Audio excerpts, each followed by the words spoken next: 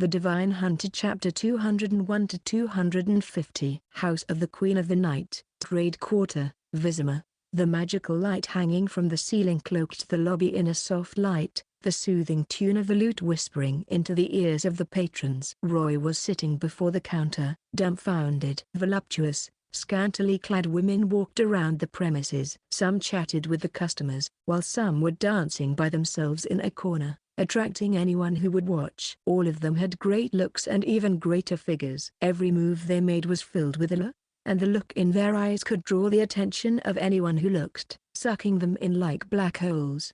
Roy kept his slightly trembling hands from getting out of control, and he downed the whole Bloody Mary in one go. The fiery aftertaste of the alcohol shocked him awake. Rumors had it that the Queen of the Night, a higher vampire, opened a brothel in Vizima. All the female employees were made up of higher vampires and Brooksy. Roy believed it to be true and snooped around alone. Lether was not informed, lest his hatred for vampires lead them into danger. When he finally came to the establishment, Roy knew that the rumor was just a lie. The brothel was filled with beautiful women, yes, but all of them were just human. The scent of jasmine came from the staircase, and Roy turned around. A mature, beautiful woman slowly came down from the stairs. She had long, reddish-brown hair, and features that seemed harder than most women. Her aquiline nose and tightly pursed lips spoke of her tough personality, and her dark crimson, sleeveless dress had slits that traveled from her chest to her waist, revealing all the skin underneath. Her skirt barely covered her knees, and she was wearing a pair of long leather boots. She looked like someone working in a construction site wearing those boots, but it did not take away from her beauty. "I don't really see someone your age coming to a brothel." The woman noticed the look Roy was giving her, and she smiled at the Witcher. "Shall I introduce someone to you? She's a veteran. You'll love her." "My lady, might you be the Queen of the Night? My name is Shiraka." The owner is on a trip to visit her friend. It might be weeks before she returns. Do you need to see her? I heard that this is the best place for information. Roy tapped on the table. "I am more than happy to pay for it." A nice scent brushed across his nose. The woman sat beside Roy, staring straight at him. "If that's what you need, I can answer all your questions. I am looking for a master blacksmith in Vizima. Someone who can make quality weapons." Roy omitted some information. "He has the eyes of a beast and used to be a mercenary. It'll cost you this much. No haggling." The woman raised 5 fingers. "I thought it's only 30 crowns. Roy cocked his eyebrow. "Are you trying to cheat me out of my money? It's the Church of Virtue's fault. They showed up out of nowhere and attracted all the rich men in the trade quarter. Business has been bad lately, so we need to balance it out." The look in the woman's eyes became hostile, and Roy could hear her gnash her teeth. Church of Virtue. Roy paused for a moment. How does 40 crowns sound? This is not the marketplace. No haggling. Roy gritted his teeth and pretended to look really hesitant. When the woman was about to run out of patience, he sighed. "Fine. 50 crowns it is. It'll take a few hours to get the news you want. In the meantime." Shiraka pursed her lips and smiled.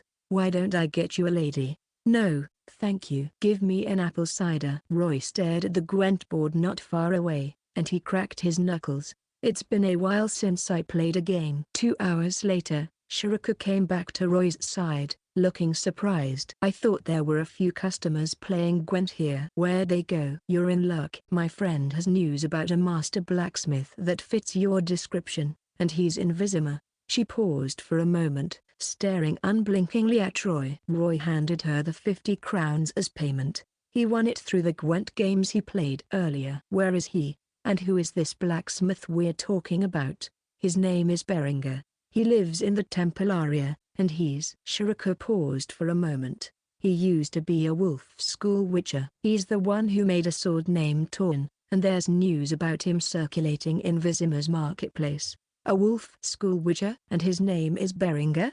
A smile curled Roy's lips. "But do be careful," Shiraka emphasized. "Beringer despises that part of him. He probably won't be friendly to fellow witchers." The remaining rays of the sun swept through the lands, and 2 witches came into the temple area of Vizima. The towering statue of the Lady of the Lake stood proudly in the plaza's center, Knights of the order were giving out food to the people who lined up under the statue. On the other hand, Lebioda's hospital, which was also in the same area, looked a lot quieter than usual. Lebioda was famous in the north, but he was not a real god. The best his priests could do was scam and lie to the masses. They could never show any real miracle. The patron goddess of the Church of Virtue, however, truly existed. She could perform miracles from time to time, making her look more reputable. Thanks to the church's high priest, Princess Ada, the triads in the temple area had stopped their activities. Security had never been better, and the people had gained real benefits from putting their faith in Vivienne. A part of Lebioda's believers switched their belief halfway through as well. The witches cut across the center area and weaved through a few dark alleyways before arriving at an area populated by short, dilapidated buildings.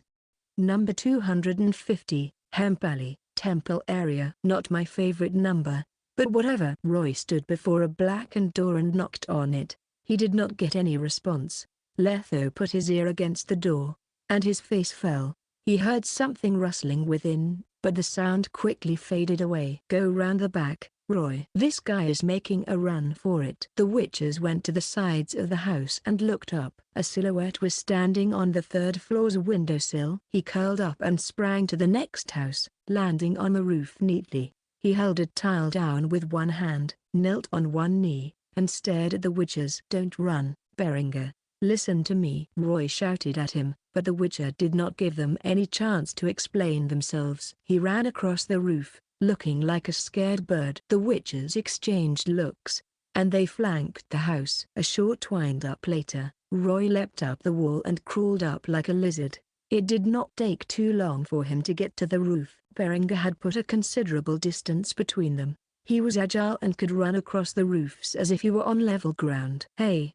We're the customers here. Why are you running? Don't you want to make money? Roy chased after him. He had doubled the dexterity of most people, and his balance was superb. He too could run across roofs as if they were on level ground. Letho went to the other side. If Roy was as quick as a bunny, then the veteran witcher was probably nearing the speed of sound. He left after images behind him as he ran. The setting sun draped a golden cloak on the buildings of the temple area, but three little black dots marred the perfect sight. They kept traversing across roofs, blinking as if they were stars. The chase was like a platforming game for them as they jumped across roofs like a certain game character. Their superhuman physical abilities allowed them to parkour across the roofs and perform impossible actions. Running on tiptoes, jumping on tiptoes, crawling like a cat, and even doing backflips in the air. They used every move in the book as long as it made running easier. It was fast and dangerous, as if they were in a deadly parkour. Roy had reached top speed as he traversed the outer side of the roof. He focused and took a deep breath before leaping across the air. The air around him whooshed across like wind, billowing his hair. He looked like a great bird gliding across the air. The young witcher landed 100 yards away. His heart was thumping furiously, but he rolled forward and got up just to spring into action again. No matter what he did, however, the distance between him and the veteran witches started getting bigger and bigger as time passed. Their stats were almost double his, and it was a great gap to close. But he had an idea. A glinting arrow cut through the alleyway. The air started rippling, and something exploded. The young witcher disappeared into thin air just to reappear about 40 yards away out of nowhere. He disappeared again and reappeared on the roof, blinking in and out of existence as he closed the distance. Letho was closing the distance between him and Berenger. He could see the witcher clearly now. The man was lean, and his attire mostly looked like a witcher's. He was wearing a gray, leather jacket and a pair of tight-fitting pants. His jacket was sleeveless, and it revealed his lean, muscular arms. When there were only 5 yards left between them, Letho roared, "Stop right now." He tossed a handful of gleaming crowns to the witcher before him. Letho got the coins from Roy earlier. Berenger was running too quickly for him to dodge the coins. They hit him everywhere, and his calves gave out. He fell down the roof. Letho jumped down as well, but a blade flew across the air and charged straight at him. It caught him by surprise, but he sidestepped it easily. and the blade whizzed past the side of his head. It sent a chill down his spine. "Hold it." Letho unsheathed his steel weapon. The blade he dodged earlier flew back for a rematch, but Letho managed to block it with his sword. A clash of the blades later, the witches locked gazes on the roof, and sparks flew between them. Letho was a burly man who looked like a small hill, and a viper pendant hung from his neck. Berengar seemed lean, and he had a dark look in his eyes, but there was no pendant hanging from his neck. He held his blade in an offensive stance, crouching down as he awaited his chance to pounce. "Listen to." Berengar pounced before Letho could finish. Hits rained down on the veteran witcher, and Letho only defended. When Berengar showed no signs of letting up, it fueled Letho's flame of fury, and he responded in kind. The screech of metal clashing exploded in the narrow alleyway. The witches crossed blades, and sparks flew between them, lighting up the darkness for a moment. Letho swung his blade down, but Berengar retreated. He sidestepped the blade and thrusted his sword forward. The man was experienced, and he thrusted his sword straight at Letho's arteries, heart, throat, and groin. He did not get greedy, however. If his attack was blocked, he would back off and circle Letho, preventing him from attacking. Berengar had a great variety of attacks and had no pattern for Letho to recognize. Every time Letho thought he would go on the offensive, Berengar would retreat after he made a thrust. Whenever he thought Berengar would back off, he would go on the offensive and aimed straight at the fatal areas. He might be at a disadvantage when it came to physical capabilities, but he more than made it up with his swordsmanship. At the moment, the two witches were in a stalemate. However, Letho eventually managed to find an opening. He struck Berengar's blade down and closed in. Metal screeched again as they clashed, and a moment later, their crossguards locked each other down. At this point, it was down to which witcher had the greater strength.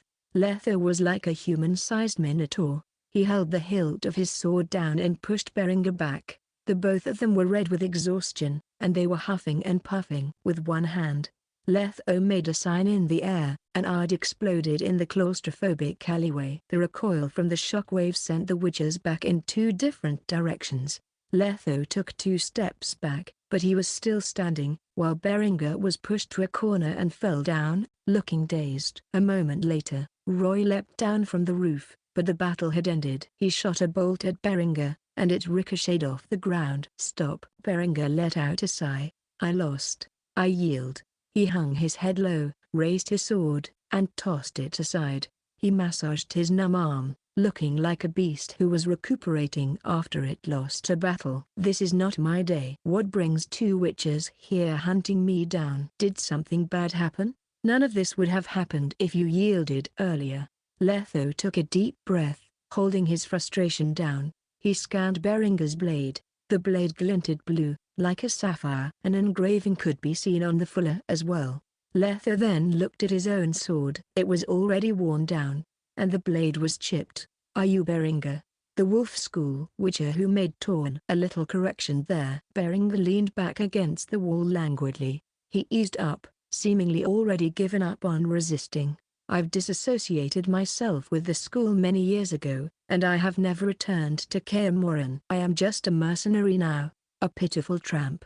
Now give me a quick death." "I'm not fond of torture." "Torture? Is that some sort of blacksmithing skill?" Roy joked, going up to him. "If it'll help with the blacksmithing, I don't mind doing that." Berengar tilted his head curiously. "You're not here for my life. You thought we were going to kill you?" Roy chortled. "Berengar, this is a big misunderstanding. It has been years since the Viper School had taken an assassination request, and we don't have any mission like that either." Berengar froze for a moment. "Why'd you come after me like you wanted to kill me, then?" He looked at Letho and bared his teeth. "Never saw a big guy like you running like that. I almost can't feel my legs from running so much." "What kind of assassin would use coins as weapons?"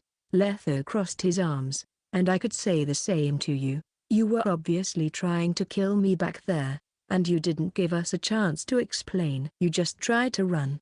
Roy added, "What else could we do?" "He has a point." An awkward silence fell between them. "There's an unwritten rule in the world of mercenaries. It goes something like true friends are made in battle. Berengar, we've battled, so Cut the crap. All I care about are the coins. Roy extended his hand. Very well. I shall pay for your services. The sun had set under the horizon, and dusk was starting to descend unto the land. The people in the temple area started lighting up their torches and oil lamps, illuminating the shadowy area. 3 witches came into a house in a hemp alley. Berengar lit the oil lamp on the table, and its light kept the shadows at bay. Like most houses of witches, there were no ornaments hanging around Berengar's place. Aside from a few worn-down furniture, there was only a thin, oily bed on the ground. Empty wine bottles were strewn across the floor, and a thick blanket of dust covered the floorboards. The place was even dirtier than a doghouse. Roy joked, "You'll love Serret and Orcs. You guys have the same taste in interior decor. I bet you'll have a lot to talk about. You might spend the whole night drinking. It's hard making a living in Vizima. Winding down is important, and wine is essential." Berengar unstrapped Torn and hung it on the wall. He heaved a sigh and plopped down on his sofa that was riddled with holes. "You understand, don't you? I live in fear every day. I'd probably go mad without any wine." Letho had a look of understanding and agreement on his face. They went through a lot of trials and tribulations to become a witcher, but then they had to live an even more dangerous life just to make a living. The people resented and ostracized them just because they were witches. It was not exactly an easy life. Perhaps that was one of the reasons Berengar announced his witcher identity. "You said you thought we were hunting you down? It was just a guess. I couldn't be sure about it." He squinted and laughed at himself. "I got a job from a madman in Vizima, but decided not to accept it. Spent all of the deposit though. That guy would never let me off the hook that easily." "You thought we were debt collectors sent by that guy?" "Yeah, but things don't look that bad at the moment." "You say he's a madman?" Roy did not recall such a person in Vizima before. "Who's the guy?" "Don't talk about him." Berengar rummaged through his sofa and whipped a bottle of beer out. He uncorked it and gulped the liquid down. Then he tossed it to Letho. Letho drank without complaints. Berengar said, "I guess you're here for a weapons request?" Roy and Letho exchanged looks, and the young wither handed the blueprint to Berengar. Berengar skimmed through it nonchalantly at first, but eventually he started getting serious. Roy was getting nervous as well. Berengar. Age, 79 years old. Gender, male. Status, Wolf School Witcher. HP, 240. Mana, 120. Strength, 20. Dexterity, 21. Constitution, 20. Perception, 13. Will, 8. Charisma, 5. Spirit, 12. Skills, Witcher Science Level 6. Meditation Level 8. Wolf School Swordsmanship Level 8. Witcher Senses Level 10. Alchemy Level 10. Blacksmithing Level 10. In terms of stats and skills alone, Berengar was the weakest Witcher Roy had ever met. Level 10 blacksmithing? That's worse than Mahakam's Great Elder's ancient crafting. If Berengar could not help them, then Roy would have to try his luck at the Crow's Perch in Velen and see if he could find that female blacksmith. Dwarves were off limits. They crossed Mahakam's leader, and they would not ask them for help. After he cast Observe on Berengar, Roy turned his attention to the silver sword that had a V-shaped crossguard and reddish-brown hilt. Torn. Specially made by Berengar. The Wolf School Witcher. Type, silver sword. Materials, meteorite ore, silver ingot, monster blood, monster claw, monster feather. Traits, weighs 3.06 pounds. Hilt measures at 9.3 inches, blade measures at 36 inches. Affixes. Bleeding. Wounds caused by Torn will bleed non-stop. Sharp blade. Thanks to Berengar's craftsmanship, Torn has double the sharpness of other swords. It can cut through light armor easily and maintain its durability for a longer time. Not bad. Guess this guy has some skills. No wonder Letho's sword got so messed up. Viper School's twin blades. This craftsmanship is spectacular. It's almost on par with Torn. Your regular blacksmith won't even know how to make this. Berengar was so engrossed with the smithy, he was millimeters away from it. "So can you make this?" Berengar smiled, and his look of dejection was replaced with confidence. His eyes were shining like two little suns. "I made Torn. I can make these. Of course. But before I start my work, I'll need two things. Say it. The witches pursed their lips, hoping that Berenger would not quote them an impossible price. I'll need all the necessary materials, and they must be sufficient. I can't guarantee the final product's quality otherwise.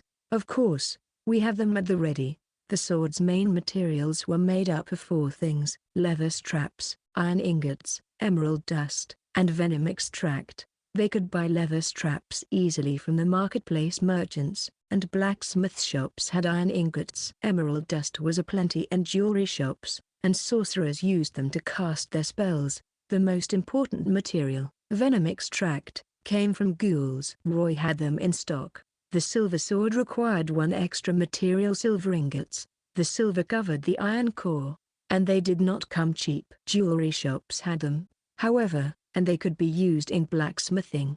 The higher the silver content was in a sword, the more effective the weapon was against monsters. But the witches did not have enough crowns to pay for that, and silver-coated swords were enough to handle most situations.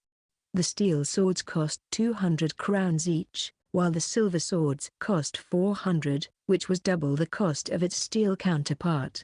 Secondly, this is a business deal. Berenger raised two fingers. I am going to spend a lot of time and effort making your weapons. I think a reward is in order. Roy looked at him innocently and whispered, 20 crowns? Berenger's face fell, and a storm brewed in his eyes. Is that supposed to be a joke, child? Do you think I'm a mere beggar?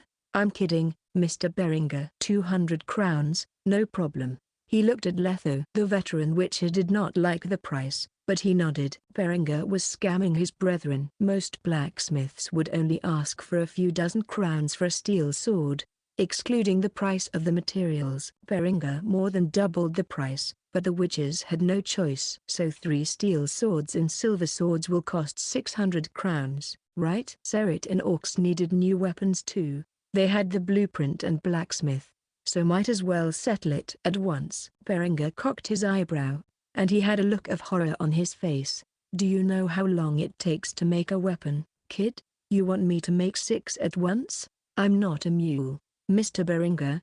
Think about this. Making weapons is a lot safer than taking requests, Roy said, trying to persuade him. 600 crowns is enough for a year's supply of wine. Berenger fell into a dilemma, and he struggled with himself to reach a decision. In the end, he said, I can make them if you want, but you'll have to give me 100 crowns more for that.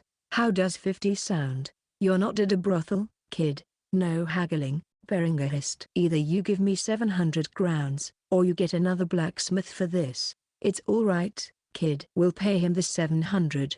Letho crossed his arms. Roy shot him a look, and then his face fell. 700 for the blacksmith and 1800 for the materials. That's 2500 crowns. He had a feeling that his adorably full wallet had been cut up and had shrunk by a considerable degree. When he squeezed it, he could feel all the money flowing out of it. We worked so hard to make 2800, and now there's only 300 left. It's gone. All the color faded from Roy's face, and he muttered, the villa, the manor, all gone. If Serit and Orcs bring back the Manticore School's blueprint, I'll have to fork out more crowns to make that equipment. Good. The money's settled then, but I have another request. Berenger continued matter-of-factly, as if he thought this was something the witches should offer. I've made the calculations, and with my level of blacksmithing, it'll take me about 10 days to make 2 weapons. 3 pairs of that will take about a month.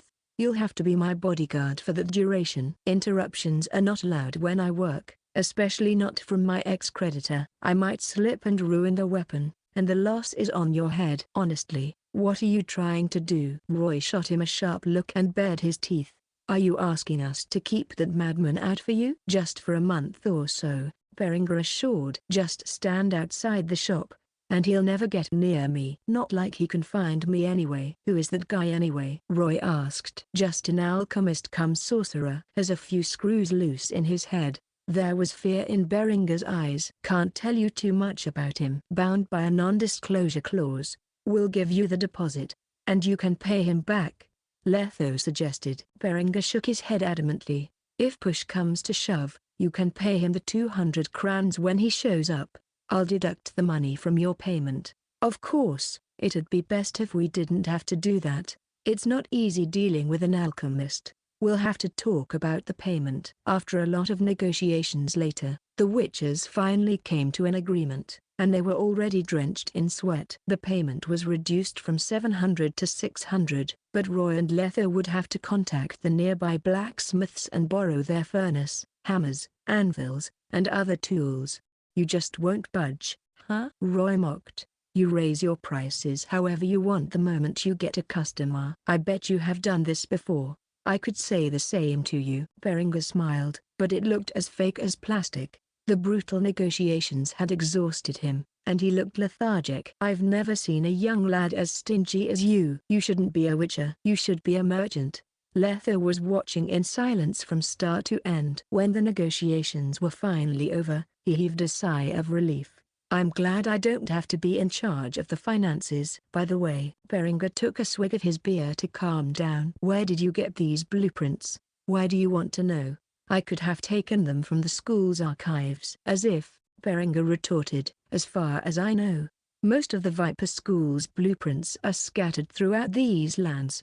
Letho looked surprised that he knew. "Who told you this?" "Colgrim." Berenger shook his head and answered without hesitating. 20 years ago, I met a Viper School witcher near Dolblathana. He was searching for his school's equipment blueprints, and his name was, let's see, Ivar Evil Eye." "What did you say?" Roy and Letho exchanged looks of shock. "Ivar Evil Eye never returned after he left the school 2 decades ago, and they never thought they would find out about him in this place." "Tell us more, Mr. Berenger." "What happened next?" Roy asked, sounding a little out of breath. "Did Mr. Ivar tell you where he was going? Is he still in Edern?" "I'm sorry. I only shared a drink with him in an inn. We didn't even talk for 10 minutes." Berenger sighed. "And it's been 20 years. I can't remember most of the details." The air was fraught with gloom, filled with nothing but the sound of Berenger gulping his beer down. "Give me some."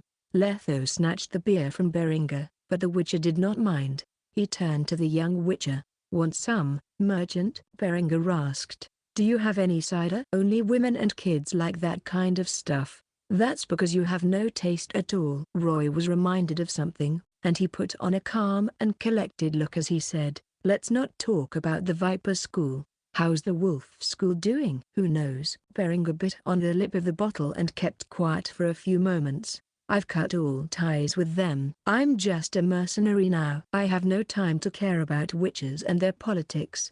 "How long has it been since you left Kaer?" "More than 10 years."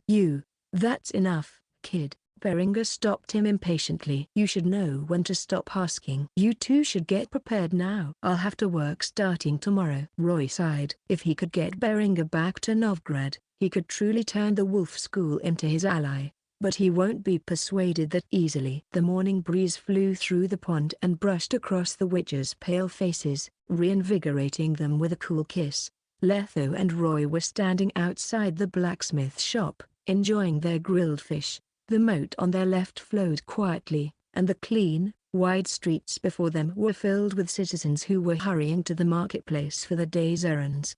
The door of the blacksmith shop behind them was ajar, and not a sound came from within. Berenger had a hangover after having so many drinks with Letho the night before, but he woke up 3 hours later, when dawn was just about to crack. He wobbled across the streets with the help of the witches and rented the blacksmith shop by the riverside. Berenger's pite-looking drunk started to work. He emphasized on the importance of a quiet blacksmithing environment and chased the assistants out of the shop. "Can we trust this guy?" Roy would still cringe when he thought about the amount of money they spent. "Enough, kid."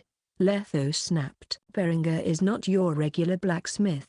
He's a master blacksmith. He could work for a noble if he wanted to, and it's already kind enough that he's helping us out with this. His price and weird behavior are no problem at all. People like him have their own little quirks. Show some respect for him." "Are you sure you're not exaggerating?" Roy thought master blacksmiths were worth nothing, but that was only because he met dwarves, who were all blacksmiths. "Of course," Letho explained, "effort and experience don't mean anything when it comes to things like this. Talent is important too. Talented blacksmiths are born with supernatural instincts, and they can fine-tune a lot of details in ways most people can't." They can make better weapons thanks to that. And that's something people without talent can't do. So you're saying you don't have the talent to be a master blacksmith then? You worked on this for more than 80 years, after all. Letho shot him a look, and Roy quickly said, "All right. I was joking. If Berenger could live the life of a noble, why'd he choose to live on the streets? Because he used to be a witcher." Letho looked up, and the sun was rising through the horizon, sprinkling its warmth to the land. He might not admit it, but he's more inclined to the life of a vagrant. Or maybe the nobles just don't like him. Roy thought about that and concluded Letho's explanation with a more beautiful sentence. So witchers are born with wanderlust in them. Gotta get Jaskier to write that down in his poem next time. And a lust for battle, Letho added quietly. Remember that too. A quiet, sizzling sound came from within the shop, and Roy stuck his head through the crack to take a furtive look. He was thinking that he would see a furnace burning brightly, and a burly, sweating blacksmith swinging his hammer down on a piece of metal. Alas, he saw none of that. Berenger was bent over before the square table, holding something with both hands and stirring it up and down. Roy could vaguely see some gray, sticky sediment on his sleeve, and a small shovel filled with cement stood beside him. The handle was on the longer side, but the shovel looked like a brick with a circular protrusion. What is he doing? Roy looked confused. He's a blacksmith. Why is he doing construction work? You know nothing about blacksmithing, that's for sure. Letho's hairless head shone under the sun. Do you think hammering is all it takes to make a weapon? Berenger is making a mold for the weapon. A mold? A frown furrowed Roy's brows. He was not really sure how blacksmithing worked. Killing monsters, alchemy, and taming were right up his alley. However, the mold decides what the weapon will be. Whether it's a sword, dagger, or spear depends on what kind of mold the blacksmith makes. Once this oil is made into a mold, it'll have to be dried in the kiln. Oh, I see, like how porcelain stuff is made. Once the mold is made, the sword's materials will be poured into the crucible and melted down to get rid of the impurities. The mixture is then poured into the mold. Once it cools down, it becomes the base of the sword. The school's sword has engravings and grooves on the blade, allowing us to inject mana into it. We'll need a skilled blacksmith to make the engravings at the bottom of the mold for that. The sword is just a base at that point. The surface is still rough, and it'll have to be scraped off after the blacksmith takes it out of the mold to make the surface smoother. Then the blacksmith will add all the necessary accessories like turquoise, azure, the crossguard, and the hilt. The sword will then be sharpened using whetstone and water. Berenger created the mold as carefully as he could. He did it as slowly as possible, just like he said before. This would be a long process. Letho was showing Roy the basics of blacksmithing, using Berenger as an example. He would also test him on the almanac of creatures content from time to time while working as a bodyguard. A yellow flame the size of a petal leapt between Roy's fingers as if by magic. The flame was not hot. In fact, it was cooler than most fires used in magic tricks. All it could do was light cigarettes. This was a kind of magical training Roy came up with after he awakened his elder blood. 5 points of mana was enough to last him 15 minutes, and it yielded better results than casting signs all day. If he kept this kind of intensity up, he could level his witcher signs up by next year. They spent their daytime hours outside the blacksmith's shop, but at night, Roy would leap into Vizma's wilderness alone to practice his swordsmanship, archery, signs, and blink. He tried his best to string those skills together and come up with a battle system he was familiar with. At the same time, he would use all the trap and survival knowledge Serit taught him to hunt for animals. 10 EXP was not much, but Roy did not complain. Once he was done with training, he would contact Griffin through the telepathic link between them. Griffin was in Sintra, but Roy could still talk about its daily life even though he was not around. The Griffin was already 6 months old, and it was as smart as a 4 or 5-year-old child. It could express a lot of emotions, like delight, anger, starvation, and even unease. The Griffin was getting bigger now. It was the size of a pony, and locking it in a cage would stunt its growth. I'll have to find a quiet place in Vizma's rural area and summon Griffin. Roy stared at the night sky and went into meditation. It'd be great if I could disguise it, or taking it along with me is going to be a hassle. Time flew by when Roy had a lot of things to do. 1 week had passed since he commissioned Berenger to make the swords. Berenger showed exceptional professionalism over the week. He would start working first thing in the morning and only stop at midnight. He even skipped out on meals and slept in the shop, since he had to control all the changes in the materials at all times. His hair became a whole lot greasier in just 1 week, and it started to reek. He grew a messy stubble, and his eyes were bloodshot, though he seemed particularly excited. The silver sword and steel sword's bases were done. Now he just had to adorn the weapons with all the necessary adornments and sharpen them, and he would be done. Were all master blacksmiths this crazy? Roy had nothing but respect for this mercenary now. If a regular human worked like him, they would fall gravely ill the moment they were done. Masters of a craft are always obsessed and crazy. Letho explained. They thought things would go smoothly until the end, but things were never easy for them. On the 8th day, a man with crazy hair came to the blacksmith's shop, and he was humming an eerie tune. A middle-aged man was squinting at the space ahead of him. He was humming an eerie tune, and his saffron robe billowed in the air as he swayed. He looked like someone who drank too much wine, or maybe he was having an episode of fits. He went straight to the blacksmith's shop, as if he did not see the witches standing sentry outside the door. In the end, he bumped into Letho's chest. The man was jolted awake, as if he'd been dreaming before, and his eyebrows furrowed into a frown. "What's going on?" He looked up. The man had a peculiar face. His dark brown hair was billowing in the air, and it was glistening with grease. Dandruff filled his shoulders, and a messy goatee adorned his chin. He had a protruding brow ridge, flat nose, and a mousy look. Roy squinted at him. The man looked like a baboon in a robe. "That's our line. You should watch where you're going." Roy held down the urge to laugh and pointed at the sign that said closed. "The shop is closed for now. They aren't taking any customers. You can come back in 2 days. I'm not here for the shop. I'm here for that guy inside there." The man sneered, and Roy thought it was impossible for a baboon to sneer. "He took my money, but he didn't do his job. He violated the contract, and it's all written here." The man whipped out a contract and showed it to the Witcher. "A deal's a deal. Even a king has to respect that. Are you going to stop me from taking my money back?" The Witchers realized this must have been Berenger's creditor. "He's the madman Berenger talked about. He just has to come when the swords are almost done." "Calm down, sir. Berenger is no deadbeat. Are you his friends?" "Witchers from the same school? Are you paying his debt for him?" The man glanced at Roy, stopping for a moment to look at his eyes and pendant. "I'm Roy, and this is Letho. We're from the Viper School, and you can think of us as Berenger's friends if you want. How should we address you, sir?" Roy looked at the obsidian pendant hanging from the man's neck. "I'm Kalkstein. I'm an alchemist," the man answered, and Roy cast observe on him. Kalkstein. Age: 209 years old. Status: alchemist. He has mastered the pinnacle of alchemy, potion crafting, biology, chemistry, and magic creation. Free sorcerer, magic flows through his body quietly.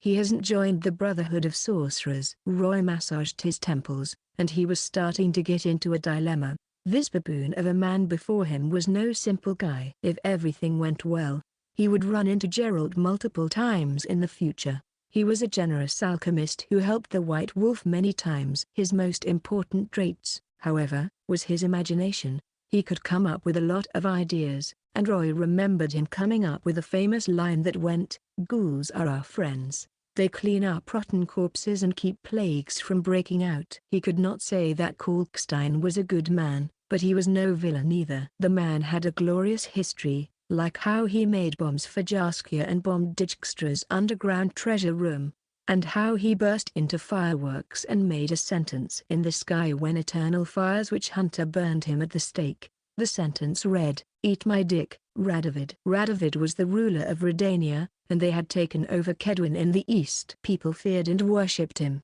but Kalkstein was irreverent. There were a lot of unreliable rumors about him. One example was how he accidentally created a plague maiden while he was researching the Katrina plague on Fikyle. Kalkstein was called Alexander back then. I should try to not cross him if I can. All right. Roy sighed. How much did you pay him? Oh, I'm afraid it won't go the way you think it will. A cunning glint shone in Kalkstein's eyes. According to the 5th clause of the 3rd paragraph in the contract, if Beringer fails in his mission, then he will have to pay me 10 times the deposit. That'll be about 2,000 crowns. It's a hefty sum. Are you sure you want to settle it for him? Roy cursed silently. Sorry, we can't do anything about that, and Beringer won't pay that much money. He took a deep breath. And I think 10 times the deposit is unreasonable. It's usury, and it goes against Vizma's local laws. It'd be acceptable if it was double the sum of the deposit. Kalkstein raised his head up high and shook his head. I hired a witness in Vizma's court before we signed the papers, and this is legal. Strictly no discounts. If you aren't going to pay for him, then stay out of my way. He tried to go into the shop, but he bumped into Letho's chest again. Can you give us some time? 2 days. No, half a day. You can come back tonight. Roy gritted his teeth. The weapons would be out in 2 days, and Roy would not have to defend Beringer again. He'll talk with you once he's done with his work. Witches are all the same. Why should I trust you? He might have escaped by then. Kalkstein put his hands behind his back and shook his head. Time is money, and you're costing me a lot of crowns. I have a lot of work back at the laboratory. I don't have time to waste. Get out of the way if you aren't paying. What do you want then? Beringer doesn't have that kind of money. Kalkstein suddenly licked his lips. Witches have incredible resistance to acid and poison. Their recovery abilities are off the charts, and they can survive in incredibly harsh climates thanks to their mutation. You'll make excellent test subjects. If he's not paying, then he'll have to sell himself to pay off his debt. Don't you have a gentler way of doing this? I do. Kalkstein gave the witches a mysterious look. He won't have to pay anything to me if he finishes his job, but it seems like he's busy with your request now. He paused for a moment, and he said, if you'll take his place and complete his request, then the debt will be cancelled. I knew it.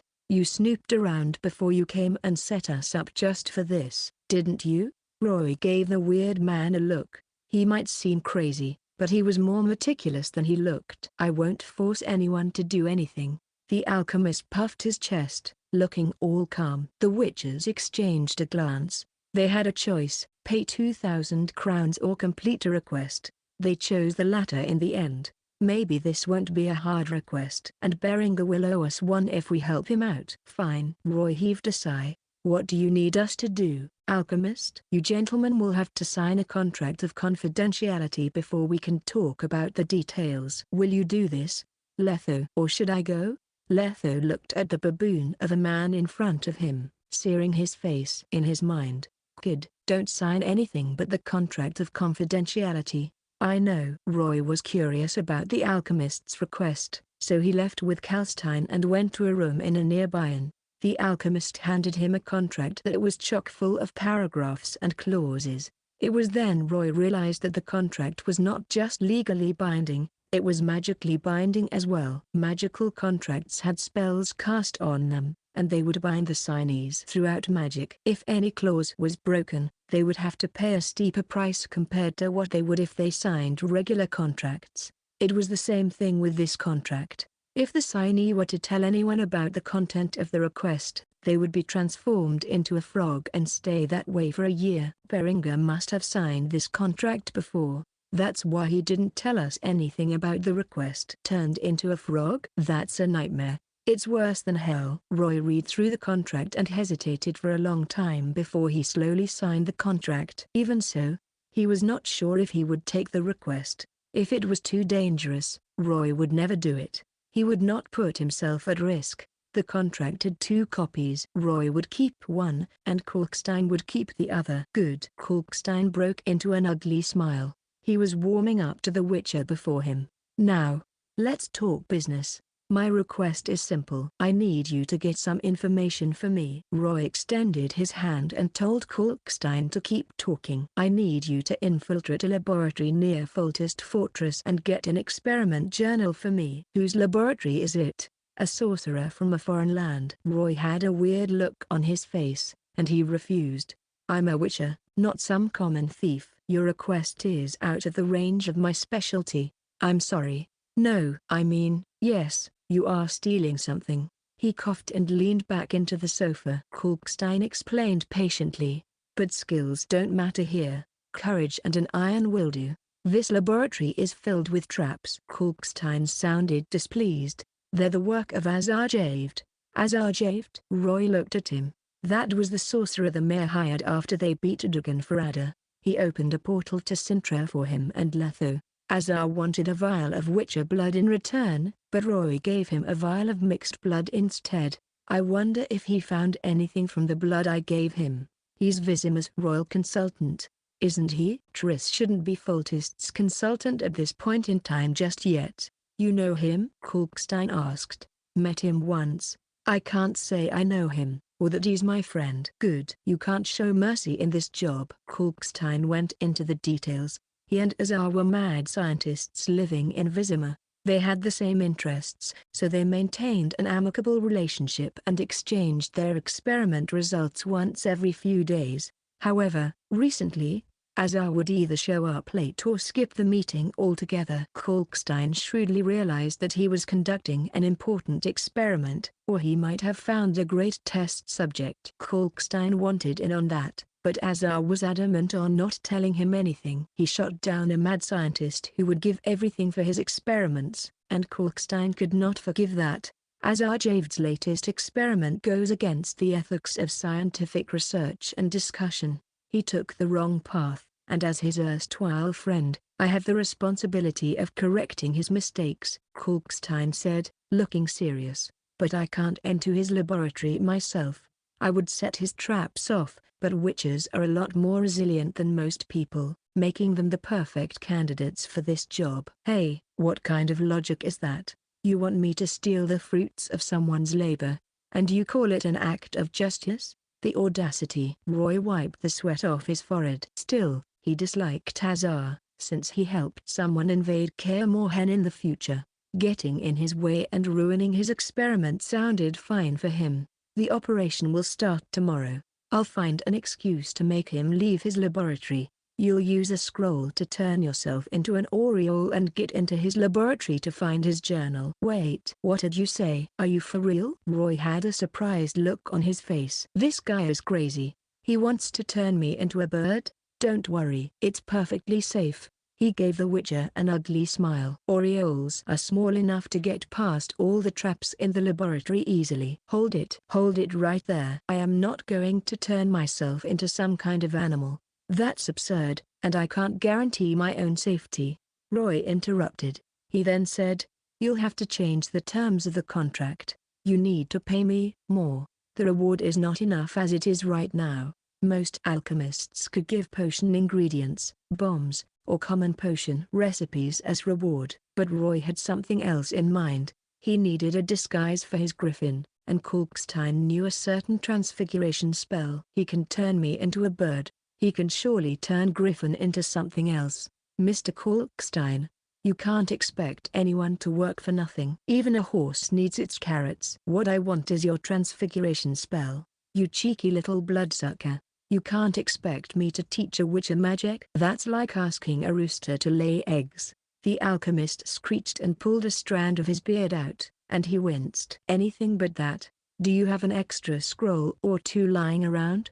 The one that can turn someone into a bird? Roy did not push his luck. Can I have a few of those? What do you want to do with them? I have a really big pet. Terrifyingly huge, it is. Roy made a big circle in the air, roughly making out the size of the griffin's head. I'd probably be arrested if I took it with me in public. It needs a friendlier face. What kind of pet? A cross between a cat and a dog? Kalkstein was trying to figure out the pet Roy mentioned. It piqued his interest, and his chin did not hurt as much anymore.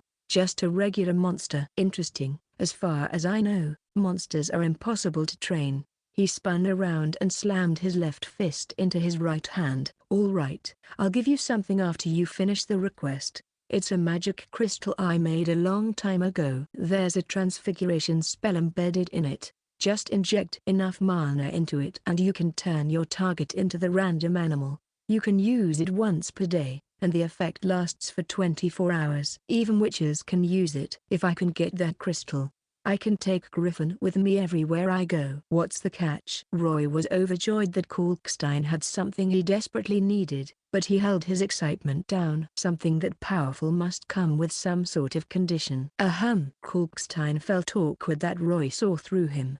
"Your target is to stay still when you're casting the spell, and it must trust you unconditionally. If it even tries to fight back, the spell will backfire and turn the caster into an animal instead." Whoa. Roy's face froze. No wonder Kalkstein was happy to give me that. A scroll is probably more practical than this crystal. I'd have to be mad to willingly turn myself into an animal. The condition was not a problem for Roy, however. Griffin trusted him unconditionally after all. "So, what will it be, kid?" "Time is money, and I don't have time to waste on you." Kalkstein craned his neck, staring at Roy with anticipation. "You'll have to add that new term into the contract." "Of course, right away. You sure you want to sign this contract, kid?" Letho put the contract down and gave the alchemist a questioning look. The alchemist felt offended, and he glared back at Letho. "And that's why I need your opinion. What do you think about this contract?" "It's not a problem for me, but we'll need a safety net for you."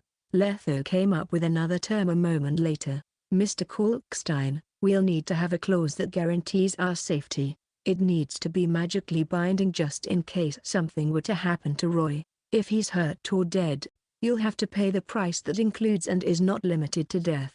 The alchemist grinned.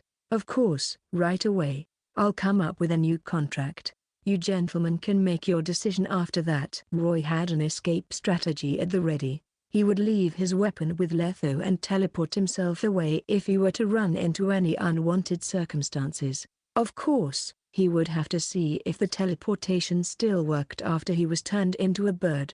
The crimson sun rose above the horizon the next morning, shining down on Foltest's castle. A shady man with a bandana and stud came out of a double-story villa near the castle, and a mousy art enthusiast followed. They chatted happily and went down the streets like friends. Right after they left, a yellow bird with black eyes and underwings flew high up into the air, chirping merrily. It flew past the patrolling soldiers and made a beeline for the villa. The oriole circled the villa, but all the windows were shut tightly. There were no cracks from which the bird could enter. It flew up to the roof and hopped to the chimney. It craned its neck and looked down the dark chute, and a moment later, the bird slid down into the chimney, disappearing into the opening. The villa had spacious living quarters, but it was shrouded in darkness and silence. A weird, quiet chirping came from the fireplace, and a petite silhouette fell down to the coal pile on the fireplace before hopping into the living quarters. It tilted its head and scanned its surroundings, its eyes filled with an almost uncanny cautiousness. The bird then noticed the staircase that led to the second floor, and its eyes shone. It flapped its wings and landed on the first step of the staircase. Taking careful measures to not touch any floorboard or furniture, it stopped and waited to see if anyone would come out to stop it, but all the bird got was silence. It flapped its wings and flew up clumsily, going past 3 steps, not a step more, and not a step less. The bird flew up another 3 steps a moment later. The bird realized that it was difficult to control its flying distance in this claustrophobic space. It flew a bit short one time and landed on the edge of the step. The bird almost missed the step and fell, but thanks to it holding onto the step with its other leg, the bird managed to avoid tripping on itself. It was a heart-pounding experience, but the bird managed to land on the second floor. The second floor was separated into a few areas. Some of them were hidden in the depths and out of the bird's sight, though it was not here to explore those areas. The bird hopped all the way to a particular room, following a weird arc. Orioles had weak muscles, making walking impossible. Hopping was their only way to walk on land. Those who did not know better would think they were dancing. The door was locked shut, and the bird stopped right outside. Instead of getting closer to it, it tilted its head for a moment. The bird then flew up to the ceiling and into the ventilation shaft. The little creature took a few dizzying turns in the shaft and came to another opening. Contrary to the dim dark space outside, the bird noticed a magical, yellow light shining in the room. It stuck its head out and looked around the room. There was a row of tables in it, and they were filled with crucibles, test tubes, beakers, and tripods. Witches would build a makeshift laboratory to make their alchemical supplies, and the laboratory the bird saw was 100 times better than what witches would usually come up with.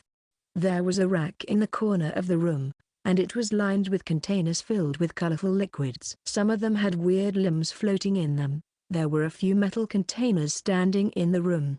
They looked like coffins. All right. This is it. Roy opened his beak and took a deep breath. Then he charged straight at his target. He landed on a floorboard that had a lily engraved on it, and the floorboard beside it had a rose engraving on it. In fact, the whole room's floorboards were filled with lily and rose engravings. Lilies mean safety. Roses mean traps. That's what the journal says.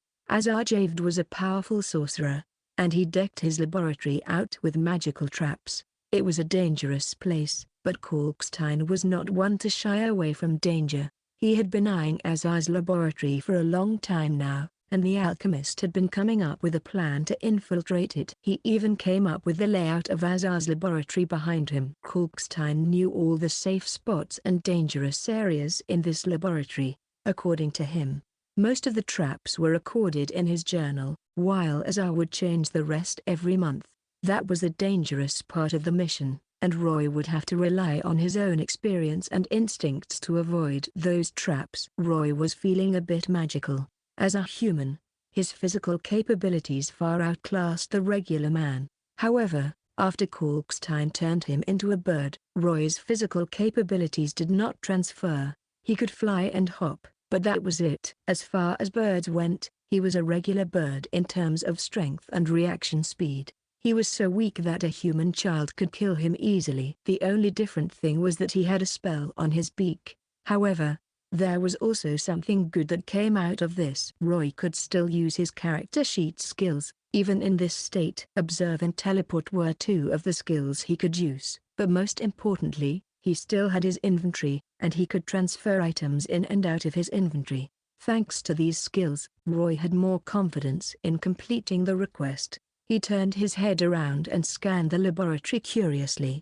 There's an electric trap on that gilded drawer. That book on the center table is filled with magic glue. That pot of flour spreads sleeping gas in its vicinity. That oil lamp will blow up if I touch it. That rhino head is safe. Roy flew to the rhino head specimen on the east wall and observed the room from up there.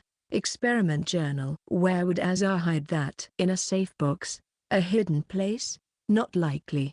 He needs to write in it frequently, and from what Kalkstein told me, Azar is as mad a scientist as he is. He'll have to write any inspiration or breakthrough down the moment he stumbles upon them. He'll keep the journal in arm's reach. I wonder what Azar is researching lately. Roy looked at the laboratory tables closely. Every single table was thoroughly cleaned, and not even a speck of dust could be seen. Cleanliness was the basic rule of a laboratory.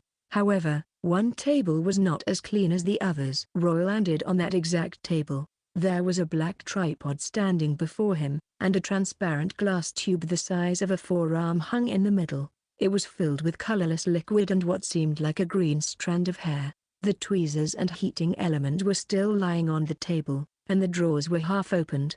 Azar has probably been working on this lately. Roy came to the edge of the table and poked his beak into the drawer, and he felt it pass through an invisible bubble. The spell on his beak buzzed, and the trap did not activate. Roy pulled the drawer open at a painstakingly slow speed, and halfway through, he saw a yellowing diary hidden in the drawer. There was no title on the cover, though there was a line of numbers. July 1261, August 1261. July to August. I wasn't in Vizima then. Roy flipped to the next page using his beak. Thanks to Rudolf Valler's assistant, I have finally procured a strand of her hair. This shall be the first time I have gotten a specimen of her hair. Oh, she is a wondrous yet elusive creature. I have decided to halt all research on witches and turn my attention to this new creature. I do not want to do this, but I have no choice. The blood I received from the witcher is faulty. Experiments show that the components are a mix of Necker, Drowner, Lake Visima's fallen Vodyanoi, and a steed in Heat's blood. Either the experiment is flawed, or that brat somehow managed to deceive me under my nose. He won't get off that easily. I'll make sure he pays. Rudolph has been pestering me. He wants me to progress the experiment as soon as possible and come up with a feasible plan. Roy paused for a moment. Then he quickly skimmed through the journal. He did not care or worry about the content. All he wanted was to finish skimming right away. Kalkstein's laboratory had a telescope and surveillance crystal. The latter would copy everything Roy saw. So, magical transcription? Roy finished skimming through the 30-page journal and clumsily closed it with his beak. He pushed the drawer in and made sure it was half opened, the way it was before Roy opened it. He was about to leave the laboratory, but Roy hesitated. As Arjaved has been researching witches up until now, I wonder if he has any records of his research. Coral was looking into witcher mutations as well, and she helped Roy a lot during the trial of the grasses. Maybe he has something Coral will be interested in. Roy opened the drawer under the first one. It was filled with a stack of experiment journals, and all of them were about Azar's witcher research over the years. However, there was another thing that got Roy's attention. Contrary to the soft, yellowing papers of the journals, this book's cover was as hard as a tree bark. The cover was worn and out of color. It seemed old, and the title was written in elder speech: Altzor's Yi's Mind Arlen, Altzor's Witcher Research Journal. Roy flipped it open, but he realized that the book was not complete. It was missing a lot of the content, but Roy skimmed through it and put everything back to where they were before he carefully flew back out the same way he came in. The sun was slowly climbing to the center of the sky, and the temperature started to rise. A yellow bird suddenly landed on the balcony of a villa in the trade quarter. It flapped its wings, moved its claws, and chirped a few times before hopping into the villa. A puff of white smoke spread across the room, and a tinge of black appeared in it. A moment later, a slender man with dark gold eyes came out of the smoke screen. Roy took a deep breath and looked at himself. He had returned to his human self, and not even a feather was seen on the ground. This is one precise spell. I'll have to try it again if I have the chance. He liked soaring across the sky, and he wanted to fly more.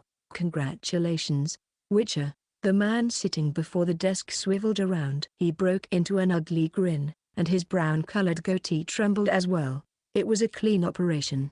You didn't even leave any evidence behind. I'd say you exceeded all expectations, Kalkstein praised. Miss Troy, I have to say that you more than made up for Beringer's mistake. You've certainly changed what I think of witches. It's also thanks to your plan. So, about that debt, it's forgiven, and I'll be giving you your reward. Here, the crystal, as promised. Kalkstein produced a rhombus-shaped crystal the size of a fist, and it was gleaming brightly. Magic crystal contains a spell made by the famous alchemist Kalkstein. Random transfiguration level 1, costs 100 mana. Channel your mana into the crystal for 1 minute and turn your target into the random animal. Includes but not limited to cat, dog, lizard, pig, fish, rabbit, and pigeon. 1 charge per day. Effect lasts for 24 hours. Warning: the spell will backfire if the target retaliates during the channeling. Roy cocked his eyebrow and tucked the crystal away in his inventory. He turned his attention to the telescope that was standing upright beside the desk. It had a surveillance crystal embedded in it, and the crystal had turned into a colorful screen, slowly playing the scene Roy saw in the laboratory. Kalkstein made a circle in the air with his right index, and a quill scribbled away on a paper without anyone holding it. For a moment there, only the rustling of the paper was heard in the room. Mr. Kalkstein, I'm curious about a part of the records as well. Can I? Kalkstein tensed up, and his face fell. What did I tell you before the operation? Roy's heart skipped a beat, and he explained. I don't have to read everything. I just need that last bit. It won't take too long. I can just. Again. Witcher, this is science. Kalkstein interrupted him, and the look on his face was replaced by a happy smile. While Roy felt himself palpitating, his jaw dropped a little. Kalkstein continued, and science prides itself in discourse. You're a partner of mine, technically speaking. Of course you can go through Azar's journal. Roy could see the excitement bubbling in Kalkstein's eyes, and the alchemist beckoned Roy. Come, we shall watch this together, and don't tell anyone about this. The Journal of Azar. Read. This is a gorgeous and magical creature. Legends are told about them, but few have ever seen their true face. Experiments show traces of seaweed in the specimen. She might not be amphibious. Her looks might have deceived me. They can't stay on land for too long. I'm sure she'll be severely weakened if she stays on land for more than 1 week. Their specimen has incredibly low resistance against acid and fire. In other words, she has low defenses. If she is ambushed, even regular weapons can damage her. Rudolph says she possesses some sort of charm magic. She can plant suggestions in the subconscious of humans and non-humans just by talking, looking, and moving. Everyone will be inevitably drawn to her. But this is not anything I can't handle. Some simple anti-witchcraft equipment should keep her spell at bay. She also takes a liking to people with virtue.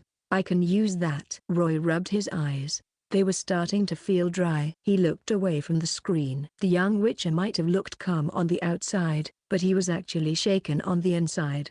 He thought this was just an interesting request, but he never would have expected the journal to contain a conspiracy. That bastard is trying to find the Lady of the Lake's weakness. Roy might have not contacted Vivienne a lot lately, but he did take her sword, and her existence could benefit him. Roy could not stand by and watch as someone was trying to attack Vivienne.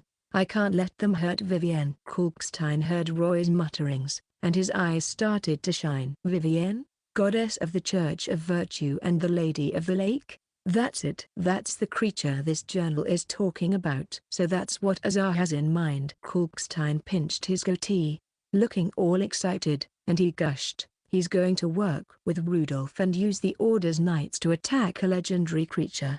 How could I have missed that? The Lady of the Lake. She's a legendary creature, the best specimen a scientist could ever hope for. Azar is a genius. Kalkstein's eyes were turning into 2 little shining beacons, and his face was getting red from the excitement. Who is Rudolph anyway? Roy stood up and gave the alchemist a look. The fanaticism he was showing did not sit well with Roy. Rudolph Valeries. Kalkstein mumbled, his attention still on the screen. The leader of Visima's Order of the White Rose. Seems like he's working with Azar. The plan's already in place. It's obvious that they want to slay a Gono. Wait, the Lady of the Lake is a legendary creature. Just like how dragons are. They're slaying a dragon. A Lady of the Lake? A nymph? Roy's heart sank. So the leader of Visima's soldiers and the royal consultant are working together to kill the Lady of the Lake? Why, the Lady of the Lake is the symbol of the church, and Princess Ada is her high priest. This plan is a direct violation of the princess orders. They'll be exiled if the princess finds out. No, wait a minute. Roy punched the wall. It's possible that someone else gave them the permission to do this. Someone really high up in the ranks. How did this happen? The church has only been here for 2 months, and now it's going to fall? Roy shook his head. Letho's right. The Church of Virtue is in trouble now. Oh, is this what you want? Altzor's Witcher Research Journal, huh? Kalkstein broke his train of thought. The screen had flipped through Azar's journal, but the quill was still transcribing. Though this time, it was making a copy of the ancient journal. Roy asked Kalkstein for a copy of that. I need to sort the journal out. Some of the details are confusing. Kalkstein was looking at the copy of Azar's journal like it was his lover lying naked on a bed, asking him to ravage her. Are you interested in Azar's plan as well? And now we wait. Time to steal something again. Kalkstein muttered under his breath. Roy could feel his curiosity flooding the air around him. Right. It's time for you to leave now, Roy. Mr. Kalkstein. Roy stared the alchemist in the eye. Advice before I leave. Curiosity begets improvement, but it can also be the source of misfortune. Letho was gazing into the distance when Roy came back to the blacksmith's shop. The young witcher patted his shoulder, but Letho put his finger to his lips. A great fire burned in the shop's furnace, and a deep red mass of steel slept within the flames. The sea of fire burned it, tempered it, and washed all the impurities out of it. Berengar took the mass of steel out inch by inch with a pair of tongs. The moment the mass was taken out of the furnace, Roy heard it sizzle and pop. The air was filled with white smoke, and it was shaking from the sheer heat the metal was giving off. When the smoke faded, all that was left was a deep crimson steel. Berengar turned it around, and Roy could see the engravings gleaming on the surface. The blacksmith was gazing at the blade with pride and joy. He whispered to it, as if it were his lover. A moment later, he sighed. "Get in here, huh?" The witches looked at each other. Berengar roared impatiently, "Will someone just get in here already?" Roy trotted into the shop. The young witcher looked where Berengar was pointing, and he saw an exquisite hilt covered with black leather just sitting right there. Its crossguard split to two sides perfectly. "Pick it up and hold still. Hold it like your life depends on it, and whatever you do, do not falter." Roy gripped the hilt tightly and held it in the air. Berengar held the steel with tongs and pointed the base of the blade at the hilt Roy was holding up. He thrusted it at the hilt slowly but firmly. A dull scorching sound played in the air, and the stench of something burning filled the room. The blade and hilt came as one, and a sword of the Viper school was made. That was not the end, however. Berengar held the sword by the hilt and submerged the blade in a water trough. Steam filled the air as the water cooled the blade down. When Berengar took it out again, the blade was no longer red. Instead, it was a beautiful platinum. The blade buzzed as it was swung through the air, and the engravings gleamed under the flame's illumination. Viper sword. Type, steel sword. Materials, leather, steel ingot, venom extract, sapphire dust. Traits, weighs 5 pounds. Hilt measures at 11 inches, blade measures at 38 inches. Affix, sharp blade. Thanks to its special craftsmanship, Viper sword has double the sharpness of other steel swords. It can cut through light armor easily and has greater durability. Venom blade. Viper sword is naturally venomous thanks to the ghoul part that went into its creation. The wounds it causes are extremely hard to heal, and they will rot if not treated in time. Berengar handed the sword to Roy and started the finishing touches of the silver sword.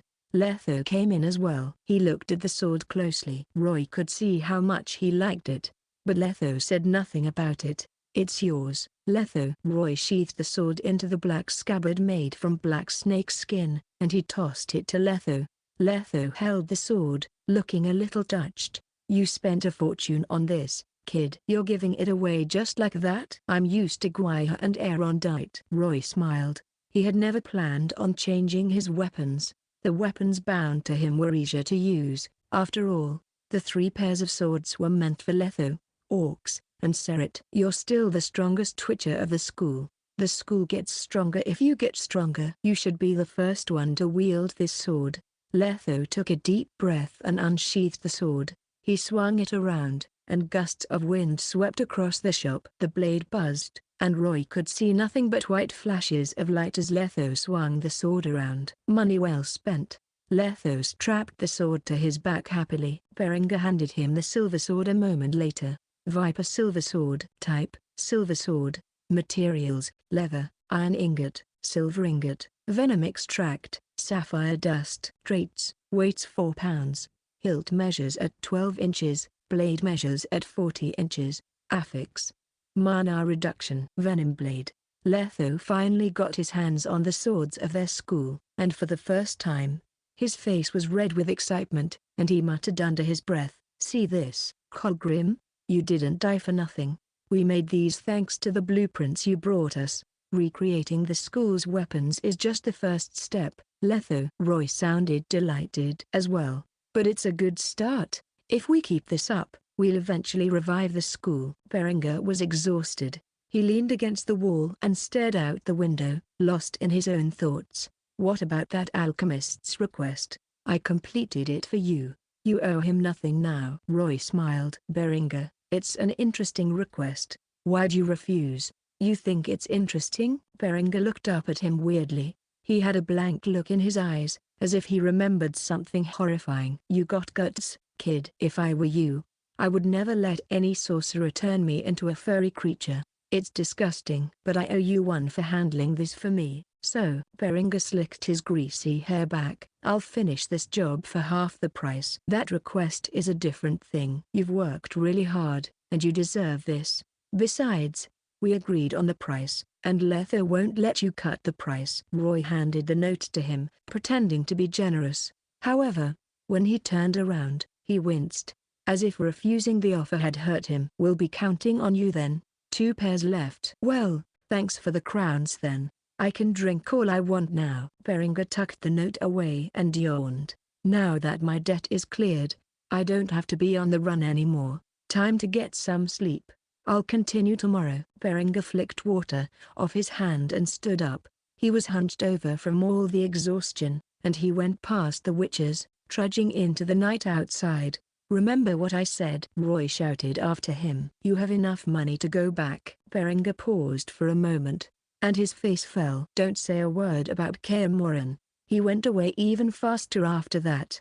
Letho held the swords tightly, staring at Berenger. Why'd you want him to go back, kid? Roy stretched his arms. There's only 4 witches left in the wolf school. I thought it'd be great if we can convince one of their members to return. Forget it. We haven't received any news from Gerald yet. You don't even know if we can go to Kaer Morhen. Letho shook his head. And Berenger has left his school for many years. He's used to working alone. It won't be easy convincing him. He's considering it. I can feel it.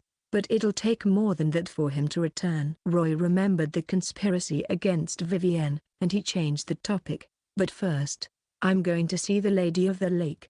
Are you coming? The moon draped the land in a silvery blanket, and ripples spread across Lake Vizima. White foamy waves suddenly appeared on the lake's surface, and a strange creature leapt onto the slimy land at the lakeside. Its scales gleamed under the moonlight, and its limbs were thrashing. The creature had a fish's head, and its gigantic eyes were rolling around, as if trying to see something. The creature seemed to be an old one. There was a long pair of white whiskers growing out of the sides of its lips.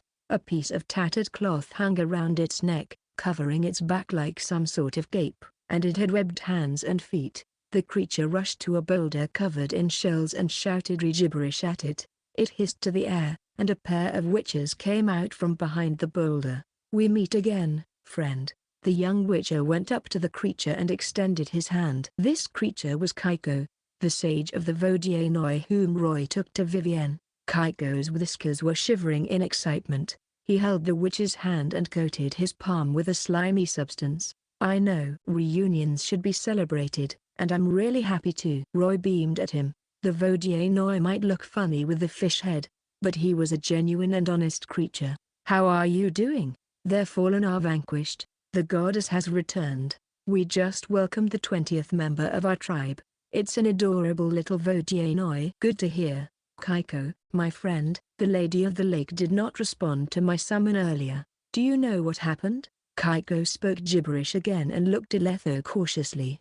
He asked a question in a language only Roy understood. Don't worry, he's been through a lot with me, and he respects the goddess too. I wish to take him with me this time. May I? Kaiko tilted his head and fell into silence, as if he was conversing with some invisible entity. A moment later, he looked back up and nodded. Then he extended his hand toward the lake. Roy asked Letho to follow him, and he unsheathed Aerondight. The blade reflected the moon's light and shone like the sun. He swung the sword, and the Lady of the Lake's blessing covered him. He stood on the surface of the lake and strolled to the center of the lake with Kaiko by his side. You want me to swim all the way there, kid?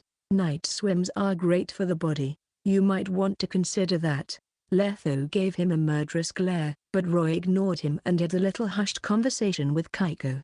The Vodyenoi pointed at Letho with his pudgy finger, and a green light brushed his head. An invisible force appeared under him, and Letho could stand on water. The lake breeze brushed against their cheeks, and the witches could smell the scent of fish within it. They looked down and saw schools of fish swimming in the lake. The occasional black fish would poke on the soles of their shoes, but it would dart back to the depths of the lake as Roy walked on. Ripples spread out from underneath their feet as they walked. Eventually, They came to an area where the lake's surface was so calm it resembled a mirror. The moon was reflected perfectly, and when the witches went past that area, it felt like they were walking on the moon itself. It was a magical experience for Roy. Eventually, Roy saw a dreamy blue light appearing not far ahead of him. It was not the lights in Vizima, nor was it the moonlight either. The blue light came from a palace in the heart of the lake. Calling it a palace was an understatement, though. It was not gigantic or resplendent. 8 multicolored pillars surrounded the palace, and seaweed and shellfish hung from them. Water kept dripping from them, as if they just surfaced from under the river. The witches stopped in awe before the palace.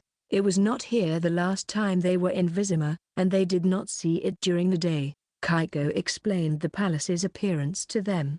He said it used to be a sunken palace hidden in the depths of the lake and surrounded by Dagon's evil waters. After Dagon was vanquished, Vivienne took back control of the palace and would summon it to the surface every night. There was actually an ancient empire sleeping under the lake. It was home to the Vodyanoi since ages ago, and Vivienne stayed there most of the time. An underwater ruin? Roy stepped onto the stone stairs, curious to know more about the ruin. The stairs were already chipped away severely, and it led down to the bottom of the lake. Kaiko stopped in front of the final flight of stairs that would lead them to the palace. He raised his head and stood aside solemnly, as if he were a servant to nobility. He beckoned the witches to enter, and they did. What they saw was a throne made out of colorful corals, and a big pearl hovered over it, radiating a dreamy blue light that illuminated that palace.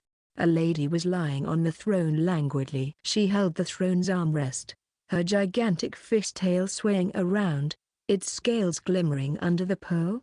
Her upper body was leaning on the other side of the throne, and she held her chin with one hand. Her green, luscious hair covered half her face and all her beautiful body, revealing nothing but her childlike face and rosy lips. She blinked at Roy. "Roy, the Knight of Vizima." "Finally here to see me, are you?" The lady's voice filled the throne room. Contrary to her figure, she had the voice of a child, though there was also a kind of alluring charm to it. Roy held his pendant down. It was vibrating like crazy. He managed to quash all the horny thoughts thanks to his extraordinary will, and he gave Letho a look that told him to keep his eyes down. Vivienne had changed a lot compared to the last time Roy saw her. She was even more alluring now, and she had also gained a lot of power. Mana swirled around her, and it was almost palpable. The moon floated far, far up in the sky, yet it generously illuminated the night. It draped a silvery dress over Lake Vizima,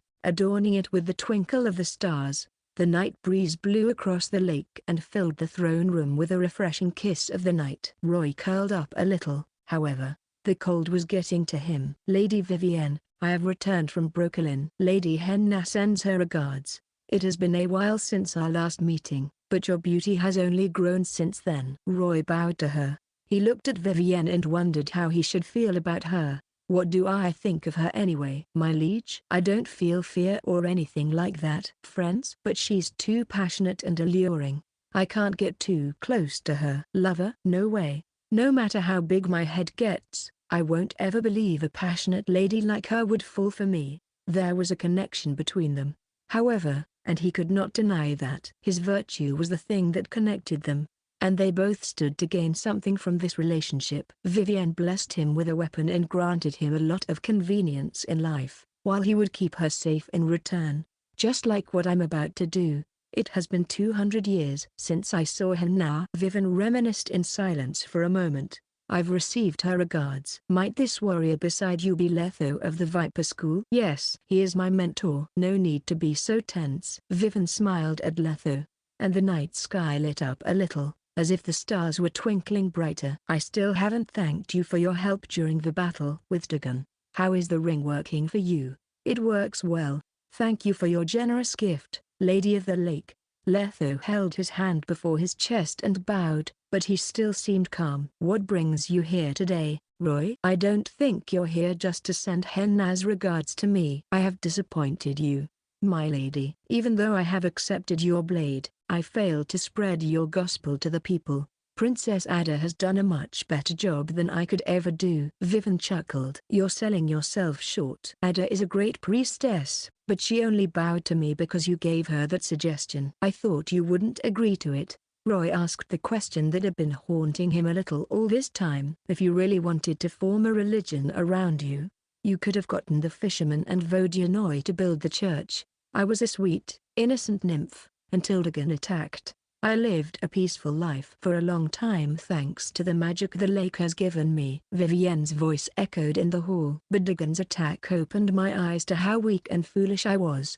I had so much power in me, but I couldn't even drive a little extra-dimensional pest away. If I'd had the faith of all residents in Lake Vizima, I could have vanquished Dagon alone. You might not even have had to help, but I have to thank that pest for reminding me to stay vigilant. Vivienne pursed her lips, and the air around her seemed to turn a bit colder. Ripples spread out on the lake's surface, and gusts of wind blew in the air. It's time for some changes around here. I will not allow another intruder to set foot in this lake. Roy said nothing to that. He knew Dagon's invasion would change how Vivienne saw things, but it was a good change for Roy. He was on Vivienne's side. The stronger her church was, the easier it would be for Roy to rebuild the Viper School and perhaps gain even more from it. So, what do you think, my brave knight? I am sure you have noticed how quickly my church is expanding. Will you take up a position among the ministers? The great priestess is my sword who will conquer new lands for me, while you will be the shield who protects the church. Roy said nothing. He already had his plans laid out, but the church was not a part of it. He changed the topic. My lady, it's great that the church is growing, but it's gaining unwanted attention. I'm really sorry for disturbing you at this hour, but I bring news of a conspiracy against you. A conspiracy? Someone is trying to come up with a plan to topple you, Roy said grimly. So you're not here to catch up with me? Vivienne stopped smiling, and she stared down at the ground. I knew someone like you wouldn't land on my humble home for nothing, Roy. She sighed. Roy could see the sadness in her eyes. It was like a blooming lotus that was forced to stay down because of the rain. Anyone else would have felt sympathetic, but not Roy. Roy was no longer the innocent young man he used to be, and he was not swayed at all. My lady, you have to listen to me. Ada is involved in this. To be precise, someone close to her is. Roy told her about what he found out in Azar's laboratory, and Letho handed her a part of the journal's copy. Vivienne skimmed through it and sat up straight. Her tail moved to the ground. My knight, I trust that you will not lie to me. But I know Ada very well. I know all her secrets. She is the church's high priestess. She will not betray me, Vivienne said, her voice soft but firm. The princess knows nothing about this, I'm sure. Roy nodded. Vivienne could see his past thanks to the trial of virtue, and he knew she could see through all of Ada's actions. My guess is that the royal consultant and the leader of the Order of the White Rose is hiding this from the princess. Rudolph managed to get a strand of your hair through the princess and handed it to Azar. Azar used it to analyze your weakness, but that's all I know. They could have gone further than that. It's great enough that you managed to bring me this. Vivienne gave him a warm, gentle smile, but then she frowned. The royal consultant and the Night Order's leader are betraying Ada. They're two of the most powerful men in Vizima. The only one who can convince them to do this is the king, Foltest. Roy nodded. We think so too, but we have some questions about this whole matter. Foltest loves Ada a lot. There's no reason for him to do this. Vivienne answered. Vizima is the capital of Temeria and the heart of the empire. Ada is spreading a new religion on his territory. There's a lot of things that get affected by this. The king will never allow an uncontrollable entity to appear on his land. The church, my church, unfortunately, is that kind of entity. Of course he'll suppress it. I expected this. I thought that the church could grow if I had Ada at the helm. Seems like that didn't work out. Foltest is unhappy with this. The king of Temeria? Roy seemed cautious about Foltest. Why is he cracking down on your church? If he doesn't like religion because he can't control it, shouldn't he crack down on Lebioda, Eternal Fire, and Militel? Why'd he only go for you? Simple. Vivienne had a look of resignation on her face. We might live at the bottom of the lake, but it's not like we're secluded from the rest of the world. We can gain knowledge about the outside world through the Vodanoian fishermen. The religions you mentioned are at least a few centuries old, and Militel's temples have been around for millennia. It has existed since the darkest times of this land. Melitel has believers and temples spread all over the land. Her faith is deeply rooted in this land. It won't be easy for any king or kingdom to attack her. They might cause a rebellion if they do. On the other hand, my church was only created 2 months ago. Yes, we're expanding fast, but we aren't as influential as the other religions are. It won't be hard for Foltest to crack down on us. Roy shook his head. You spread virtue. You're different from evil gods like the lion-headed spider. You won't affect his rule. Why didn't he try to talk with you? His own daughter is the church's great priestess. Hey, kid. Letho said, you don't have to ask her that. I can tell you why. He looked at Vivienne, and she looked back at him. Apparently, she wanted to hear his answer as well. There are barely any gods left in this land. If someone tells you that a drop-dead gorgeous goddess exists and is alive, what would you do? I would probably pay her a visit. I'd want to witness some miracles, Roy answered without hesitation. And that's why you're the regular guy. Letho scoffed. Rulers possess far greater greed and desire than their subjects. They would want more than just a visit. Get what I mean? Roy was figuring out what Letho was saying, and Vivienne nodded at him. What your mentor says is the truth. We are the daughters of the lake. We control the lakes of the world. Vodyanoi and intelligent creatures that live in these waters are easily attracted to us. They would become our believers, but that's not the case with humans. Most humans cannot stay true to their principles. They're complex creatures, and most of them are ruled by greed. That is one thing they can never change. They only believe in me because I gave them something in return. If my gift fails to meet their desires, they will not hesitate to rain down disaster on me. A disaster is fast approaching now, and I need your help. Roy held up Aerondight and knelt on one knee. Vivienne swayed her gigantic tail and came to the young witcher. He could taste the scent of seaweed coming off her. Here, take this bloodstone. Travel to the temple area and embed it into my statue. You know what I'm going to do, don't you? She's going to absorb the faith energy stored in the statue. Huh? Roy looked up at her beautiful hair that tumbled down her chest, her angular jawline, her rosy lips, and finally, her clear eyes. He saw desire burning in them. Seek out Ada once you fill this bloodstone up. Scales gleamed on her arm. Give the bloodstone to her, and she'll handle the rest. She then pressed down on Roy's shoulder. Once I get through this crisis, I shall reward you, my knight. The royal palace.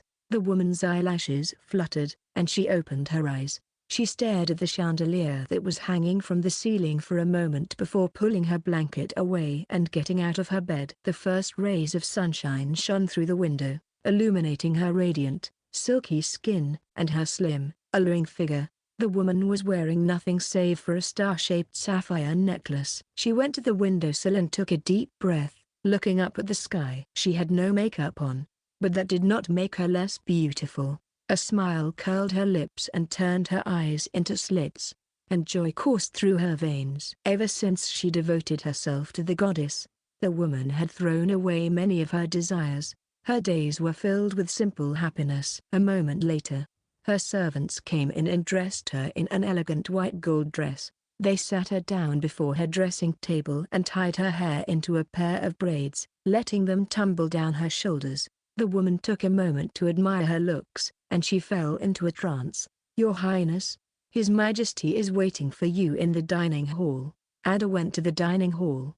A table long enough to accommodate an army stood there. A dozen silver platters lined the table, each filled with a delectable dish. Honey-glazed suckling pig, cod with blueberry, roasted steak, steamed mandarin fish, fresh fruits, vegetables, and more. A middle-aged man sat around the table. He was none other than the king of Temeria Foltest. The man was in his prime.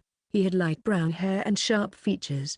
His eyes were gleaming brilliantly, and he was cleanly shaved. He was wearing a white shirt that was bursting at the seams from his muscles. His back was straight, and he seemed full of energy. He dabbed the juice off his lips with a white napkin and tapped the chair on his left. The princess took the seat. I waited 2 months just to have breakfast with you. You're really busy, aren't you? Foltest shrugged. He complained, I'm just a poor lonely father who wants to talk with his daughter. Will you give me that chance, His Majesty? king of Temeria. There are a mountain of things to do. The church is still new, but it'll be better after some time. I'll give all my time to you, then. The princess held her father's hand. She smiled at him and pecked his cheek. The king's smile faded a little. So, did you sleep well last night? Yes, I've been sleeping well for the last 2 months. Ada sounded delighted. The nightmares and insomnia are all gone now. Praise the gods. This is great news. Foltest smiled and gave her a piece of steak he cut. It was medium rare, and some blood was oozing out of the meat. You have to try this. Freshly delivered from Maribor this morning. I asked the chef to make this for you, Your Majesty. Ada chewed the steak, but her mouth seemed like it was not moving at all. She did not make even one rude move when she ate. You should praise the Lady of the Lake. I was only healed thanks to her blessing. She delivered me from the evils of insomnia and bad temper. Ada puckered her lips and pushed the remaining steak away in disgust. She turned her attention to the fruits, vegetables, and the plump mandarin fish. Is the steak not to your tastes? Did the chef slack off again today? Foltest popped a piece of the steak into his mouth. It was plump, juicy, and the texture molded perfectly with the blood. He could feel his taste buds tingle from how great the steak was. The steak is great, and the chef is remarkable as usual. Ada was feasting on the greens and fish. She said through bites, but I just can't stand the bloody taste. I'd like to change my menu. She dislikes the bloody taste. For a moment there, Foltest was shocked. And he was almost never shocked. Ada, you told me you loved the taste of raw meat. That was putting it mildly. Ada might have been freed from the Striga's curse a long time ago, but one bad habit remained. She craved blood.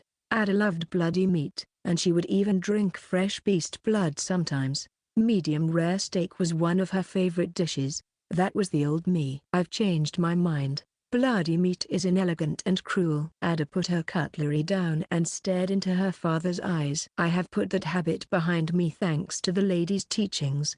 Vegetables, apples, baked bread, and fish caught from Lake Vizima will be what I will have from now on. It's one way to be a better woman. My daughter?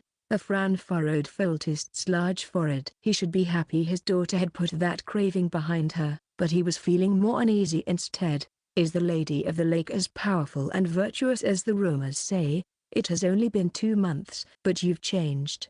It's like you're a different person. Foltest looked at his daughter again, but closely this time. He realized that he had missed a lot of details about her. Ada the White, the princess of Temeria and the daughter of Foltest, used to be an arrogant, independent woman who preferred light armor over dresses. She brought her dagger wherever she went, and she looked more like an assassin than a princess. However, that day, Foltest noticed that his daughter was acting like a proper lady born to royalty. Do you think that's bad? Ada asked. Of course not. At least you're more likable than how you used to be. It was a great change.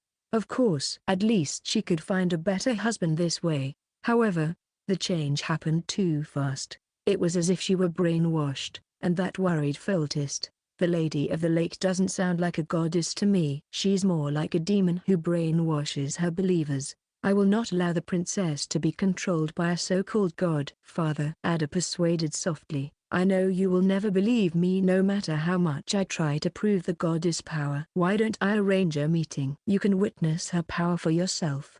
I'm the high priestess, and I can request an audience with the goddess. Foltest shook his head. Approaching a legendary creature without a strategy was foolish, and it was not what he wanted either. I have an appointment with old Baron La Valette.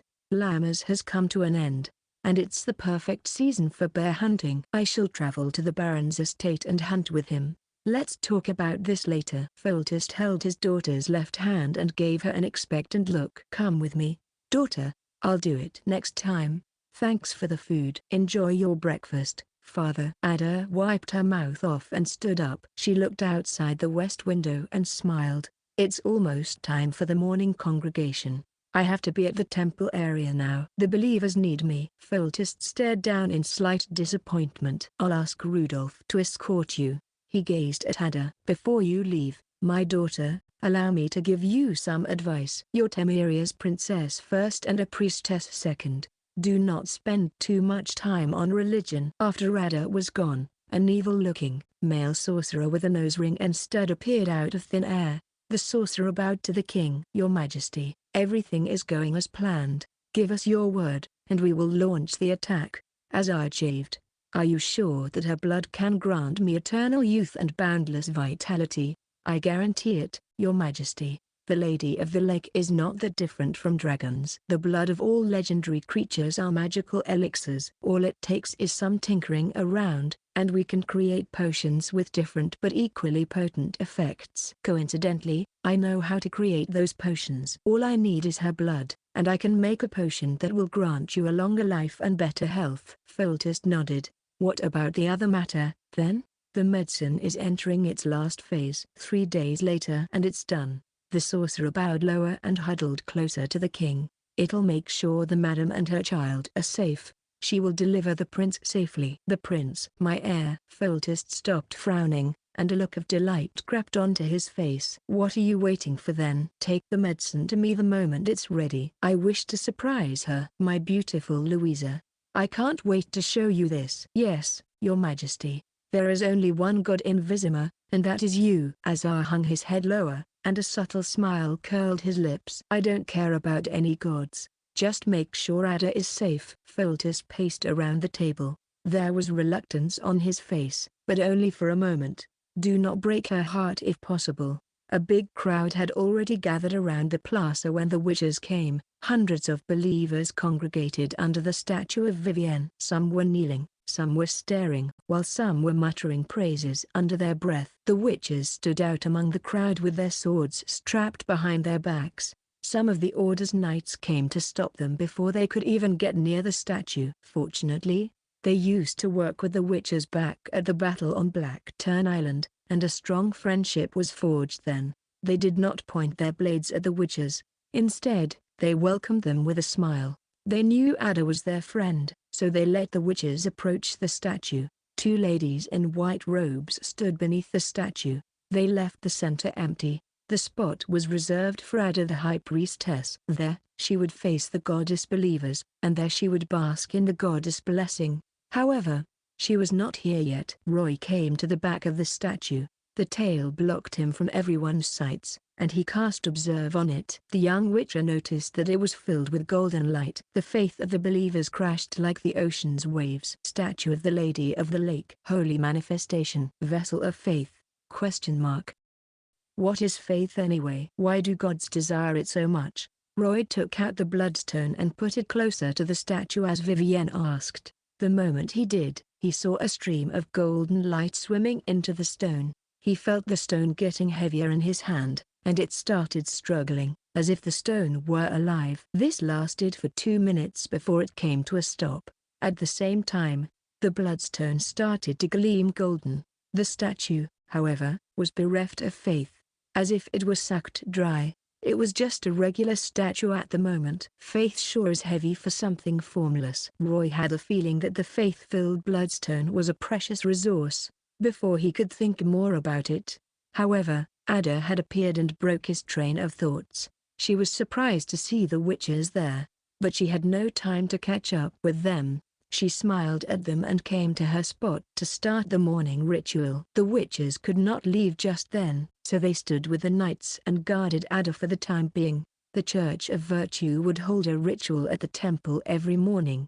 It was like the church mass Roy heard of back in his old world, though this ceremony was less of a hassle.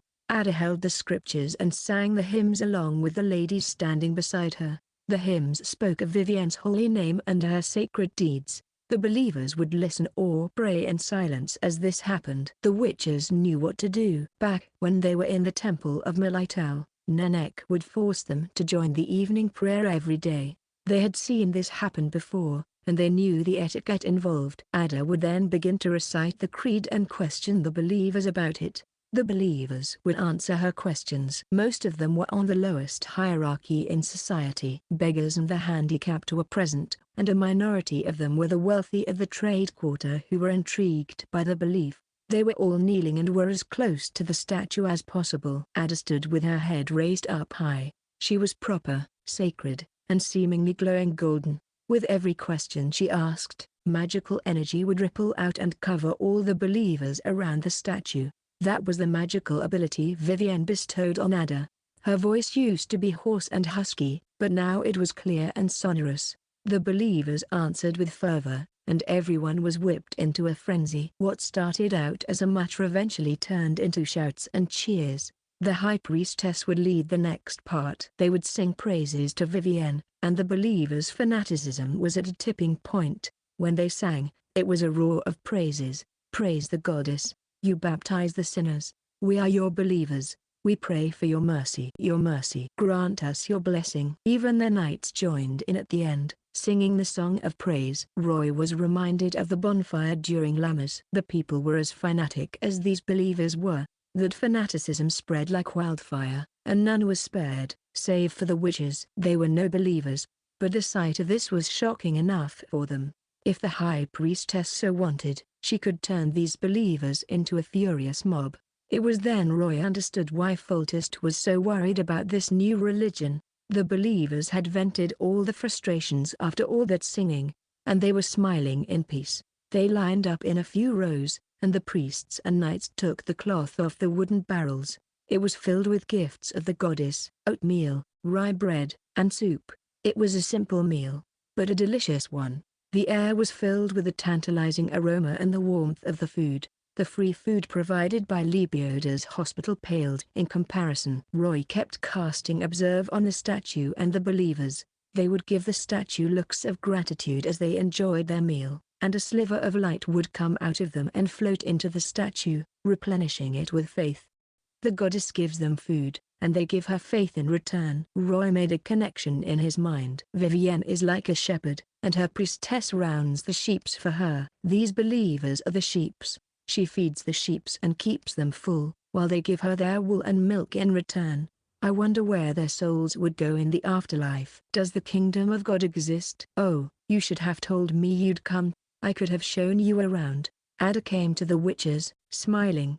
It's all thanks to you that the church is growing well. The Princess of Temeria did not sound as demanding and bossy as she had the last time they met. The witches realized that the Lady of the Lake must have changed her a lot. Roy also noticed a knight with a thick beard behind Ada. He was about 40 years old, and he was wearing plate armor. He had a sword strapped to his side, and the man was even taller than Letho. He was built like a bear, and his thick black beard was connected to his hair. His hair covered his forehead, revealing only his aquiline nose and eyes that had a cold, calculating look in them. He was eyeing the witches as if they were his prey. Rudolph Valerie's age, 40 years old. Gender, male. Status, leader of the Order of the White Rose. Strength, 11. Dexterity, 9. Constitution, 10. Perception, 7. Will, 8. Charisma, 7. Spirit, 6. Skills, sword mastery level 6. Horseback riding level 6. Crossbow mastery level 3. Emergency healing level 2. Well-trained, passive, underwent rigorous military training for a long time. +1 to constitution, dexterity, and strength. This world is filled with talented people. They might not be sorcerers or witches, but they're formidable warriors in battle. Just like this guy here. Who might this be, princess? Roy asked carefully. He could feel a hint of danger coming from Rudolph, and not many people could do that. He's Rudolph, the leader of the Night Order. He's my bodyguard, Your Highness. We're here for some private matters. Roy emphasized the last part of the sentence. Ada realized he wanted to talk to her alone, so she told Rudolph to keep everything under control before she went into the church with the witches. After they got out of the knight's sights, Roy told Ada about the conspiracy against Vivienne. Ada was silent the whole time, though she looked flabbergasted, shocked, and pale with anger in the end. Foltest is going to attack the goddess, and he hid that from me. Ada gnashed her teeth, and her face was contorted with rage, while her eyes gleamed with insanity.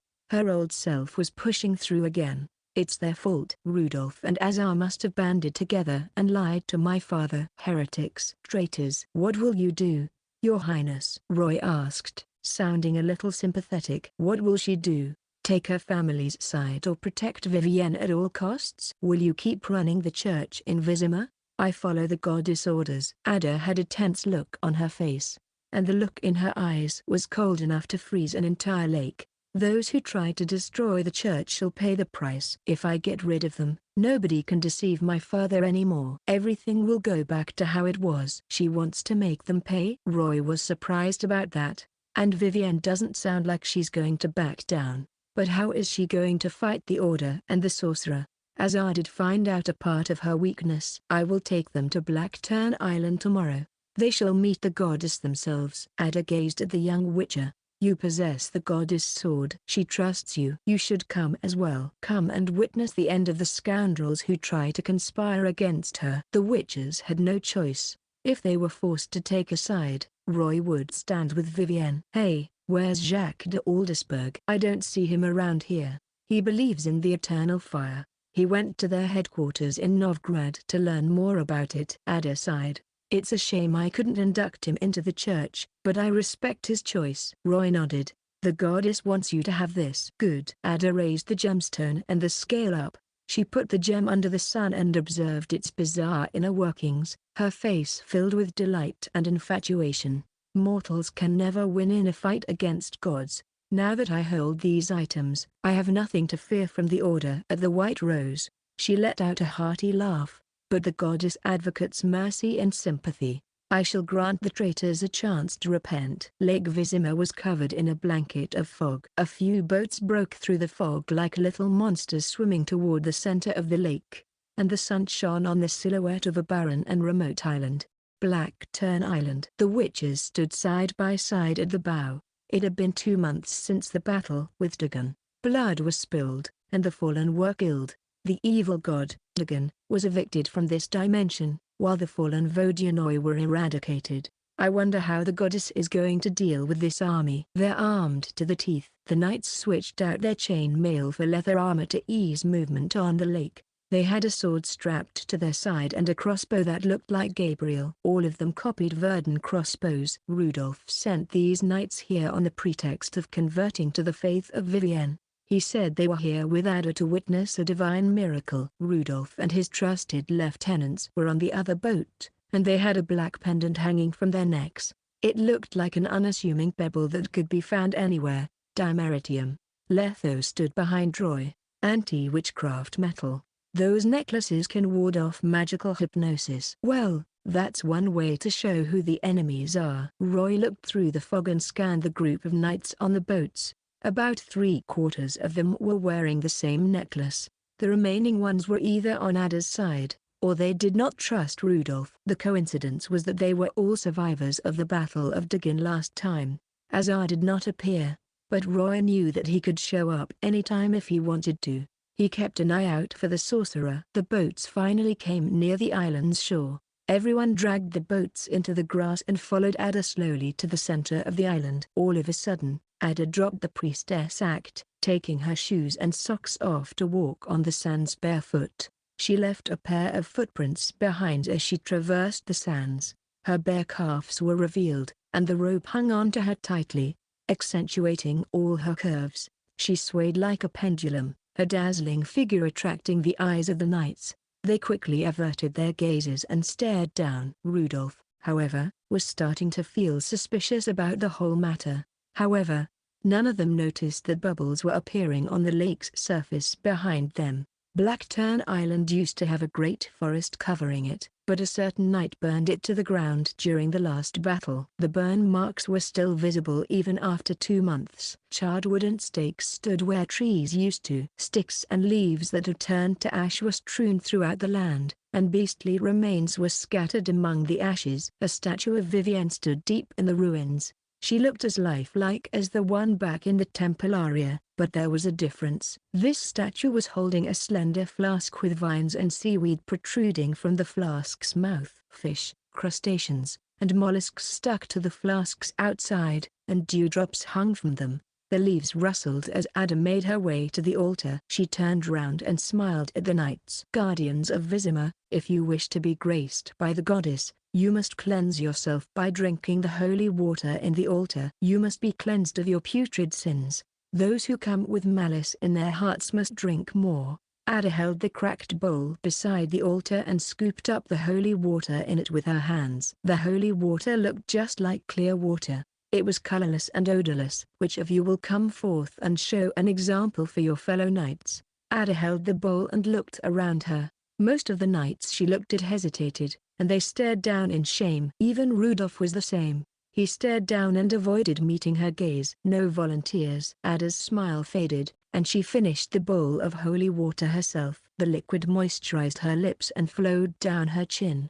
It traveled down her neck and drenched her chest, almost revealing the skin underneath. Roy had no idea if the holy water tasted like wine, but he did see Ada turn red after a while. She wiped the water from her mouth with her finger, and a mark of her lips was imprinted on the edge of the bowl. The knights looked at the bowl with passion.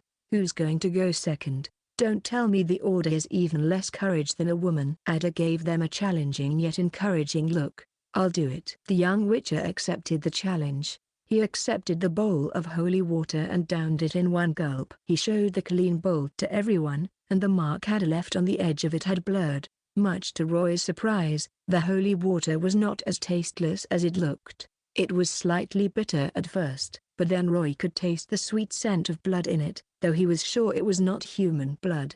He felt a surge of warmth coursing through his veins, and he checked his character sheet. Constitution, 11.6 11.8, not bad, got a 0.2 point increase in Constitution. Ada promised the knights, I guarantee that the holy water contains the goddess blessing. It grants vitality and strength to those who drink it. Nothing bad will happen. I had to pay a heavy price just to get this gift for everyone. Ada said coldly, I'll ask you one last time. Any takers? Finally, a knight stepped forth. He was a burly man with brown hair and brown eyes. The man gazed at the princess with fiery fanaticism, and he downed the holy water in one go. Roy knew who he was. He was Cleveland, who used to be stationed in Ellender. Looks like he's Ada's ardent supporter now. With Cleveland taking the lead, the knights have nothing to fear. In the end, 9 more knights came to Ada's side. All of them, including Cleveland, were involved in the battle with Dagon last time. The other knights were with Rudolph. They had dimeritium necklaces hanging from their necks, and they remained silent. Rudolph Valorous stood in the center of that group, crushing the knights who even tried to take a step forward. Ada heaved a sigh. She went to that group of knights, holding the bowl of holy water in her hands. The princess gave them a look, but they were unfazed. Most of the knights were nearly 30 years old. They had great resolve in their eyes, and their hands were filled with calluses from all the years of training and battles they were involved in. However, one of the knights was slightly shorter than his peers. He looked nervous, and he was breathing heavily. The knight seemed to be shivering from being too nervous. A smile curled Ada's lips, and she turned her attention to that knight. She went up to him, and the knight could taste a sweet scent lingering in the air. He tensed up. What is your name? Waldo. Why, your highness, you don't look like you're 18. How long have you been training under Rudolph? Ada glanced at Rudolph calmly, but the look on his face was hidden behind his beard. He noticed her looking at him, and he bowed at her. I've been taking care of his horse since I was TW12. It's been 5 years, Waldo stammered. I can see why he trusts you, but Ada offered him the holy water. Rudolph has a lot of capable lieutenants. He can do without you. Now, accept this gift and serve me. Your Highness, I must apologize. Waldo shouted and buried his head in his chest. You refuse this gift? Ada's eyes turned into slits, and she chortled. Stubborn fools. Very well then. She let go of the bowl, and it fell to the ground, shattering into little shards. She managed to get everyone's attention. Waldo quickly went down and picked the shards up. He presented them to the princess, and she caressed his head. She made him look up, and his neck was revealed. The princess took one shard from him, and she said, Waldo, take a good look around you. This might be your last chance. What do you mean, Your Highness? Waldo blushed. The princess was being awfully friendly, and he was about to say something, but his life came to an abrupt halt before he could say his last words.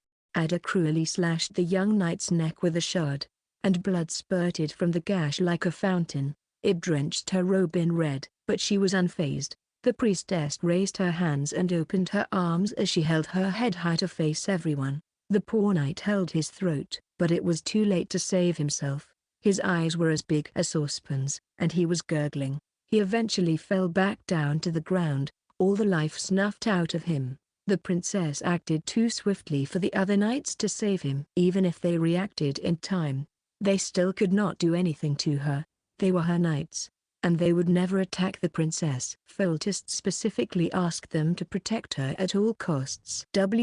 What is the meaning of this, Your Highness? Rudolph's beard was trembling. He was enraged, but he held it down, though he was already reaching for his sword. Rudolph, you traitorous villain, you conspired with the royal consultant and attempted to attack the goddess. I put my faith in you, but you trampled on it. This is unforgivable. She knows. Knights, to your positions. Rudolph held his hand up, and the knights formed a square-shaped formation. You have committed an act of transgression against the goddess. All of you shall pay for it in blood. Ada snapped her fingers, and something screeched in the air. A gale swept through the island, and a terrifying sight overwhelmed everyone. More than a dozen Vodyanoi broke through the soil and leapt out of the ground. They held harpoons and bats in their hands, screeching at the air as though they were prepared to kill. Their dorsal fins stood straight up, and their gills were puffed. It was a fearful sight by itself, but that was not the end of it. A strange gurgling was heard coming from the lake, and then dozens of drowners sprang from the lake. They charged toward the knights, as if goaded by an unseen force. The knights standing with Ada were in shock, but Ada assured them, calm down. You're one of us now that you've drunk the holy water. The goddess herald will only take the lives of heretics. Roy was watching in awe. Witches had always been sworn enemies of monsters, but now they were going to work with Vodyanoi and drowners to fight the knights. Roy did not have much time to think about the gravity of the matter, for the battle had begun. Ada held the colorful scale up and mumbled incantations under her breath, raining down a multicolored beam of light on the charging Vodyanoi. Under the spell's influence, the Vodyanoi turned bigger, and so did their muscles. Most of them were smaller than the knights at first, but now they were bigger than them. The knights countered by raining down a volley of arrows on the Vodyanoi, but it was to little effect. The most the arrows did was penetrate a layer of the scales, but most of them slid off the monster's slimy skin. The rain of arrows did not stop the Vodyanoi's attack. They came bearing deadly weapons, slamming straight into the formation like a spear charging into a group of soldiers. One of the Vodyanoi got most of the knights' attention. It was even bigger than Rudolph, and it looked like a bear that just came straight out of its cave. While its brethren were holding harpoons and bats, this Vodyanoi was holding a small black alder. It spun through the battlefield with this tree in hand, and Roy could hear the wind roar as three knights and their weapons were sent flying away. The Vodyanoi held the tree up and slammed it to the ground. A gust of wind rippled through the battlefield, and one of the knights was caught by it. His chest caved, and he bled from his face. The man died on the spot. The Vodyanoi's gills bulged, and it let out an eerie laugh as it swung its tree even more. Most of the knights focused on that big monster. They circled and stabbed it from behind, much like a group of hyenas attacking a lion. The mutated Vodyanoi had greater size and strength, but it traded its flexibility for that. It could not turn around fast enough, and the knights outnumbered it. Eventually, a few groups of knights surrounded it and took it down. The Vodyanoi had to fight the knights 1 to 2. They were outnumbered and outclassed. All of them might be armed, but they were so full of openings. It was as if they were fighting barehanded. In most cases, the knights would have defeated them with ease, but this time, they came prepared. They were covered in a beautiful light, with Ada's spells supporting them. Pain and blood did not faze them. On top of that, all the minor wounds were healed in an instant. The knights were weaker than the Vodyanoi, and they were in leather armor instead of their usual chainmail. One wound was all it took to defeat them, and thanks to that, the battle was in a stalemate. Despite the knights' superior numbers and discipline, explosions of light happened sparsely. The knights would toss alchemical bombs at the drowners, stopping them with acid and fire. A stalemate was disastrous for the knights. It meant the monsters around the lake could reinforce their brethren in time and kill them. Rudolph eventually made the decision to lead a group of his knights away from the Vodyanoi and charge at Ada instead. Ada's face fell. She ordered her knights to stop them. but a few of Rudolph's men managed to break through the line. Roy then stepped in to stop them instead, while Letho stood beside Ada. His arms were crossed, and he did not show any signs of interfering. The attacking knights were veteran fighters. There were 3 of them, and they worked together seamlessly. They did not go around the Witcher, since that would mean showing their backs to him. The mysterious Witcher standing in their way smelled like danger. They chose to attack him instead. 2 of them took the left flank, while the other charged straight at the center. The stench of blood in the air was almost palpable, and it fired the Witcher up. He made a sign in the air, and a yellow light surrounded him. Roy charged straight at his attackers. He sidestepped the one in the center, who was about to swing his sword down on the young Witcher's head. The young Witcher held the blade with his right thumb and swung his sword with both his hands, drawing a circle over his head. Guaihu smacked the knight's sword away halfway through the circle, and it carried on with its momentum. When Roy finished the circle, the blade had made a round trip, and he held it parallel to his head. The young Witcher held his sword in the ox stance, pointing at the knight's vitals. Before the knight could react, he thrusted his blade and struck at the knight's throat. Blood splattered on the ground. The knight felt a stab of pain coming from his neck. He wanted to block it with his sword, but he was too late. Guaiha had pierced through his eyeball. One knight was taken down just like that, and the other knights slowed down. They started circling him and searched for an opening. One of the remaining knights raised his sword overhead and leapt ahead, swinging his sword down at Roy's head. That was just a feint. He wanted to get Roy's attention and back off while his companion crouched down and darted ahead, thrusting his blade at Roy's shins in an attempt to stop him from moving. Roy did not fall for that. He managed to pull his leg back in time and took half a step back. The young Witcher dodged the attack and plunged the hilt of his sword down. He smacked the ambusher's head, and he fell to the ground unconscious. The other knight tried to attack him again, but he raised Guaiha to the left and blocked it. The blade spun in the air, and sparks flew between them. Both fighters wanted to turn their blade and thrust it into their enemy's throat, but the Witcher proved to be faster and stronger. He cancelled the knight's momentum and blocked the blade with Guaiha's crossguard as he buried the tip of his sword in the knight's throat. The knight held his neck and let his weapon fall. Roy flicked the blood off his sword, but before he could even catch his breath, a pair of knights charged at him from the right. His face fell, and he crouched down like a big cat prowling for its prey. The Witcher leapt into the space between the knight and thrusted his blade sideways. He was in a lower position, and the blade pierced through the knight's belly. The knight yelped in pain as his innards fell onto the ground. He then swiftly turned his blade to the right and stopped the other knight's attack. Roy slid Guaiha up and sliced off the knight's arm cleanly. The knight screamed in agony, but it was cut short as Roy plunged Guaiha into his throat. He held his throat and fell back down. The knight died before he hit the ground, and his eyes were wide open. Knight of the Order of the White Rose Guild. EXP plus 20 times 4. Level 6 Witcher, 1200 3500. Roy had a deadpan look on his face. It was supposed to be a fierce and satisfying kill, but he felt grim. He did not glean a mote of satisfaction from taking the lives of the knights. The fight on the other side was coming to an end as well. Burly men and a dozen knights stood atop a hill of corpses, swinging their swords with both hands. They were drenched in blood and looked exhausted. At the same time, only 5 out of Ada's 10 knights were left. They were huffing and puffing, kneeling on the ground on one knee. The knights were swaying, apparently left with no fight in them.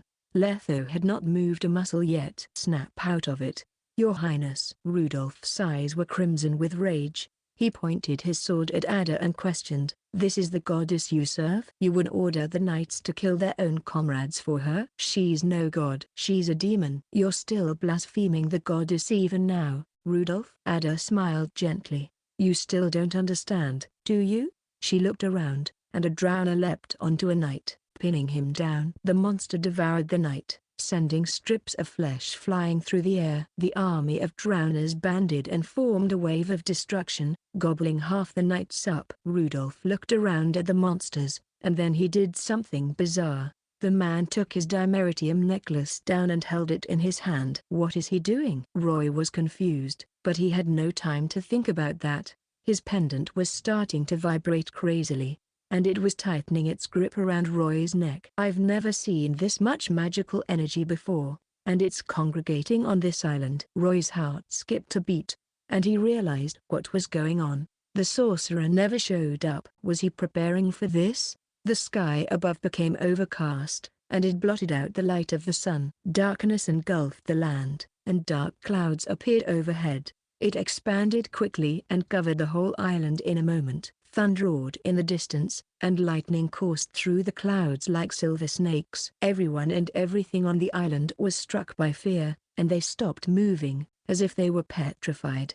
The knights who were severely wounded stopped struggling and howling. Instead, they slowly took their necklaces off. The witches cast Kaer to protect themselves, while Ada backed off and stayed close to them.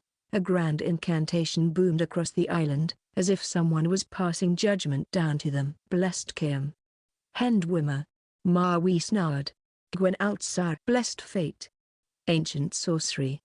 Death's Sigh. White Altzor's Thunder. Altzor's Thunder. Wait, is that the legendary spell? The forbidden one? The one that can destroy half a city in one go? Is he mad? The princess is still on the island. Roy widened his eyes and looked around. For a moment, he suddenly saw a translucent figure appearing out of nowhere beside a charred stake dozens of feet away. He had a hook nose and wore a bandana and stud. The man was making weird hand signs, and the mana around him billowed his robe, turning it into a flag. He only appeared for a moment before disappearing again. "Found you," Azar javed. "You scoundrel." "So that's where you're hiding." "I'm not going to let you cast this spell." Roy crouched down and grasped at the air. A moment later, a silver flash arced across the air. Azar's shield was activated, and the bolt bounced off it. The sorcerer was not hurt, but he was exposed. Even so, he kept looking at the thunderous sky above him as he kept chanting the incantation. Roy sent another bolt flying at his shield, but it did not budge. However, Azar felt a strong sense of unease. Then he noticed the space before him contort, and ripples spread across the air. A slender young man appeared before his very eyes. As if out of thin air, he had black hair, golden eyes, and a quiver of belts hung behind him. It was none other than the young witcher. How did he do that? Azar asked himself. The sorcerer was still chanting the incantation. The spell was at its most critical moment. 2 seconds later, the lightning of justice would rain down on the island of evil. But it doesn't matter. The shield can hold out that long. Or so he thought. Roy cast fear, and countless bloody tentacles wrapped themselves around the sorcerer. Roy's attack ignored all shields, physical or magical. It broke through his protection and struck the depths of his mind, arousing a wave of terror in his heart. Roy's sword smashed the shield into pieces. The sorcerer felt a wave of pain sweeping through his body, and his incantation came to a halt. The dark clouds overhead parted in two, and a ray of sunshine shone through them. A look of terror carved itself onto the face of Vizima's royal consultant. His spell was broken, and it was no ordinary spell. It was the forbidden spell of Altzur, a great legacy in the world of sorcery. The more powerful the spell was, the worse the backfire would be. Azar's mana started rampaging in his body, and a colorful beam of light tore through his flesh, blood vessels, and bones. It crawled out of his body, turning him into a man covered in light. The mana within him turned into an explosive, and it was on the verge of blowing him up into smithereens. However, someone killed him off before the mana explosion happened. A crimson blade arced through the air, and Azar felt a stab of pain shooting up his neck. The good news was that his fear had disappeared. The bad news was that his life went with it as well. His head flew up high into the air, his eyes still wide with disbelief. The mana erupted through the hole on his neck like magma pouring forth from a volcano. It flew high up into the air and billowed in it. Azar Javed Guild EXP plus 200 level 6 switcher, 1400 3500. The dark clouds went away. The thunder and lightning faded into the distance, and the sun shone through once more. What seemed like an impending disaster moments ago turned out to be a false alarm. As if by design, Azar Javed's head rolled over to Rudolph. The dead sorcerer's head stared right back at the leader of the order. Rudolph froze. Just a while ago they were talking about capturing the Lady of the Lake and receiving the king's reward and becoming the most revered people in Banard, but now his friend was dead. Mr. Azar died just like that. Was this operation a mistake? Rudolph's beard trembled, and his knuckles were white from holding the hilt too tightly. Now that their trump card was torn apart, they had no way of fighting the Lady of the Lake. At the same time, all the Vodyanoi drowners snapped out of their collective trance, and they charged ever closer to the knights. After that earlier battle, there were only less than half of Rudolph's knights left. All of them were covered in blood and overwhelmed by exhaustion. Even though they regrouped and held their swords before them, even though they had killed more than double the number of enemies, they still could not change the fact that they lost the battle. Gods, Creve, Lebioda, Eternal Fire, Melitel, someone please deliver us from evil. The knights kept muttering prayers under their breaths, but the gods were silent. A beautiful silhouette of a woman appeared out of thin air and waved her hand, saving the lives of every remaining knight. The Vodanoian drowners halted their footsteps, as if they were soldiers who just received a command from their commander. The Lady of the Lake? The knights gasped. The woman in the air had dark green hair, astonishing looks, and a great, beautiful fish tail. Her smile was gentle, and the sunlight draped her in a golden sheen. She attracted the eyes of everyone on the battlefield. Knight of the Order, lay down your weapons. I believe this to be a misunderstanding. Her voice was sweet, as if she were a mother concerned about her children. It reached their hearts and swept all the fear and exhaustion away. The knights were starting to let their guard down, and some looked like they had fallen into a trance. Even their dimeritium necklace failed to keep Vivienne's charm at bay. The remaining knights, who were sober, looked at Rudolph, but the man was silent. He seemed to be struggling with himself. Ada trotted to the goddess and bowed at her. Their eyes met, and the princess knew what her goddess was trying to say. Knights of the Order, Azarjaved's death is nothing but a punishment for his sins. You are just victims he strung along in this heretical conspiracy. The goddess is merciful. The princess looked at the tired knights and persuaded, you are but misguided lambs. Lay down your weapons and repent. Drink the holy water, and you shall have salvation. Those who are saved shall return to Vizima with their lives intact. Ada announced, I shall personally speak with the king and spare you from death. 3 of the knights were wavering, and they started easing up, but when they looked down and saw the bodies of their comrades strewn across the ground, they tightened their grips on their swords. Ada kept persuading, think about your parents, your wives, your children. You do not have to give up your lives for an evil sorcerer who has perished. Rudolph heaved a sigh and came to the lead. The battle is lost. There is no need for any unnecessary deaths now. Resolve sparked in his eyes. Lay down your weapons. Sir? His knights stood around him, still willing to fight, but our brothers would have died for nothing. Do you not hear me? Knights, lay down your weapons. This is an order. Rudolph pushed them back with a single glare. Left with no choice, his knights unstrapped their weapons and tossed them away. Some of them even heaved a sigh of relief. Now stand back. Back. Rudolph chased his knights away and knelt on one knee. He pleaded, Your Highness, you have triumphed, but only Azar and I are the sinners here. The knights were only following orders. They do not know the truth. Please, have mercy on them. Naturally, I have promised to spare them if they are willing to repent. Thank you, Your Highness. Rudolph sighed and stood back up.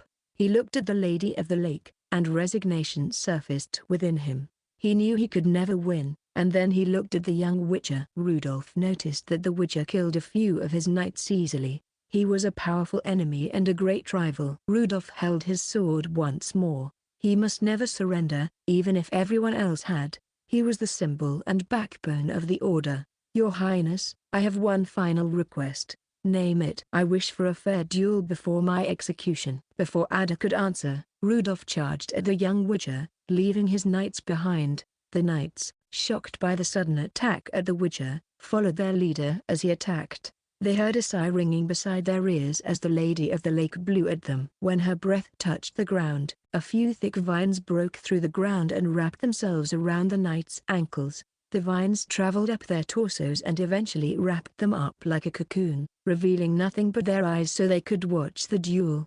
Bear witness to this battle, knights. This is a duel between the King of Vizima's knight and my champion. This is a fair battle with honor and lives on the line. None shall be permitted to interfere. Letho crossed his arms and watched this battle with the knights, though he looked worried.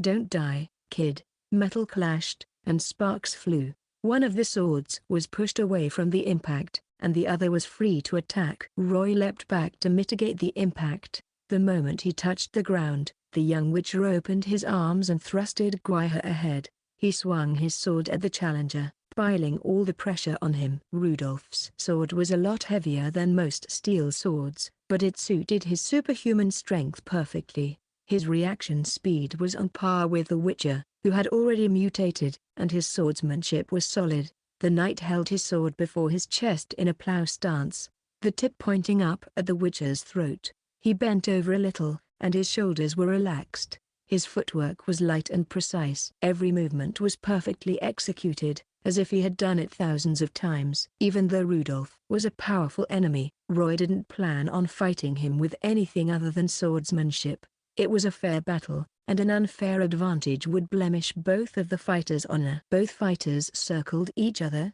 closing in occasionally, switching their swords' angle and position every time they moved. A moment of stalemate later, the witcher made the first move. He took a step forward with his right leg and held the sword in the plow stance, slashing Rudolph's chest down from the upper right corner. A silver arc flew through the air as Rudolph raised his sword to defend himself. The blades clashed, and Rudolph managed to knock Guiha away. He closed in and aimed straight at the witcher's defenseless neck. Roy, however, was faster. The moment his attack failed, he moved diagonally backward and evaded Rudolph's onslaught. At the same time, he swung his sword down, aiming to slice Rudolph's forearm off. Rudolph smacked Roy's blade away, and the fighters' faces fell. They both retreated and put some distance between them, getting into a stalemate once more. The knights were watching the battle without blinking even once. It was but for a moment, but both fighters already had a brush with death multiple times. Letho was starting to look grim. He balled his fists, loosened them up, and then balled them again. Roy heaved a sigh and moved horizontally. He changed hands and held the blade on his right. The young witcher kept his eyes on the knight at all times, forgetting distraction meant death. A drop of sweat traveled down his nose. It was his first time meeting his match. In a regular battle, he could have killed him with his bolts, signs, or even fear. When it came to pure swordsmanship, however, he had no advantage. Rudolph might have a slower reaction speed than him, but his swordsmanship was better, and he had more experience in battle. He knew how to find the shortest attack range and how he could do the most damage even in the heat of battle, while Roy only had his instincts to combat that. Orcs trained him, and his instincts told the young witcher how to attack and defend. The fighters crossed blades again, and sparks flew like a waterfall of fireworks. They broke apart once more, and Rudolph took a step back. He dragged his sword behind him, looking like a draco lizard that was swinging its tail around. He was getting ready to launch a fatal attack at any given moment. Roy held Guiha above his head, as if it were a lance, and his enemy was dead ahead. Rudolph was unscathed, but Roy had sustained a wound on his shoulder, and blood drenched his armor. Even so, Roy did not wince. He was still calm. He was thinking back to the first time he sparred with orcs. He glanced at the rays of the sun through the corner of his eye, noticing how its position was changing. At the same time, he kept moving forward and backward, taking note of his distance to his enemy. When Rudolph came to 2 meters on his left, Roy turned his wrist and held Guiha horizontally. At the same time, he turned it down a little bit, and the reflected sunlight blinded Rudolph for just a split second. A split second was enough for Roy to nab the win. The blades clashed one more time. The blades clashed one last time. There was no stalemate or sparks this time. Rudolph's sword was made out of regular steel. It was no match for Guiha. Roy's blade was a labor of love from the gnomes, and thanks to his character sheet, it had been leveled up multiple times. It cut Rudolph's sword in two, and the broken part flew far, far away. Roy did not stop his blade. He brought it forward until it reached the knight's throat and drew blood. "I am sorry, your majesty. I have disappointed you," Rudolph Valerius muttered, his eyes closed. The defeated knight sighed. "You have bested me, Witcher." "No, you only lost because my weapon is superior. My skills? Not so much." Rudolph's eyes were bloodshot, but the gaze within them was without spirit. He had given up resisting. A defeat is a defeat. "This is a fair duel between knights, and you, Witcher, have bested me." He turned around. "Brothers of the Order, heed my order. Cease fighting at once. The princess shall take you in from this moment on." The knights were screaming, but thanks to the vine, all they could make were muffled noises. "Those who defy my orders shall be exiled from the order." Rudolph smiled at the Witcher one last time, and there was gratitude in his eyes. He held the Witcher's blade and sliced his throat open. Blood splattered Roy's face. The knight was still holding the blade, standing up tall even when he was dying. Even when his strength was fading, a sliver of black smoke departed his body and flew up into the air before it darted into the bloodstone Vivienne was holding. Rudolph Valerius lay on the ground. He was caked in blood, but the ghost of his last smile was etched onto his face, though the light in his eyes had already gone out. Roy closed his eyes for him. He was a rival worthy of respect. His remains should be buried with dignity. The surviving knights had a look of despair on their faces. They gazed at the body of their departed leader, and tears of respect welled up in their eyes. None of them held any grudges, though. Dying in a fair battle was no insult to a knight. "Your Highness, please allow us to collect our brother's remains." "Go." Ada nodded. She held the bowl of holy water and came to the knights who were tied up and started persuading them to drink the water. Roy came to Vivienne. "My lady, the dust has settled, but I have a question. I saw a sliver of black smoke darting into the bloodstone right after Rudolph died. What was that smoke?" Letho had been watching the whole affair, but he had not seen any smoke coming out of Rudolph's body. He arched his eyebrow. "Are you sure you're not seeing things? You must be too tired." "No, and I was not seeing things." "You saw it? Then there must be something special about you."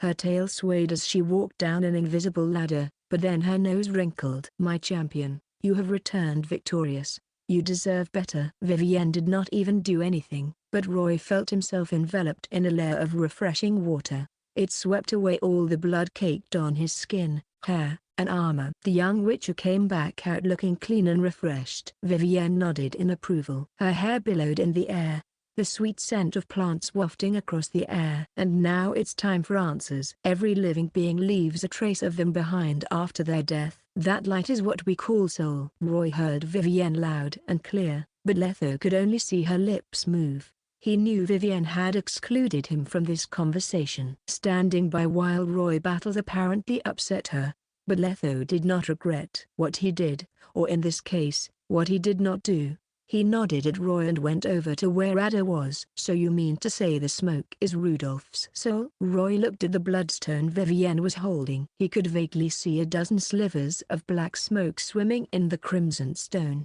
There was more than one soul residing in that little stone. "As you can see, the bloodstone is not merely a vessel for the people's faith. It can also store souls." "Wow, that stone can store anything." Roy had a feeling the bloodstone would come in really handy someday. Vivienne noticed the look in Roy's eyes. "You have assisted me greatly this time. Our connection is stronger now. I can tell you more about the secrets of these lands. Remember, the most important thing in these lands isn't money, power, or even weapons. The most important thing is souls. For most of the ancient entities in no man's land, souls are an important resource. It's a source of strength. Bloodstones that are infused with souls are a special currency. If you sell these souls, you can invoke the power of these ancients and employ their services. Of course, they're as cunning as a fox, so be careful. They might take the payment without fulfilling their end of the bargain." Roy was reminded of a certain tramp. "Is she talking about Gaunterodim? I guess a lot of ancients know one another well. Does it go for you as well?" "I do not dabble with souls. All I want is faith." "Rudolph is not the only one in there, is he?" "No, my most devoted believers, Vodyanoi that perished in battle, and valiant knights of the order reside in this stone as well. What will you do with them? Vivienne bit her lip. Her brows furrowed in a frown. She looked sad and vulnerable. Moving their souls into this stone is the first step. You shall witness their fates in a moment. Roy was silent for a while, and then he asked the question that had been haunting him. My lady, if you had not interfered, where would their souls have gone after their demise? He had seen countless deaths thus far, but Roy had never thought about that matter before. Does the Witcher world have an afterlife? An ancient being was standing right before him, and she could answer his question. One of three things could happen. Vivienne was patient with the young Witcher. 1. They could turn into vile creatures. Wraiths and wraiths from the painting are a few examples of the monsters they could turn into, but that is a fate worse than death. Spectres linger around because they are tethered by a strong obsession. Most obsessions stem from a painful past. Staying around after their deaths would be nothing but torture for them. And this torture is eternal. They will only be released from this coil during the moment of their destruction. Vivienne suddenly looked into the distance. A commotion was happening there. Ada and the knights who just pledged loyalty to her were chiding the captive knights. They were probably trying to coerce them into serving Vivienne. Letha was watching from the sides, too. They could eventually disappear. A few moments, a few hours. It does not matter. Without their flesh sustaining them, souls cannot exist by themselves. And 3. They could be devoured or imprisoned. Vivienne noticed the look of shock on Roy's face.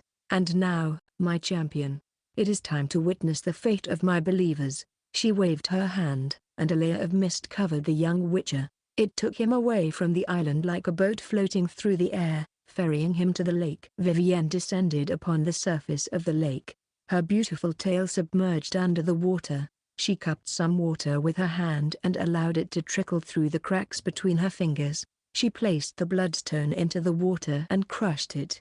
The bloodstone shattered into pieces, and 10 slivers of black smoke darted into the river. She blew on them, and the smoke turned into rainbow-colored fish. They swam around her, touching her lovingly. She spun in the lake, touching the fish with her fingertips. A silvery laughter rang out across the lake, and she had a pure look of delight on her face. The fish played round with her for a while, and they shook their heads at her, saying goodbye as they swam deeper into the depths of Lake Vizima. Roy was in awe.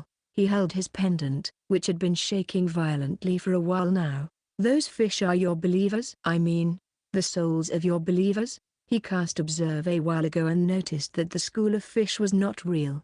They were made of pumana and were more nymph than fish. Vivienne looked up at the sky, her face shining with grace. She said firmly, as the daughter of Lake Vizima and the goddess of the church, the only thing I can do is create bodies made entirely of water for their souls to reside in after their demise. They would begin another life in the kingdom of Lake Vizima's depths. At the very least, my poor believers would not fade into nothingness. This is the benefit of being her believer. They can live even after they die. Roy was reminded of a prayer he had heard many times before. May your souls reunite in the kingdom of Melitel. And the kingdom of Lake Vizima's depths is Vivienne's kingdom in a sense. Do they get to keep their memories? This is a new life. They will exist as nymphs. When Lake Vizima is under attack, they shall become its guardian. Roy said nothing. Losing all their memories was better than fading into nothingness after all.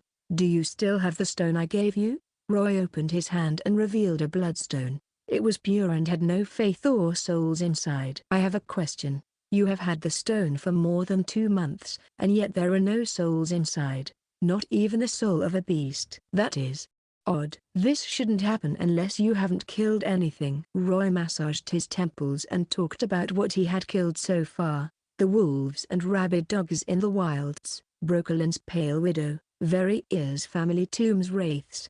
I never stopped killing all this time. Which begs the question. The stone did not collect their souls, but they couldn't have disappeared for no reason. Where would the souls of the beings I killed go? Roy thought about that for a moment, and then he came to a shocking conclusion. When I killed Rudolph, his soul went into the bloodstone, and I gained no EXP from it. Is this the secret behind the character sheet? The souls of everything I killed turned into EXP for the character sheet. Ah, I see you have your answer. Vivienne approached him, and the wind blew her hair in the Witcher's direction.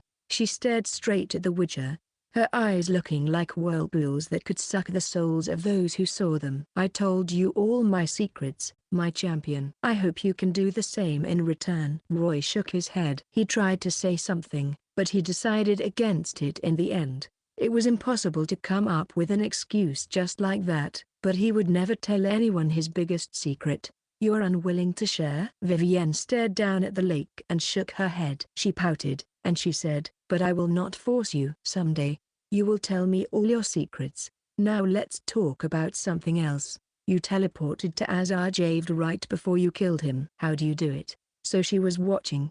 "It's an ability I acquired after I went through the trial," Roy lied. Orcs told him to keep this his secret. "I can only teleport short distances, and I have to spend a lot of mana to use it." Vivienne sighed. She probably believed it, or maybe she did not. Roy had no way of knowing. "You should be rewarded for your assistance. You have 3 choices to choose from. Pick one." 1. There's a pile of ancient coins in the kingdom's ruins. I can give you a part of it. From what Ada told me about this era, the coins are worth 1,000 crowns. 2. You can give me aeronite, and I can strengthen it further for you. Vivienne looked at the Witcher, his eyes, and his pointed ears. "I noticed the magic coursing through your veins, but it is far too weak. I can grant you a part of my blood to strengthen your bloodline. That is my 3rd reward." "What about Letho? Haven't you noticed?" "Your mentor did not lift a finger to help me. Obviously, he disagrees with our ideology and existence. He shall gain no reward this time." The coins and powering aeronite up were tempting rewards, but Roy had other ways to do that. However, he had no way of strengthening his magical power. After much consideration, Roy picked the 3rd choice. "I knew you'd make that choice." Vivienne bit her finger and flicked it. A golden drop of blood flew from her fingertip and approached Roy. It spun before the young Witcher, and he took a whiff of it. A sweet scent of grass and trees assailed him. One taste of it made him feel warm, fuzzy, and light-headed. It was better than the best wine in the land. The young Witcher gazed at the drop of blood. He was gulping uncontrollably, holding down the desire to consume that blood. "I am a daughter of the lake. My blood contains concentrated magical energy, and with my blessing infused in it, this drop of blood is as potent as a dose of magical potion. Consume it, and you shall strengthen your magical power." Vivienne gave him a cheeky wink. "Do not feel guilty about it. You are the Knight of Lake Vizima. The stronger you are, the safer I am." Roy brushed aside all hesitation and sucked that drop of blood. Unlike the water of the pond, this drop of blood had the warmth of a human body, and it awakened some nostalgic memories. The Witcher immersed himself in it. His eyelids started feeling heavy, and all his tension was gone. His mind slowly turned into a state of chaos. He held his legs and curled up like a fetus in its mother's womb. All he could feel was a warm liquid enveloping him and moving back and forth, as if the water of the womb were changing out all the liquids inside him. The young Witcher fell into a deep sleep. Time flew when one was undergoing a magical modification. It trickled out through the cracks between fingers, like sands that could never be grasped. When the Witcher regained his consciousness, he felt a cool sensation surrounding him. When he looked up, he was greeted by the silvery light of the moon. He looked around to see where he was. Blackturn Island was still standing alone, as usual. There was nobody else besides him here. The silence was unnerving. Not even a cicada's chirp was heard. It was more like a cemetery here. The young Witcher stretched his arms, and his bones cracked. He felt something cool on his crotch, and when he looked down, he noticed he was covered in pieces of solid liquid. He pried the pieces away and noticed that the wound on his shoulder was nothing more than a scar now. Thanks to his regular and intense training, Roy had a lean body. Sure, he was not muscular, but his muscles were taut, sleek, and filled with power. He also had 6-pack abs, and it was in full view, which meant he was as naked as a baby. The young Witcher stood on the lonely island at night, flabbergasted. A moment later, he noticed the sound of laughter coming from afar. "Is she punishing me for keeping a secret from her?" Roy shook his head and sighed. "This won't stop me." He concentrated on his inventory and produced a fresh set of hemp clothes out of thin air. There was also a big cloak too. Roy liked to prepare for any situation.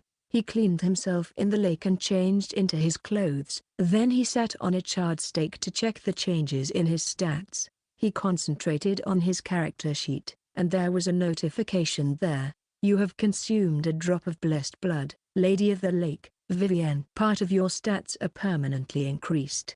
Constitution, 11.812. HP, 158 160. Spirit, 12.514. Mana, 165 180. Charisma, 78. His stats underwent a more than 2-point increase.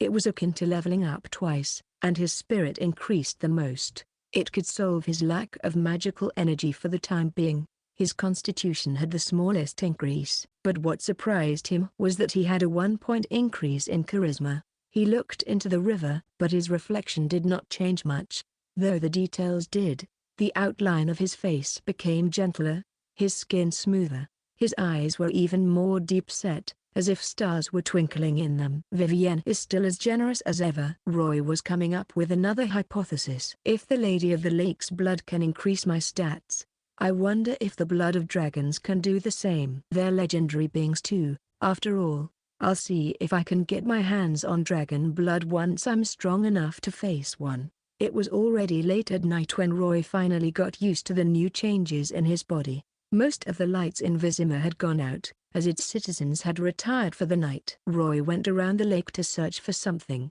Thanks to the moonlight, he saw a wooden boat floating around. He used all his strength and rowed himself all the way to the shore and stepped onto the wet sands. The young witcher went into the woods on the lakeside, feeling the cool night breeze blowing against his skin, gazing into the deep, dark night. Roy got an idea. Well, now that crisis is averted, I should test Kalkstein's crystal out. He concentrated on his character sheet and summoned his mount. A silhouette appeared out of nowhere, and the silvery moonlight shone on a mystical beast that was lying in the grass-filled clearing. It was the size of a calf and had the head of an eagle but the body of a lion. The beast was curled up and lying on its side, its gray wings covering its back like a feather blanket. The wings moved up and down as the griffin snored. The young witcher looked at the beast, and a smile curled his lips. He pounced at the sleeping griffin and gave it a hug. Roy buried his face into its warm, fuzzy wings and took a whiff. His smile froze. Just like most beasts, griffins had a bad case of body odor. Griffin was locked up in a cage for a long time, and it probably never bathed, so the smell almost killed Roy. Roy's action woke the beast up from its sleep, and it growled in anger. It turned around to see the scoundrel who woke it from its sleep, but when the beast saw Roy's familiar face, it froze up and started gurgling. Griffin huddled closer to Roy's chest and licked his face. Gods, you stink. Griffin, stop licking me right now. Griffin gurgled and gulped back its drool. Good girl. Looks like I'll have to brush your teeth and shower you every day now. Roy wiped his face on the griffin's mane and dusted his hands off. He then stood up and cast Observe on the beast. Griffin, gender, female. Age, 6 months old. Status, Griffin. HP, 80. Strength, 6-7. Dexterity, 7-8. Constitution, 7-8. Perception, 7. Will, 6. Charisma, 4. Spirit, 5. Skills. Chimera, passive. Predator, passive. Not bad. Your stats improved. Roy held his left hand out and waved it like a flag as he gave out commands to Griffin. Down, up, roll around. Griffin executed all the commands like a well-trained dog. A very big dog. Good girl. You'll be having a big dinner tomorrow. Now, let's take it up a notch. Sprint. A powerful air current traveled across the plains as a yellow and black beast sprinted at full speed under the moonlight.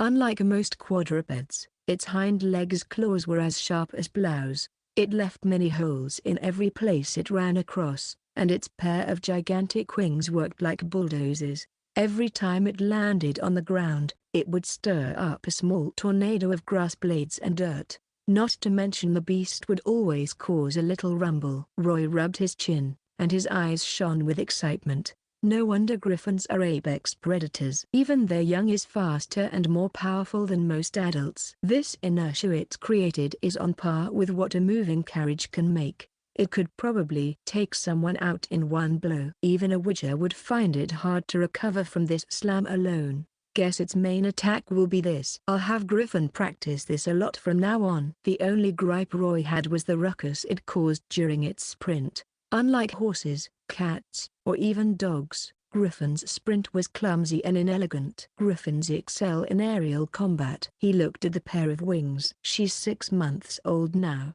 She can fly, right? Fly, Griffin. The griffin hooted and came to a halt. It stood on its hind legs and flapped its wings. The beast stirred up an air current, and dirt and stone flew around. The griffin flew up into the air and glided ahead about 5 meters before falling down like a kite without a string. Again the griffin sprinted, flew, and fell once more. Roy told it to try again and again and again. Griffin eventually got dizzy from all the attempts, and it wobbled. Roy could feel its dejection, and he patted its back. "Come here, girl. You're still young, and you spent a lot of time in that cage. It's normal you can't fly too far. I'll train with you every day. Soon, you'll be soaring across the skies." The griffin hooted like an owl again. Roy could feel something called passion burning within him. Once he was finished with the training, he would try riding the beast and soar through the skies. Once Griffin had recovered after some rest, Roy rode on its back again, as if the beast were a horse. It was still too young and weak to carry someone through the skies, but not if it was running on land. The beast hooted. "Run, girl. Run to the lakeside." A bizarre scene was happening around Lake Vizima. A half-lion, half-eagle beast was carrying a young witcher on its back as it ran laps around the lake. It would screech into the air occasionally, scaring the animals around away. Half an hour later, Roy hopped down from the griffin, drenched in sweat. He massaged his sore backside, while the griffin was sticking its tongue out, breathing heavily. Both of them were exhausted. Compared to riding a horse, griffin back riding was a lot rockier and much less satisfying. It was only half an hour, but Roy could feel his backside burning up. It was worse than the first time he went horseback riding, but he could understand why. Griffins were a fusion of a feline beast and an eagle. They moved on land in a different way because of the structure of their body. Their hind legs were powerful, and there were sharp protrusions on the tips of their wings. It would take great skill and lots of practice if Roy wanted to have a comfortable experience riding the griffin. Not even adding a saddle and rein could change that fact. Griffin is not suited for land travel. Roy reached a conclusion. In most cases, running would be better and more flexible than riding the griffin on land. "I hope it'll be better once we get to the skies." The griffin hooted again. "Tired? Then that's all for today. But before we go back, I'm going to give you a makeover." Roy happily whipped out the magic crystal, the so-called random transformation stone. "Now lie down and don't move. Relax and open your heart to me." The griffin hooted. Mana -100. Random transfiguration activated. A brilliant beam of light shot out from the crystal and covered the griffin entirely. It was as if layers of clouds were covering the beast, hiding it underneath the magic. Roy could see arcs of electricity swimming underneath, and sizzling sounds were heard. The process lasted for about a minute. When the clouds faded away, the griffin was nowhere to be seen. It was replaced by an animal the size of a fist. It had limbs as slender as a frog's, and its fingers were tender. Its skin was translucent and green. Not only was it petite, it looked like a bad case of malnutrition. Its head was bigger than its body, and it looked like a catfish. A pair of big, black eyes were embedded on it like little obsidians. It was looking at the witcher dumbly, but also with a lot of affection. Vodyanoi babies are included in the list of small animals too? Wow, Kalkstein is creative. The creature opened its mouth and closed it, gurgling and moving its whiskers. Roy picked it up by its belly, and it clung onto his hand like a koala. Its stubby tail wagged crazily, as if the creature were trying to please its master. "You look a lot cuter, and easy to feed. Tomorrow, I'll fill a bathtub with cold water and turn it into your little home. I'll get some anchovies for you.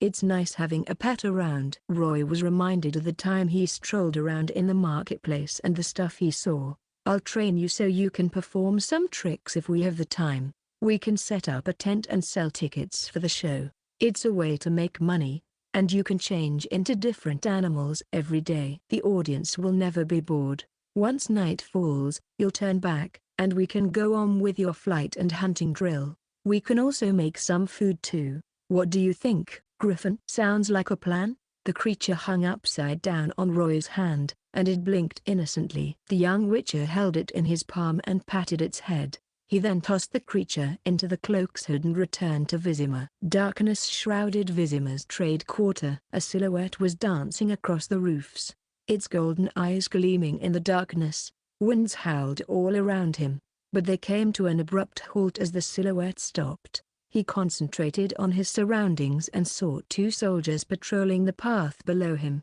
The night breeze brushed across his skin, but the witcher remained unmoving on the roof. A bizarre creature hid in his hood, holding tightly to a lock of his hair. It made a sound that resembled a cicada's chirps and a frog's croak at the same time. Did you hear that? That strange noise. It's nearby, mate. It's not winter yet. Of course there are strange noises. Animals have to mate, you know. I bet it's just a dog or a cat making that sound. Darn beasts. They can still mate in this weather? I can feel my dick freeze over. Wanna warm up at the house of the Queen of the Night? When the patrols were gone, the witcher finally moved. He leapt into the open window of a certain villa. A drop of sweat trickled down his calf, pelting the wooden floorboard. The bald witcher sleeping in the hammock was woken up by the noise, and he looked at the young witcher. You spent the whole morning with the Lady of the Lake? Do you really like her that much? I was just taking my reward. That's all. Roy looked down at Letho and shook his head. A pity someone didn't do the work, so no reward for him. Letho swayed the hammock. At least it's better than being blinded by greed and turned into a puppet. There was a veiled warning in that reply. You seem to think poorly of her. Don't worry about it. Roy took a deep breath. I know what I am doing. The Lady of the Lake, the Church of Virtue, and Princess Ada are just working together for a common goal. Everyone gains something from this. I won't let them control me. Remember that well. Try to stay away from religions. Letho heaved a sigh. They're filled with madmen. You might stay sane for a while, but they will eventually pull you down to their pit of insanity. I know. Get bathed. You smell even worse than a zoogle.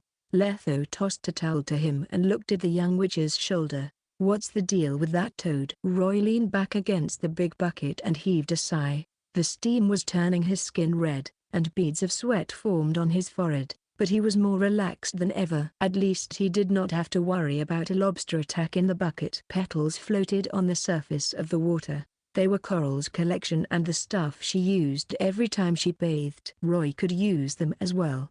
Letho was sitting by the bucket. He looked at his disciple's arm. Roy's skin did not look like a regular witch's. It was soft and supple, as if he had never worked a day in his life. Every inch of skin on his body looked that way. Witches have no need to look so good. Letho was starting to worry for his disciple. Is the Lady of the Lake trying to turn him into her envoy? He shook his head and held the toad by its hind legs. The witcher held it up and observed it closely. Griffin was a lot more timid now that it had turned into a little creature. It did not resist Letho. Instead, it was also curiously staring at the witcher, puffing out bubbles at the same time. What the hell is this? A Vodyanoi baby? Where did you get this? Remember that mad alchemist Kulkstein? It's a gift he gave me. Roy dried his hair with a towel. He decided against telling Letho he had a griffin. Roy would save it until Griffin and Letho had known each other better. In any case, the griffin would eventually be part of the team.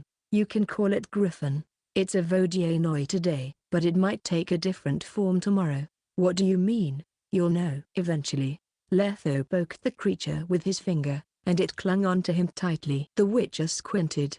It's cute, but not much of an asset to us. It's going to be deadweight. Why don't we sell it? I bet the rich ladies in Vizima are interested in something like this. We need to recoup some of the money we spent on the weapons. It's not deadweight. Roy turned around and rested his chin on the edge of the bucket. Griffin's going to come in handy someday. I'm not selling it. Griffin could feel Roy defending it, and it was touched. Unless I get 10,000 crowns for it. Griffin gurgled in protest. Roy asked Letho about what Ada and the Night Order did while he was talking to Vivienne. Roy might have broken the spell before it was fully cast, but the fishermen, bricklayers, and most of the people in Vizima's town area must have noticed the weird phenomenon in the sky. Some said it was a demonic invasion, while some swore it was the herald of the end days. Princess Ada used Dagon as an excuse for this phenomenon. She put on an act with the surviving knights and asked the mayor to tell the citizens a little lie to calm them down. The mayor said that Dagon was once again attacking Lake Vizima, and the Lady of the Lake was working with the knights and Vizima's royal consultant to vanquish this evil.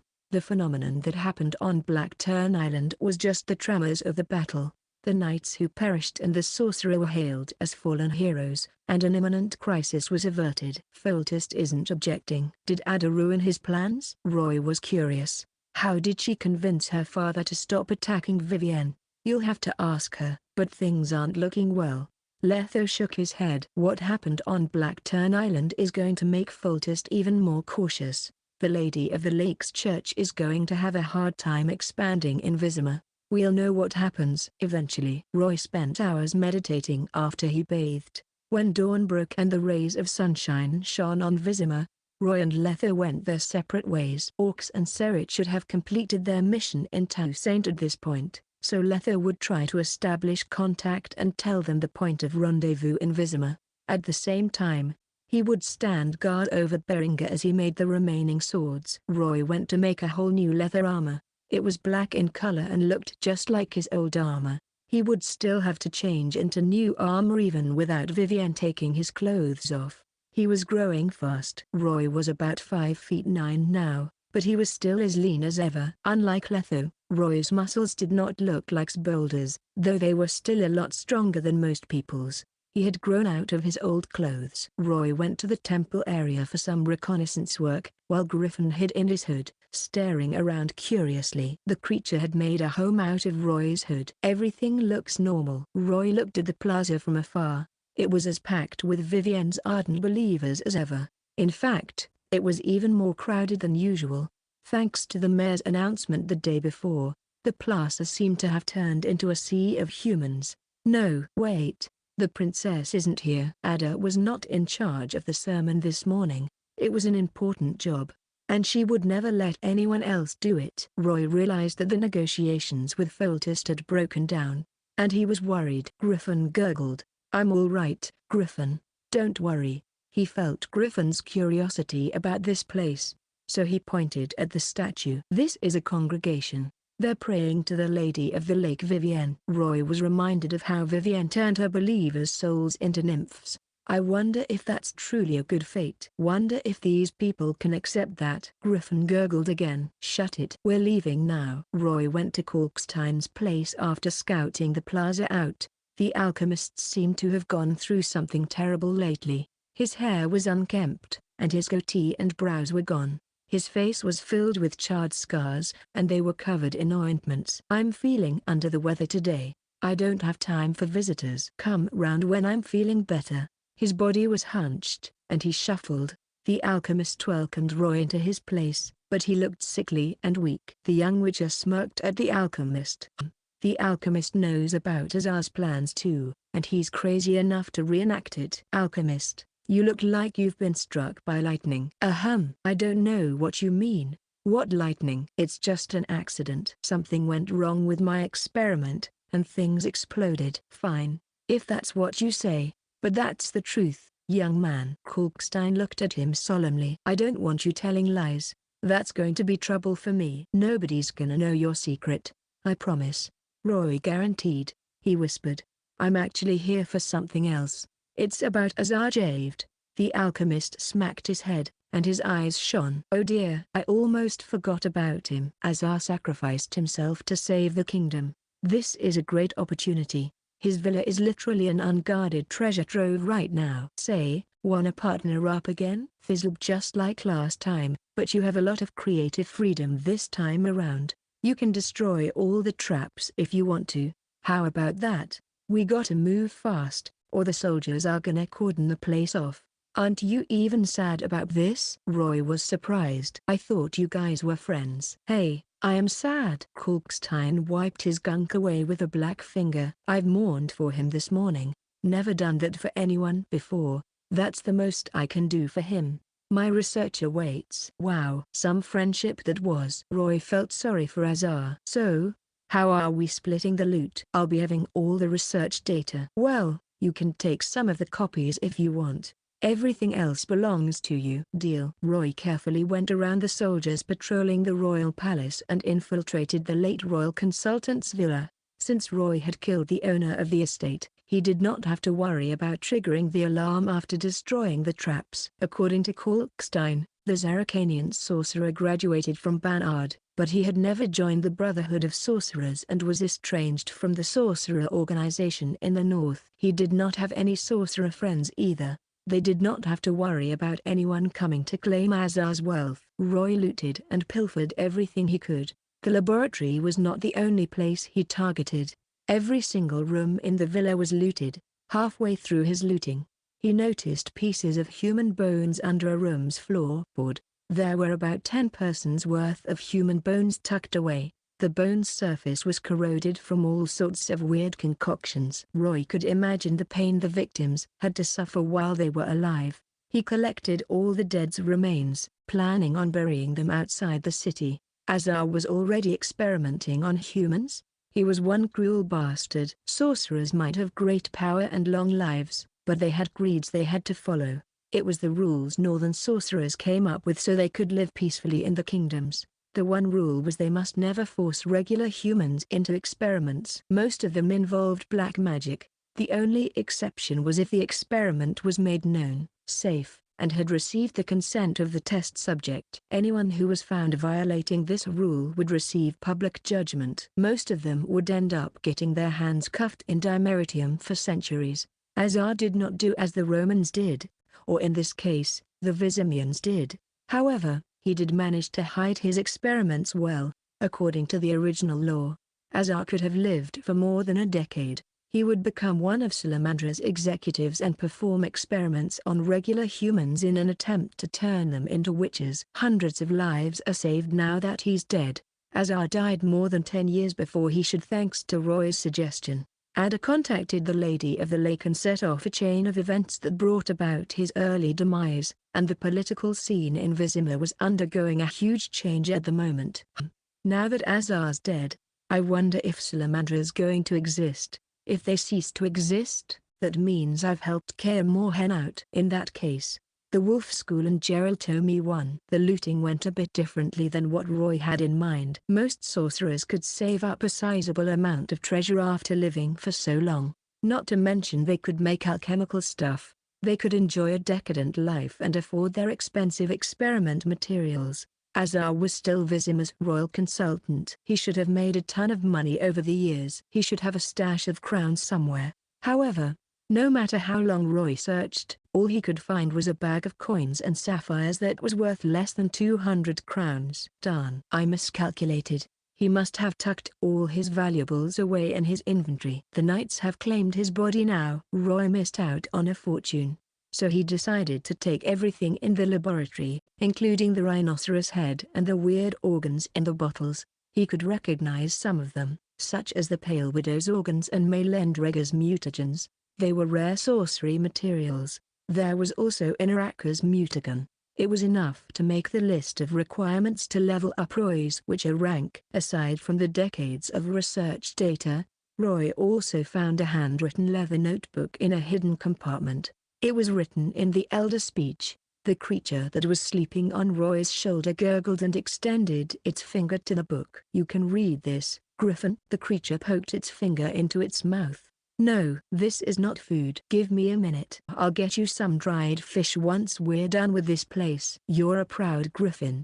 Just because you've transfigured doesn't mean you can act like a common beast. You won't just run around and mate with any dog if you turn into a canine, right?" The Witcher patted the creature's head and flipped the book open. When Altzor's Thunder. The first half of the book talked about the legendary spell that Azar used on Blackturn Island. It was written in the Elder speech. The latter half talked about another equally powerful spell, Altzu's Double Cross. Roy did not know much about spells, but thanks to his proficiency in the Elder Speech, he got the gist of the content. Altzu's Double Cross was a terrifyingly powerful summoning spell. Once cast, the user could summon a gigantic monster to do their bidding. This spell was created by the same sorcerer and one of the creators of Witches, Altzu. There was a little history recorded after the spell's introduction. Altzu summoned a great centipede with this spell. The terrible beast brought half of Maraba to ruin in moments. Even now, ruins stand in that place to serve as a reminder of this past. The forbidden spells were powerful, but a part of the journal was missing, and fortunately so, or else Azar would have attacked them with more than just thunder and lightning. Roy tucked the spellbook away carefully, and after due consideration, he decided to share it with Kalkstein. That alchemist might be watching me right now, and I can't guarantee I won't work with him forever.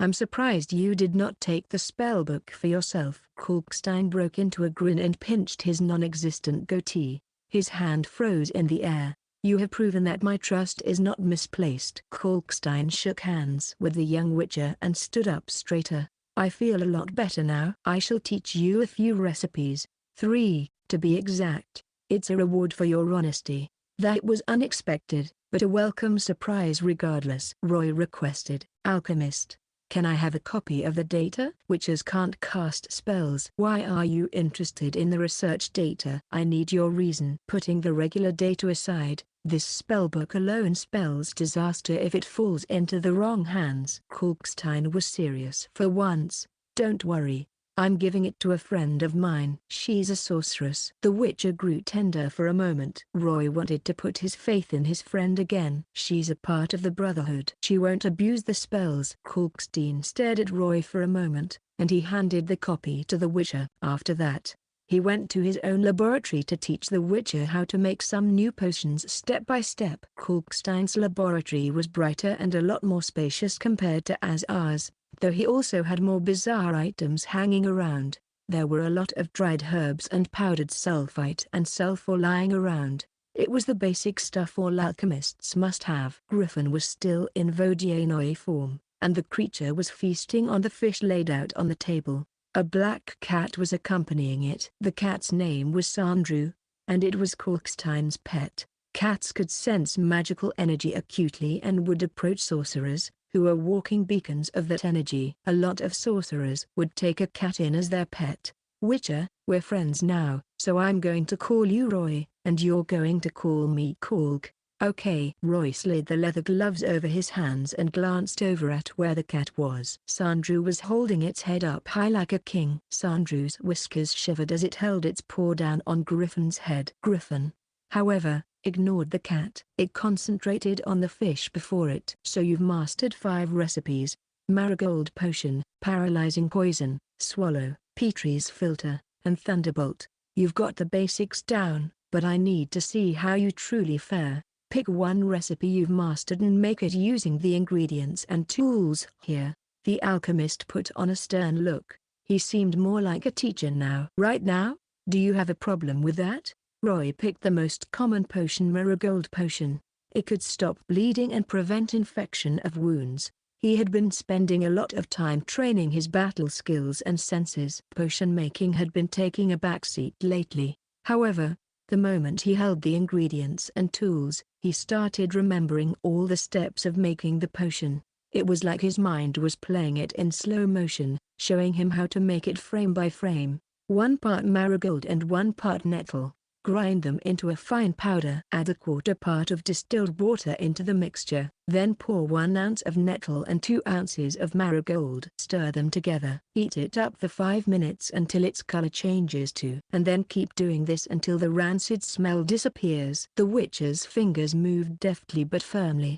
He pounded the ingredients and controlled the heat perfectly, as if he had practiced this countless times. Every movement had been ingrained in his soul and instinct. That was another effect of the character sheet. Once he mastered a skill, It would never regress no matter how much time had passed. 2 hours later, the Witcher handed the test tube that was filled 2/3 of the weight to the alchemist. He was already sweating. Kalkstein uncorked the test tube and took a whiff of the content. Its smell, color, and amount far exceeds a regular potion. "I'd say this is a quality product," he praised. "Roy, you have talent in alchemy. Now, all you need is experience." The Witcher's precision, efficiency, and sleek moves left a deep impression on him. "Letho taught me well. I would have taken you in as a disciple if you came to me a few years ago. Before you became a Witcher." Kalkstein shook his head. "But it's too late for that now. I'm going to spend 2 to 3 days teaching you one recipe. We'll start with the meditation potion." Kalkstein explained.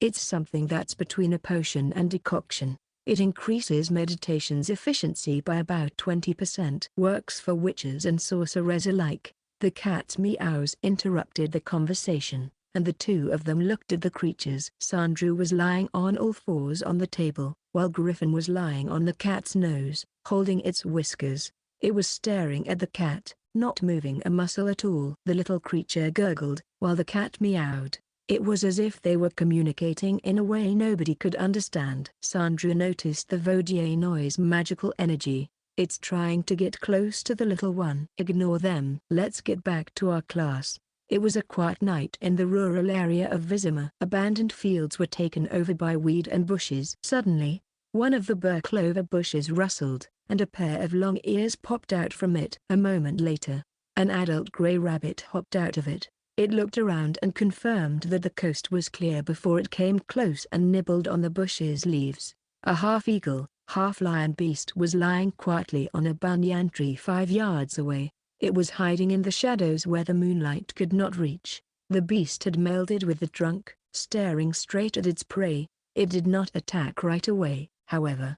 The beast hid in the shadows, unmoving and waiting for its chance. 1 second had passed. 2 seconds had passed. 3 seconds had passed. Eventually, the beast pushed the trunk with its claws and flapped its wings as it flew up into the sky. It then charged downward like a dark meteorite falling to the ground. The moment it landed, a powerful air current pushed the bushes down. The claws on the tip of its right wing closed together, locking the petite prey in a cage. "Nice job, Griffin."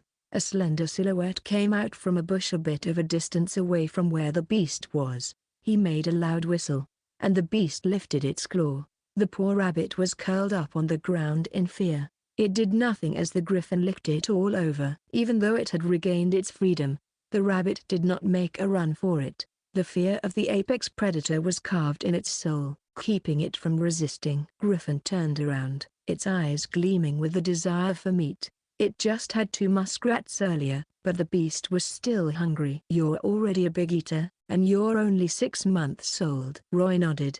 The sound of flesh being torn screeched into the night as Griffin tore its prey apart with its claws and beak. The rabbit was nothing but bones when Griffin was done with it. Chunks of flesh hung from its skeletal remains, but Griffin did not clean it up. It craned its neck and gurgled happily. It then lay on the ground and licked the blood from its claws and feathers. It was the 4th day of Griffin's training. The beast had shown marked improvement. Griffin could glide 5 yards now, which was more than double its initial flight distance. There was still a long way away from true flight, but at least it would not fall the moment it flew into the air. Griffin showed an even more surprising improvement in its hunting skills. Being locked for 6 months in a cage did not impede its instincts as a predator at all. It inherited its parents' hunting instincts. The young griffin was already making its way toward a top predator without any guidance. Roy witnessed the whole process. Griffins hunted in a different way compared to feline creatures. It was too conspicuous and moved too loudly to hunt from the bushes. Griffins attacked from the sky, just like eagles and vultures did. They would pierce their prey with their claws, their momentum from charging straight down granting them immense strength. If an aerial attack was not viable, they would stick to the ground and store up energy in their hind legs, waiting for the perfect chance for them to pounce at their prey. Once the prey was pinned down, the griffin would tear it into pieces. Griffin was only 6 months old, but it was already powerful enough to kill an adult human. Once it grew even larger, It could even threaten a witcher. And once it grows even bigger, I'm going to have it fight monsters with me. Griffin. Roy brushed his hand along the griffin's back. The griffin gurgled. You've had muskrats and rabbits. Why don't we change your menu tomorrow? Wanna hunt something bigger? How do stray dogs and boars sound? The griffin gurgled happily. Roy's crystal shot out a beam of light, and the griffin disappeared into thin air. What took its place was a fat orange tabby. The crystal chandelier filled Kalkstein's laboratory with a warm yellow light. Roy looked up and raised a bottle of murky concoction. The witcher started shaking it as hard as he could, and the bottle left after images in the air. The liquid started to spin and had a change in color. It turned from white to black, then to red, and finally it became a multicolored potion. In the end, the witcher made one final movement, and the potion turned into a beautiful ocean blue. It was like a work of art, perfectly done. Kalkstein looked at the potion, and he gave it his seal of approval. Congratulations on hitting all the goals. It's done. I mastered 3 potions in 5 days.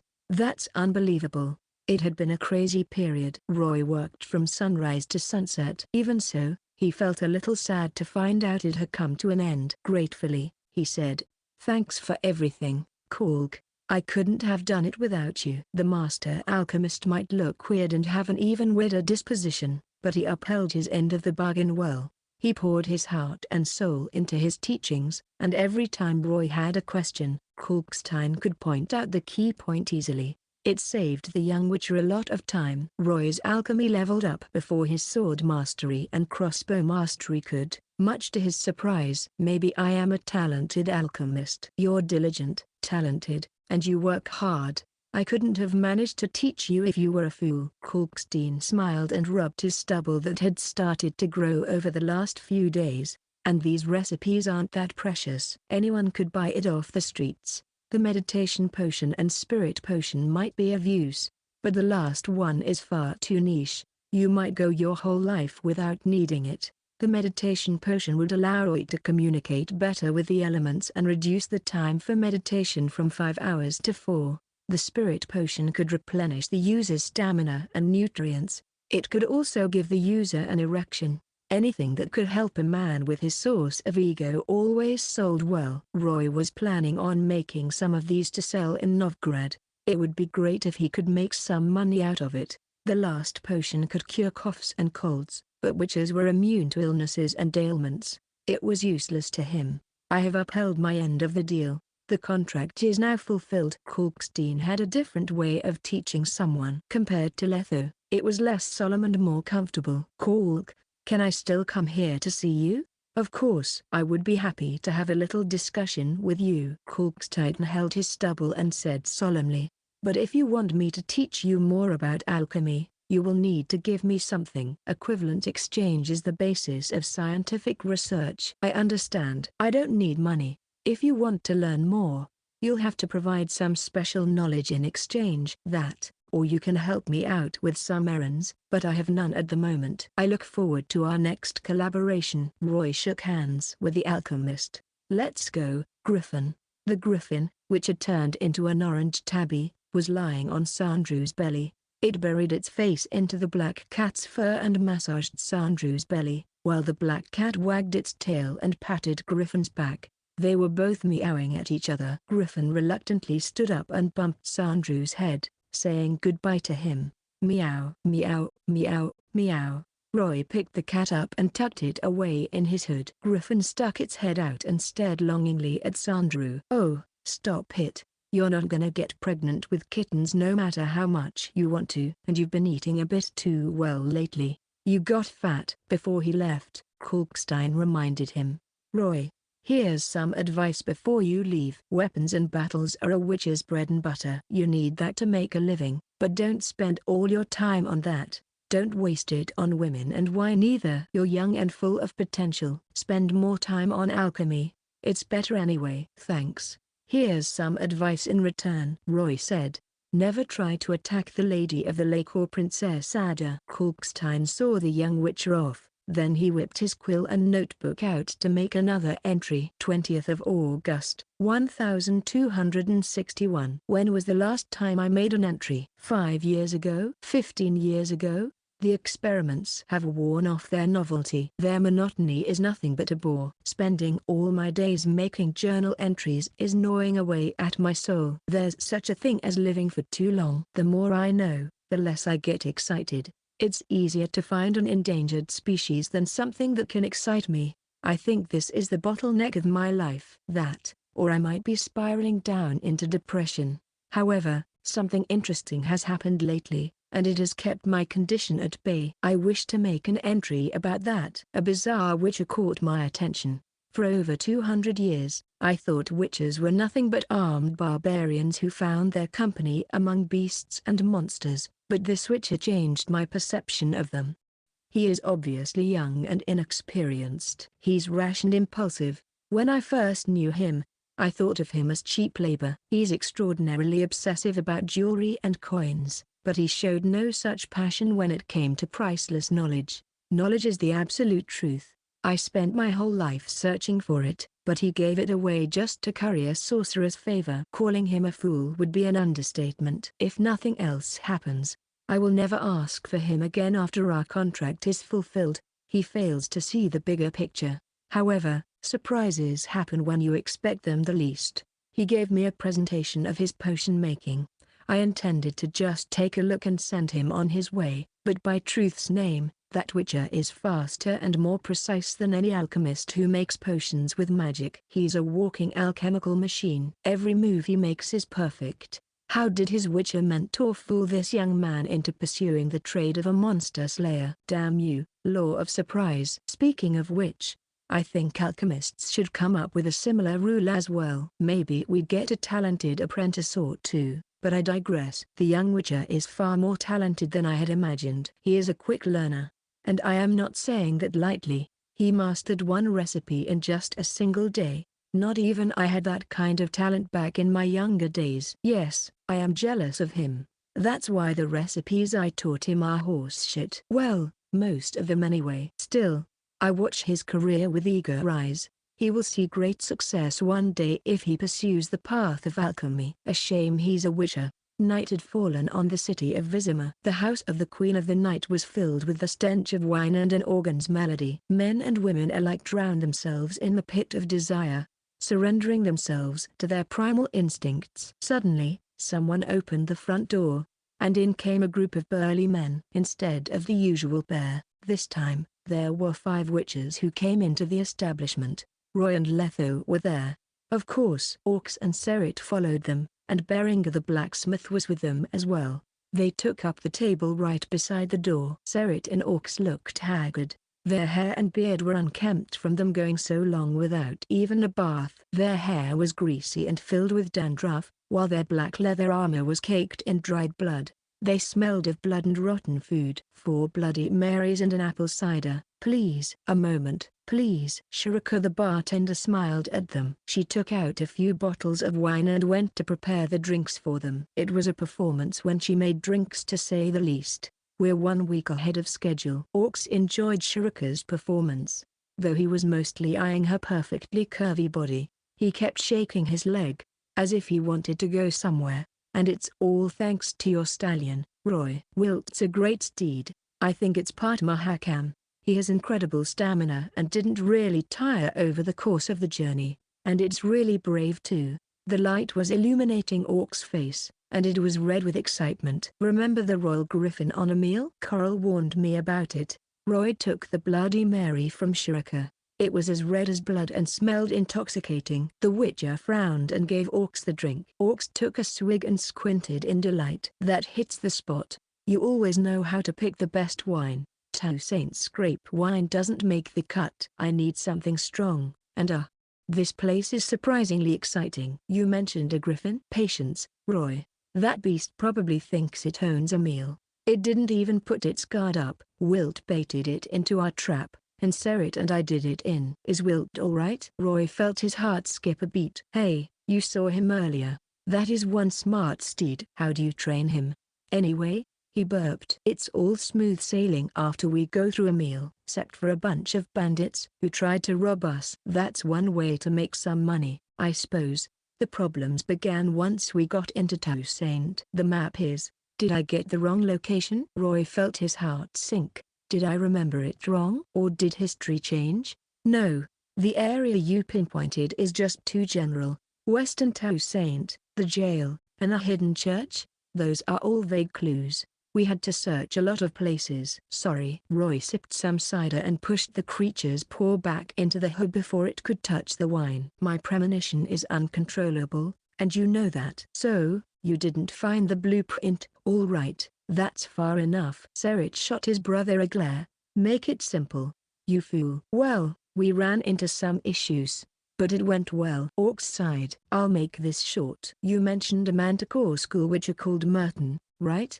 He had a long talk with a believer of Lebioda in some Toussaint jail. He changed right after that. Became a devout believer of Lebioda.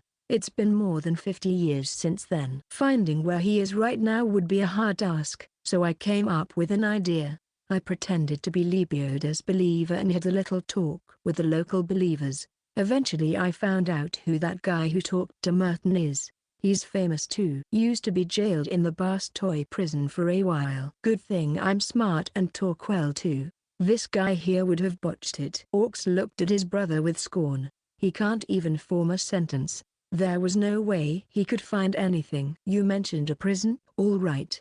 All right, sheesh. Bastoy prison lies in ruins now. It has been in a state of disrepair for many years. We went around and found someone's skeletal remains in the end. And we got ourselves something good too. Orcs beamed, and Serit took out a leather scroll from his backpack. This is the blueprint for Manticore School's steel sword. Merton must have left it behind during his time in the prison. Can I have a look? Berenger extended his hand, a look of longing flaring in his eyes. Of course, blacksmith. Orcs raised a toast to Berenger, and both alcoholics took a big swig of their Bloody Marys. He handed the blueprint to Berenger and gave Roy a look. He had no idea how the young witcher managed to trick a master armorer into traveling with him. That's all? Where's the silver sword's blueprint? Patience. We found a book in the remains. It's titled A Prisoner's Journal. It points out where the church is. Obviously the believer who converted Merton wrote this. A pity he never managed to break free of prison. According to this journal, the church is hidden in a remote cave. It's the same cave Lebioda first received his enlightenment, and it was where Merton started his pilgrimage. The witcher called Merton gave up all his equipment and his school's weapons blueprints before he started his pilgrimage. We walked along the path and found something really important. Serit laid the backpack out for everyone to see. There were 2 books in there. The first one was the book Hawks said earlier, while the other was titled Great Beggar's Journal. Besides the 2 yellowing books, there were also 3 leather blueprints inside. They detailed all the steps to make the Manticore School's armor, boots, and pants. Look, there's something behind the blueprint, Berenger exclaimed. Everyone's attention turned to him, and he turned the blueprint over, revealing the wall of text behind it. 7th day of the month of the sun, 1203. Grant me strength to stay steadfast. Grant me mercy to rid me of my doubts. Grant me resilience so I can bid my old life farewell and pursue this new faith. The witches looked at one another. Aside from the prayers, Merton wrote down his introduction on the flip side of the blueprint. I, Merton, a witcher of the Manticore School, shall begin my pilgrimage today. My journey begins in the very same cave Lebioda fasted and meditated for 23 mornings and nights. I swear I shall atone for my sins and walk the path of redemption. I shall cut all ties with my previous life loose to become a proud believer of the Prophet. I now announce my rebirth. I shall travel to the temple of Lebioda and request an audience with the great beggar. He is a sage who has spent more time than anyone in interpreting Lebioda's wisdom. I shall take his advice and heed his guide on this path to redemption. The text roughly said how a witcher renounced his school and turned to Lebioda for guidance. I was shocked when I saw this letter. Orcs chuckled to himself. I bet he's the first witcher to renounce his school for a religion. I can never understand him. He left this life behind just to become some sort of monk who can't even have fun. Witches had the creed of the strong survives drilled into their heads since they were kids. They were subjected to an endless training regime. Once they passed the trial of the grasses, they would risk their lives just to make a living. They had no time for gods or religions. Most witches did not believe in religions. What they believed in was their sword. Merton from the Manticore School. I don't know a lot about him. Never thought he would renounce his school. Roy suddenly turned to Berenger. Do you have a religion, mate? The mercenary witcher looked a little miffed. Like Merton, he too had renounced his school. Only fools put their faith in gods and prophets. Berenger answered adamantly, I go with what my heart tells me to. So has it told you to return to the fold? Kid, I'm warning you right now. Just drink. Don't talk about that place. Not even a word. Sure. As you wish. Roy heaved a sigh. Man, what does it take to make this guy cave? Is this witcher still alive? If he is, where did he go? His last letter said he would be going north to spread the gospel of Lebioda. He would travel past Eden and Kedwin, Serit answered. It has been more than 50 years since then. If he is still alive, he'll probably be in the Dragon Mountains. Roy made a mental note of that. So why did Merton toss away decades of his life and choose to serve Lebioda instead? I think I can guess why. Letho finished his Bloody Mary and wiped the stains off his lips. Master Ivar told us about the Manticore School. It's located east of the Blue Mountains, where the far kingdom of Cland resides. Zeracania stands right beside them. Cland has an abundant source of herbs, so the Manticore School explored the path of potions and decoctions more. They managed to find the best use for a lot of herbs. A pause later, he said, their members are all addicted to potions. And that's why Merton wanted to serve Lebioda. He wants to get rid of his addiction, Serit guessed. That's why he cut off all ties with his past. He has multiple blueprints with him. It's obvious he's a powerful man in his school as well.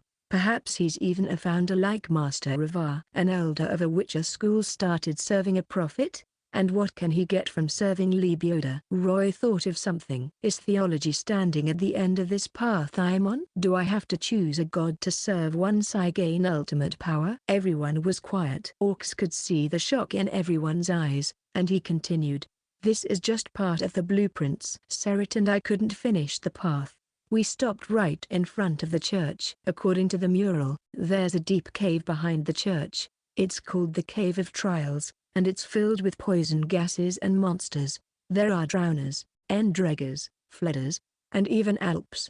The sexy bartender, who had been silent all this time, winked at him. Orcs pointed at his empty mug. It's a pity Serit and I couldn't face the dangers alone. Only those who pass the trials may stand before the end of the path, where the lake of cleansing lies. I think the blueprint for the gloves and silver sword are around that lake. Turning back was the correct decision. Roy and Letho exchanged looks. Once we're done with our business here in Vizima, we'll travel to Novgorod to wait for news. But first, we'll need all the equipment recorded on this blueprint. Blacksmith, can you do that? Berenger looked at the armor blueprints and sword blueprint carefully, a frown furrowing his brows. Cland is a kingdom located east of the Blue Mountains. Their style is slightly different from ours. I'll need some time to figure it out. It'll take at least a month for me to figure out how to make all this equipment. We'll leave you to your work then. We'll gather all the necessary materials as soon as possible. Roy took a quick look and saw that they needed dameritium, cured draconid leather, and a lot of expensive materials to make the equipment. Those things cost a lot of money, which they did not have. Roy had to come up with a way to make money. As for the reward, Berenger shook his head. I owe you one for settling Kalkstein's request for me. No need for any reward. Just prepare the necessary materials. They aren't cheap. Start with the armor, blacksmith. One set will be enough. Leave the sword for later. Letho waved his hand, and 4 brand new Viper School swords appeared out of thin air. Berenger made these. It's the school's steel and silver swords. One set for each of you. Nice. Letho, Serit and Orcs unsheathed the blade and brushed their thumb across the sword. Their eyes gleamed. Good stuff. Now that I have this, I can finally retire that rusty old sword of mine. Orcs looked particularly excited. But then he asked, so how much did this cost? You made quite a few swords. Spent almost all our money. Wow. Roy actually paid? Are you looking down on me? Orcs? I'm not stingy, you know. Letho told them of Colgrim's fate and what happened in the White Orchard. Another one bites the dust. Sadness filled Serit's eyes, and he gulped his wine down. For Colgrim. For Colgrim. Woof! A black dog stuck its head out of the hood. It was sticking its tongue out in delight. The air froze.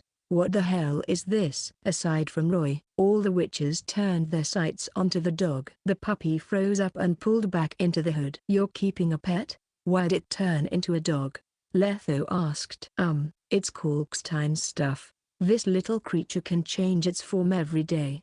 Roy pursed his lips. It's not really useful now. But that might change soon. Well, don't pay any attention to the dog. Carry on. P.R. Ash. Serit and I came across a gorgeous carriage when we came into the city. It had a coat of arms in the shape of a black shield dotted with silver fleur-de-lis on it. That's the emblem of Vizima's royal family. Orcs caressed his new silver sword, and the knights are patrolling around the carriage. Someone powerful must be inside. If I'm right, that guy must be Foltest, Roy said. He went around his kingdom in disguise for a while before this. Ada told him about that. Foltest? Orcs put on an exaggerated look and gasped. There were a few sorcerers beside the carriage. I bet the king's going to do something big. Foltest brought a sorcerer back with him? Letho and Roy tensed up. He must have found out about Azar's death and hired a new consultant. But it's only been a month. This is rushing it a little bit. Orcs said something even more terrifying. You gotta learn to listen, Roy. Not a sorcerer. A few sorcerers. As in a group. That's what my pendant's vibrations told me. There were 2 ladies and a guy in the caravan, and I saw a familiar face as well. She's none other than Kaer user. Remember her? Mates? Orcs sighed. She's a delicate and charming lady. Oh, but the other lady is as charming as Kaer herself. She has lovely maroon hair, a pretty face, and her body is to die for. Orc's eyes shone, and he made some curves with his hands. Serit turned away. That's enough. You fool. Wipe your drool. You're embarrassing the school. Hey, it's normal for guys to talk about women. Are you sure you can still get it up? Roy listened to them quietly. He finished his drink and suddenly stood up. You guys carry on. I have something I need to settle. You gotta learn respect, Roy. Orc's face fell and he raised another glass of wine. You're not going anywhere until we're done drinking. Are you threatening my apprentice? Letho held Orc's neck and yanked him away from Roy. You're drinking with me. Losers paying for everything. Letho raised his chin, telling Roy to leave. Roy quietly retreated to the inn's entrance. Even still, he could still hear Orcs announce, I've had enough of you. Orcs.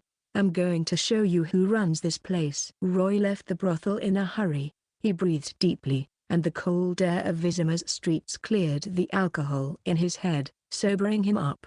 The fact Foltest came back with 3 consultants at once made him feel worried about Vivienne. His last failure taught him nothing. Thanks to the darkness of the night, Roy slipped to the lake unnoticed and tried to warn Vivienne, but she did not respond to Aerondite's summons. Nor did Roy see the palace in the lake's center. She went into training again. Roy went back to their temporary base and paced around the house. He was planning on getting in touch with Ada the next morning to find out more about the situation. It was then that he noticed something in the middle of the room. This was originally Coral's room.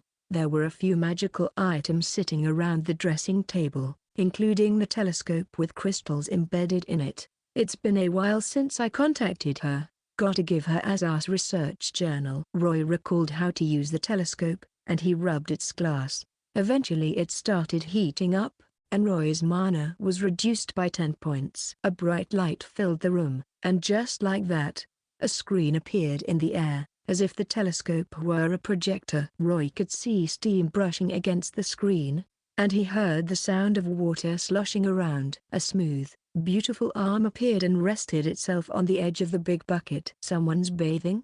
Roy's eyes widened. For some reason, he felt like he was a peeping Tom, and he turned away.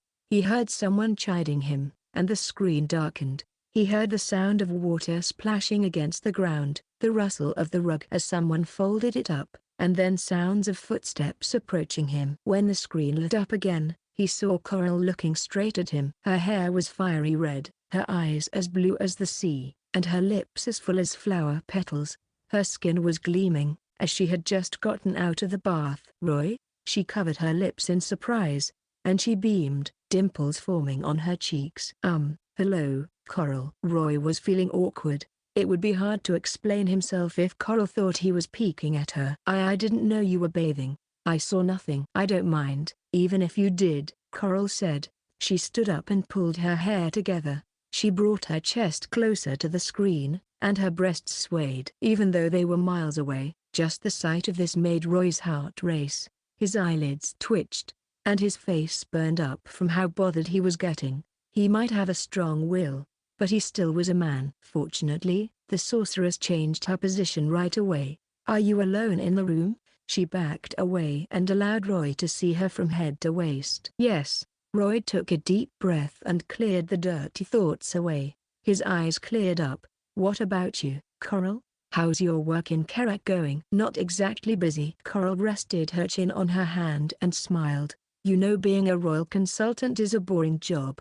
Nothing interesting happens. So, I assume you have good news for me? Back when we were in Sintra, you said you were interested in the mutation process of witches, right? Roy shifted his gaze away from her lips. And I have something just for you. Roy took the copy of the research journal out and showed it to Coral.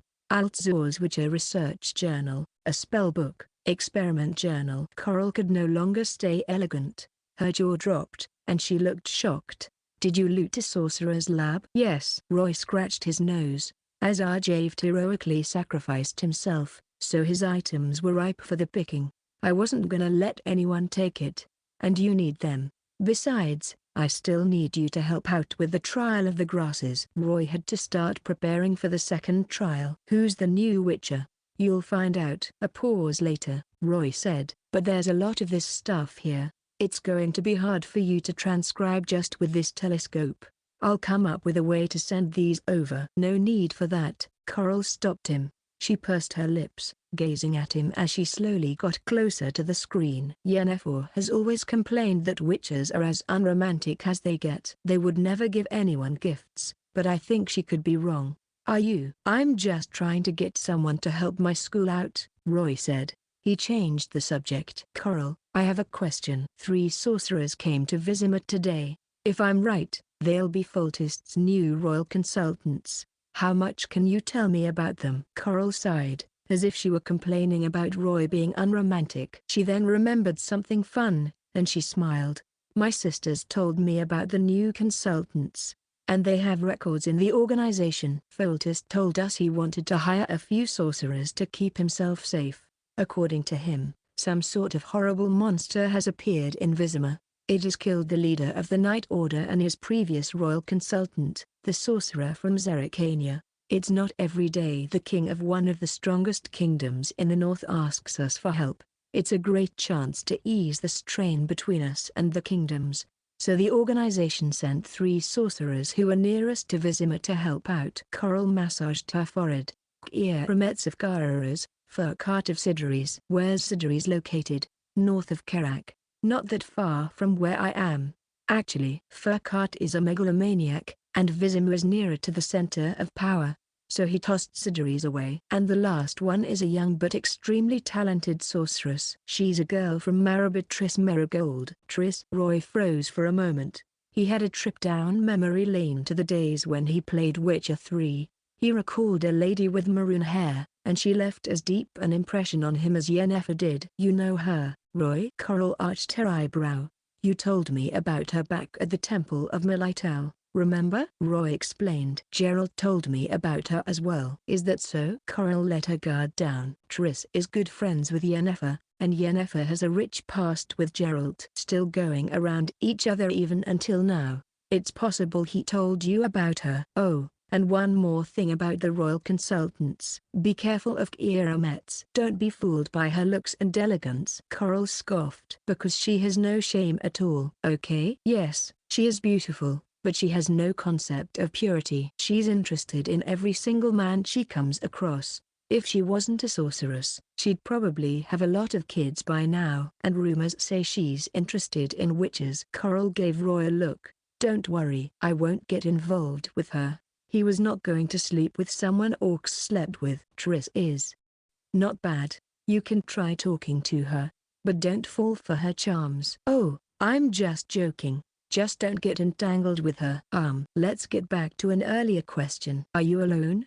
Letho and the others are in the inn. They're gonna drink through the night, Roy said. Excellent. You don't have to give me the journal right now. A gale stirred in the room, whipping up dust and billowing the curtains. A whirlpool the size of a fist appeared in the air, and it expanded until it became a fiery door. Coral came out of the door, covered in nothing but her towel. She grabbed Roy's hands, who was still in shock. Why do your hands feel smoother than a woman's? That's just your mind playing tricks on you.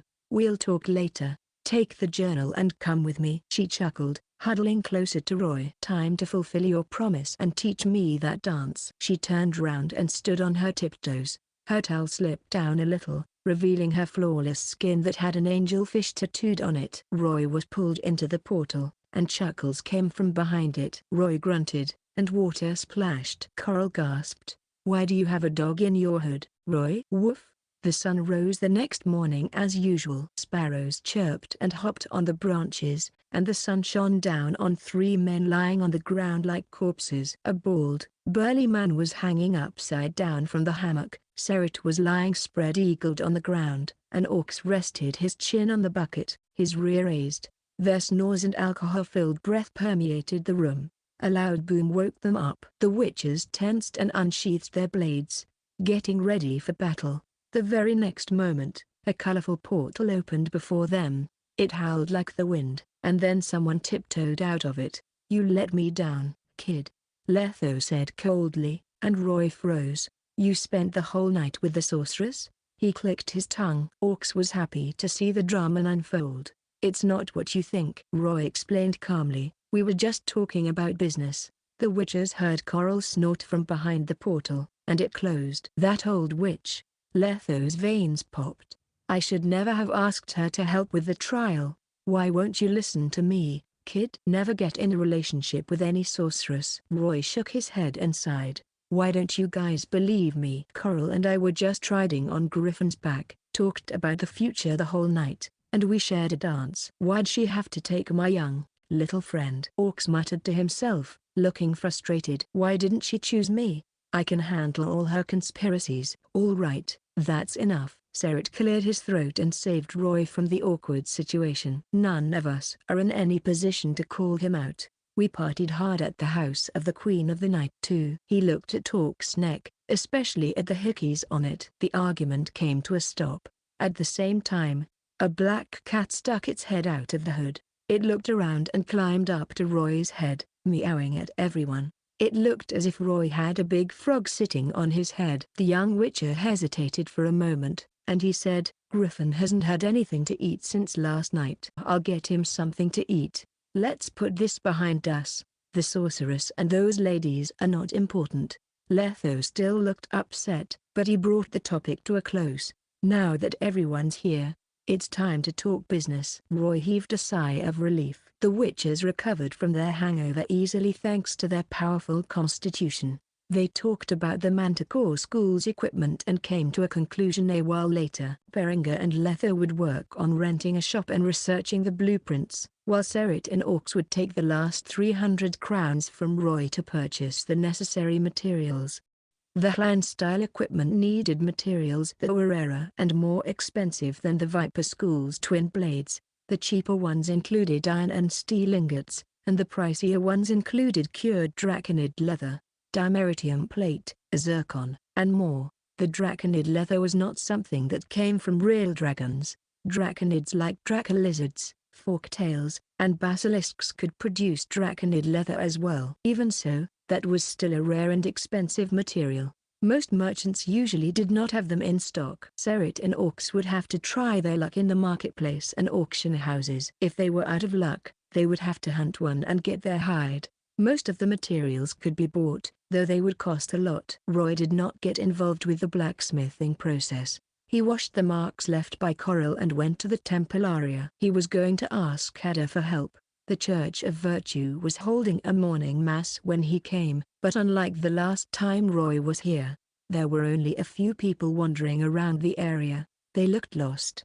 as if the faith in their heart was gone. A dozen or so believers were wandering around the plaza's center, where Vivienne's statue used to be. The statue was not there anymore. A group of unfamiliar knights were gathered nearby. Instead of giving away free food, they were chasing away the stragglers. Some were crying and shouting, but the knights took them away regardless. Most people gave up and left or chose to serve Lebioda instead. After all, they had only started believing in Vivienne for a couple of months. Their faith had not been established yet. Roy did not see Ada around, though he did see two ladies and a man among the knights. Furcart, the sorcerer from Sidories, was wearing exquisite clothes. He was gaunt, and he had an immaculately kept moustache. The man looked arrogant, as if he were the leader of the knights. The young witcher hid in the shadows of the alleyway, stealing glances at the plaza. One of the two sorceresses was in a low-cut, long dress that showed all her curves and cleavage.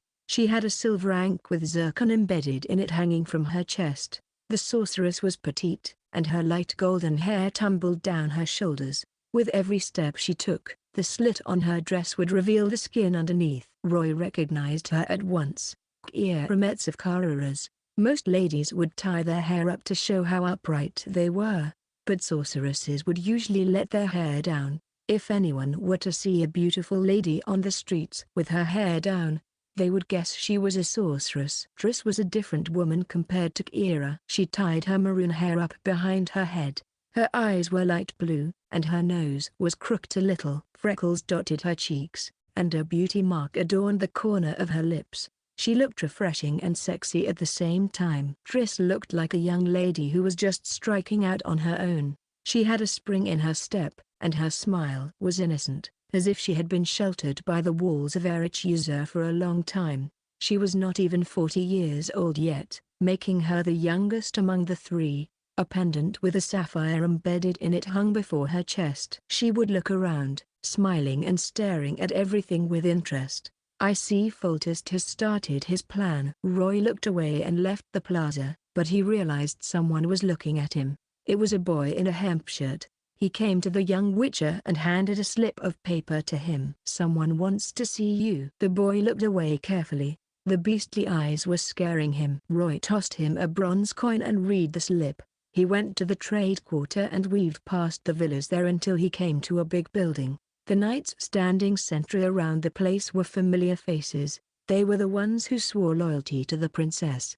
As expected, Princess Ada was waiting for him in the house. "You're here, Knight of Lake Vizima." Ada had changed out of her priestess attire and wore her palace dress instead. Her hair was tied in a bun, and her face was as white as a sheet of paper. "I saw what happened to the plaza." Roy sat beside her. "The new sorcerers only listen to his orders. They're getting rid of the church as we speak." She held her chair's armrest, her knuckles turning white. "It's like he's a different man. He wouldn't listen to me. Not only does he think the goddess is an evil demon, he demands that I stop my work and disband the church." She gritted her teeth, lamenting, "He took most of my authority away, and now the knights outside are the only ones I can use." "I had no choice but to cancel the morning mass and told the believers that all activities are suspended indefinitely." Roy was silent for a moment, but he did not think Ada would give in that easily. "So what will you do?"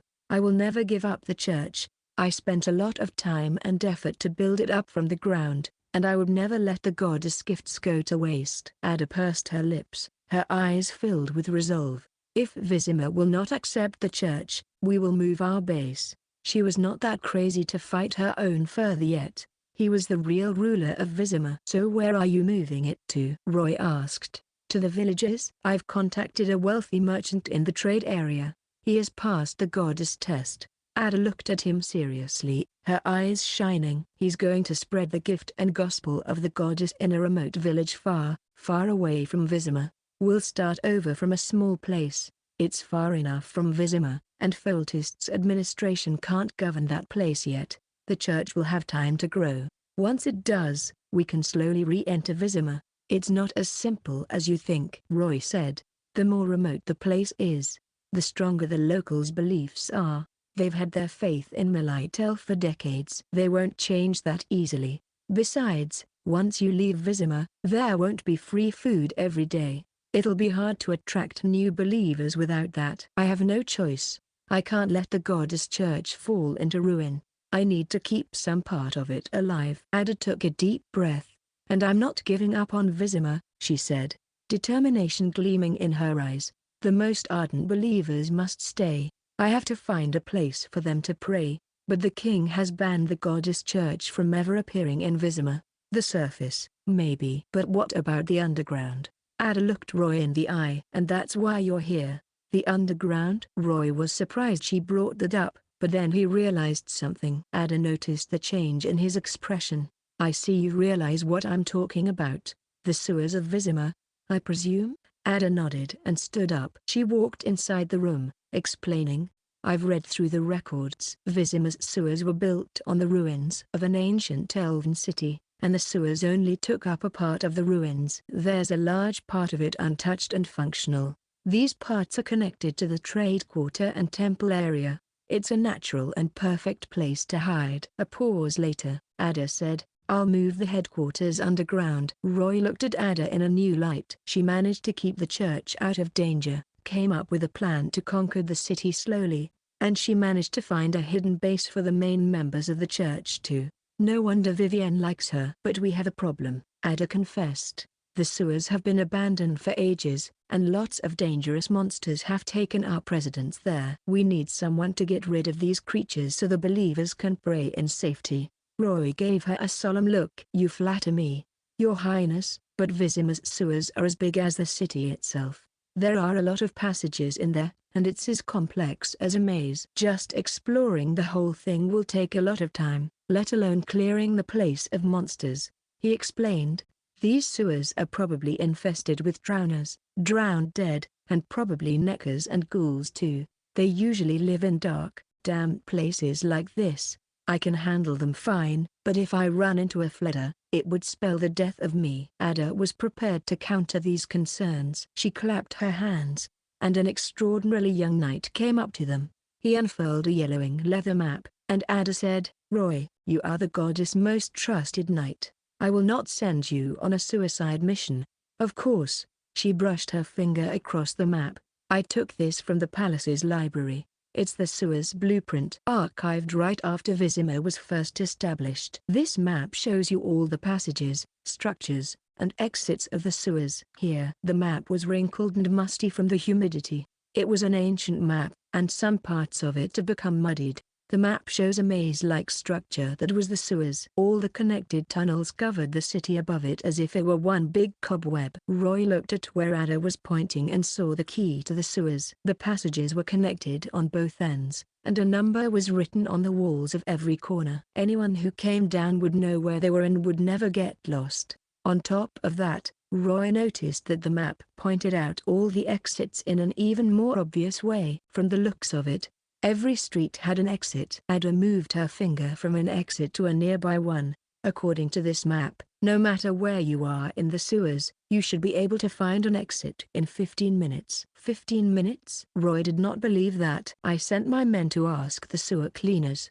and that's what they all say. Ada was sure about that. With how powerful witches are, you can cut that time in half if you run at full speed. Even if you run into something you can't handle, you can still retreat safely. Roy felt more confident about the mission now that he had this info. A multitude of exits bunched together lowered the danger level considerably. He scanned the whole map again. All four sides were facing the waters. They were connected to Lake Vizima in the south, and Temeria's river on the north. The city's waste and excrements were taken to these waters. Where are the ruins of the city? Why doesn't this map show it? Ada pointed at the northwestern corner of Vizima's city area, where Foltest's palace stood. Most of the ruins are underneath the palace. There should be an entrance somewhere lower than the sewers.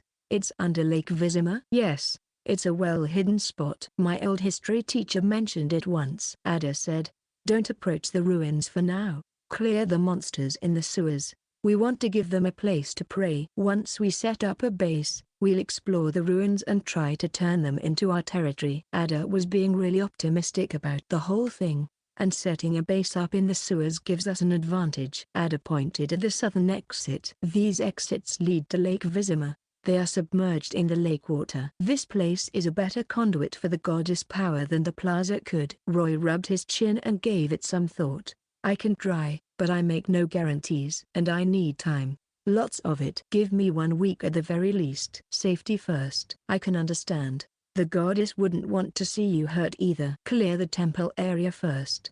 The believers are more hardcore there. A pause later, she said, the goddess is still asleep, so this is a personal request. Tell me what you'd like, Roy. Adam upped the reward and said, you can have anything as long as it's not too outrageous. Roy took her offer and listed out all the materials needed to make the Manticore School's armor. Ada accepted his terms. The princess might have been stripped of her authority, but she still had access to the royal warehouse. They agreed on their next meeting time and went their separate ways. Roy went back to the blacksmith shop. Letho was still talking about the armor with Berenger, the Lady of the Lake and Princess Ada. Huh? Troublesome figures. Letho patted Roy's shoulder. I told you witches should never get involved with religion. Serit, orcs, and I have our own work to do, so you'll have to clear the sewers yourself. No problem. I can handle it alone. Roy nodded. Letho took some items out of his ring. He gave Roy Swallow so he could heal faster, Thunderbolt for more strength, and Petrie's filter for more powerful signs. Remember, you can only take 2 decoctions at a time. If you go over your limit, you'll be weakened and nauseous after the effect wears away. And it'll cause a lot of complications. I understand. Letho was still worried, so he handed Roy 2 bombs that looked like coconut husks. They were dragon's dreams. The sewers are cramped and filled with swamps. There are inflammable gases everywhere. Dragon's dream will work well there, but use them sparingly. If you run into a fledder, throw this and run. I know. After that, Letho patted his shoulder. Kid, always put your safety first. Don't worry. Did you forget what I can do? I can escape anytime I want to. Roy waved Letho goodbye and left. The big maze that was the sewers and the multitude of monsters hiding in it meant untold dangers, but it also meant a mountain of EXP. Without Letho acting as the vanguard, Roy would be doing this solo. Chances like this did not come every day. It was dangerous, but he had a good feeling about it. In fact, he was excited. Witches were adventurous people, after all. Letting a cub venture out on its own can be deadly for the cub. Of course. Berenger stepped on the blower, and the flames in the furnace burned brighter. The sewers of Vizima are home to a lot of nasty stuff. Why'd you let him do this alone? Are you punishing him for his rash behavior last night? Everyone was rash once. No need to punish him. Letho shook his head. He should learn how to be a real witcher now. Berenger took a deep breath, reminiscence gleaming in his eyes. He's not even 15 yet. When I was his age, I was still training my swordsmanship in Kaer. Under an old git, the kid has killed more than 10 types of monsters, including a Leshen. Letho had a look of approval in his eyes. Congratulations. Berenger stopped stepping for a moment, and envy appeared on his face for a while. Your school's gonna live on. We talked to Gerald in Sintra not too long ago, and he said the Wolf School is in dire straits. It's been years since they had new kids coming in. Now there's only 4 of them left.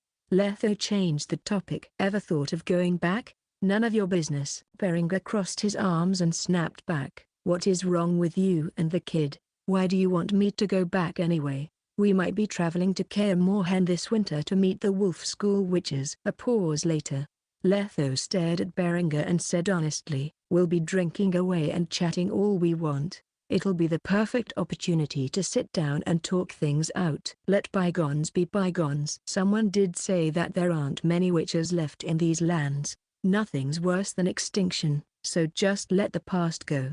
I never regret leaving them, Berenger said.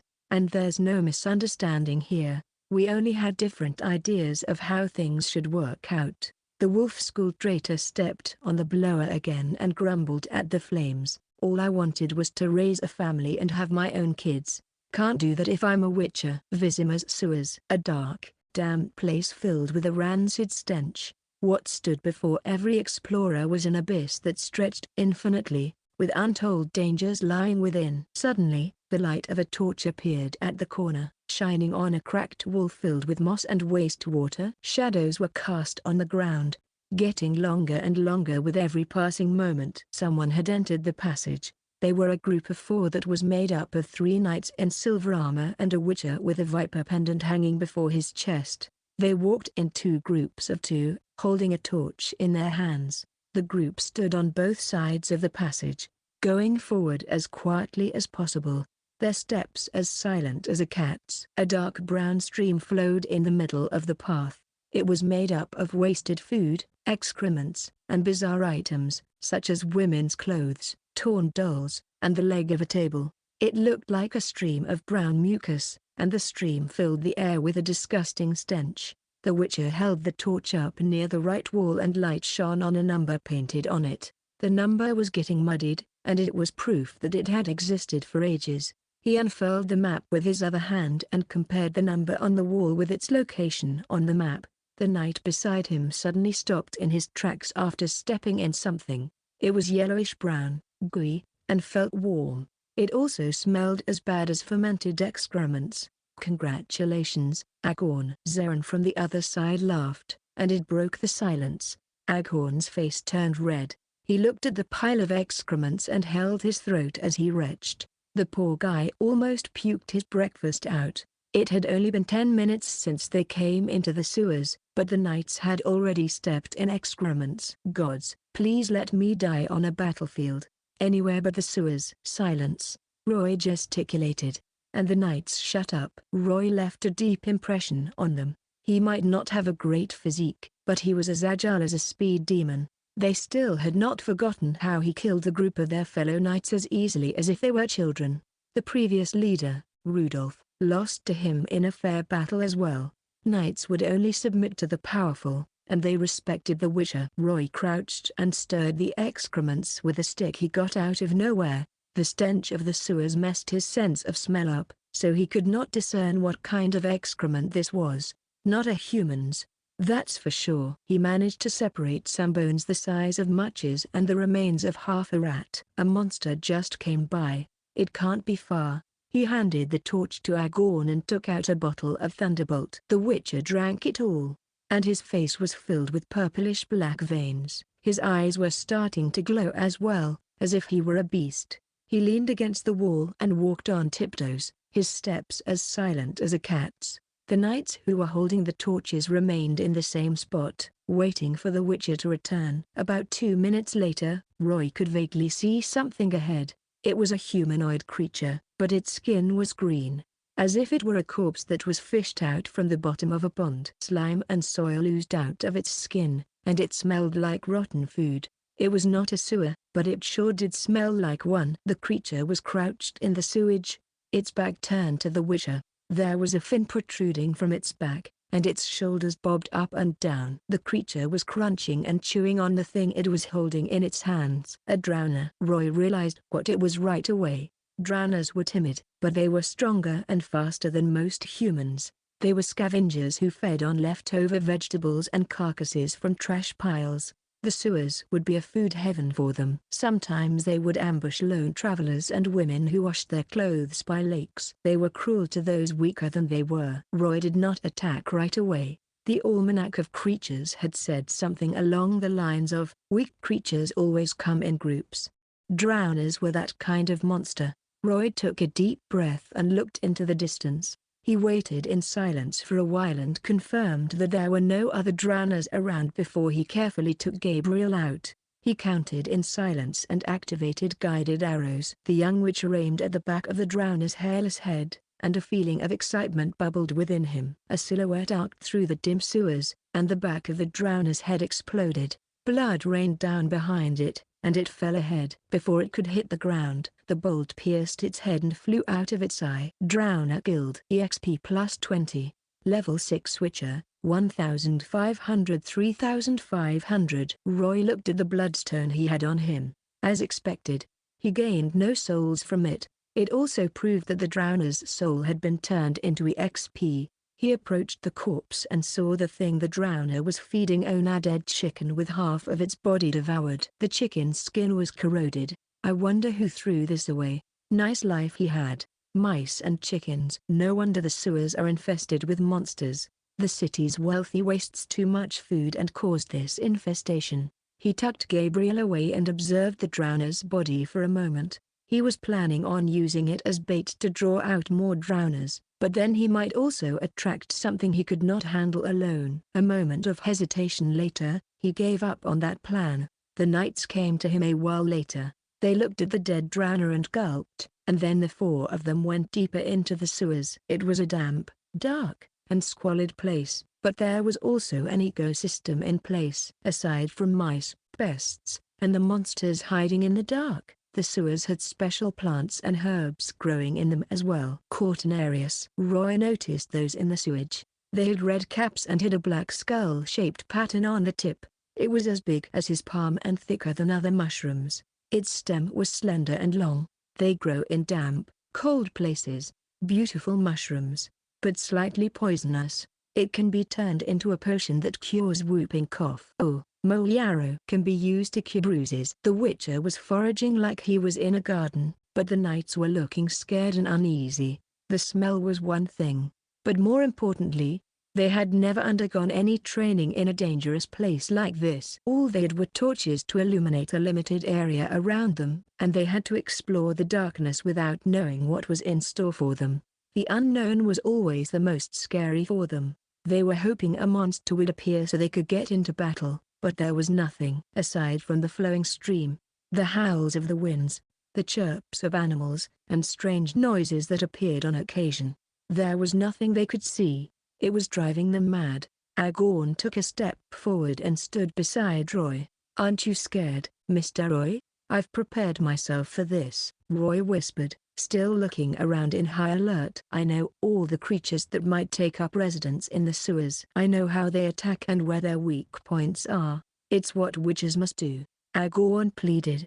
"Can you tell us what we might run into next?" Roy nodded and whispered, "The residents of the sewers are similar to the animals living in the woods and the wilderness. They're all territorial.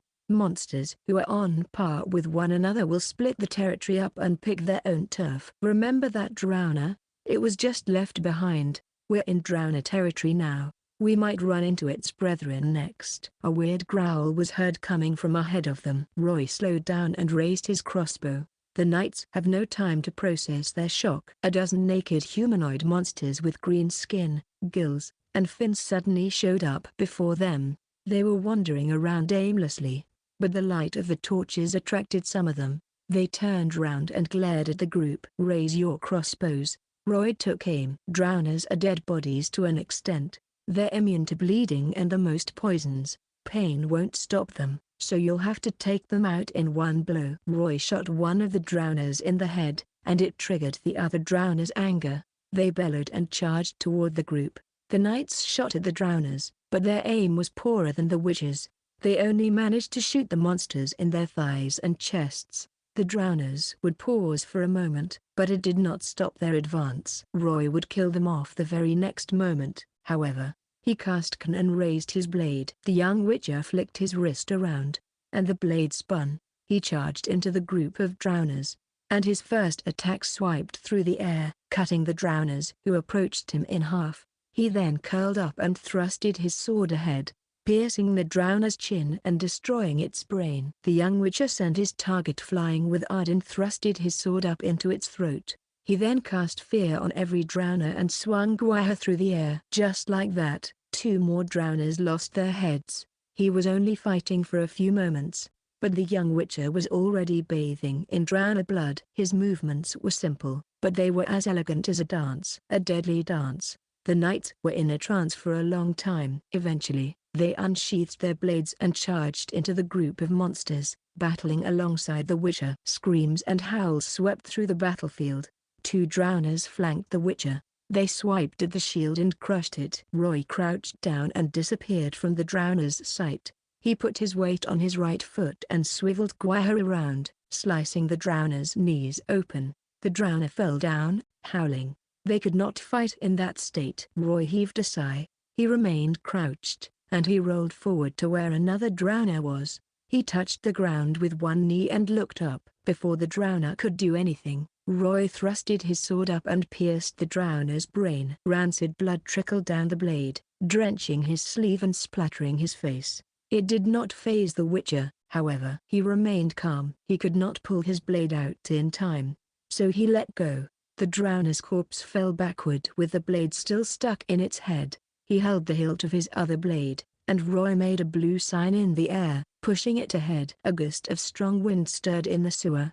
The drowner that tried to approach him crashed into an invisible wall. It wobbled and lost its balance. Roy took the chance to go past the drowner and lopped its head off with a rondite. He noticed a burly silhouette standing behind the drowners. It was a drowned dead, and it was their commander. The drowned dead was bigger than the regular drowners. Its whole body was grayish-black in color, and its gills and fins were more distinct. Drowned dead. Gender, NA. Age, 8 years old. Status, none. HP, 100. Strength, 6. Dexterity, 6. Constitution, 10. Perception, 6. Will, 4.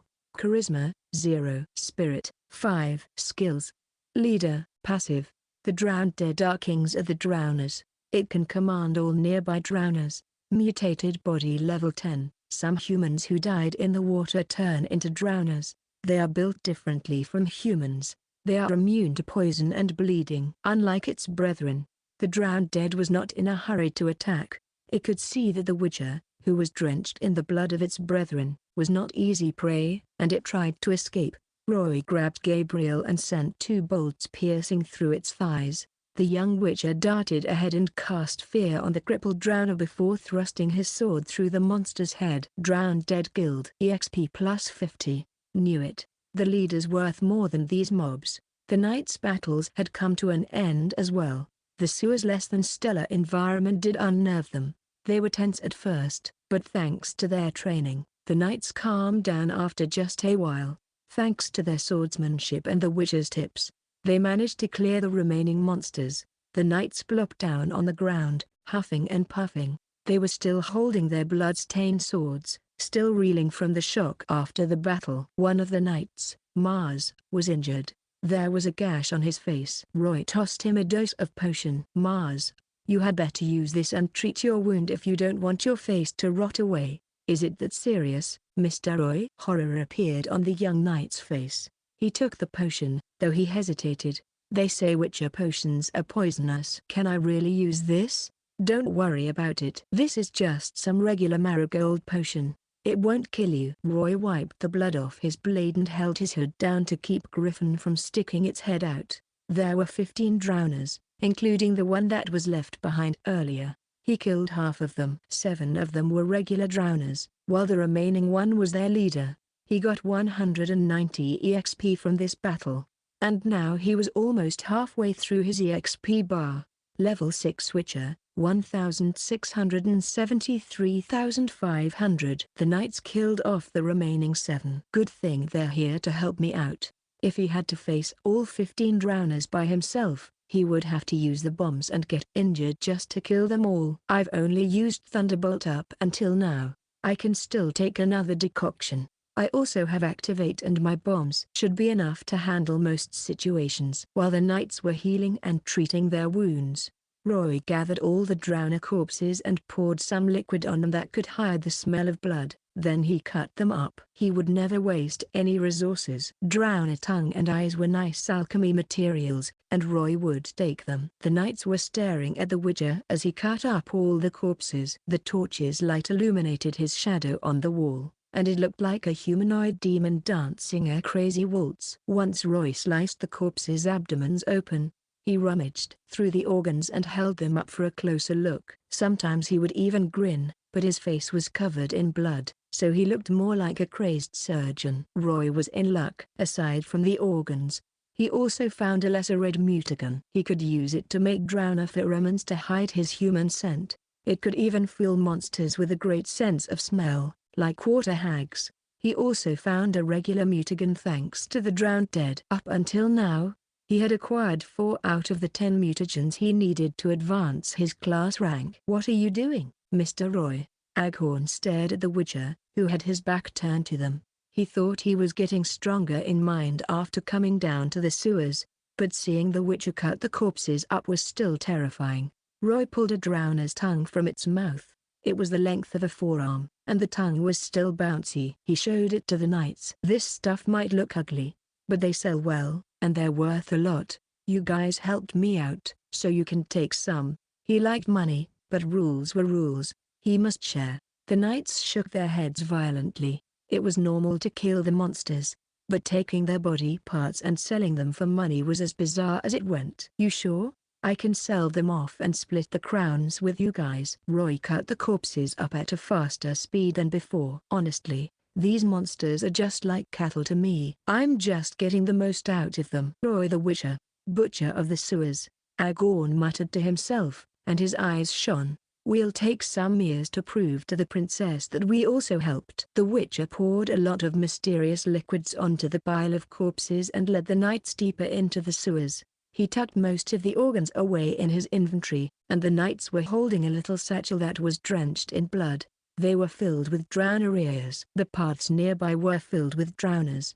Just like what Roy said, there were no other creatures around, save for mice the size of human heads. They explored about a quarter of the sewers under the temple area, and it was starting to get dark out there, so they went to the nearest exit according to the map.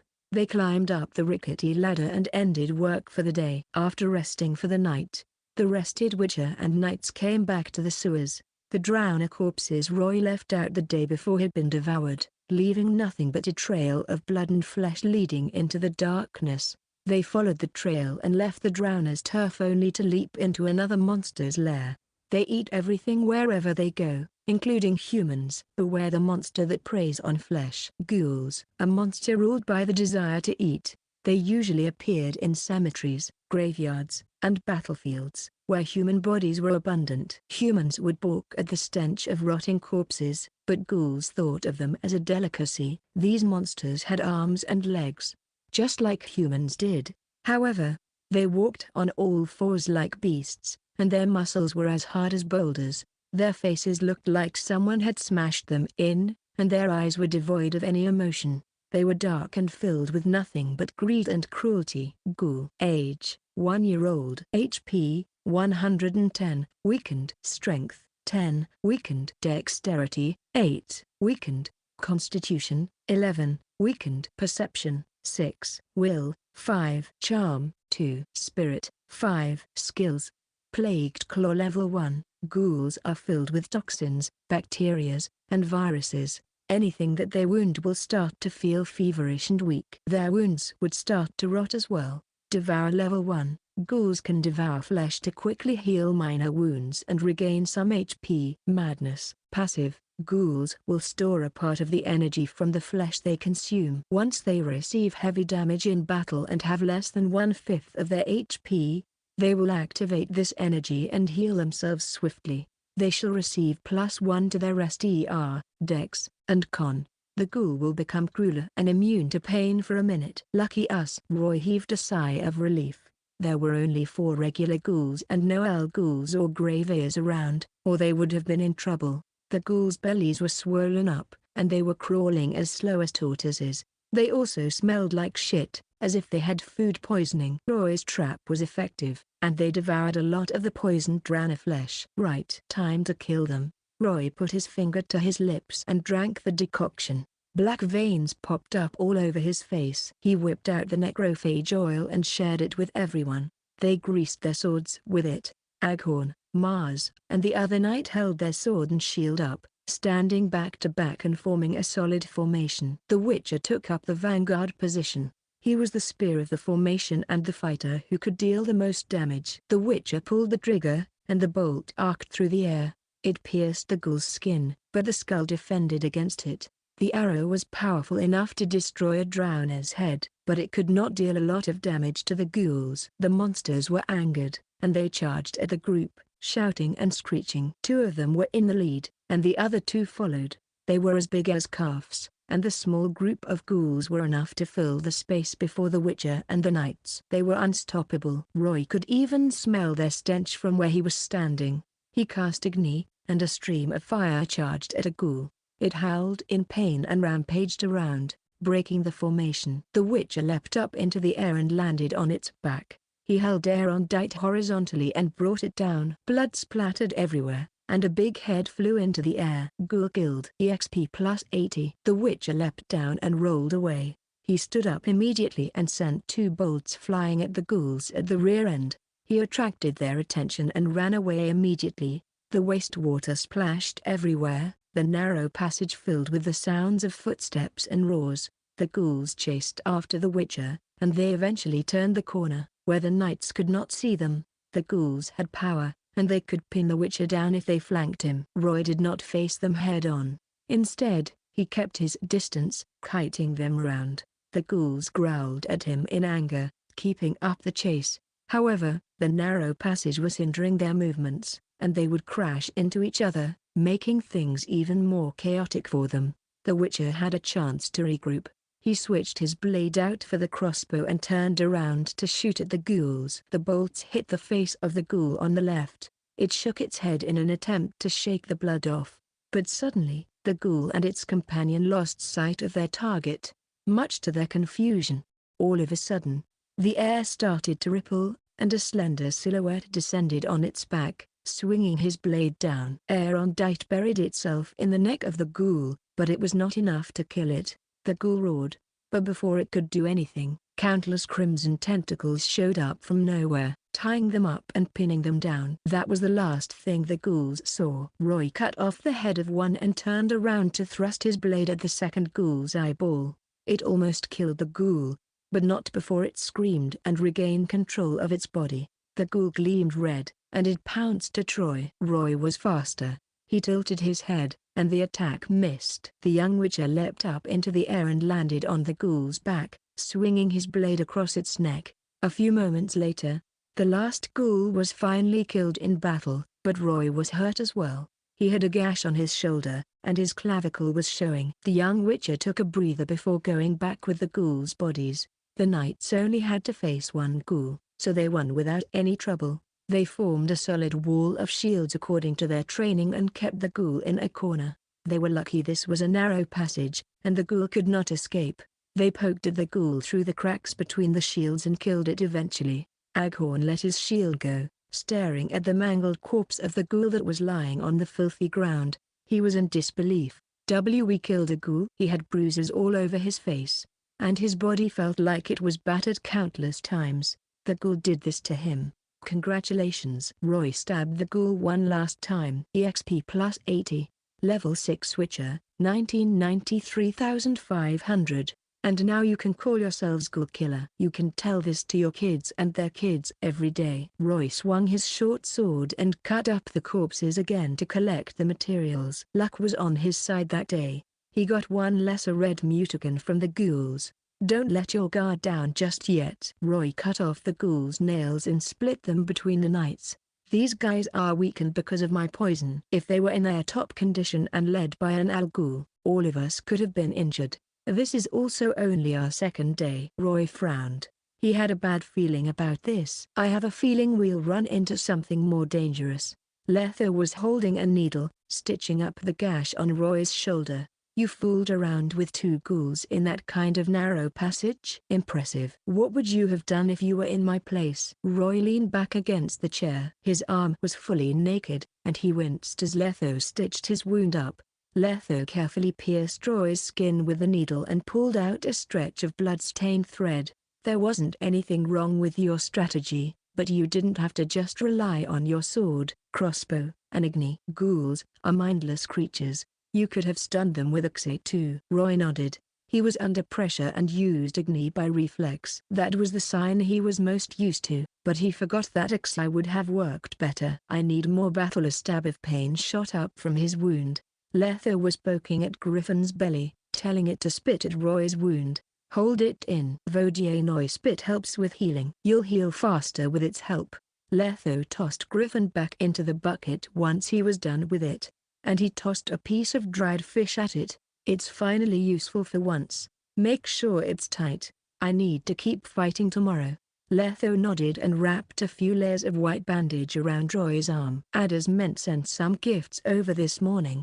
Letho sighed. The princess can be demanding. but she's generous. There's cured draconid leather, dimeritium plate, and zircon in the stuff she sent us. It's all the stuff the armor needs and more. We can even make a manticore steel sword with the components. Glad I didn't get hurt for nothing. Roy got an idea. All the Viper School witches had a set of swords, but Berenger only had Dawn. He needed a good steel sword. I should talk to them about this. Who knows? That guy might stop thinking about raising a family once he has a sword. You're on this mission for the school. Do you want me to help you out? Orcs and Serit can be of assistance too.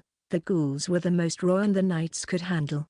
Letho thought it was enough training for him. If something even more dangerous shows up and kills the future of the school. Roy stared down and gave it some thought. A moment later, he grinned toothily. Next time, maybe. I want to challenge myself. The young witcher curled up, leaning against the cold, moss-filled wall of the sewers. He was breathing heavily, and his face was filled with black veins, proof that he just drank a decoction. Sweat drenched his forehead, trickling down his chin, neck, and leather armor, which was cut open. The veins on his hands popped as he held the sword like a crutch. He was shivering uncontrollably. He was covered in sticky liquid. Sweat was a given, but there was also blood. The battle was intense. Far too intense. Roy almost forgot to breathe. He regretted not letting Letho come with him. Their luck ran out after killing the ghouls. On their third day, they ran into the worst possible enemy they could. The knights were lying in the ditch nearby. Their chests were heaving, and they were moaning in pain. Aghorn's right hand and left leg were bent at unnatural angles, while Zaren's arm was bent back and broken, his bones jutting out from the joint. Mars, the young knight with eyelashes longer than a lady's, sustained a heavy injury to the chest. His chest caved in, and his nostril was blocked by blood. He was coughing up blood. An inch from death, a humanoid creature lay behind the knights. It was facing the witcher, its jaw open. Teeth of different sizes filled its cavity. Its face was flat and disgusting. Roy could only see its gaping maw, but not its eyes and nose, and its head looked like an inverted arse. The monster was just a corpse now. A volley of bolts were buried in it, and gashes covered its body. There were also burn marks left by an explosion on it. A fleder. It was one of the lower vampires. This monster had a long, wide maw, and a flat, ugly face. A pair of crimson eyes hung above its maw. They were cold and feral. This was a young fleder, and the moment it showed up, Roy hurt it badly with a dragon's dream and killed it with the help of the knights. Much to their horror, this monster had a boss, and it descended on them abruptly. It ambushed them once and almost wiped them all out. Then it escaped upward. Roy cast Can and stared at the ceiling. It was filled with little craters and holes. Sometimes he would see a black silhouette leaping across the holes, circling Roy and the knights, waiting for the best chance to attack them.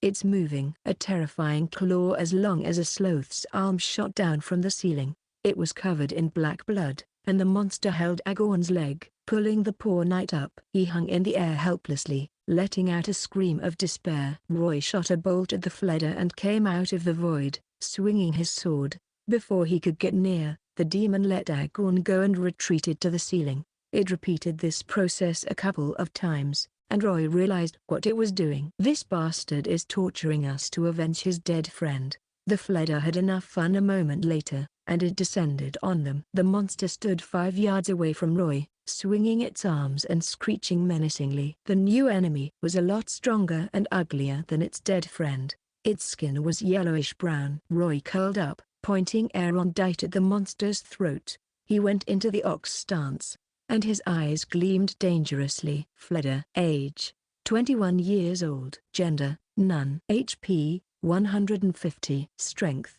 16. Dexterity: 15. Constitution: 15. Perception: 8. Will: 6. Charm: 3. Spirit: 7. Skills: Crimson Hunger Level 2. A lowly vampire like the fleder cannot be satiated with blood. It also craves flesh.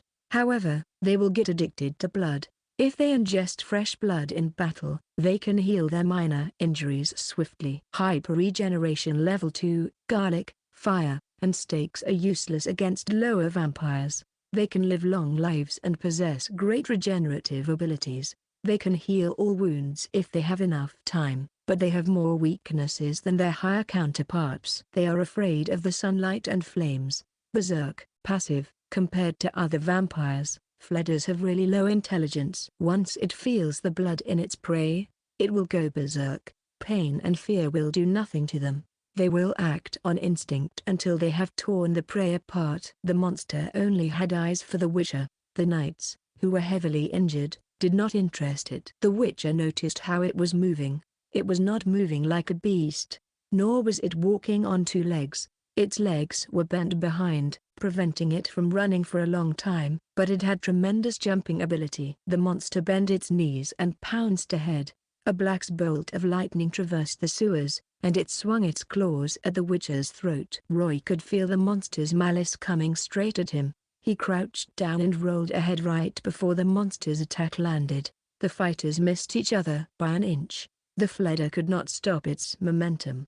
While Roy took the chance to slip past the space between its legs and stood up behind it, he turned Aerondight around and thrusted his blade backward without even turning around. The sword struck true, embedding itself in the Fledder's rear. More precisely, the center of its rear. It pierced through the monster's anus and was only stopped by its spine, though the blade was already halfway in the monster's body. Blood spurted out from its rear as if it were a fountain. The monster turned around, screeching and swinging its claws around to attack the Witcher, but Roy was quicker. He leapt backwards and cast Axe at the same time. The green inverted triangle charged into the monster's eyes, freezing it for a moment. Its jaw was open, and it stood there, unmoving. Roy turned around to its back. His face fell, and he held the hilt of Aerondight, thrusting the blade deeper into the monster's body. The monster's screech filled the air of the sewers. If anyone were around, they would have been scared to death. Before Roy could even celebrate, the Fledder had flown into a rage. Its speed increased, and it turned around, hitting the Witcher square in the chest. Can was smashed, and the impact of the attack sent Roy flying backward. He slammed into the wall and slid down to the ground. Roy coughed up blood, his face contorted in pain. Every cell in his body was screaming out in pain, and all strength had left him. The Fledder only attacked him once, and it took out a third of his HP bar. Roy mustered all his strength and managed to move a finger. He had taken Gabriel out and was about to blink away, but the Fledder was already a few inches away from him. A loud boom spread across the sewers as the Fledder smashed a hole through the wall, and dust flew everywhere. The young Witcher was buried in the wall, holding up his sword weakly. He was down to the last 20% of his life, and fear was still in cooldown. He needed 5 seconds before he could use it again. Roy's face was contorted in pain, but he showed no fear in his eyes. He mustered all his strength and moved his right hand, trying to pull the trigger just a bit more. The Fledder heaved a sigh. It glared at Roy, venom dripping from its gaze. The monster was about to launch its final, deadly attack, and the air seemed to freeze. Just when things were about to come to an end, a grey beast the size of a fist got out from the Witcher's hood. It bristled and glared at the monster that was 100 times bigger. The little beast growled and pounced at the monster, tearing away at it. However, the big difference in size nullified all the beast's attacks. The enraged Fledder held the little beast and gave it a tight squeeze before hurling it away. Griffin was slammed to the wall, and it stopped moving. When the Fledder turned its attention back to the Witcher, he was already nowhere to be found. Where'd he go? Thanks to Griffin's distraction, Roy finally shot a bolt and blinked away from certain death before reappearing 10 yards behind the Fledder. He cast Activate at once, and a cool sensation coursed through his body. His pain subsided, and his mana was slightly recovered. Roy could move again. He knelt on one knee and glanced at the little beast. It was an inch away from death. Fury bubbled within Roy, and he tossed the last dragon's dream. The glass bomb was smashed to pieces behind the Fledder, and a great explosion rumbled the sewers. A pillar of fire engulfed the Fledder. Roy shot a bolt at the monster, and a big ball of flames darted out of the corner, screeching in agony. Roy changed his crossbow out for his blade and charged straight at the monster. They clashed, and Roy thrusted the blade up the monster's chin, piercing its brain. He crouched and went around it, dodging the monster's charge, His eyes glowed crimson as he cast fear on the Fleder. The monster felt itself tied up by countless tentacles. It tripped over himself, losing all balance and falling to the ground. Roy took a deep breath and held the hilt that was protruding from its rear. He thrusted aerodite deeper into the monster. And this time, even the hilt had disappeared. The ball of flames started spasming, and a few moments later, it stopped struggling. Fleder killed. EXP plus 200, 2,400, 3,500. Griffin. Roy wobbled and almost fell. He shook his head, trying to stay awake. The young witcher went back to pick the dying beast up. He fed Griffin a few marigold potions and concentrated on his character sheet to activate his healing ability. All his remaining mana was deducted, but Griffin was healing fast. A moment later, it moved its little paw. Woof! The little beast opened its eyes, and it came back to life. Griffin licked its master's hand, telling him that it was all right. "You scared me, buddy. Don't ever do that again." Roy held it up and pressed his face against the beast's. He heaved a long sigh of relief. "You saved my life, you know." No wonder they're proud creatures. Even their young is brave enough to face a Fleder on its own. "So what would you want?" Woof, woof. "All right. No training for the next 2 days. Get some rest." "Yes, I'll get you your rabbit meat. It's an all-you-can-eat buffet. Let's go. We should check on the knights." Woof, woof, woof. It was late at night. Not a soul was out on Visima's streets. Even the patrols were nowhere to be found. A grating sound suddenly came from the corner of a street. A hunched silhouette was dragging a stretcher, moving forward slowly. There were 2 bloody, unconscious men on the gurney, and the silhouette was also holding a man with one arm up all by himself. He was pulling the weight of 3 men all by himself, and sweat had drenched his body. His chest was heaving, his breathing as loud as a blower blowing into a furnace. "Why don't you put us down, Mr. Roy?" the knight he was holding up asked weakly, his face contorted in pain. "We fought the Fleder together." "You're my comrades." Sweat stung the witcher's eyes, and he blinked it out. Roy gave the knight a weak smile. "I won't leave my comrades behind." "Comrade, huh?" Mars looked a little stunned. He had never thought this butcher would call him a comrade. "Witches aren't as aloof as the rumors say." "Hold on. We'll be there in a moment." "Yeah." Before the young witcher exhausted himself, he finally saw some familiar faces. The 4 witches came down from upstairs and took them into the rooms. "How are they doing?" "Still alive." Berengar took off the apron and blood-stained leather gloves. "The guys who had their limbs broken, Aghorn and Zerin, I've reattached their bones and stitched their wounds. They'll be fine in a few months. The last guy broke a few of his ribs, but he's lucky that the bones broke off cleanly, so I didn't have to clean up. And his organs aren't hurt or bleeding." Berengar sighed. "Pity we're not in a better place. All I can do is treat his wounds and keep him alive." "You must tell Ada to get a professional for this first thing tomorrow morning. It'd be great if the Lady of the Lake could help out." Roy said. "Thank you. Never thought you were a doctor too." "I thought you were just a blacksmith." "I'm not exactly a doctor. I'm a mercenary, and I always get hurt, so I eventually picked up a few tricks." Berengar looked at the witches. "So, kid, what happened in the sewers? These guys almost died." The witches gathered around a rectangular table, and 2 mangled, bloody heads sat atop it. They were trophies Roy took after killing the Fleders. Their maws were open, and ugly canine teeth filled them. Someone pulled their tongues out and tied them up, hanging them under the chin. Their eyes were like rotten pomegranates. The monsters could not even close their eyes because of the immense pain they felt before their deaths. Letho brushed his hand across the horns on their heads and moved downward. Their heads felt like a cross between leather and the skin of a lizard. When he moved his hand to their maws, he stared at their teeth as if they were horses. Judging from this one's teeth, it wasn't even 5 years old when it died. The other one's more than 20 years old. "Your luck's even more rotten than Kova's rotten fish." 2 in a row? Letho looked at his apprentice again. After confirming he was in one piece, he said gratefully, "How did you do it? You only had 3 weeknights aiding you, and yet you bested 2 Fleders. This is a miracle." "I bet they didn't even last 5 seconds. These guys are on my list of monsters I hate the most. They're fast and insanely powerful." Serit crossed his arms. and he had a grim look on his face. Even I have to be careful around these guys, or they could kill me. A marvelous achievement, Roy. Nicely done. Orcs patted the young witch's shoulder in approval. From what I know, nobody in our school had ever defeated a Fledder at your age, not even the founder himself.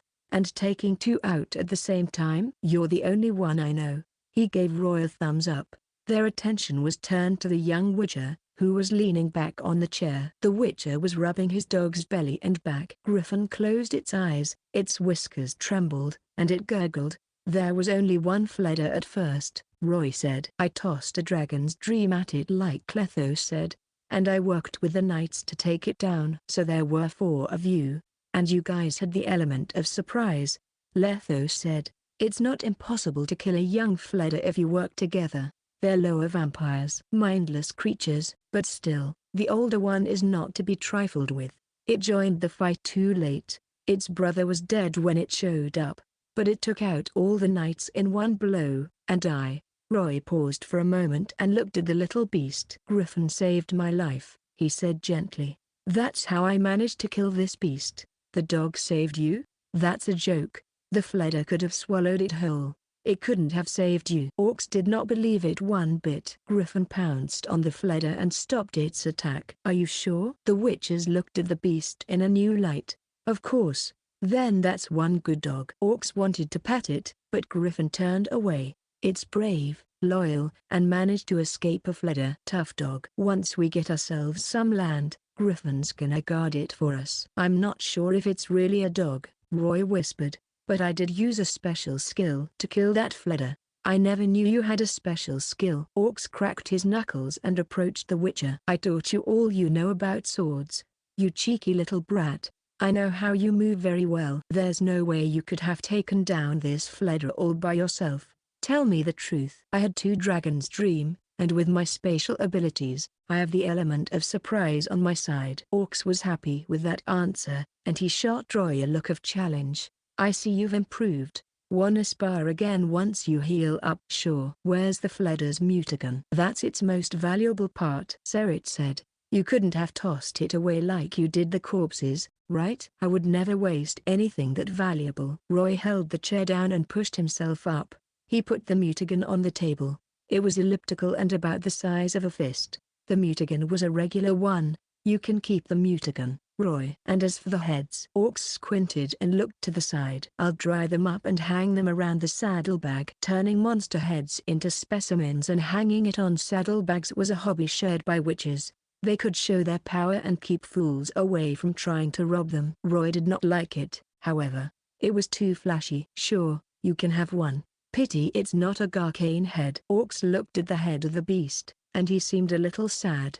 Those fools would never try to attack me if I hung that around the saddlebag. Garcane and Fledders might both be lesser vampires, but the former was a few times more dangerous than the latter. It could even kill veteran witches like Orcs and Letho. Are you stupid? Serit reminded Roy grimly. Can you tell the difference between a Garcane and a Fledder? If you run into the former, just run. Use your spatial ability and run. Don't fight it. All right. Beringer, who had been studying the Fledder's head, suddenly beckoned at them. He pried open the mouth of one of the Fledders and turned its tongue around. What the hell is this? Roy huddled closer and could vaguely see a line of runes underneath the tongue. You didn't notice? I was trying to save everyone, remember? Of course. I had no time to look. Roy confirmed that the line under the Fledder's mouth was written in common speech. Grey. Graber the Black. Graber the Black. The witches looked at one another, but they were all confused. Beringer quickly pried open the other Fledder's mouth and checked its tongue. As expected, there was also a line branded on it, though it was a different one this time. Kuramadera. Kuramadera. Roy asked Beringer if he knew what it meant. He had no answer, and the Viper School witches shook their heads as well. Roy voiced his guess. Graber the Black sounds like a title, and that second line is a name. Judging from the grammar, the names sound like ancient aristocrats. These names must belong to 2 different people. They left their own brand on these Fledders, just like what a master would do to their slaves? Orcs asked weirdly. Wait, You think someone is living in the sewers and keeping these monsters as pets? Berenger had a look of horror on his face. It's impossible. Serit sounded hesitant at first, but then he was sure of himself. Everyone. The Almanac of Creatures clearly states that Fledders have little to no intelligence. They're ruled by their desire to kill and devour. There's no way someone could keep them as pets. Don't speak in absolutes, Serit. Exceptions happen. Letho said. I have a feeling Roy did not run into the Fledders by accident, nor was it because of his bad luck. Someone was controlling them. How about this? Berenger said. Some powerful sorcerer kidnapped these Fledders and branded them by force, enslaving them with magic. From what I know, some anesthetics and sorcery can turn Fledders into servants. Everyone was silent. There were too many questions and possibilities about the brands. They had no definitive answer yet. We're going to the sewers next time together, Roy. Yeah, but now we have to see Princess Ada. He had run out of trump cards. Roy would not enter the sewers without any protection. Who knows what kind of dangers lurk down there. There might be monsters more powerful than those Fledders hiding down there. The skies of an unknown corner of the land were dyed red. Crimson whirlpools dotted the heavens, as if they were stars, as if they were the rain of meteors that would shower the land on the end days. A silhouette plummeted from the skies above, heading straight for the ground, but a great web that covered the land caught it. The web stretched as far as the eye could see. Every single line in it was 100 times larger than any regular web. Piles of bones dotted the web. There were the bones of mice, humans, beasts, and even great creatures like giants, whales, and even dragons. The web kept stretching into the distance. The silhouette struggled to break free, but just like someone who was stuck in quicksand, the web tightened the more he struggled. It climbed up his ankle and engulfed him just a moment later, turning him into a cocoon. Only his eyes were visible from the outside. The silhouette seemed to have triggered a signal, and the web started to rumble. A shadow appeared before him. When he looked up, what greeted his eyes was a spindle-shaped structure covered in black fur. 8 spindly, razor-sharp legs protruded from the sides, and the great creature moved. The great creature screeched, its voice ringing out in the web. Eventually it reached a crescendo. Its voice sounded like a man and a woman at the same time. The silhouette felt horror squeezing his heart as the voice sang. It was as if 100 voices were mashed together and forced to sing. Graber. The creature's abdomen retracted backward, revealing a gigantic lion's head. Greed and cunning contorted its face, and it stuck out its barbed tongue at its prey. You there, kid? Spacing out again? Sorry, orcs didn't sleep well last night. Roy rubbed his eyes, still looking spaced out. I had a nightmare last night. Never seen something like that before. Witches don't have nightmares. Orcs cocked his eyebrow and smirked. Oh, I see. You're at that age. You need enough release or you're going to dream a lot. Did you dream of a 200-pound woman grinding against you? Shut up, fool. Serit held his forehead. We have an injured knight here. There's no time for jokes. It was an ungodly hour in the morning. The witches had just left Coral's house. Serit was pushing a cart, and Mars was lying in it. His injuries were the worst out of the 3. His chest was covered in bandages, and his face was as white as paper. He was half awake and mumbling under his breath. His colleagues were luckier than he was. They had splints holding up their limbs, and Orcs and Roy were holding up one of them each. They were also wide awake, though a bit weak. It's called humor. Something you don't have. Orcs looked away and smiled at the guy he was holding up. It's a rough life. Got to add some spice into it or it'll be a bland dish. Don't you think, Zeren? Feels a lot better with me by your side, doesn't it? Even the pain is going away, right? Zeren coughed and nodded stiffly. Serit sighed. He gave up on convincing his brother to shut up. Then he turned to Roy. About that nightmare of yours, I think there's another way to see it. Serit said, your instincts are always dead on. I don't see you dreaming about anything trivial. This nightmare might be an omen. You should take it more seriously. Roy nodded and was about to go into the details of his nightmare, but his pendant started vibrating, and he tensed up. 2 ladies came into this alleyway. One was wearing a red low-cut dress, while the other was in a similar dress, though yellow in color. They were gorgeous, and a pendant hung before their chests. The slit on their dresses flaunted their skin beneath. and it gleamed under the sunlight. Darn. Never thought this would happen. Orcs looked down and kept quiet for once. He was not in the mood to stare. Instead, he pretended nothing was wrong and tried to slip past the women. They approached the ladies and were assailed by the scent of perfume. It reinvigorated them, but the witches could smell something else in the perfume as well. Witcher. The petite sorceress turned around when they went past each other. She touched the ankh before her chest, her eyes shining. I know you. Sorry. I'd love to know a gorgeous lady like you, but we've never met before. Orcs answered and tried to keep going ahead, but the sorceress stopped them. No, I'm sure we've met, the sorceress said. I'm not that old. We met back at the Isle of Thainaid at the northwest of Gorsvillen. She turned to her companion. Do you remember that incident, Triss? Of course. Vividly. The sorceress with maroon hair had a sing-song voice. She came to her companion and looked at the witches. They tried to sneak into Eretz but were captured instead. Kaer pointed at Orcs and Seret. If I'm right, these two are Seret and Orcs. There was another one called Letho. He's that bald witcher. They tried to barge into Eretz without permission, but unfortunately, the Academy's teachers caught them. The sorceress was reminded of that funny scene, and she chuckled, but they didn't mean any harm. Instead, they even gave the Academy a great student, so they were released the next day. Your memory is perfect, Miss Kaer. Orcs smiled bitterly. Not even he could feel jolly now. Being caught by a bunch of sorcerers was not a proud incident. Sorry, but it's not the time to catch up. We have to leave now. Hold on. Who is this handsome young man? I'm certain I haven't seen a witcher this young lately. Kaer circled the young witcher, touching him with her dress and hair. She was walking like a cat, but Roy could see the flame of passion burning in her eyes. It reminded him of how prostitutes would sell themselves to potential clients. The young witcher remained silent. This is our newest brother, Roy of the Viper School. Seret introduced him. Your reputation precedes you, Roy. You're Kasiga's savior. Kaer looked at him again and smiled. Kasiga of Aldersburg and Thelma of Sintra. You gave Eretz 2 potential sorceresses. They should give the Viper School an award and name them a friend of Eretz. Kaer extended her hand at the young witcher. Roy shook it. He felt a little surprised knowing that they had already helped 2 poor girls so far. Are you trying to get these knights treated? Kaer nodded at Triss. Triss made a gesture, and before the witches could do anything, she started chanting an incantation. The sapphire pendant before her chest buzzed, and the light of magic covered the knights, scanning all their wounds. The witches let go of their swords' hilts.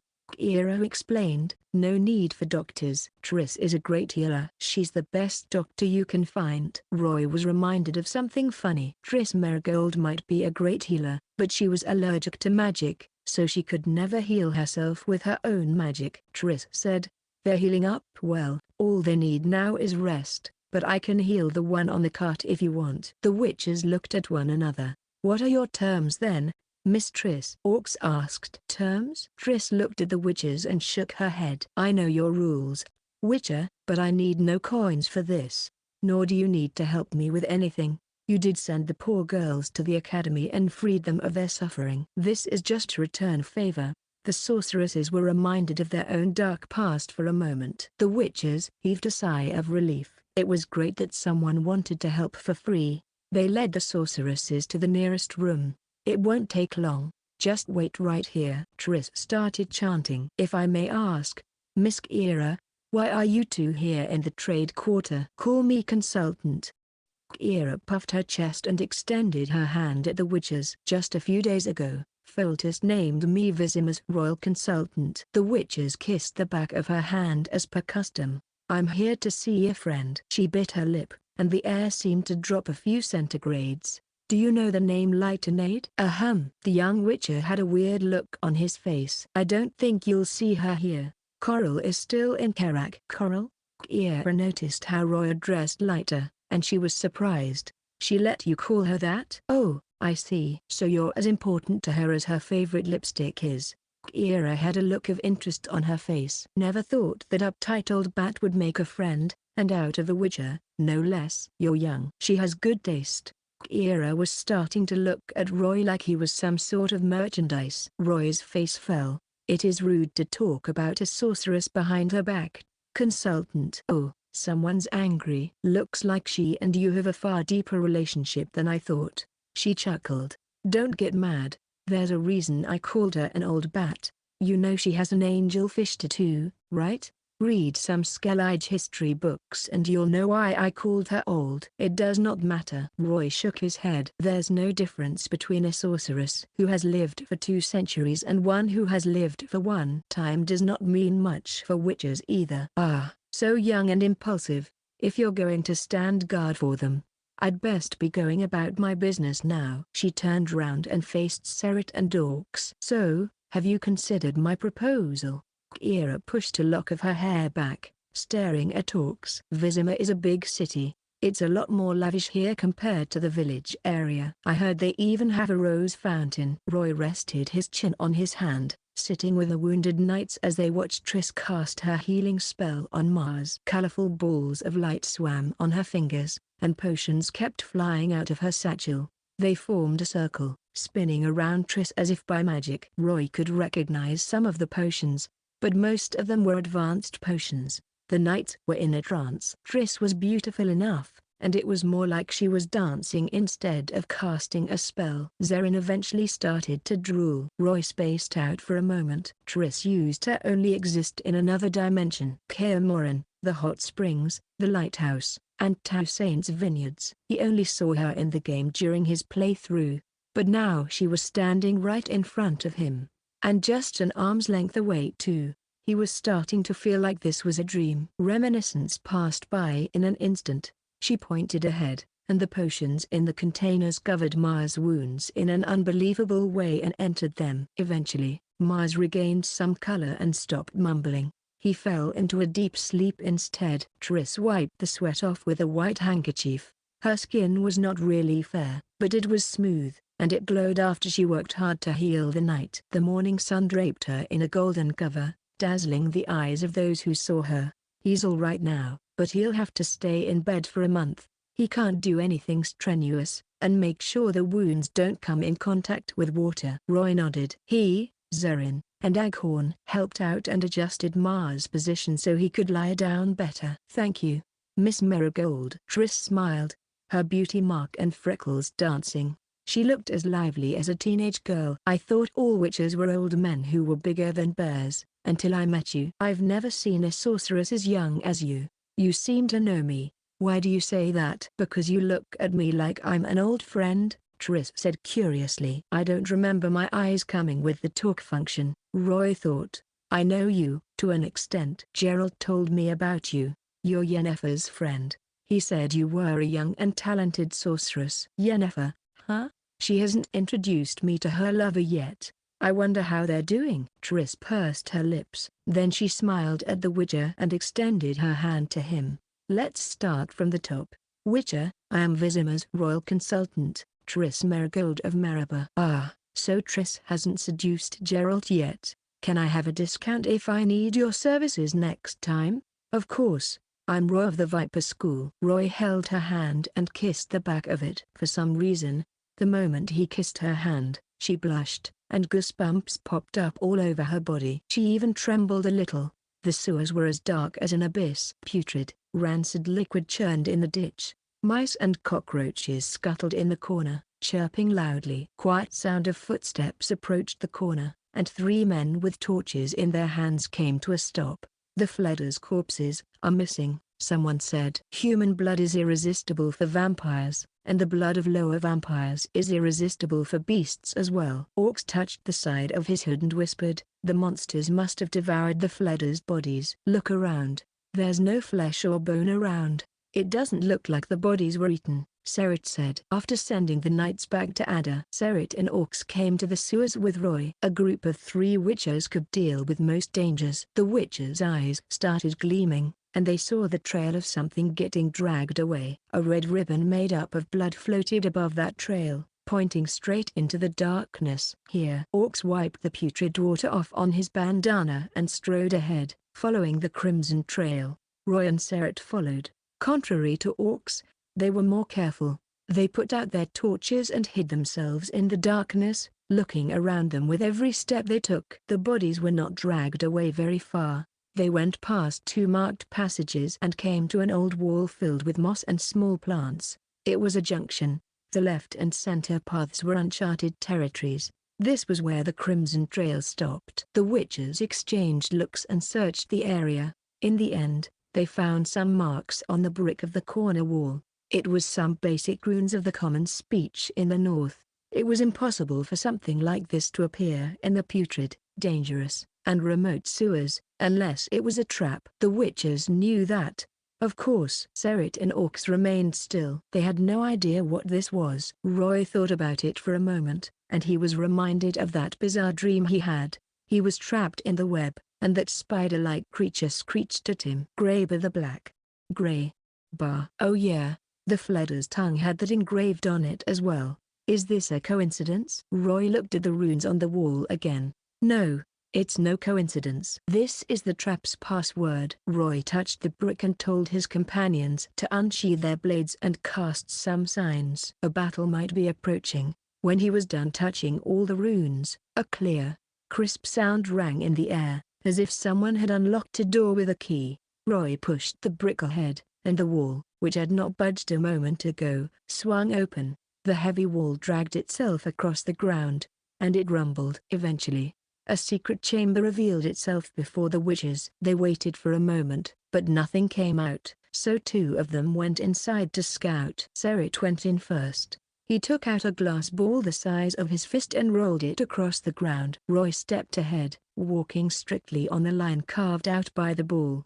They came into a narrow corridor, and the floor was covered with a crimson carpet caked in dried blood. They also saw the trail of fresh blood. The walls were dark and dank just like the sewer walls, but someone must have polished them, since they looked a bit smoother. A spacious hall stood behind the corridor, and a brazier burned in the corner, illuminating the hall. It was a stark place with nothing but an altar in the center. The witches then caught a whiff of a stench more putrid and nauseating than the one radiated by the sewer water. The altar was filled with bones. Hundreds, if not thousands of bones were piled up on it, forming a small hill. There were the bones of small animals, dogs, drowners, neckers, and even humans. Most of the skeletons had been there for years. They were nothing more than bones, but some of them were new. They were decomposing, and pus and blood stuck to them, while bones were poking through from the flesh. They also saw the Fleder's bodies there. The witches looked ahead, and a big wooden rack stood behind the altar, while a portrait was hanging on it. There was a web in the portrait, and a lion-headed spider was nestled in the middle of the web. It had black fur, sharp legs, and a grotesque body. That spider was the mini version of the monster Roy saw in his nightmare. Graber the Black. Is it referring to this spider? Roy paused for a moment. It was then the crimson pattern on the back of the spider started squirming, as if it were alive. It turned slowly at first, but it picked up speed until it became a whirlpool that attracted all his attention. At the same time, he heard the murmurs of 100 people in his ears. The young witcher saw an illusion appearing before him, and he started spacing out. But his incredible will rang alarms in his head. He shook his head and bit his tongue. The sharp pain crushed the illusion before it could form, and he looked away. Don't look at that portrait. Serit and Orcs tensed up and broke free of the illusion as well. They exchanged grim looks and stood on their tiptoes, curling up as they advanced to the altar. The room was obviously an underground base for an evil cult. So where's the priest? The brazier is still burning, so where are the believers who moved the bodies? Serit stopped a moment later and pointed at the corpse-filled altar. Roy looked to where he was pointing and concentrated. He heard vague sounds of breathing and heartbeats. The breathing was erratic, and the heartbeat was fast. It was obvious that the priest was nervous. Serit made a gesture and attacked from the left. Roy held his crossbow and moved to the right. Orcs advanced from the center. Much to their surprise, the person who was hiding crumbled under the pressure before they could get close. "Don't kill me. I surrender," she screamed. A slim woman in a white robe stood up. She raised her hands and slowly turned around. What greeted the witches was a young lady. She was beautiful. Her lips were thin. Her eyes were gleaming, and her reddish-brown hair tumbled down her shoulders. Her skin was gleaming white, and the thin layer of hair on her neck stood on their ends. She was in clean attire, and she looked like a girl next door. However, this girl was pale with fright, and her lips were trembling. Kaer did now show her any mercy. A clean, beautiful woman appearing in a squalid underground area was too bizarre. He held his blade against her throat. "Tell me the truth, or I will cut your throat open." "What is this place, and who are you?" The woman stole a glance at her right and saw Roy pointing his crossbow at her. The sword on her blade and crossbow on her right stopped her from escaping. She stammered like a frightened soul. Abigail." My name's Abigail, priestess of the Great Weaver." "This is its holy place." "The Great Weaver?" Kaer and Orcs looked at each other. They had never heard of that name before. "You're talking about that lion-head spider, aren't you?" Roy stared at her and cast observe. Abigail. Age, 15 years old. Gender, female. Status, priestess of the lion-head spider. Roy was a little confused. She might be a priestess, but her stats and skills are the same as any other regular girl. "Why and how did she survive the sewers?" Abigail gulped and kept explaining. "The lion-head spider, Greybeard the Black, Chromatera. Those are the great web spinner's names. It is the spinner of the web of fate. It controls the death of all things living." "Enough," Kaer snapped. "We're not here to hear your sermons. This spider is clearly evil. There's no reason for its believers to hide in the sewers and build its altar here otherwise. Vizima's government doesn't allow your religion to exist, does it?" "Master is not an evil god," Abigail retorted, but the Witcher shot her a look that shut her up. "But no, not just Vizima either. All of Temeria has banned the great web spinner from ever appearing in their land. We're forced into hiding and building our religion in a place like this." Roy was starting to look a little solemn. "If I'm right, the Great Weaver you're talking about is also the god of omens, isn't it?" "Why, you've heard of it before?" "That's not all. I've seen it before," Roy said, sounding grim. "The god of omens." That was what the people called the lion-head spider. It was a cruel deity who believed in darkness and destruction. It expected its believers to give it frequent bloody sacrifices. Its believers saw it as the weaver who weaved human fates into a great web. The web was constantly expanding. Once a line was broken, it would mean death for a certain person. If someone were to commit suicide, their thread would break as well. The lion-head spider was also called the god of sudden and unpredictable death. The lion-head spider and its cultists were infamous for their human sacrifices and their priests' evil curses. Some of the priests knew a lot of curses. They could sacrifice their own life and curse their killers, taking their lives even from beyond the grave. Roy had seen that twice. Alan, the late leader of a troop, was cursed to change into a werewolf every night. He met a grisly end to save his own children. Nivlan the beggar also faced a cruel fate because of a priest's curse as well. The cult of the lion-head spider was infamous in the north. Almost every kingdom had banned it, and its church was nearing extinction.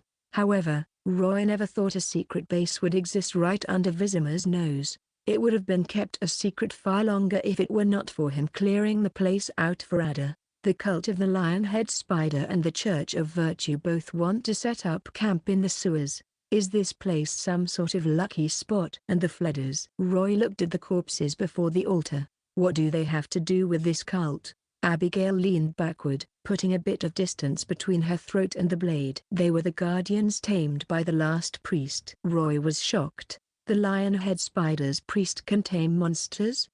I guess so. You wouldn't have surrendered if they were still alive. Roy looked at the priestess again. The look in his eyes made her tremble. "So, Abigail, are you a local?" "Where'd the remaining priests and believers go?" "I grew up in Vizima." Abigail looked at the brazier, her eyes gleaming. "My foster mother, the last priestess, died many years ago. I'm the only priest left in Vizima." "Are you sure?" "Positive." Kaer brought the blade closer to her throat. He did not care about the believers or this woman. He would rather kill them all. They had created this evil cult after all, but Roy stopped him. He wanted to use Kaer and get some answers out of her, but the young Witcher pulled his finger back all of a sudden. Alarm bells were ringing in his head.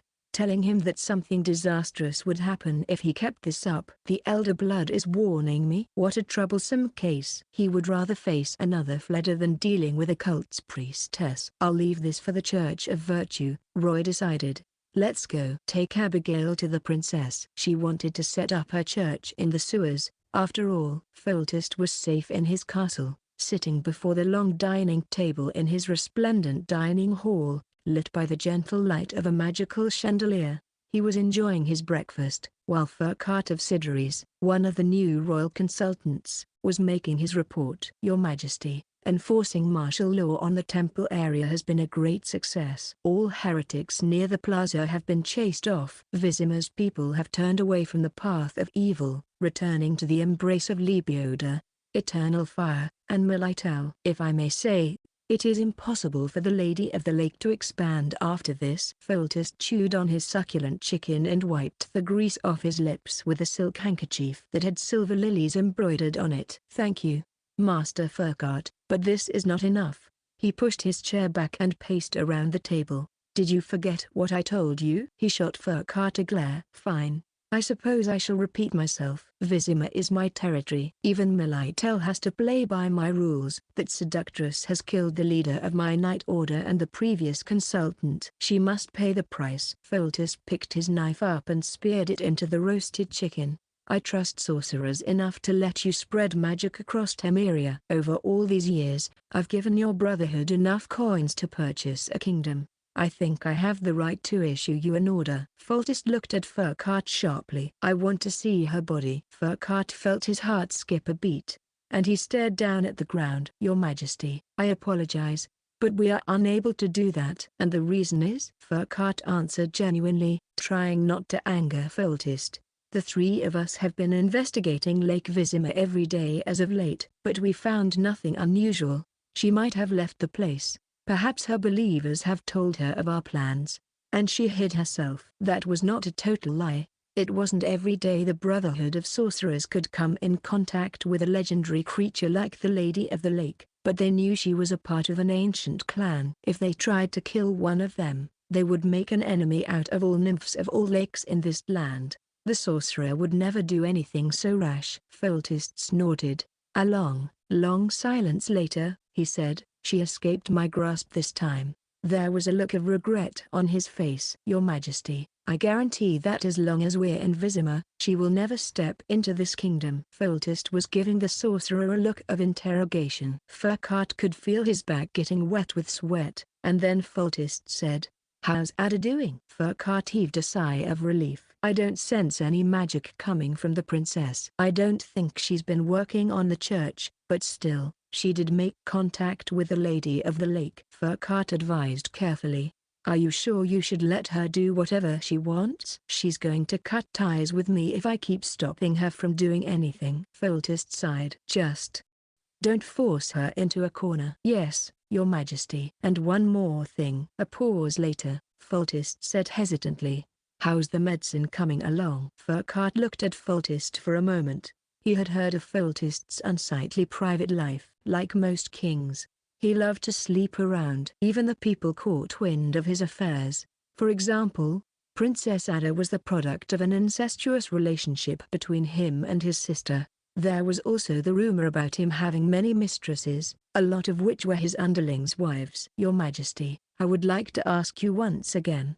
Is it a boy or a girl? A girl. Foltest sounded disappointed. He suspected that the baby turned out to be a girl because he did not have Azar's medicine with him. Very well then, Your Majesty. Furcart said, I guarantee that the Brotherhood's potion will grant the princess great health, beauty, and vitality. Abigail was taken to a house in the trade quarter. You're telling me this girl is the priestess of the god of Omen? Ada pointed her barbed whip at Abigail, who was shivering in a corner. The princess twirled her hair with her other hand. I've seen them before in the books. They know a lot of curses. Ada frowned, and she touched the pendant that was hanging around her neck. Gerald gave her that after he lifted the Striga's curse so it would not relapse. Never thought an evil cult was hiding right under my nose. How do you find her? It's a coincidence. Really? Roy told her about how they found a hidden chamber while they followed the trail of the Fleda's bodies. When Roy got to the end of the story, Ada's eyes shone. Just what we need. A prayer room. The Lady of the Lake has blessed us. What do you want to do? Abigail curled up. Even though she had no mana, she was still cuffed with dimeritium cuffs. A look of horror filled her face, as if she were a helpless girl. Ada smiled at her. That depends on you, girl. Introduce yourself. God of Omens priestess. How old are you? Where are your parents, family, and friends? Abigail was feeling nervous from being stared at by Ada and the witches. Eventually, she said, I had my 15th birthday last month. I told them about that. I'm an orphan. I have no friends or family. All I have are my fellow believers. I was adopted by my teacher, the previous priest in Vizima. Sadness welled up in her eyes, but she died 2 years ago. You're an orphan. And you're a beautiful one at that. Ada was starting to get really interested. She flicked her hand and swung her whip around, circling the girl. How'd you make a living in Vizima before you were adopted? The local gangs wouldn't have let you go. Selling you to a ranch in a remote village would have been the best outcome for someone like you. I helped out at the Templaria. At a laundry lady's house. Abigail bit her lip. She knew she could not escape, so she said honestly, the lady and her family kept me safe from the gangs for years. They're all believers of the Great Weaver.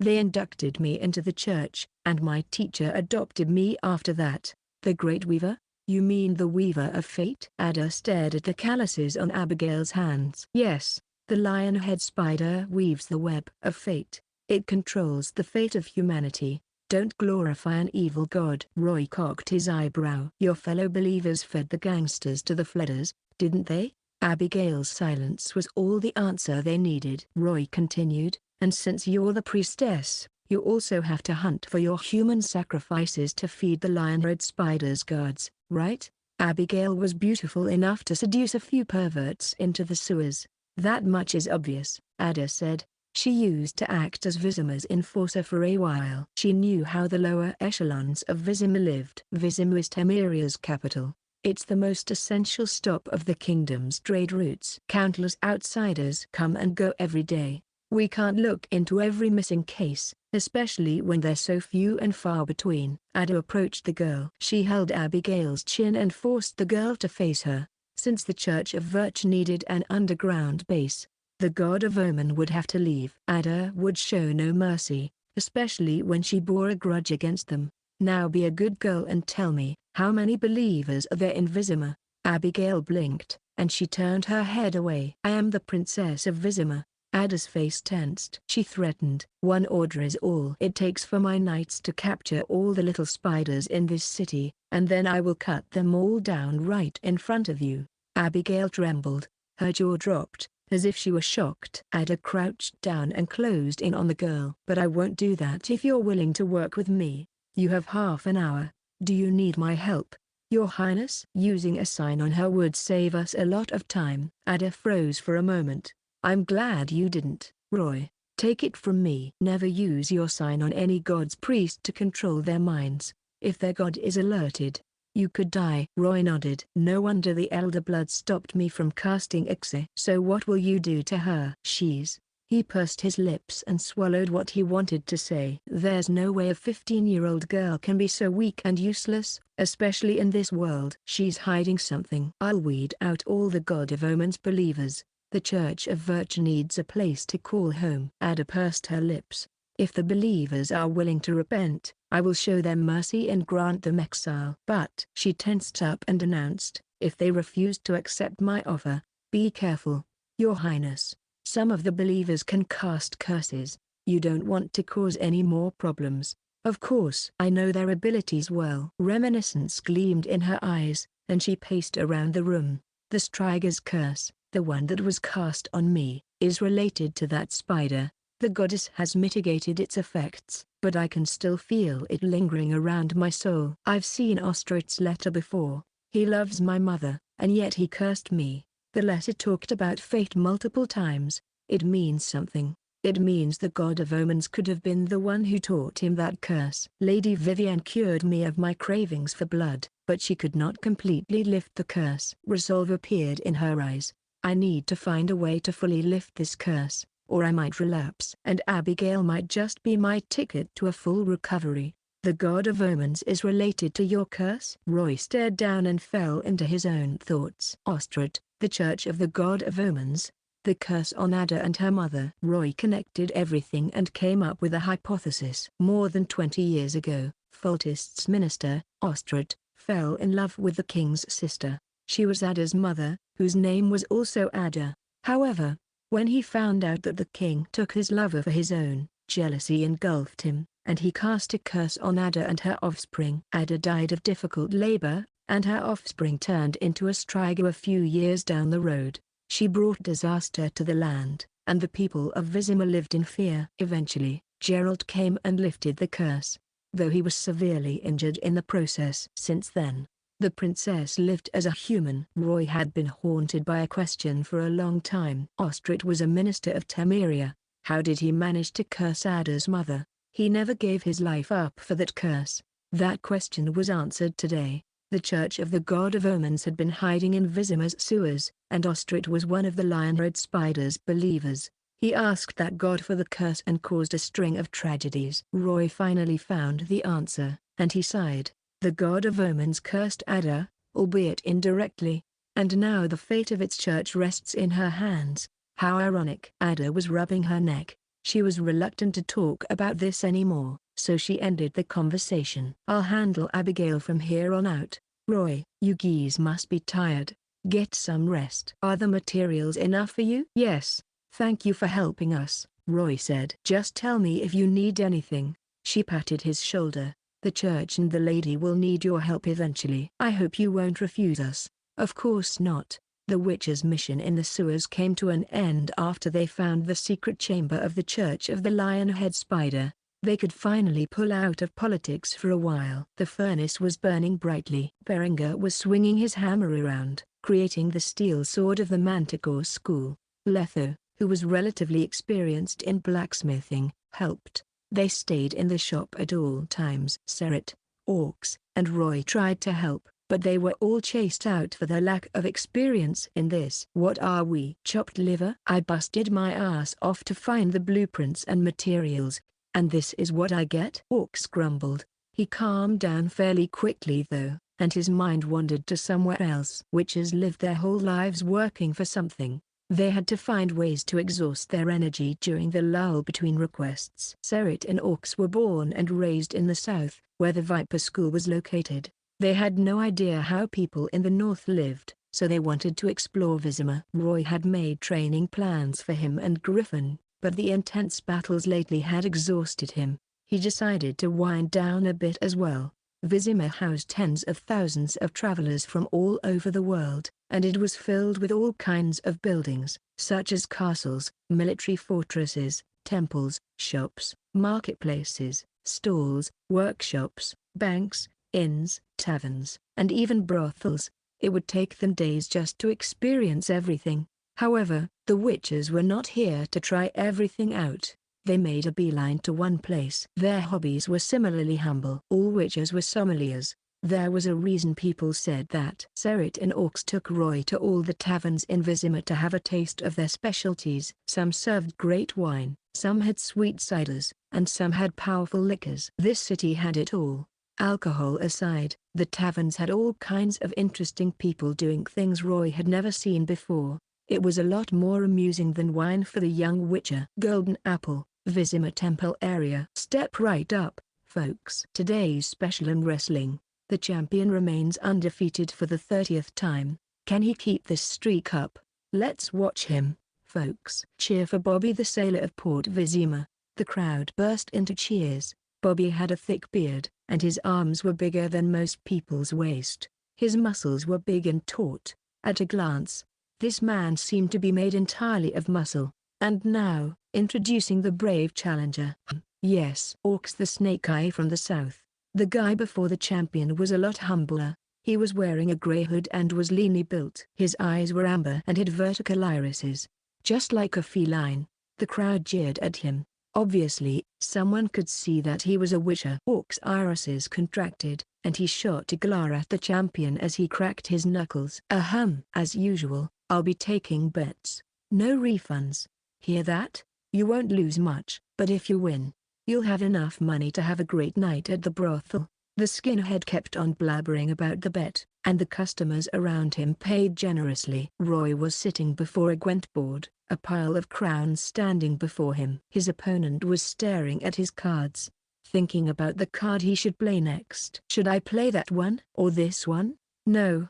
No, no. This one? No, I don't think so." The gaunt gambler had fallen into a trance. "Take your time." "I don't mind," Roy called out to the skinhead. "I bet 20 crowns that Orcs the snake I will win in 10 seconds. "Of course." "So you're betting on Orcs winning in 10 seconds?" "A 1-to-3 ratio it is. Here's your receipt." "Don't lose it." The skinhead happily took the bag of coins, and when he turned around, he muttered, "What a fool." Roy smiled nonchalantly and turned to the stage on the other side. A crowd had gathered there, and their roars were even louder. They were holding an ancient, popular, and heart-pounding event, Vizima Boxing Challenge. Orcs went for the arm wrestling match, Roy was playing Gwent, and Serit went for the boxing challenge. The champion had gotten into his battle stance, flexing his towering body, bulging biceps, and big muscles. He swung his fists into the air, and the crowd screamed. Serit was covering his fists in layers of bandages,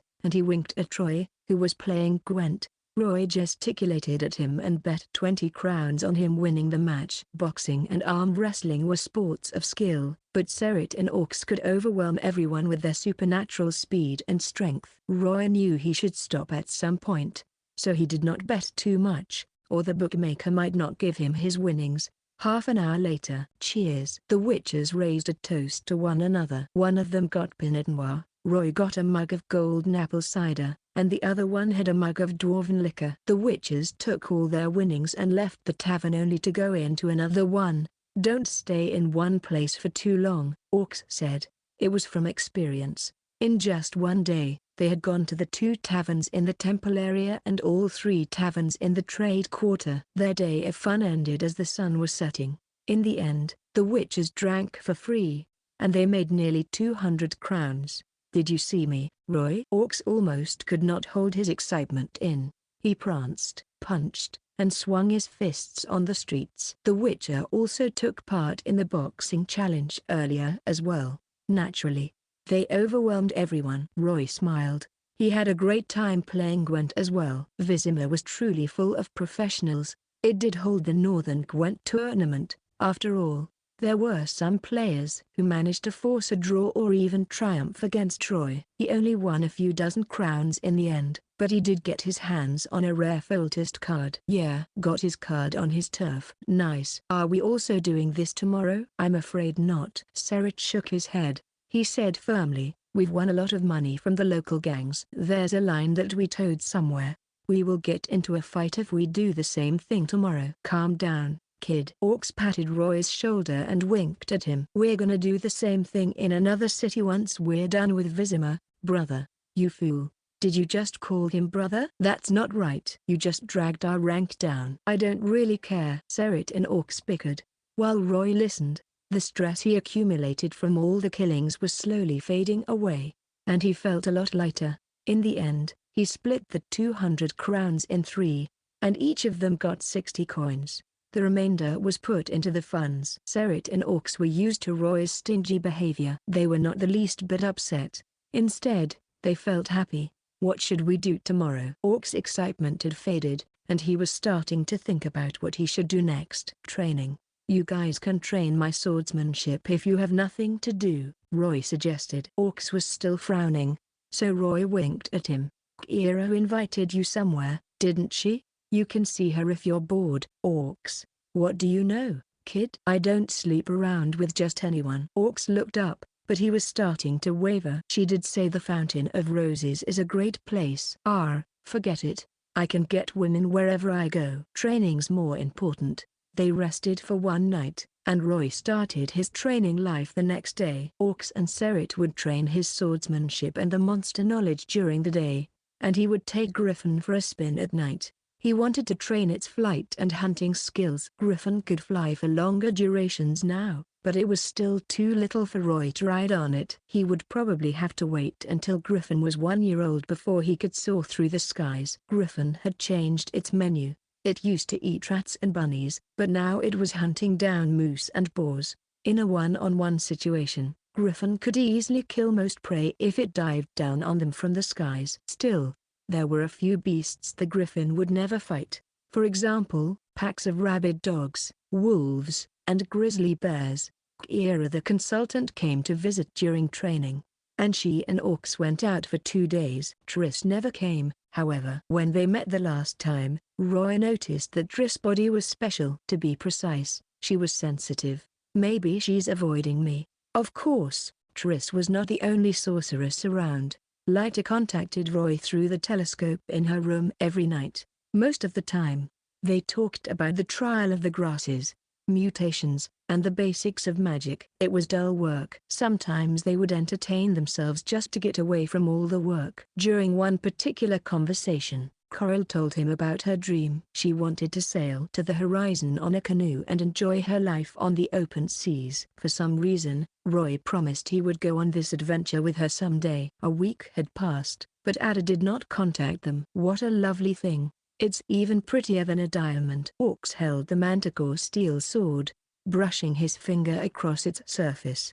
The furnace's fire shone on the sword, making it gleam. It was slightly longer than standard swords, and black draconid hide was wrapped around its hilt. It felt comfortable and reliable to the touch. A bit of silver meteorite ore adorned it, giving the user a firmer grip on it. A manticore stood on the end of the hilt, proving that this sword was of the manticore school. The sword had a horizontal crossguard. Its blade's design leaned more toward clan style. Unlike the local swords, the sword's blade looked more like a crease. It was like a snake that was slithering across the ground. The blade was connected to the crossguard, as if it were a snake's tongue joined to a mouth. Orcs swung it around, and the air buzzed as the blade sliced through it. The runes on the sword gleamed blue, and it floated in the air for a moment. The witches passed the sword, and in the end, Roy was the one holding it. Manticore steel sword. Type, steel sword. Materials, cured draconid leather,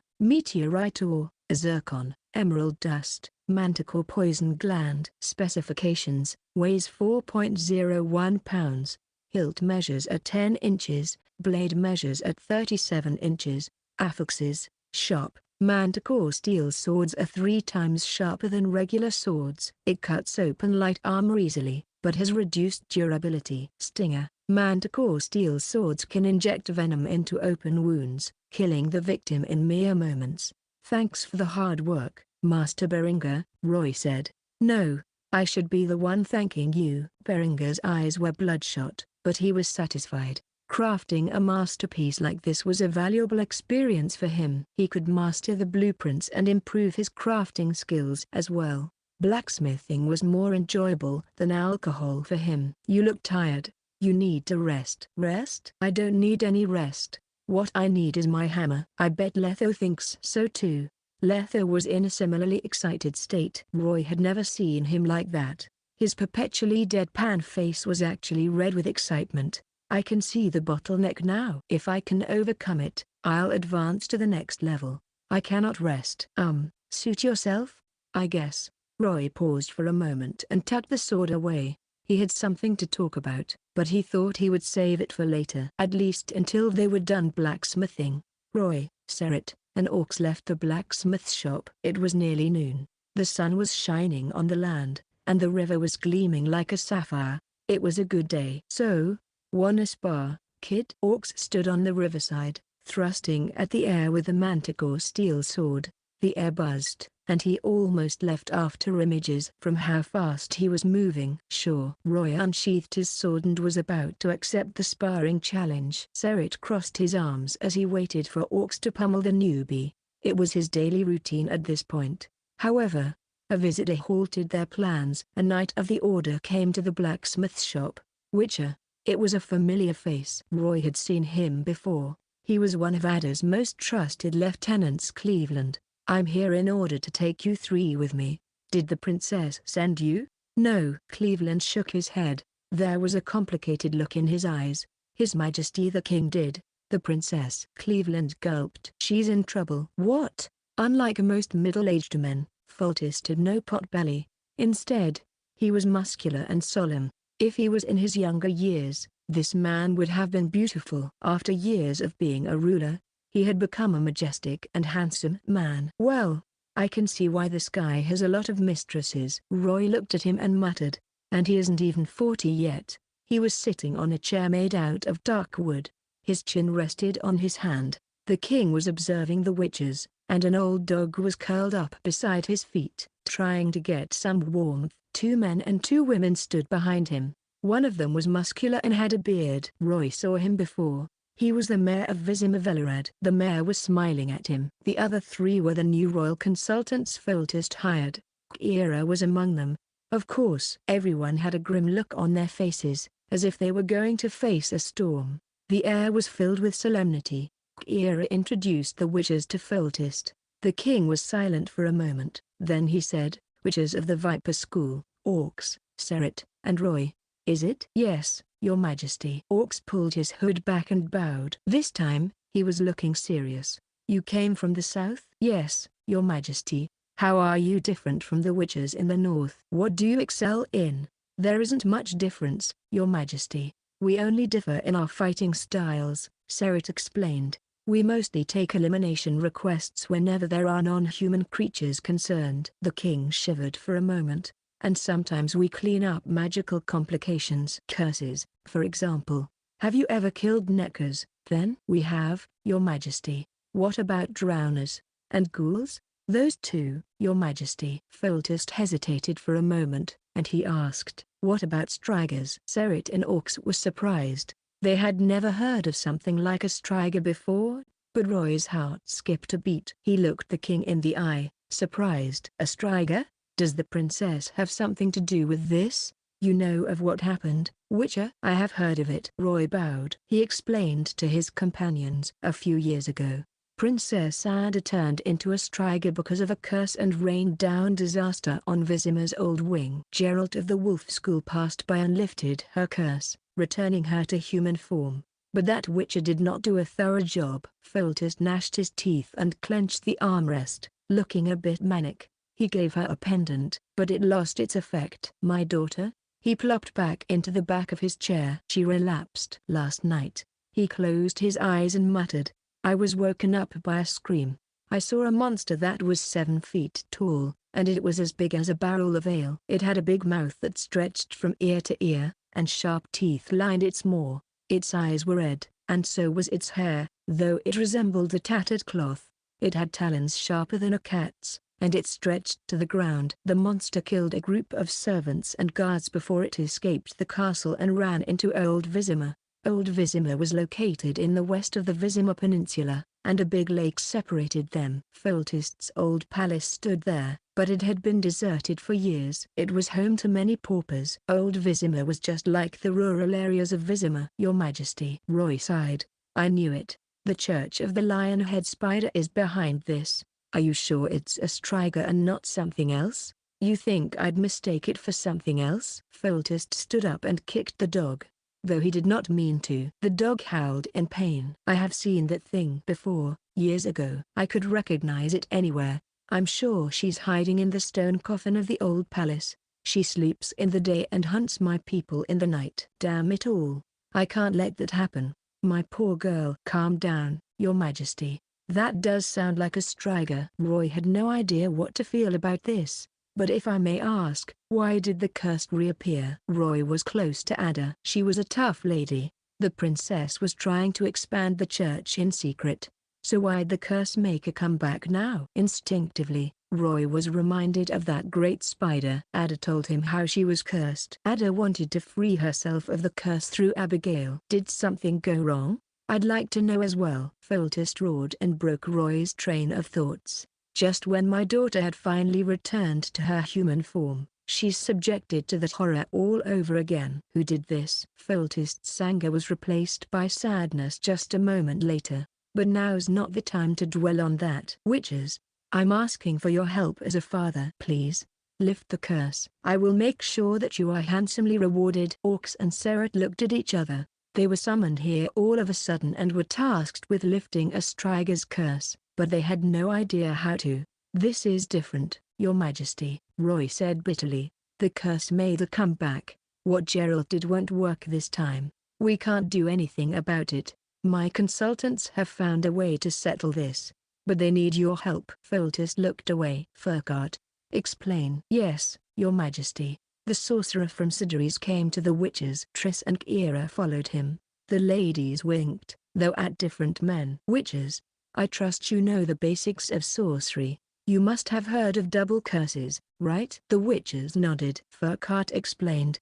"The curse on Princess Ada is a double curse. There's a distinct trait to it. It can take effect 2 times at most. If we lift the curse for a second time, the princess will be free from it. But we must be quick. We need to keep the curse's damage to the princess' mind at a minimum." As night fell upon the land, the 3 witches made their way to Old Vizima. The night was chilly, and the air was muddied with dust. Beyond the bridge stood the old city, lights flickering in the night. The palace was abandoned and destroyed. Ruins were strewn across the city. A dilapidated fence made out of decaying wood stood as the only line of defense. Within the great hall slept an uneven stone slab. A flight of stairs leading into darkness stood underneath it. Beyond the stairs was a tomb. There was a big coffin fit for 2 corpses sitting there. It was the one where Ada and her mother were buried. However, the skeletal remains were nowhere to be found. Instead, a monster had turned this coffin into its home. Tents stood around the palace haphazardly, and mountains of refuse towered around them. Those were the homes of the homeless. But because of the monster's sudden appearance, the knights had chased the people here to the Templaria.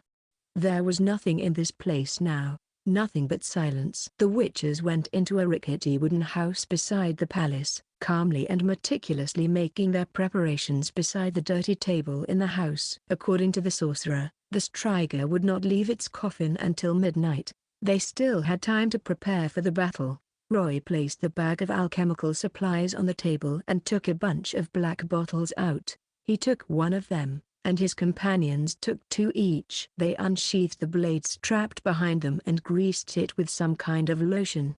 They kept smearing the blades until they were covered in the liquid. Then they flicked their wrists. The house was filled with the blade's gleam right away. Roy muttered an incantation under his breath and downed the potion he took out. His companions did the same as well. The witches covered themselves with their cloaks and sat on the floor. Their eyes were closed, and they did not even move a muscle. Their breathing was starting to change. It became faster, as if they were hyperventilating. Thanks to the decoction, their faces started to contort, and all color was drained from them. Their veins were dyed purplish black, and their pupils filled their whole eyes. The witches' gaze tore through the darkness, and their eyes gleamed. A quiet little screech whispered in the hall. It was little more than a buzz, but the witches heard it. That was the sound of something pushing the coffin's lid open. A few moments later, the stone slab blocking the entrance to the tomb was flung away as well, and out came a grotesque monster that fitted Foltest's description to a T. A disproportionately large head was attached to a stubby neck. It was covered in red feathers, and its eyes shone red, just like a beast's would. Unlike her human form, Ada looked like a muscular humanoid beast in her Striga form, though it still retained some of her human traits, such as her breasts that were protruding from her chest. Striga. Age, 19 years old. Gender, female. Stores, princess. Cursed 1. Ostrit's curse took effect the second time, turning the princess into the cruel and powerful Striga. HP, 300. Strength, 820. Dexterity, 920. Constitution, 820. Perception, 7. Will, 5-6. Charm, 7-3. Spirit, 5. Skills, One-handed Mastery Level 3. Dagger Mastery Level 2. Bow Mastery Level 2. Cursed Flesh, Passive. This curse is a blessing and great torture at the same time. Death shall not grant the accursed their sweet release that easily. HP plus 100. The cursed one's heart is no longer one of the vitals. Speedy regeneration, passive. The cursed one has an incredible regenerative factor. They can heal any minor wounds quickly. They can also heal moderate wounds and replenish their HP if they consume their enemy's flesh. Constitution +10. Holy shit. She's even more powerful than Beringer. Roy was glad he called 2 companions over to help him out. The striker suddenly let out a scream. It tore through the night like an invisible sound wave. The old palace's walls rumbled from the shout. The striker's shouts would turn into a whisper for a moment, and it would raise its voice to high heavens the next, as if it were trying to vent something out.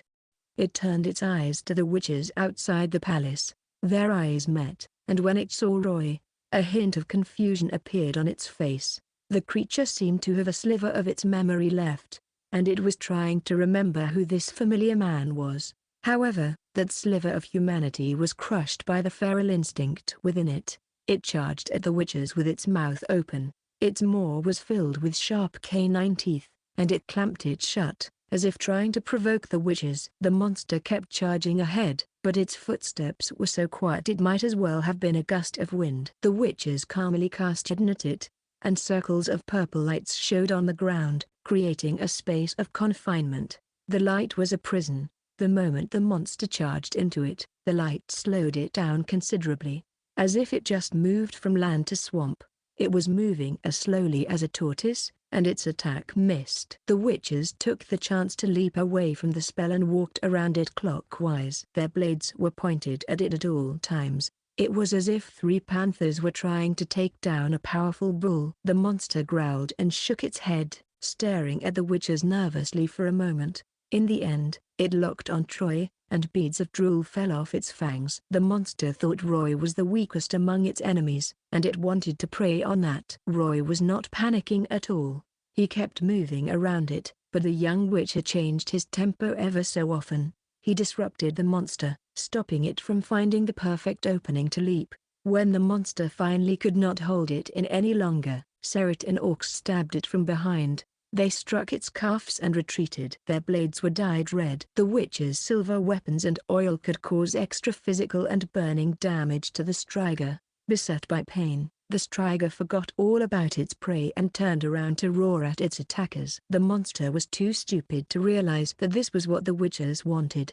and it showed another opening to the young witcher behind it. Roy swung Aerondight across the air, and the crimson blade sliced 3 gashes into the monster's back. Roy did not want to kill it, so he held back, but Vivienne's weapon was sharp enough to draw blood. The monster bristled and howled. It growled in anger, trying to search for an opening to attack or escape.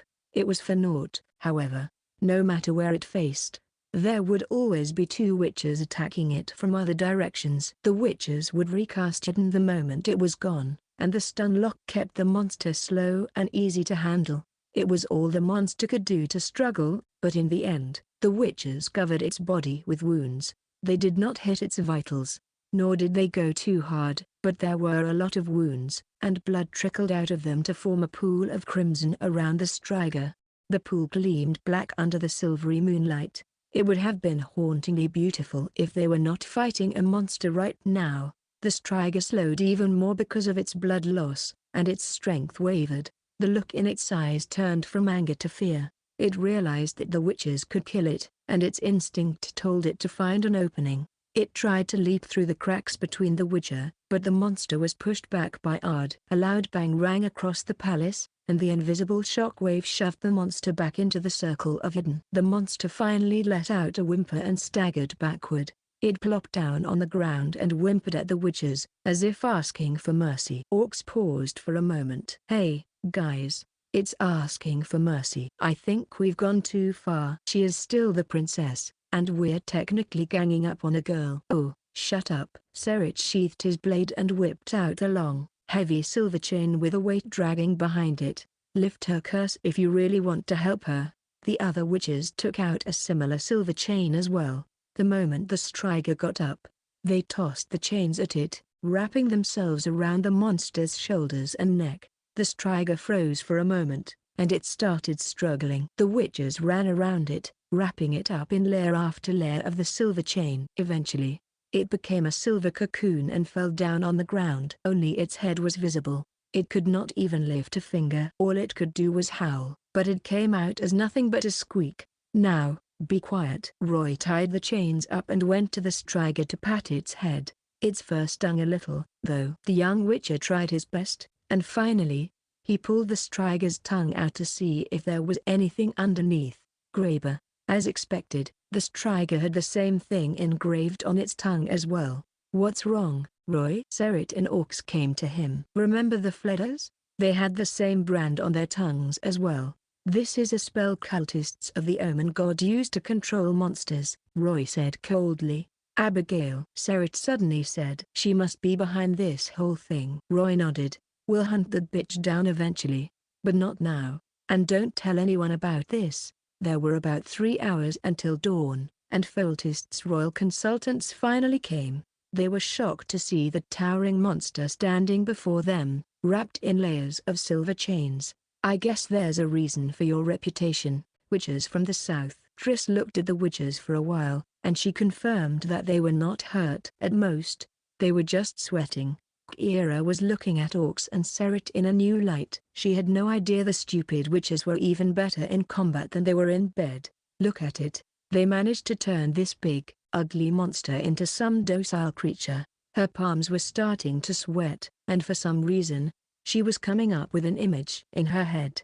It was a dark night, and 2 men were tying up a woman on an empty field. That woman was her. Of course.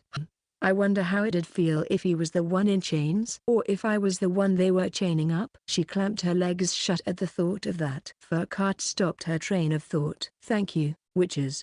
We'll handle the rest. The sorcerers started casting a spell at the weakened striga. They used the blood on the ground as paint and drew runes on the striga's head. The incantations filled its face, and even the chains were covered in elder speech. There was also Elilan and some other languages on it as well. About half an hour later, the sorcerers summoned the elements and infused them into the runes. As the magic started taking place, the striga started calming down, and its breathing was no longer ragged. A moment later, its chest started heaving, and it fell asleep. The sorcerers heaved a sigh of relief. They too were sweating. You'll have to take her back to the tomb now, witches. The witches obliged.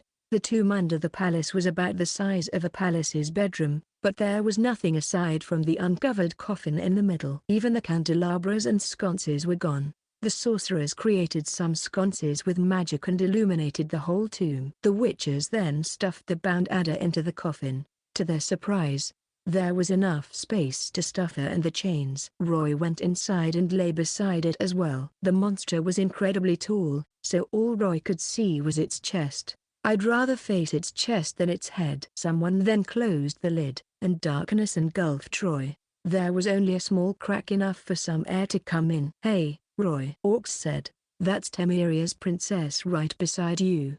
Don't do anything stupid. I don't wanna see you executed. Fuck off. Why don't you come in here then? I'd like to see you do anything stupid. Furcart interrupted the conversation. He handed an oil lamp and an hourglass into the coffin. Sorry for having you do this, Master Roy. Stay with the strig. I mean the princess until the 3rd dawn, and the curse will be forever lifted. Don't worry. My spell will keep her asleep until she returns to her human form. There will be someone standing guard outside as well. Triss said. Roy, His Majesty said you can leave if you're in danger. He won't get mad at you. Take care of yourself. Got it. Roy held the hourglass up.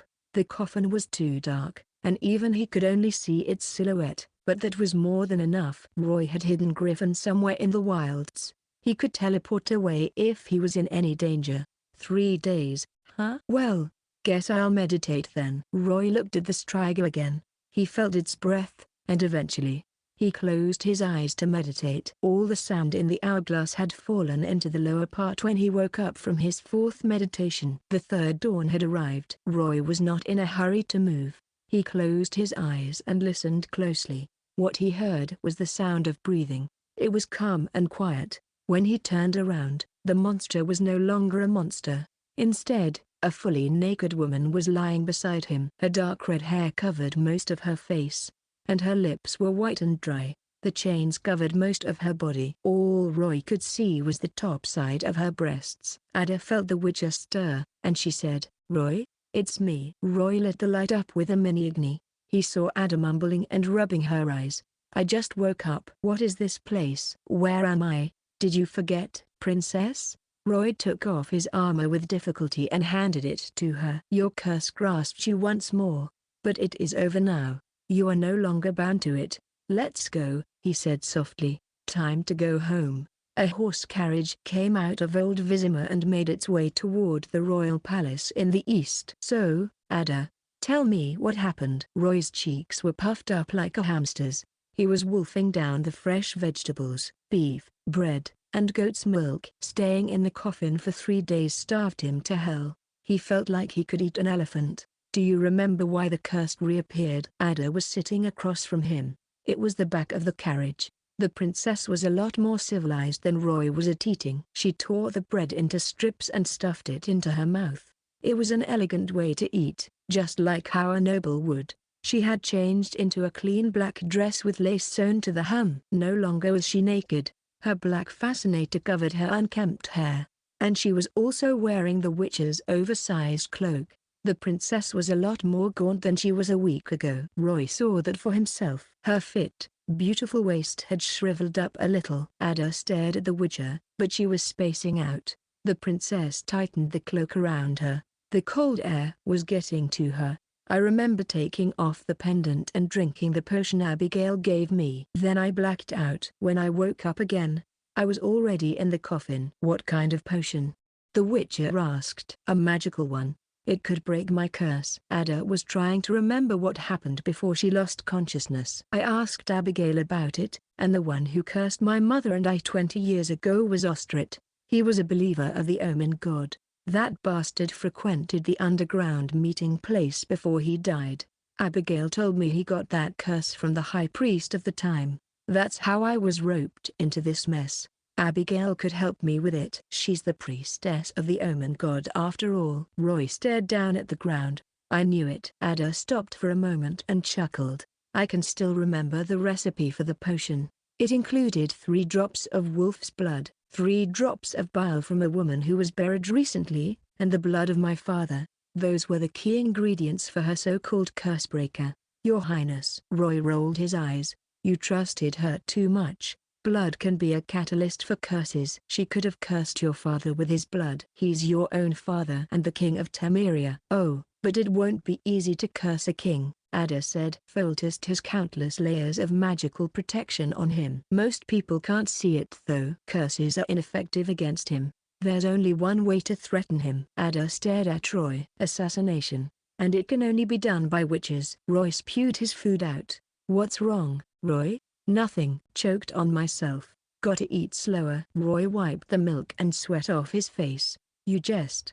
Your Highness. I'd never be an assassin. None of us from the Viper School would. It's just an example. Ada wondered why Roy was overreacting to that. Let's get back on track. Roy burped. You told me all I needed to know.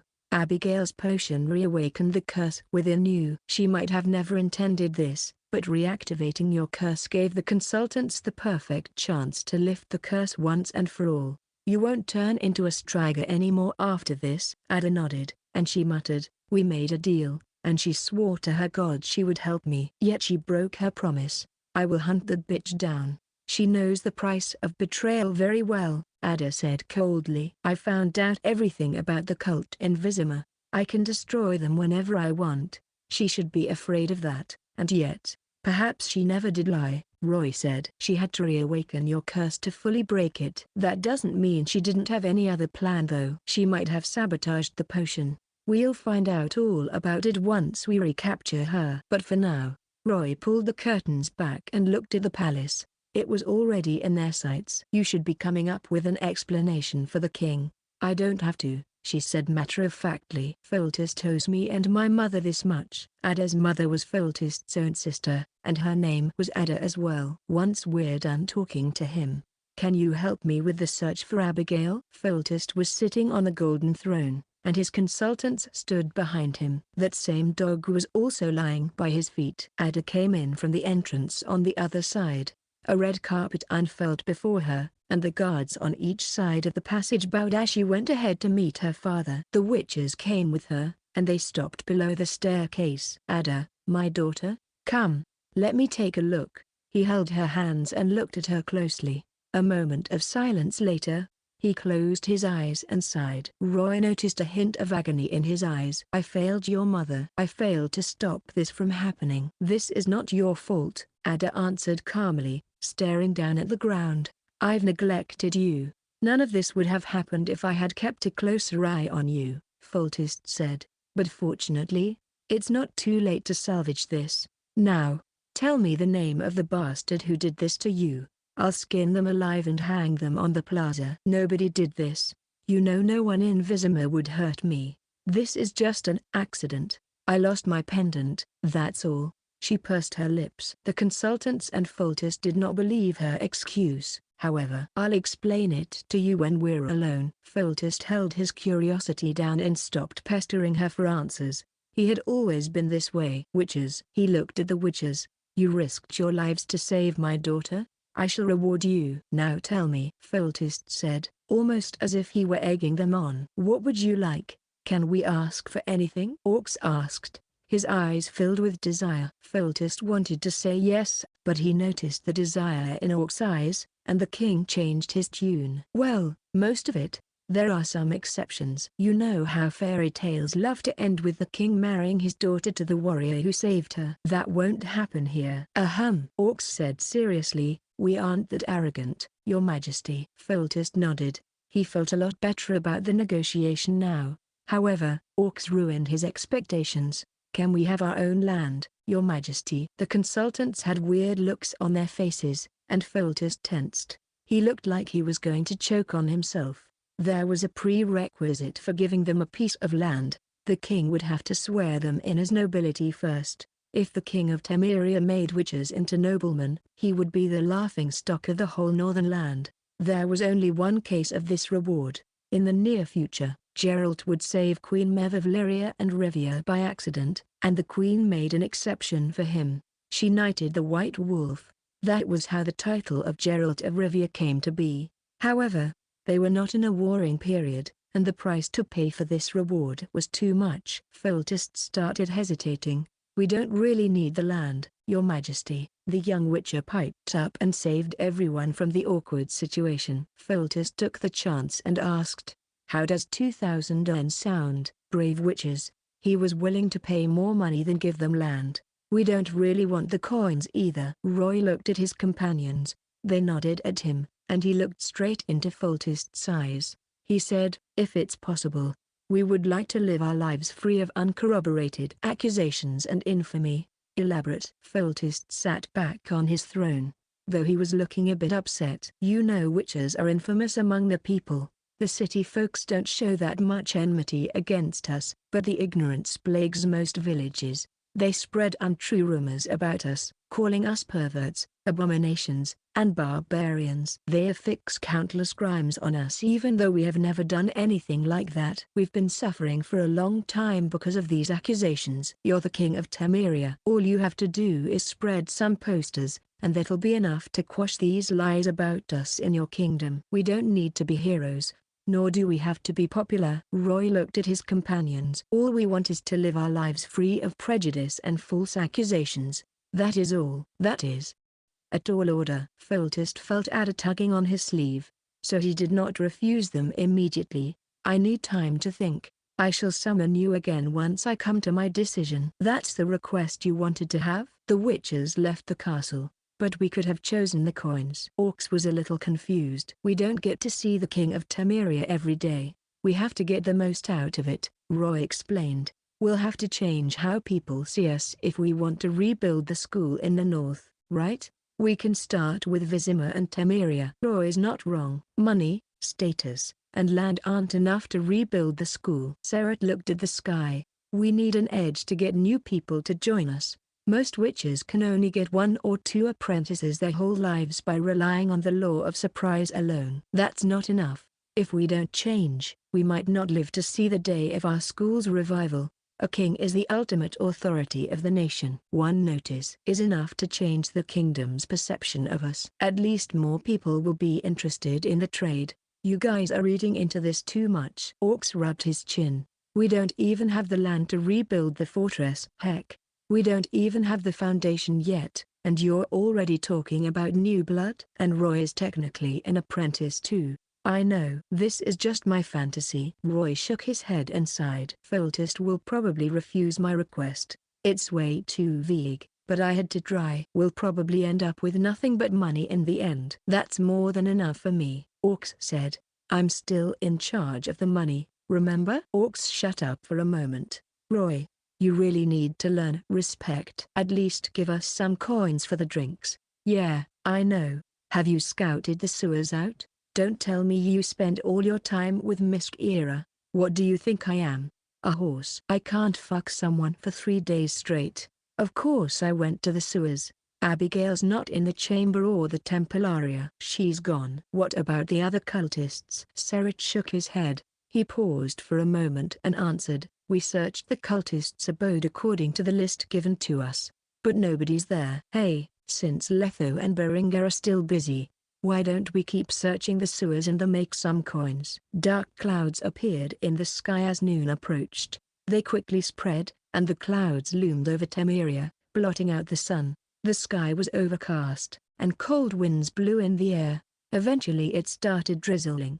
This was fall's first train. The weather was already chilly even though it was only early fall in Temeria. Most people were hiding under their roofs, taking shelter from the rain and the cold. Though they were all shivering, everyone was staying out of the rain, save for 3 men in cloaks. They were trotting on the street, and the rain seemed to fall off an invisible barrier around the men, never touching them no matter what it did. The drizzle eventually became a downpour, and the world was filled with the shouts of raindrops. A silver screen covered the kingdom, blocking everyone's sights. Eventually, the mysterious men were drenched, and they ran to a house in the Templaria's Banyan Street to stay out of the rain. One of the men took his cloak off and shook the rain off. He stared out at the grey train that obscured everything in his sights. God damn it! Is the lion-red spider stopping us from looking into its cult? The rain came all too suddenly, and the timing was really bad.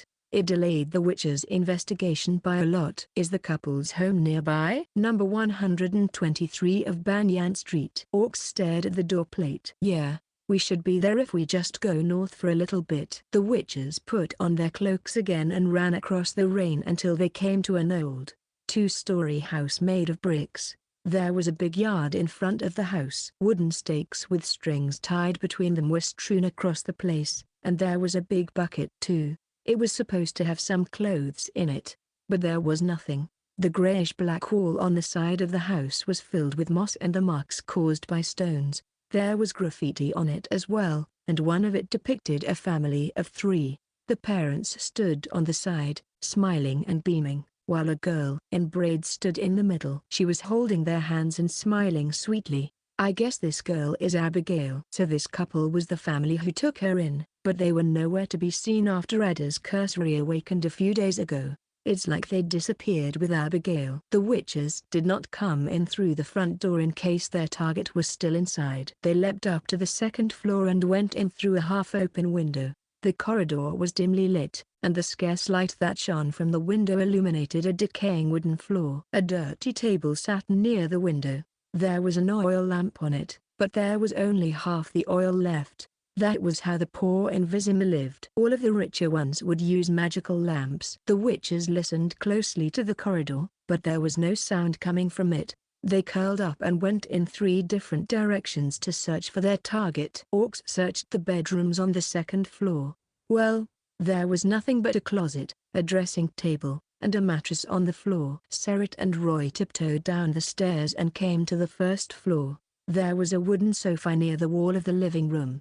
A squalid red rug slept on top of it, and a square wooden table stood in the center of the living room. Though one corner of it was chipped. Serit sniffed the air. He smelled something rancid in it. When he looked around, he saw a meat pie on the table, but it was half-eaten. That was odd, since the poor would never waste something so expensive. It had been there for a while now. A cockroach was having a feast in it. Aside from that, there was nothing in the living room. The witches went deeper into the living room. There was nothing much on the 1st floor. A living room stood beside the door, and a place resembling a kitchen stood inside. It was a cramped space with a cauldron hanging on the hearth in the middle. Roy stirred the pot. There was half a pot of soup in it. But just like the pie, it had been left there for 3 days at least. The soup had soured, and it smelled rancid. "Anything?" Sarah came in. "No, I don't even see anyone here. All I found is this." He tossed Roy a leather book. The cover depicted a lion-headed spider in a net, and its name was written on the cover gray with a black chromatera. Roy took it and skimmed through it. The book talked about the faith and creed of the Omen god cult. Every single creed had a few lines of notes recorded behind it. It was probably the couple's thoughts on it. They noticed that the cult members mostly had traumatic experiences in their lives. For example, they lost their loved ones before. They also noticed that the cult members were either those who had frequent brushes with death, or they loved pain. Killers, soldiers, and bandits were attracted by the cult's creed. They believed that death was eternal, and life was pain. They believed that every separation was temporary, and they would be reunited in the eternal web weaved by the lion-headed spider. This couple lost their daughter a while back, so they took in Abigail and professed their loyalty to the lion-headed spider. Roy could see that they missed their daughter. Their records told him that. Orcs muttered, "If we go with that logic, witches are perfect believers of this god. Our job is dangerous, and we die horribly most of the time. You're going to be a believer?" "I believe in nothing but my sword," Orcs said. If these guys were real believers, they would have taken their scriptures with them everywhere they went. They wouldn't leave this work behind even if they were going into hiding. Yeah, even death can't destroy their faith. Roy suspected that they missed something, so they searched the room and found a locked basement in the corner of the kitchen.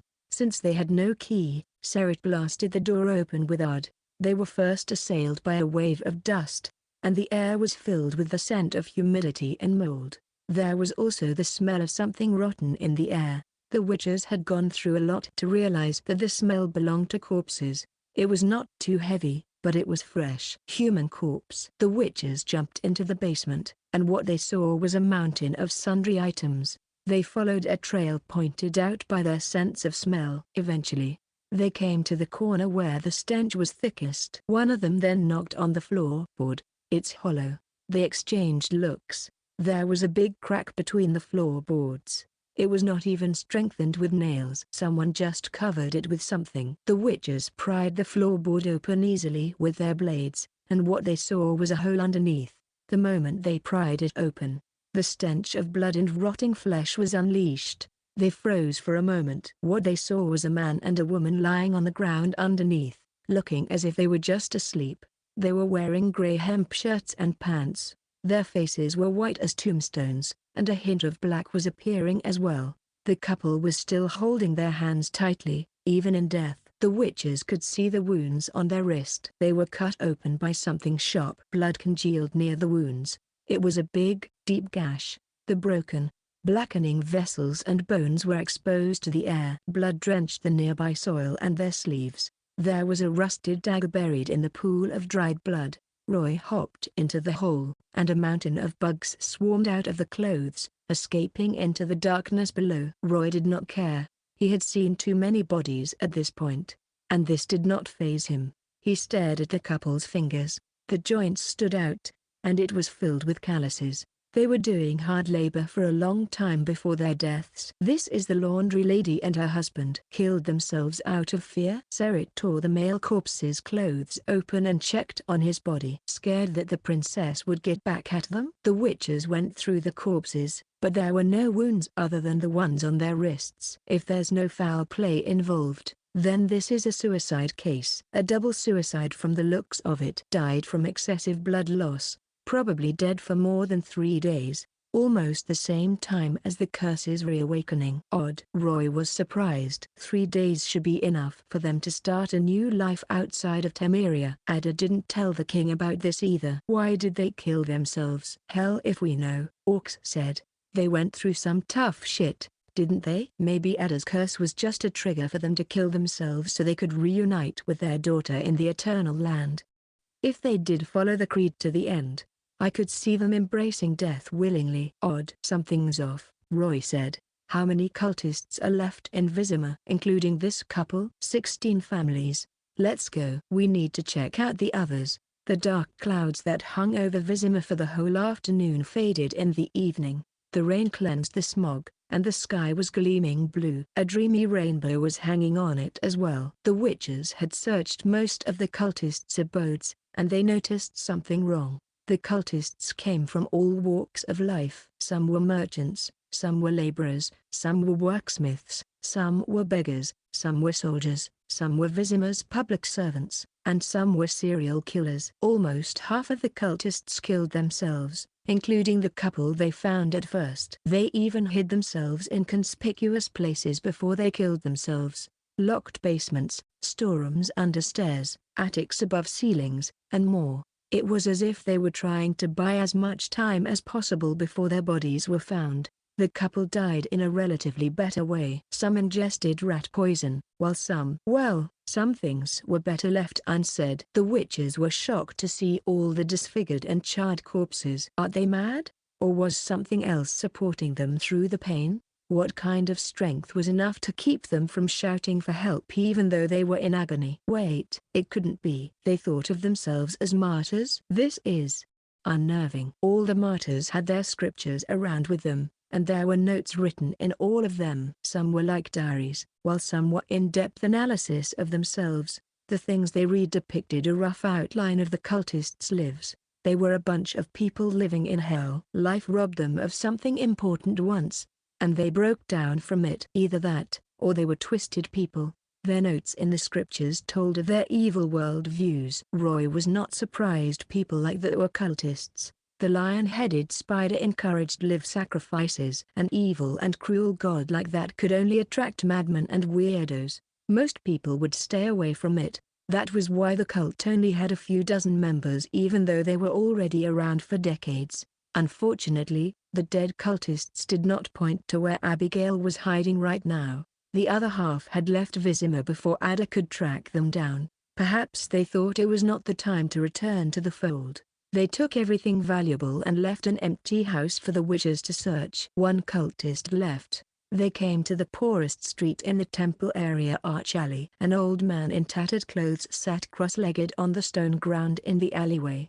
The ground was wet and cold after the rain. He curled his gaunt body up like a stray dog, shivering and muttering something under his breath. The witches tossed a bronze coin into his empty bowl, but the beggar did not get delighted at all. His eyes were still empty and glossed over. "Hey!" The witcher crouched and stared straight at the beggar. The beggar had prominent cheekbones, dead eyes, flat nose, and dark lips. He was nothing but skin and bones. The beggar was covered in a tattered canvas. His ribs were exposed, and his hair was unkempt. Dandruff and oil clumped it up, and there was lice jumping on his head. There was a strong odor coming from him as well. He stared up at the witches for a moment and went back to muttering under his breath without even asking them anything. He did not even thank them. "Greybeard the Black," Roy said. "Kuramatera." The beggar smiled weakly. His teeth were decayed, black, and yellowed. "I haven't seen you before." His voice was a whisper, as if he had not eaten in days. It was raspy, as if he had a blob of phlegm stuck to his throat. "But I know you, heretic. You're the lady of the lake's lapdogs. You can't fool me. You have a death wish. You old git." Orcs snarled at him and held the hilt of his blade. The beggar stared straight at him. There was no fear in his eyes. "Gil." "Ah. I should just call you Baravis." Roy stopped talks and cast observe. "Don't look so surprised. Not only do I know your real name, I also know you were born in Maraba. You're 48 years old, and you're a believer of the Omen god." "Who are you?" The beggar looked surprised. He had never told anyone about that, save for his god. "Why don't you answer one of my questions first?" "Just to be fair," Roy said. Before Baravis could say anything, he said, "Your fellow cultists either killed themselves or fled from Vizima. Why are you staying back? You're just a beggar. The princess men could arrest you at any time." Serit added, "Trying to get into jail so they can feed you and you won't have to wander around?" The beggar was not riled up at all. He leaned against the wall and gave them a smirk. "Ah. I was mistaken. You're no heretics. You're misguided lambs. Ones without a god." He was but a beggar, but Baravis thought of himself as a higher being. He was looking at the witches with pity. Escape is nothing but betrayal to my God. Those who escaped will be sentenced to eternal torture after their deaths. There is no such thing as escape when it comes to me. If you're willing to repent and put your faith in my Lord, I can begrudgingly guide you to the path of enlightenment. I shall lead you away from the whirlpool of ignorance. The beggar was unkempt and squalid, yet he could muster a serious look, and a hint of holy light appeared in his eyes. Serve the Lord, and the Lord shall grant you entrance to the eternal web. The witches exchanged looks. They thought it was ridiculous that a beggar was trying to proselytize them. Everyone can make themselves out to be a hero, Barabbas. But that doesn't change the fact that you're a coward. If escape is blasphemy, then why did your oh so respectable high priestess become a blasphemer as well? Barabbas said nothing. Apparently, the subject of Abigail was touchy. Think about it. Roy sighed. If you're not escaping, then why didn't you become a martyr like the others? Are you scar? Suicide was the path our great Karam showed them, but it is not my path, nor is it the great priestess. The lion-headed spider decides how its believers die. What's your final destination, then? Serit grinned toothily, but his gaze was as sharp as his blade. The beggar looked up and craned his neck. It was as if he were waiting for his sweet relief from the witches. We won't kill you, you poor sod. The knights will do that for us. Roy tossed another bronze coin into the bowl and pretended to leave. The beggar heaved a sigh of relief, but Roy suddenly turned round and cast Odysee on the beggar. The moment the sign hit him, his eyes glossed over, and he lost himself. Let's have an honest chat, Barabbas. Roy kept on casting Odysee, and he asked, why did Abigail sabotage Ada? The scroll. Barabbas' eyes went out of focus, and he stopped resisting. He answered monotonously, Ada took away the holy relic. Karim was furious. The believers sacrificed their lives to appease the Lord, but it's not enough. The Lord demands revenge. Roy was reminded of the flag that was behind the altar of flesh and bones they found in the sewers. It had the big spider depicted on it, and the thing was filled with its believers' faith. Vivienne grew stronger after she looted Dagon's altar and took its faith. So that scroll can help her a lot too. Ada's her priestess. Of course she would take that thing. So we're now enemies with the cult. There's no turning back now. She took the omen god's source of strength away. No wonder that happened. She didn't tell me about that. So where's Abigail hiding now? She's... The beggar was starting to break up. He would tense up for a moment and relax the next. Think closely. You know where she is, right? She's safe, isn't she? Hiding somewhere we never thought she would? Roy asked gently, guiding the answer out of him.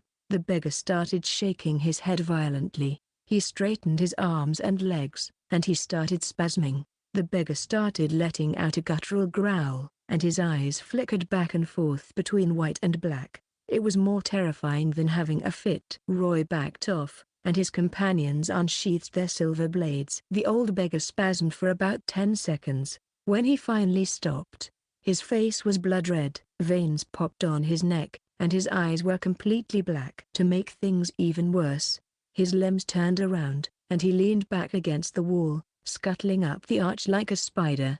He stared down at the witches, his eyes like a pair of deep dark abyss, sucking in the souls of those who stared at it for too long. Sinners, you have blasphemed the Lord. The beggar's voice had changed.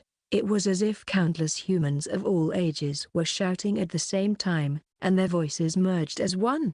A burst of gale blew in the alleyway, billowing the beggar's hair. Curse you, Roy, Orcs, and Serit of the Viper School, he roared. In the name of Greybird the Black, I shall curse you to a knee. Someone cast hard and stopped the beggar from finishing his sentence. A flash of light arced through the air, leaving a mirage of a crescent moon behind. The mirage flickered out of existence, and Roy flung the blood off his blade. He sheathed Aerodite into its scabbard, and a decapitated head rolled over to him. It was the head of that beggar. The ghost of his last curse was still etched on his face. The moment he died, the wind went silent as well. How do you feel? Feeling unwell anywhere? Orcs shook his head. The battle might have ended, but he still shuddered when he thought about it. The curse must have been stopped. Roy cast Observe on them. There was nothing wrong with the witches. He was completely fine as well. There were no debuffs on his character sheet. The curse did not work. Why?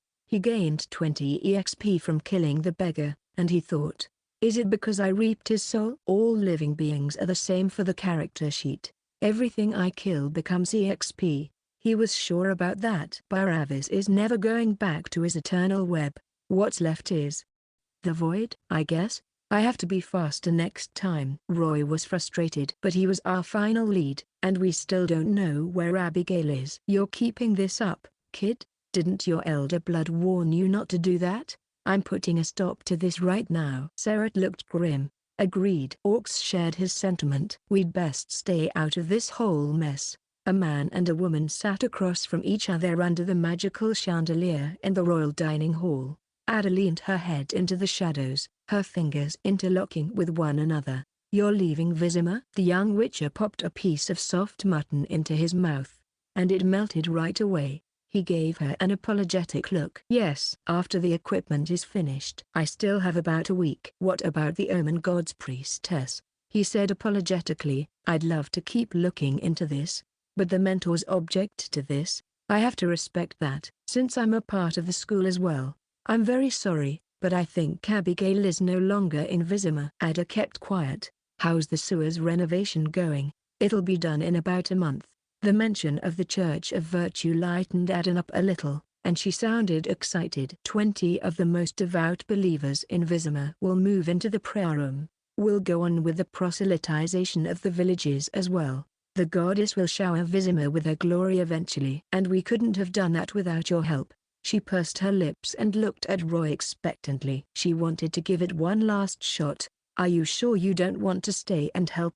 I'll see if I can turn your reputation around and get you the respect you deserve. She emphasized, I'm not the only one who needs you. The goddess requires your assistance as well. Vivienne had been in a slumber for a while. She seemed to be drained after turning those souls into nymphs and giving Roy a drop of her blood. Or maybe she's hiding from Foltest and his new consultants. I'm a witcher first, Roy said gently but firmly. You know we're nomads. We never stay in one place for long. They fell into a long silence, and there was only the sound of knives cutting into meat hanging in the air. Very well, then. If that's your decision, then I won't force you into anything. Ada seemed a little dejected, but she forced a smile anyway. Still, where would you go next? Novgorod, the city of freedom, Roy said honestly. It's home to someone important to me. And I have to meet someone there. It's about the school's future, so I must go. Is that the same nation that's on Redania and Temeria's borders? Ada warned him. Be careful. The eternal fire controls that place. And they dislike non-humans. I don't think they hate witches that much, do they? At least not at this point. And we're not there to fight them. Ada was silent again for a while. She looked at him with hesitation, and eventually she said, you'll have to go through La Valette's place on your way to Novgorod, won't you? That's what we're planning. Yes. Why do you ask? I have a favor to ask. Ada quickly changed her tune. You know what? Forget it. It's nothing big. It's just some family problem. Roy did not ask her anything. If he remembered correctly, La Valette's wife, Louisa, gave birth to a boy and a girl for Foltest. Did Ada already find out about her father's affair? He was not planning on getting involved with the royalty's private affairs, so he kept quiet. Ada sighed and let it go. Will you return to Vizima? Of course. We're allies. Roy smiled. And there are elven ruins waiting for me. I have to explore that place. If everything went as planned, he would only come back to Vizima after the First Northern War. I see. Have a safe trip, Knight. I hope you'll have rebuilt your school when we meet again. Thank you, Your Highness, and good luck to your endeavors in Vizima. They smiled at each other and raised a toast from where they sat. And there's one more thing you need to know. Foltest has rejected your proposal, Ada said, but he'll reimburse you. Monetarily speaking, 2,000 dons. I expected that. It was regrettable, but that was reality.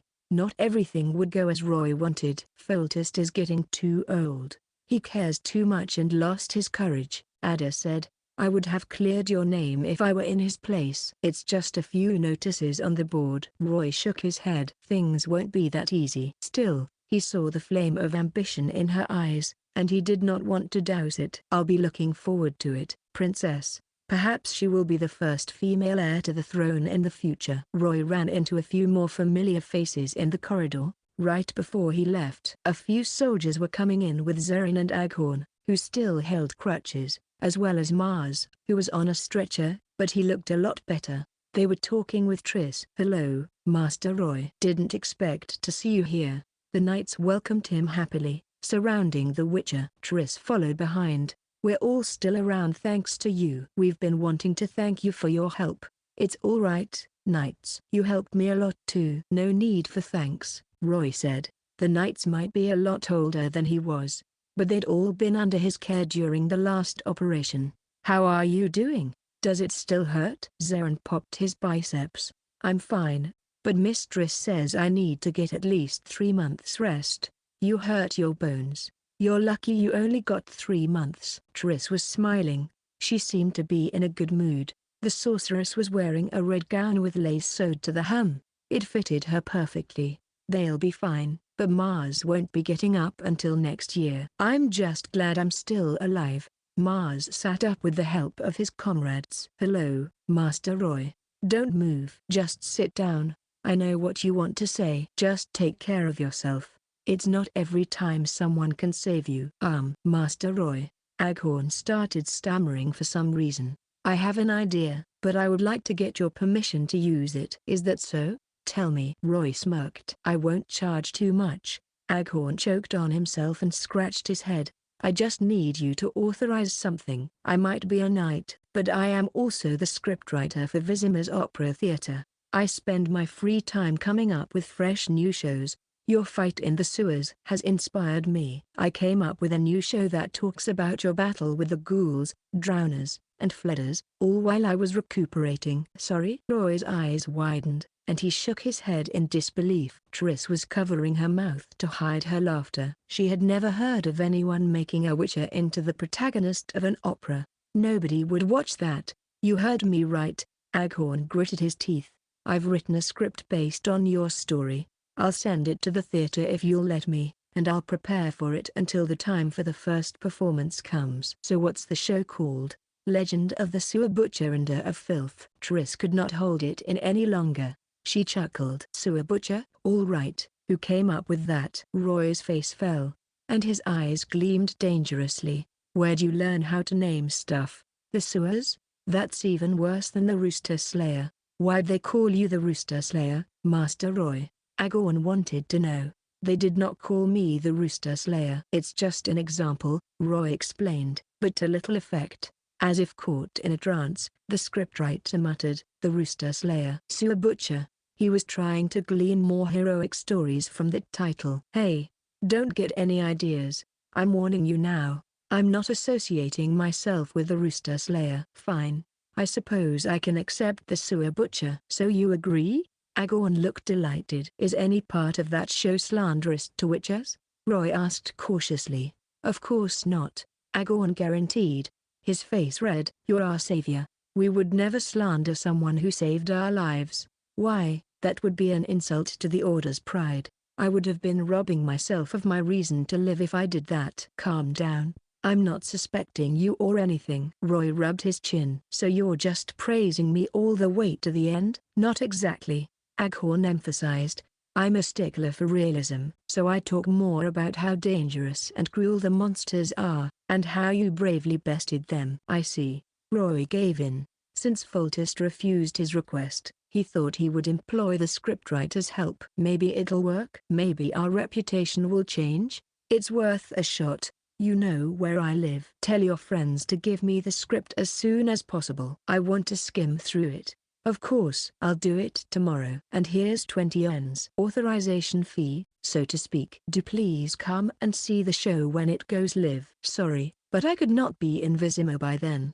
And you can take these coins back." "You're leaving Vizima?" Triss' eyes widened. She looked surprised and a little sad. She never did come in contact with the young witcher ever since she embarrassed herself during their first meeting. Still, that did not change how she thought of him. Just like sorcerers, witches had tragic childhoods. However, Roy felt different. He was not like the other men she had come across, civilian or otherwise. She also knew that he was close to Coral, a veteran sorceress.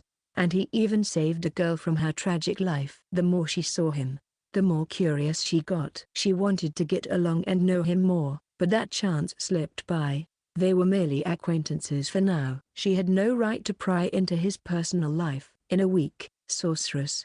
He beamed at her. But I have a feeling we'll meet again. I hope so. Oh, Roy, and a favor. Please send Gerald and Yennefer my regards if you run into them.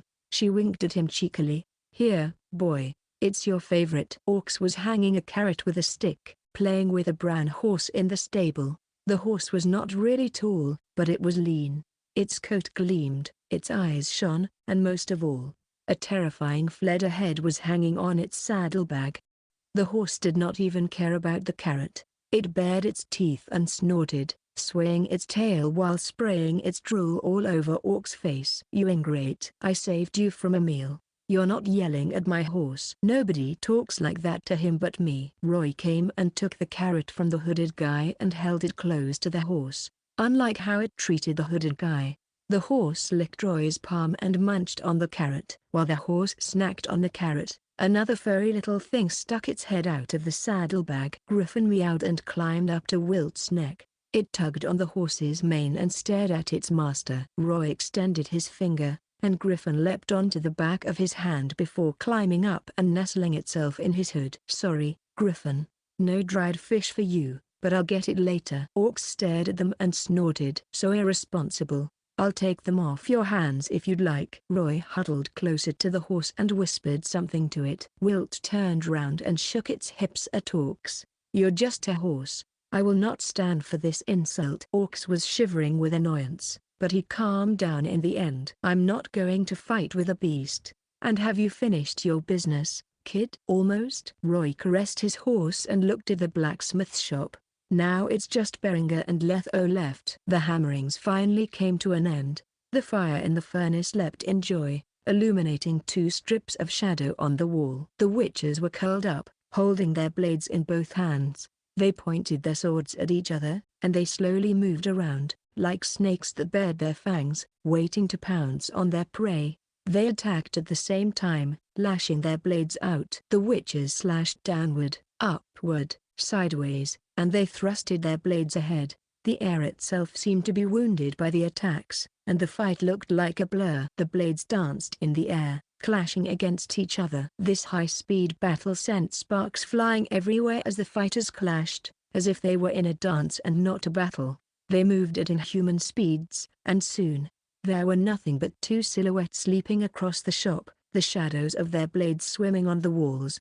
A long while later, the blur came to a stop, and the witches sheathed their blades. They stood in silence for a moment, calming their hearts down. Not bad, kid. You managed to dodge a few of my attacks. Orcs smiled. And you were just that bit slower. If you had closed in that much more, you would have hit me. Roy shook his head. It might look like a small gap, but it was impossible to bridge. At least not soon. Still, he could hold his own for a while against Orcs now. Roy touched his new armor again. Unlike his old and broken leather armor, this black armor was simple and gleaming. The sleeves were gone, and a bronze manticore button was sewn in the middle of the shirt. It felt like quality leather. Roy was hit 3 times during the sparring, but not even a mark was left. His old tight-fitting pants were changed as well. It was yellow in color, and there were patterns of scales on it. It might look bloated, but in reality, the pants fitted him perfectly. It did not hinder his movements either. He used to wear short deerskin boots, but now they were changed into long boots that covered most of the lower legs. The armor, pants, and boots were the Manticore School's set, and Beringer had just finished making them. Letho, Orcs, and Serit strongly recommended him to make it according to their weakest member's size, so Beringer made the armor to fit Roy. It was not flashy, but it provided great protection. Weapons like standard steel swords would find this armor hard to break. Besides, it was lighter than chainmail, and it did not hinder his movements at all. So, the armor works fine. Roy, does it fit you? Of course. You never disappoint, Master Beringer, Roy praised. This armor is great enough to last me a century. That's good to hear. Beringer heaved a sigh of relief. You held your promise brilliantly, Master Beringer. You deserve a reward. Roy looked at his companions, and they nodded. He handed the manticore sword to Berenger. Take this. We know Torn's your only weapon. You lack a steel sword, and this thing can extend your lifespan. Are you sure? Berenger looked at them. This is worth hundreds of crowns, and you're giving it away just like that? It's what you deserve. Letho interrupted. I've gained a lot working with you. You deserve this. Take it before we change our minds. Orcs looked reluctant to part with the blade. Well then, I suppose I'll have to take it then. Berenger caressed the blade lovingly. This was his pride and joy. And as thanks, I'll make your next equipment at half the price. You can repay us right away. Roy took a deep breath. You shouldn't waste your skills in Vizima, Berenger. Why don't you leave with us this afternoon? The other witches looked at Berenger. Letho, especially, had passion in his eyes.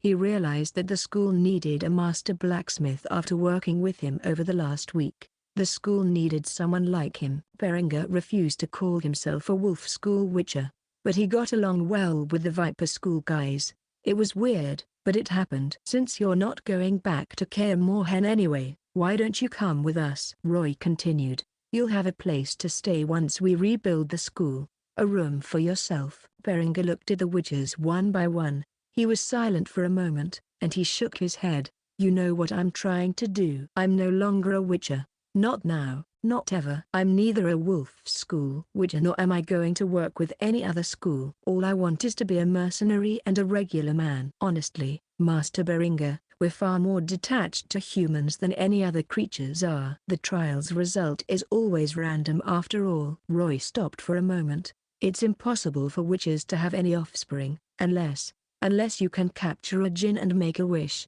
There were 4 types of elementals living in the witcher world. They were ifrits, nymphs, godlings, and djinns. Djinns were the most special of them all. They could grant any wish, even the most impossible ones. Gerald deceived Yennefer while she was on her quest to regain her fertility. They had a night of fun and started dating after that. But not even the strongest sorcerers can capture a djinn, let alone a lone witcher like you. Roy said nothing more. A djinn, huh? Berenger looked miffed as well. He had not even seen an elemental for as long as he lived. Letho interrupted. Let's put the children aside. It's an impossible dream anyway. I can see that you love blacksmithing more than drinks and requests. We don't need you to return to the fold or join us either. Letho stared at him. Just think of this as a partnership. A request. You can make more equipment for us. Roy persuaded him. We'll be finding even more blueprints, and not just the Viper or Manticore schools either. There's the Bear School and even Cat School blueprints waiting for us. We need a reliable master blacksmith to keep working with us. Roy took a step back. It would make persuasion easier if Berenger were to take the first step.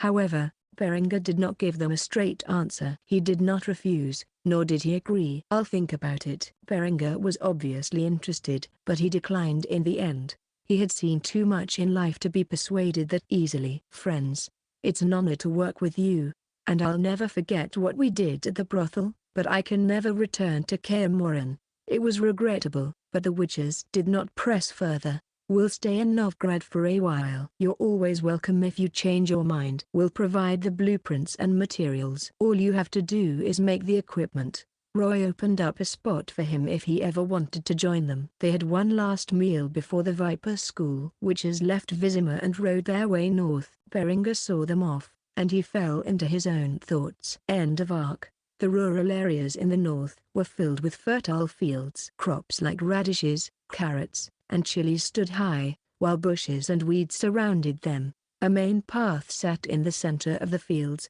connecting Vizima to the north. As far as the eye could see, wheel tracks filled the path, as carriages made their way to and from Vizima every day. Some were making their way to Novgorod, while some went to Gorsvillen in the west. The no man's land, so to speak. The witches were not going with the path, however. As planned, they rode their mounts into the great wilderness after leaving Vizima. The wilderness was a land of mystery and danger, but also one of resources and treasures. It was early October, and fall had descended. Wild animals pranced around in the wilderness like nobody's business. They would run into foxes, deers, and reindeers coming out of the woods, bushes, and rocks, only to frolic around. Luo Yi even saw a family of boars running between patches of grass. Papa and Mama boar were leading their kids around. After some argument, the witches decided to let them go. They refused to tear this family apart. Eventually dusk fell, and the witches split into two teams. Roy and Griffin went to hunt, while the other witches set up camp in a clearing behind a boulder and built a bonfire. The moon climbed high up into the sky, and the aroma of meat wafted into the air along with the smoke. The young witcher held a brush with one hand, lathering spices and honey on the cleaned and disemboweled deer while spinning it around with his other hand. Eventually, the meat turned golden, tender, and juicy. The witches gathered around the bonfire. Roy took the dwarven liquor and apple cider from his inventory. They wolfed the deer down, their lips covered in grease. The big creature became nothing but a skeleton in mere moments. "Say, you'd be a great chef if you somehow quit being a witcher." Letho licked his fingers. He still wanted more. "They'd pay you handsomely for your skills." Serit burped. "How about we have some beef tomorrow?" Serit rubbed his belly and picked his teeth with his left pinky. He was starting to plan his dinners. "And then we'll have rabbit after that." "Then that's enough. I'm a witcher, not your servant." Roy stuffed Griffin with a piece of meat, shutting it up. It already had 2 rabbits earlier, but it wanted more. "You should be honored, Roy. It's tradition for the youngest witcher to cook for his seniors." Orcs shot up and beckoned at Roy. He grinned toothily. "Well, we're Darfil, so time for some exercise. And by that I mean we're sparring." They had their sparring session. Then the witches cast Toxic to calm their mounts down. They spread dried forktail excrements around their camp, stopping any creatures from disturbing their sleep. One witcher would stay up and watch the camp. Beasts were not the only threat in the wilderness. Monsters like endreggers, basilisks, and kikimors might ambush them, and someone had to fight. Roy was not on night watch duty though. He would sit around the bonfire and listen to his comrades talking about their adventures in the dangerous south and how they fought off dangerous monsters. Most importantly, they would talk about their combat experience, for example, potion usage and the monster recognition. Naturally, they would also spar and train his combat sense. Roy would also train Griffin. Sometimes, he would sneak out of the camp late at night and take the telescope out to chat with Coral, who was miles away in Kaer. A week had passed, but nothing particularly dangerous showed up, save for a grizzly bear. However, the witches finally ran into something peculiar on one overcast day. Dark, clumpy clouds covered the sky, the sun was blotted out, and the air itself felt tense. A gust of cold wind blew across the wilderness, pushing the bushes down, silencing the chirping bugs. The witches were still moving slowly ahead, but they set their gaze on a small path that was standing between fences. A row of dilapidated buildings stood at the end of that path. It was a small village. "Do you smell that?" Letho sniffed the air. There was the smell of soil, plants, and animals, but there was also something else. Something odd. The witches sniffed the air for a while, and their faces fell. A faint scent of blood was coming from the village, and not just animal blood. There was human blood as well. "Be careful." They tied their horses to a nearby tree and took cover under the big elephant grass. They snuck closer to the village and hid behind a small hut made of wood, soil, and hay. The witches listened for a while, but only silence greeted them. There was not a sound, not even a moo or a cluck. They heard no breathing or heartbeat either. Things were looking weird, and the witches were on high alert. They climbed up the rooftop quietly and crouched on it like cats, observing the village from a bird's-eye view. Dozens of huts made out of hay and wood stood in front of them. Most of them were people's homes, but there were some larger huts too. Some were inns, and some had whetstones in the yard. Those were blacksmith shops. However, there were no blacksmiths around. It would have been normal if this were an abandoned village, but there were messy footprints, wheel tracks, and horseshoe prints on the path in the center of the village.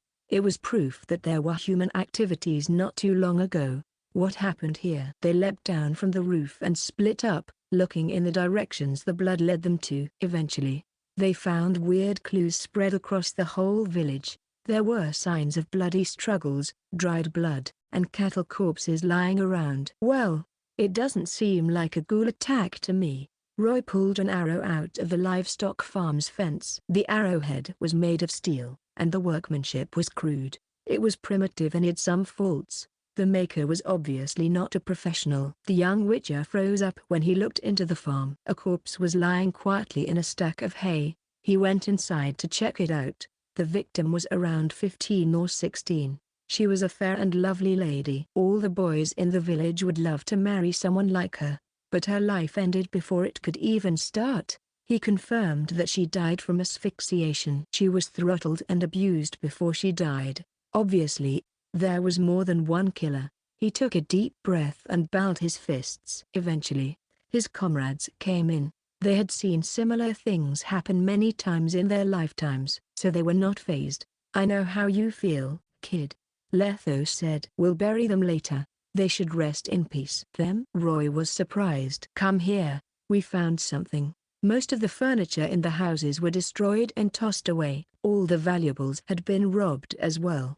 There was a hearth and grilling rack outside in the yard, and the food on it was half-eaten. "There's nobody here." "Where's the villagers?" The most spacious hut in the village was the inn. Its door was kicked in, and the glass bottles on the counter were smashed. The floor was filled with glass shards and wine. The air was filled with a sickly intoxicating scent fused with the stench of blood. The trail led them to the main hall. The tables and chairs were destroyed and pushed aside, while a pile of corpses stood in the center's clearing. There were 35 of them. The witches took them down and laid them out to take a look. There were men, women, children, and the elderly there. Most of them were gaunt, had calloused hands, and their skin was rough. They were the local villagers all right.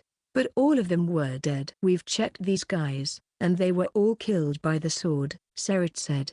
"Judging from the shape and depth of the wounds, I'd say there were at least 10 killers, and all of them powerful men. But they've never been trained, and their skills are more flashy than practical. Most wounds are redundant. Lots of the corpses were smeared with a layer of alcohol, as if the robbers were trying to pull a sick prank. All they needed was a fire, and these bodies would have turned to ash. Most robbers would usually destroy the bodies, but they didn't. It's like they don't care. They're probably some ragtag soldiers passing by." Letho paused for a moment. "You should have noticed the horseshoe prints on the path. The killers are probably long gone." "Are we going to let this slide just like that?" Roy stared at the corpses. All of them were as white as tombstones. He might have killed a lot of drowners, neckers, and even humans, but he was just trying to survive and stay safe. "Why'd they massacre everyone in a remote village? Were they just trying to rob them? Or was it something more sinister? You want to avenge them?" Orc snickered. "Yes." Roy tensed up and took a deep breath. "It's our job to hunt down monsters that hurt humans." "You saw the girl. Those bastards assaulted her." His eyes gleamed coldly. "Shouldn't we kill them? There are more than 10 of them. They have to stop and make camp somewhere. It'll be easy to catch up to them if we just try." "Yes, but you forgot the witch's rule equivalent exchange, and mind our own business. We're not knights like the guys from Griffin School. We have no time for charity," Serit retorted. "It's already kind enough that we bury them." "But I've taken the reward for the request." Roy flipped a bronze coin into the air. He had a solemn look on his face. "I found this in the villager's hut. I'll go after them and avenge these people." Roy was not going to let them get away with it now that they ran into this massacre. He could gain EXP from killing them, and he would not feel guilty doing it. If his companions would help him, then taking these ruffians out would be simple as pie. It was not much, but Roy could serve some justice. "I don't mind chasing them down." Orcs shrugged. "Letho, hold it. Someone's around." Letho looked at a tree far away from them. "Look behind you." Roy swiveled around and looked to where Letho was pointing. A big banyan tree stood outside the inn's window. It was on the other side of the village, and a petite silhouette was climbing down the tree. "What's your name, child?" He was a boy of about 7 or 8. His clothes were in tatters, and he smelled like food that had gone sour. His face was caked in soil, dust, and dried dirt. The boy was scrawny from malnutrition, and ribs poked through his chest. He was trembling uncontrollably, staring at the witches in fear. He leaned back against the cold, hard well, keeping his mouth shut like a scared little deer. "Don't worry. We won't hurt you." Roy cast isekai'd to calm him down and win his trust. When the boy's fear had gone down, he handed some jerky to him. The boy took it and wolfed it down. "Kaer. That's my name," the boy finally said. The veteran witches stared at the boy, and they were seemingly coming up with a plan. "Do you live in this village, Kaer? What happened here?" The boy choked on himself, and he coughed violently, as if something were stuck in his throat. Roy patted his back and handed a pot of water to him. When Kaer calmed down, he puckered his lips, and tears fell down his cheeks. "Dead. Everyone's dead. The chief, Miss Sheena, Mr. Tom, even Mr. Duncan," the boy wailed. "Who did this?" "A bunch of meanies." "Bandits." Kaer screamed the curse, baring his teeth like a wolf's cub, but then he cried again. "How many of them were there?" Letho asked. 16. Kaer hiccuped and bit the jerky. "They rode into the village and attacked everyone." "I hid in the tree," he cried. "I was scared." "You did well. You're very brave." Orcs patted his unkempt hair. "Do you have any family elsewhere?" The boy did not answer. His tears and snot dribbled down his face as he cried. That was what the witches wanted to hear, and they exchanged looks. Before they could say anything, the boy suddenly answered, "But I have a teacher. He asked me to wait for him right here. He'll avenge my friends." "Teacher? What teacher?" Orcs was frustrated. He thought he could get a new witcher for the school, but now his hopes were dashed. The boy licked his lips and hesitated for a while, then he slowly took a pendant out to show the witches. It was made out of black rope, and a silver pendant hung from the top. It was the shape of an animal's head. A cat's head, to be specific. Its mouth was open, its fangs bared, and its eyes were gleaming. The sky was overcast, and dark clouds overseared the land. It felt like rain was coming, but not a raindrop fell. Thanks to that, the marks on the ground remained. The witches tracked the bandits down with these marks. It went on for a day and a night, and eventually, they came to a great forest. The air was filled with the scent of blood. They settled their horses and went into the woods, the ground squelching under their feet. The umbrella-like canopy blotted out most of the light, obstructing their view. The witches could only see the tall branches and short bushes near them. Though they were perfect camouflage, they curled up like cats and darted around from cover to cover on their tiptoes. About 5 minutes later, a moose came out of a bush, and a corpse was lying in its path. It was a man, and he was lying beside a fir tree. He looked about 30 years old, and his crude hemp shirt was covered in blood. His biceps were as big as basketballs, and his chest was filled with thick black hair. He would fit in with a bunch of bears. Even so, someone still killed him in one blow. He failed to even draw his weapon. Roy checked the corpse, and the cause of death was a wound on his neck. It was precise, clean, and as minuscule as a thread. The wound was just deep enough to cut open the artery. Roy imagined how the fight went down as he touched the wound. The man was relieving himself in front of the tree, and the ambusher closed in silently. He covered the man's mouth and sliced his throat open. Then the killer retreated into the shadows. "He's a pro," Letho said curtly. He touched the blood. It was still warm. Didn't even waste 1 ounce of his strength. "This guy has perfect control of his body." "Of course he does," Orcs whispered. "Those madmen spend all their time sharpening their swordsmanship." Roy had a feeling that he would not get the EXP he so wanted this time. Aside from the neck's wound, the guy was missing his ears as well. There were only 2 gaping holes instead. Witches would only do something like that to monsters, not humans. He's a madman all right. Probably just wants to let the kid have it as proof that he avenged the villagers. The witches went deeper into the woods and saw the second corpse lying in the middle of 3 trees. He was killed in one blow, and his ears were cut off as well. There was a dead deer beside him, so he might have been ambushed while he was hunting. He's patient. He followed them and only started hunting them down after they split up. Roy mocked. It's pretty much common sense to always avoid the woods. These guys went against that. Wonder how many of them survived. He got his answer not long after that. They came to a clearing in the center of the woods. There were about 5 or 6 tents around. A big bonfire stood in the middle. The wood was charred, but there was no fire burning. The cauldron was toppled over and lying on the ground. A circle of corpses were lined up around the cauldron, and they were in a much more horrific state than the first two corpses. Their shirts were turned into tatters, and their chest was mangled. There were at least 10 wounds on every corpse there, but there were barely any signs of struggle. That was proof that the battle did not last very long. Orcs was surprised. He could not imagine how the killer managed to attack so many times in such a short period of time. I think I know how. Roy unsheathed his blade and stood where the presumed killer was, and he started doing something. Roy flicked his wrist, and the blade spun around, clockwise. The blade buzzed, and Roy moved ahead, spinning around like the wind at the same time. He was moving clunkily, however, as his basics were not solid enough yet, though it was more than enough for the veteran witches to imagine how the battle went down.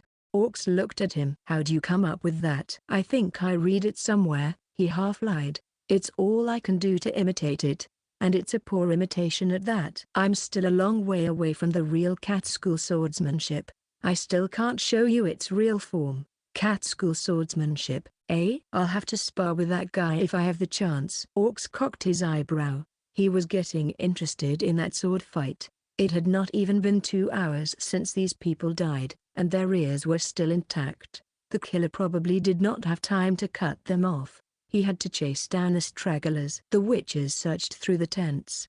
The luggage and riches were still there, but there was no one inside. A messy row of footprints sat in front of the tent, pointing toward the trees. Blood covered the mulch formed by branches and fallen leaves, and a crimson trail showed up in the air. The witches went into the woods, and they found 4 more corpses in a sea of bushes. Roy noticed that one of the corpses had his ligaments cut, and he had to crawl. A trail of blood followed behind him, and he was still extending his hand ahead. The ghost of his last scream etched onto his face. His wounds were draped haphazardly, and most of them were redundant. The fatal wound was the sword's thrust that pierced through his back and chest. The killer must have stepped on him and pinned him down with a blade. At this point, the killer had gone into a frenzy. Murder alone could not satisfy him, so he started torturing his prey. "I told you those guys are mad." Serret crossed his arms. He had a look of disapproval on his face, clearly disgusted by what the killer did, but he didn't do anything wrong. Roy objected. "These animals aren't worth any mercy. They should die a painful death." "Wrong, Roy. I do not pity him, but there's no need to torture a dying enemy. Any unnecessary emotions will lower your efficiency and chances of winning." "The enemy can also make a comeback." Before they could finish the argument, a bush started to rustle, and they heard a ragged breathing. Then sounds of footsteps approached them. A moment later, a bloody man came out of the bush. His eyes widened. The sight of the witches a welcome one for him. He thought he was saved, and surprise showed on his face. "Help! Save me!" The man's voice trembled, and he extended his hand with difficulty. He gritted his teeth, trudging over to the witches. The man picked up his pace, and the witches went to him as well. But someone was faster. A silhouette leapt out of the bushes, craning its neck and stretching its limbs like a feline. He jumped up higher and landed behind the man. The silhouette circled it, and blinding flashes of light arched through the air. The man broke into pieces when he was done. The pieces of his core flew everywhere, and his head rolled over to the witches.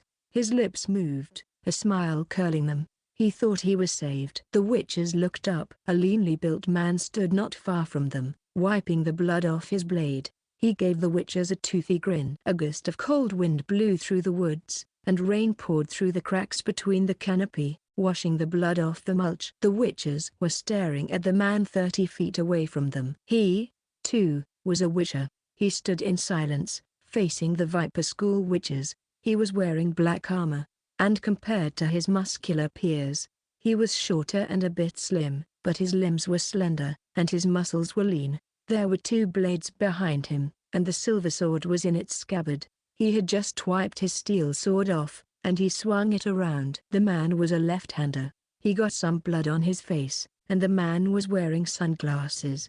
They could not see his eyes and where he was looking. He had short black hair, and it was well trimmed. The guy must take care of it every day. He had an aquiline nose, thin lips, pronounced chin, and chiseled features. His ears were pointy. This man was an elf, three-quarter elf, to be exact. All cat school witches had elven blood. It helped with dexterity. So, their glass canons. Felix. Age, 87 years old. Gender, male. Status, cat school witcher. HP, 150. Mana, 110. Strength, requires higher perception. Dexterity, constitution, 150. Perception, 14. Will, 10. Charisma, 6. Spirit, 11. Skills, Witcher Science level 5, Meditation level 9. Cat School Swordsmanship level 10, Witcher Sense level 10, Alchemy level 8. You there? What's your name? Letho showed his hands, telling the Witcher he meant no harm. The Witcher's lips curled eerily, forming a cold, crazy smile. You should introduce yourself first if you want to know someone's name. I'm Letho of Gulet. Letho then introduced his companions. This is Orcs, Seret, and Roy. We're from the Viper School. He showed Felix his pendant. I'm Felix from the Cat School. Do you know who Carl is? The orphan, you mean? Felix pushed his sunglasses down. His eyes were grayish-green. The Witcher stabbed his sword into the ground and crossed his arms. I'll have to tell you that the child made a deal with me, and I have just avenged his friends. He looked at the decapitated head on the ground. The bandits are dead. I have upheld my end of the bargain. The child is mine, and nobody can take him away from me. Felix had a weird way of talking, and he had a drawl. Roy had no idea which country's accent that was, but the look on his face annoyed everyone. Seret was about to fly into a rage. He had always been the rash one, but fortunately, Roy held him down in time. Worry not, friend. We're not here to take the child from you. I don't see vipers as nice as you. You followed me all the way here just to give up? Ah, but we didn't follow you. Roy smiled dryly. Felix was as hot-headed as Seret. We were following these bandits, but now that they're dead, I guess we won't have to fight. Silence fell between them. They were observing each other. Felix was curled up a little, and he was flicking his fingers around. He could make a move at any given moment. Seret and Orcs looked at him calmly. This Witcher was less crazy and unreasonable than his colleagues from the same school. He was a decent swordsman as well. They thought he could be a great sparring partner.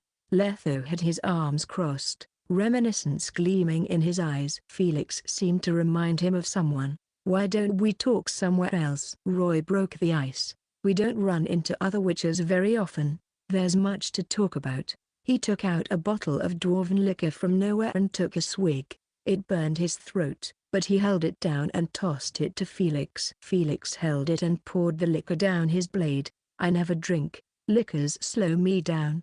But my friend thanks you for the treat. Night descended upon the land, but the light of a fire broke through the forest's darkness. A group of 5 witches gathered around the bonfire. A disemboweled moose stood over the fire. It was golden and crackling. Its fat dripped into the fire, and fusing the smoke with a meaty aroma. The scent wafted and faded into the air. This was the bandits' camp, but they were already 6 feet under at this point. Nothing but cold, unmoving corpses. Their ears were cut off too. Of course, the witches took over the place. Honestly, I didn't really hear about the Viper School until today. Felix cut off a small piece of meat and popped it into his mouth while it was still hot. The Witcher then slurped happily. And seeing 4 at once is a first for me. Our school's in the south. To be specific, it's in Nilfgaard. Most of us never really come to the north. Letho took a swig of the dwarven liquor and squinted in enjoyment. Of course you never heard of us. You're based in Nilfgaard? No wonder I've never heard of you. Do you guys hunt in groups? Witches don't move in teams here. Felix looked curious. It's easier to make money working solo. We have no choice. Letho said. The wild hunt destroyed our fortress, and it's abandoned now. The new king doubled down on witches after he ascended the throne years ago. The south doesn't tolerate us anymore, so we have to try our luck here. And honestly, he wiped the liquor off his lips. We're the only Viper School witches alive. Letho lied a little bit, but Felix had no idea about it. He seemed a little sympathetic about them, but all witcher schools were in the same predicament. What about you, Felix? Why'd you come to Temeria? Roy sprinkled some spices onto the meat to liven up its taste. Wilt craned its neck, and Griffin the dog was lying on its snout. They were both staring at the food unblinkingly. Well, the drinks, to be exact. They wanted some liquor. You're cheeky, aren't you? Roy chided them and poured a drop onto their tongues. The animals walked away, looking fulfilled. Felix gave him a glance, but he did not pry. I'm just a traveler who walks these lands looking for requests to put food on the table. He looked into the night. And I'm also looking for someone to inherit my legacy. You're in luck. Carl's a tough kid. He can probably pass the trial, Sarah chimed in, but he sounded a little confrontational. He gave Felix a challenging look. Say, I'm curious about your request. Out to murder someone again, aren't you? The air froze, and tension rose. Silence enveloped everyone. Only the sounds of crackling flames and silent gulping were heard. I know our school is infamous. Felix put the shank down, though it was nothing but bones now.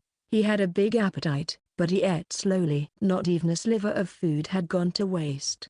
The Viper School witches had heard about the Cat School before. They were the biggest witcher school at the moment. They put emphasis on speed, precision, and dexterity in their combat. Felix's light armor was in line with that philosophy. Their armor was light by design to not hinder them in battle. Unfortunately, their morality and political stance was as flexible as their combat was. A big part of this school's witches would accept unorthodox requests and work as killers and assassins just to make some coins. These fallen witches' actions affected everyone in this trade. They were like rotten apples that were poisoned. The whole crate if left unchecked. But we're not all mad.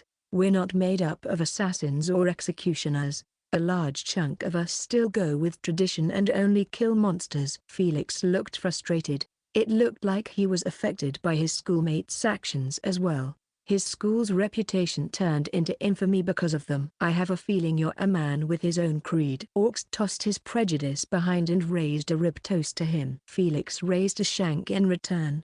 Mr. F. Call me Vulture. How's the Cat School doing, Vulture? It's better than the Viper School at least, right? Felix was silent for a while, then he said, probably not as good as you think. I have no idea what those fossils are thinking. They keep taking in violent brats and unleashing their darkest side with the trial. It's been a long time since they started this, and all the important guys in the school are now made up of madmen and sadists. He sighed. I have no idea how to talk to them. It's been more than 10 years since I went back to the fortress. Everything I know from another witch's mouth. Roy fell into his thoughts. Every school's recipe for the trial is different. Maybe the Cat School's recipe is flawed. Or maybe elven blood isn't compatible with it. So what will you do with Carl? He has to take the trial in the fortress eventually. No, he doesn't have to do it in the fortress, Felix answered. And I'm not in a hurry. He'll probably need a year of training and adapt to his new life. I'm going to find a place for him to live in Novgorod. The Viper School witches looked at one another, and Roy was delighted. So Felix takes the recipe with him everywhere he goes? Hey, the boy from Viper School. Roy, right? You don't seem too old to me. He just went through the trial about 6 months ago. Letho answered. He's not even 15. Felix's eyes shone up, and he looked at Letho and Roy. Can you tell me all about his trial? I want to know every single detail. Oh, that's going to be a long story. I can listen to it all day. Trust me. The darkness of the night had draped over the forest. Shadows danced before the soul bonfire as the witches circled each other. Their eyes met, and to them, nothing else mattered but the sparring partner before them. They were like beasts, waiting for the perfect chance to pounce at their prey. Serret leapt ahead, the leaves beneath him jostling and floating into the air. He swung his steel sword upward, the air buzzing from his speed. The sword arced toward the silhouette in front of him. The silhouette swung its light, narrow blade ahead, sliding down the back of Serret's sword. Sparks flew, and the silhouette pushed the attack's momentum away. Felix put his weight on his left leg, turning clockwise. He evaded the attack and thrusted his blade at Serret's waist at the same time. The attack missed. Serret leapt backward, but Felix clung to him like a leech to its host, the tip of his blade still pointing at Serret's vitals. Serret gave up running away and stood still, but he swung his blade round, forming a defensive wall in front of him. attacking Felix at every angle, but Felix managed to dodge them all. Sounds of metals clashing against each other screeched into the night. Felix moved around like a phantom. Every attack Serit made passed through him like he was just a ball of fog. At the same time, it looked like two Felixes were attacking the wall of blades in front of Serit. It was like waves that kept crashing at the reef of the coast. It went on and on, unending until the end of time. Felix would leap back every time Serit blocked his attack, making space for him to jump away from his counter-thrust. At the same time, he turned around and readjusted himself to stand in a position to attack his back or abdomen. The sparks created by the clashing of the metals illuminated the darkness of the forest. Felix's swordsmanship was simple and straight to the point. There were no feints at all. Every attack was swift, deadly, and precise. It was the art of an assassin. Eventually, beads of sweat started forming on Serit's forehead. He could only defend himself thanks to his strength advantage. There were only a few times where he could counterattack, but Felix was as slippery as an eel. All of Serit's counterattacks missed. The battle turned more and more intense as time went on. The two witches eventually fell into a stalemate, and Felix lost his patience. He leapt back and held his steel sword overhead. Then he spun around. His strength and momentum swung the sword ahead, and Serit was forced to retreat. Felix backed off, but he kept the spinning blade dance going on. His sword spun, as well as his wrist and body. The air around him buzzed, and leaves flew into the air. Felix stepped forward, swinging at least 5 times in just a single moment. The Witcher was like a storm of blades, covering him and Serit alike. Serit failed to dodge in time, and the sharp winds from the attacks shaved off a lock of his hair. He barely managed to defend himself, then he rolled on the ground and backed off from the battleground. "That's enough, Vulture." "Stop." Serit cast Kaer, and the yellow shield covered him. Felix kept going on, but his blade stopped 5 feet away from Serit. He took a deep breath and slowly sheathed his sword. The blade vortex lasted for mere seconds, but it exhausted him more than the whole battle combined. He was already drenched in sweat. "It's my loss," Serit said. He was overwhelmed in terms of swordsmanship alone, but it did not discourage him. If he was allowed to use his signs and everything he knew, the outcome could have been different. Serit's companions were in awe of the battle. He was the 3rd best swordsman in their school, and nobody expected a witcher who came out of nowhere to overwhelm and force him to cast a sign. It was not something they saw every day. The witchers were not discouraged, however. A sparring of the blades was not the same as a life and death battle. The ebb and flow of battles would change every moment, and victory was uncertain until the end. "You're not half bad either, Serit," Felix praised. "You're one of the top 10 swordsmen in my personal list. My body would have given out if we had kept it up. You're just being modest." "A win is a win, but I have a question. What was with that blade vortex?" Serit had a swig of wine to chase his frustration off. "It's a cat school secret," Felix said curtly, and Serit did not pry. Every school had their own secret techniques. Poison would be the viper's specialty, and swordsmanship would be the cat's, while signs belonged to the griffins. There was an unwritten rule among the schools, and it was that every school's specialty could only be shared among those who came from the same school. Those who exposed their school's secrets would be branded as traitors, and they would meet a far more gruesome end than Beringer did. "So who's the top swordsman you fought?" Serit was curious. Felix sat back down around the bonfire. "One of the cat's leaders." He sounded a little reminiscent and lamenting, as if he had an unforgettable past with "Well, we had our chat and sparred for a bit. Why don't we get back to Roy's trial?" The witches came out of their tents at dawnbreak.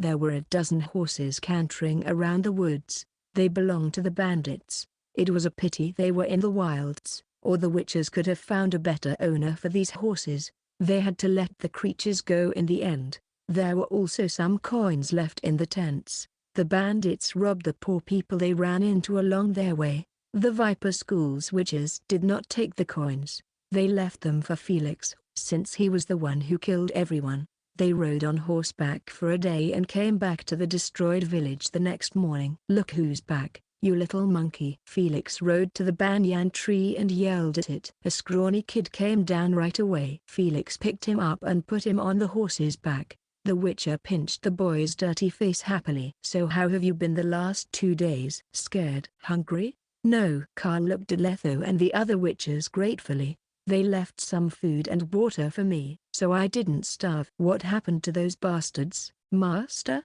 He stared at Felix, desperately wanting an answer. "Look what I got you." Felix handed the boy a bloody package. Kaer opened it, but the sight of the content made him shiver. He tossed it down, and a bunch of ears rolled out. The boy's teeth were chattering from fear. What is this, Master Felix?" "There were 16 of them, so there should be 32 ears in total. Tally them up," Felix said seriously. "I told you I wouldn't let a single one of those killers escape. And this is proof of it." Roy sighed. "He is so unreliable. The guy only left a wineskin's worth of water before he left for the bandits. Guy didn't even leave a piece of jerky. What was he thinking? The boy would starve if we hadn't come by. Kaer has a bumpy road ahead of him, and his master isn't going to make it any easier for him." Roy felt sad for Kaer. Kaer mustered his courage to tally the ears up and tossed them into a fire. The blaze burned all the sins committed by the owners of those ears, including the murder they rained down on this ruined village. Speaking of fire, the weather was starting to get warm. The witches burned all the corpses to keep them from festering and attracting any ghouls. At the same time, Kaer banged his head against the ground, saying his goodbyes to the graves behind the flames. He left with the witches, tears still streaming down his cheeks. So where to next? Felix, just like Roy, was heading to Novgorod next.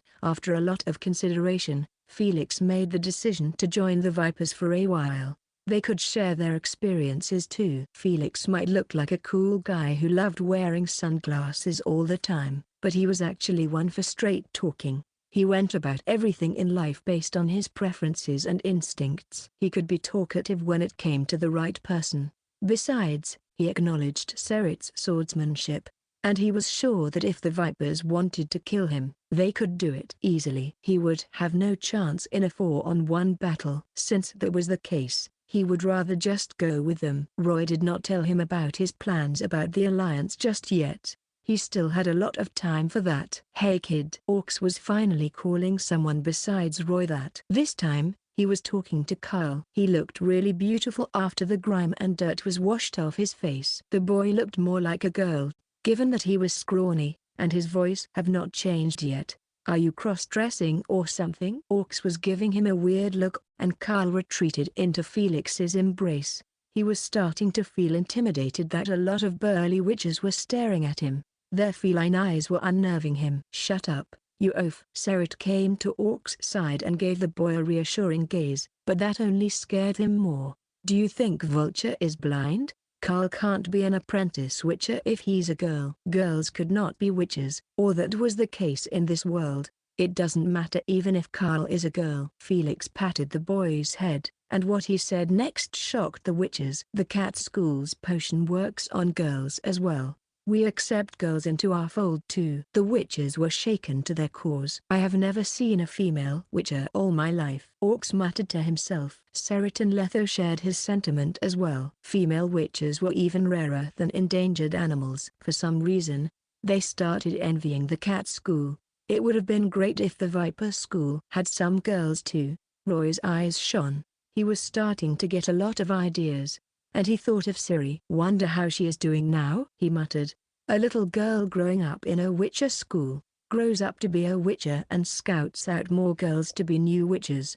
He thought of something really weird. The girl effect? Roy held his ideas down and rode up to Felix. He handed the witcher a bottle of white lotion. "What the hell is this?" "Vulture, your apprentice will need it tonight. Trust me on that." Roy smiled at him. Not everyone was as lively as Roy. As expected, Kaer started screaming right after they set up camp for the night. Riding on horseback the whole day was torture for Kaer, who had no experience on horseback riding before. A layer of skin was peeled off from his crotch. It looked frightening. Roy was reminded of the days he set off on his journey with Letho. He went through the same nightmare, but fortunately the lotion helped with his condition.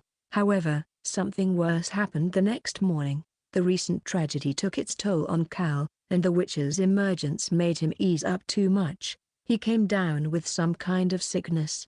Kaer started having fevers and a case of diarrhea. He was dragging the witches down severely. The weather cleared up and stayed sunny for many days, though it was steadily heading into late autumn now. The witches had been heading due northwest for a week, closing in on Posada. They would, according to plan, come to La Valette's turf on the east of Villain, then they would take a boat across Ponta and head to Oxenfurt on the north coast. That journey alone would take a week to finish. Kaer was finally getting used to surviving in the wilds after 1 week. He spent all his time camping out and filling his stomach with nothing but wild greens and grilled meat. He was also feeling a lot better after he healed up from that disease. The boy was also starting to put on some weight as well. Still, he was just about 7 years old. The boy had not matured yet, and a strict training regime did not suit him. Felix only taught him some simple cat school body training movements. Sometimes he would also tell him all the habits and weaknesses of beasts that roam the wilds. Orcs and Serit had complaints about this training style,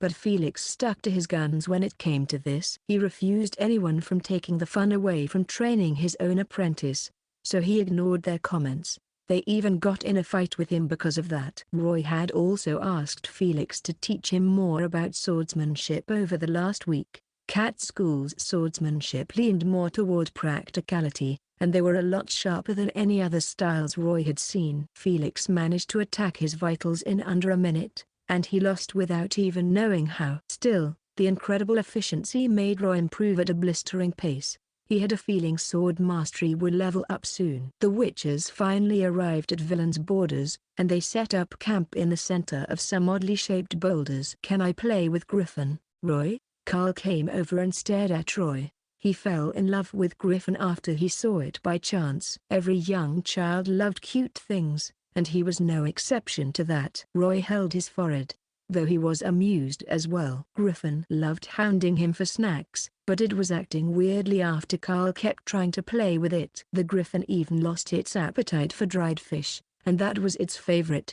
"How many times must I tell you this, kid? Griffin is not your toy. You can't keep trying to play with it. And don't look at me like that. It's normal if you're a girl, but not when you're a boy. You'd be in trouble if you ran into some boy-loving aristocrats." Kaer started tearing up, and his lips puckered. "You can't cry yourself out of monsters or bandits, kid. You know what? Forget it." The boy had just lost all his family. He needed some sort of companion. Roy dragged the orange tabby out of his hood, despite how much it was meowing at him. "Hi, Griffin."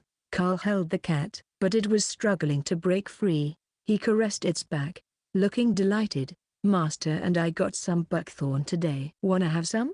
Don't feed it anything stupid, kid. I'll spank you if anything happens to Griffin." Roy came back to the bonfire. He started skinning and filleting the deer. Then he sprinkled some spices and wine on it before putting it over the grill. His cooking skills improved dramatically after grilling almost every kind of beast in the wild. Something weird was about to awaken in his character sheet, but that was nothing he cared about. He spent most of his time on his witcher training. Orcs and Serit were bragging about something on the other side of the bonfire. Roy could hear them talk about sorceresses and higher vampires. Felix was right in front of them. He was wearing sunglasses and trying his best to look like he did not care, but the fact that he was bent over and listening told Roy what he had in mind. He was interested in women as well. "He's so dishonest with himself," Letho muttered and sat down beside Roy. "You get along well with the boy. Are you trying to get an apprentice yourself?" "I'm not even good enough to get out of apprenticeship yet." Roy rolled his eyes. "And I'm not interested in crybabies at all." "Crybabies, huh?" The bonfire's flame danced in Letho's eyes, and he spaced out a little. "Honestly, I've never seen you cry ever since I took you under my wing. You don't even act your age." "Of course." Roy smeared a layer of spicy powder on the marmot. "I'm not a regular kid, I know. So what kind of apprentice are you looking for, Mr. I've elder blood?" Letho took a swig of his wine. He liked the feeling of talking with his companions around the bonfire. "First, I'll be improving the school's recipe. Coral can help with that, Roy said. And then I'll get a girl as my apprentice. Are you serious about this? Letho frowned. It's not easy to care for a girl. I don't think so, Roy said. He was trying to keep a straight face, but his laughter almost broke through. A male witcher and a female apprentice is the best combination for efficiency. We don't have to spend our money on inns or brothels just to have fun. The witchers bantered, ate, and drank the night away. Eventually, silence fell upon the camp as everyone went to sleep. Roy felt something licking his face, and it broke his meditation process. He snapped out of it and saw a fat cat's face inches away from him. The young witcher pushed it away, and the first thing he saw was the moon shining in the sky, while stars were twinkling down at the land. It was late at night, but the bonfire was still crackling. What are you doing, Griffin? You can't just disturb me like that. I'm not going to feed you for a day. Felix came to Roy's side and put his finger to his lips. SHH. He pointed at the boulder beside the camp. The moon shone on a scrawny silhouette. He stood up tall, his back turned against the witches. His limbs were stiff, and his head lolled to the side. He stood unmoving, as if he were a statue. Kyle, what's he doing at this hour? Roy tucked Griffin into his hood and slowly closed in on Kyle. With Felix, the other Viper School witches had already woken up. They were also observing Kyle. They came to the boy, but the look on his face was deader than the cemetery. He was staring into the night outside the campsite, as if the witches did not exist. He's sleepwalking. The witches exchanged looks and kept silent. There were a lot of rumors going on about sleepwalkers. One of them was no one should ever wake a sleepwalker up by force, or they might leave undesired complications. None of them moved. But all of a sudden, Carl did. He darted into the night, and the witches followed. Much to their surprise, it felt like the boy was on steroids. He ran for an hour, as if he were a moose. They chased after him for more than 10 miles. The moon and stars eventually faded away, and the sky started graying. They kept running until they came to the borders of a swamp. It was covered in a blanket of fog, and the patches of swamp hid underneath the shallow puddles. The boy stopped in front of a stump. A bloody dagger was buried in it. Carl pulled it out and slowly raised it to his ear. He was snarling, looking like he knew what he was doing. Damn it! Felix started ahead and swung his sword at the dagger, smacking it away from Carl's hand. He shook the boy violently, as if trying to tear him apart. What happened, you monkey? Did something possess you? Master, I. Carl's pupils contracted for a moment, and confusion surfaced on his face, as if he just woke up from a dream. I can't remember what happened. You were trying to cut your ear off, kid, Orc said. I've never seen any sleepwalker do something this stupid. They would have all died if they did what Carl did, Serit said. Roy stared at the swamp and said solemnly, guys, that was obviously not sleepwalking. Something in this swamp guided him here.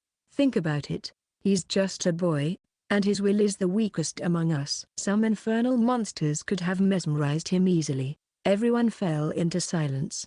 Nobody expected this accident to happen. They had no idea what was happening either. This would have ended disastrously had the witches not kept their guard up even during their sleep. Letho had been checking the stump. Roy's right. He raised his right hand and held up a bloody ear between his fingers. This dagger and what Carl did was no coincidence. Nor was it a case of sleepwalking. His eyes glinted coldly. Something's behind this. Impoverished villages, rude bumpkins, and remote swamps. That was what most Temerians thought Villain was made up of. And now, the witches were right in that swamp. I swear I'll make it pay for trying to lay a finger on my apprentice. Felix roared into the skies. He was in the center of the group, holding Carl's hand and chasing after that trail of blood in the air. It would lead them to the ear's owner. Letho was in the vanguard, scouting out their path with his silver blade, while Orcs and Serit took up the middle. They were looking around cautiously. A swamp covered in a blanket of fog was never safe. These were the feasting grounds of ghouls, drowners, water hags, and necrophages. One slip up and they would become food for monsters. Roy was in the rear. His manticore boots would sink into the soil with every step he took. It hindered his movement. He looked up at the sky. It had brightened up. The sun was starting to shine. The temperature was rising, and the drops of water were turning into steam, draping this dangerous place with a veil of silk-like fog. The witches could only see about 20 yards around them. The soil was filled with weed and murky puddles, and trees stood around those puddles. Sometimes they would also come across decaying animal corpses as well. They heard caws coming from the corpses, and a few gleaming crows would burrow out of the bodies before flying up into the sky. A breeze swept across the swamp, and ripples spread out across the murky waters. It was as if something was trying to break through. Master, I'm scared." Kaer's face was white. His eyes filled with terror. He was holding Felix's muscular arm, trying to find a sense of security. "Remember what I taught you, monkey." Felix held the boy's hands and stared into the swamp's depths. Swamp dwellers share one trait. They love the smell of a coward's blood and heart. "The more afraid you are, the faster you'll die." Kaer shivered. He craned his neck and mustered all his courage to say, "I am not scared anymore." "Good," Felix sneered. "But don't worry. I'll slice them up if they try to lay a finger on you." "Look!" Letho suddenly called out to everyone and pointed at a piece of moss-covered, decaying log floating on the swamp. It was swimming not far away from them. Everyone turned their attention to it. The log looked like any other regular wood, but upon closer inspection, they noticed that something like a mushroom was growing in the little pit on the top. The plant was shaped like a whirlpool. "Is that near?" "Yeah, a human ear. It's rotten. Must have been here for quite a while." The witches were silent. They had a feeling that this bizarre setup was a part of something more sinister. Roy massaged his forehead, muttering, "Ears in the swamps of villain. Is the Whispess behind this?" "What are you mumbling under your breath, kid? I just remembered a story about this place. Did you see it in a book? Or is this one of your feelings again? Tell us about it." "This is about some of the most ancient beings in this land." Roy was just starting his story, but he was forced to stop. Someone was singing in the swamp, beyond the fog. It sounded eerie, and nobody could make out what the lyrics were talking about. Their attention was grasped by the song, and they listened closely as they approached the direction of the voice. "We sisters three, hand in hand, cross the land, scare the men. The turn goes. 3 times thee, 3 times me, 3 times more." 9. They came to a rickety hay shack, and fields of celery and bulrush stood before it. A man was singing in the yard. His singing could bring an army to their knees, but still he kept singing as loudly as he could. The man was about 40 years old. Life tarnished his face with wrinkles, and he was in a hemp attire, just like anyone else in a village. The man was hurt, however. His right cheek was covered in a bandage, and there was blood on it. The man was engrossed in his singing, as if that was the only thing in life for him. He splashed golden liquid onto his crops as he sang, oblivious to the approaching witches. He got the shock of his life when someone patted him on the shoulder. The oily, transparent liquid in his ladle fell to the ground, and the man's face was contorted with pain. "Who are you? Did you have to be that quiet? You shocked me," the man growled. He did not welcome the witches at all. "Sorry, brother, but we're witches who are just passing by. We need to ask you something." Felix squeezed through the group, and it was then he realized that not only was the man's right cheek hurt, his left ear was missing as well. Half of his hair was missing. Literally. One side of his scalp had no hair on it, while the other side had thick brown hair growing out of it. His eyebrows had been shaved off as well, and his left leg was replaced by a wooden prosthetic, though it looked like the leg of a table. The man looked funny and weird at the same time. The veteran witches were keeping their eyes on the man, while Roy stared at the fields. The crops were plentiful. It was the sign of a bountiful year. Roy looked at the bucket beside the man. It had a golden liquid in it, and it smelled like coke. "This is no ordinary fertilizer. It's some kind of oil extracted from oak fruits." "What did you say?" the man yelled at the witches. "I can't hear you." The man's hearing was ruined when his ear was cut off. Felix approached and huddled to his ear. Then he told him what he said earlier. The man waved him off impatiently. "I don't know why you're here, Witcher. It's just a backwater place, and I have no requests for you. I don't even have the coins to pay." He pointed to the west, and as if he were chasing them off, he said, Try your luck out at the Hunched Swamp or Lower Villain if you need any requests. That's not why we're here. Felix's patience ran out, and he whipped out the exquisite dagger. Do you know what this is? The sight of the dagger horrified the man. His eyes widened, and his jaw dropped. His teeth were mostly decayed, and he stammered, "Why you have be blasphemed." "Shut up." Felix stuffed the man's mouth with a bloody ear and shut him up. He held the man up by his shirt, and the man swung a leg around. "You'd better not try anything stupid, you bastard. Now answer my question. What the hell is in this swamp? How did it turn you into this wreck? And why'd it try to take my apprentice? If looks could kill, the man would have died a few times now." His eyes were rolled into the back of his head, and he was shivering, perhaps from both fury and fear. "You can't expect him to tell you anything when you just stuffed his mouth with an ear." Roy took the ear out of the man's mouth. The man heaved a sigh and growled menacingly, "You fool, you've removed the holy relic from its place. God shall judge you. Did you just threaten me?" Felix slapped the man, but he controlled his strength. It was only hard enough to leave a mark on his face. "I'll make you wish you were never born." Felix started casting a sign, but Roy held his arm, stopping him. "No, don't use isekai'd. Give me a reason not to." Felix was surprised Roy would stop him. "Roy's right," Orcs agreed. "We almost got in trouble the last time we tried to use isekai'd on another god's believer. Never do that." He was talking about that beggar who believed in Kurumatera. "We'll search his house. You keep an eye on him." Vulture, Letho, Orcs, Seret, and Roy went into the rundown shack, while Felix stuffed the man's mouth with a ball of cloth to stop him from cursing at them.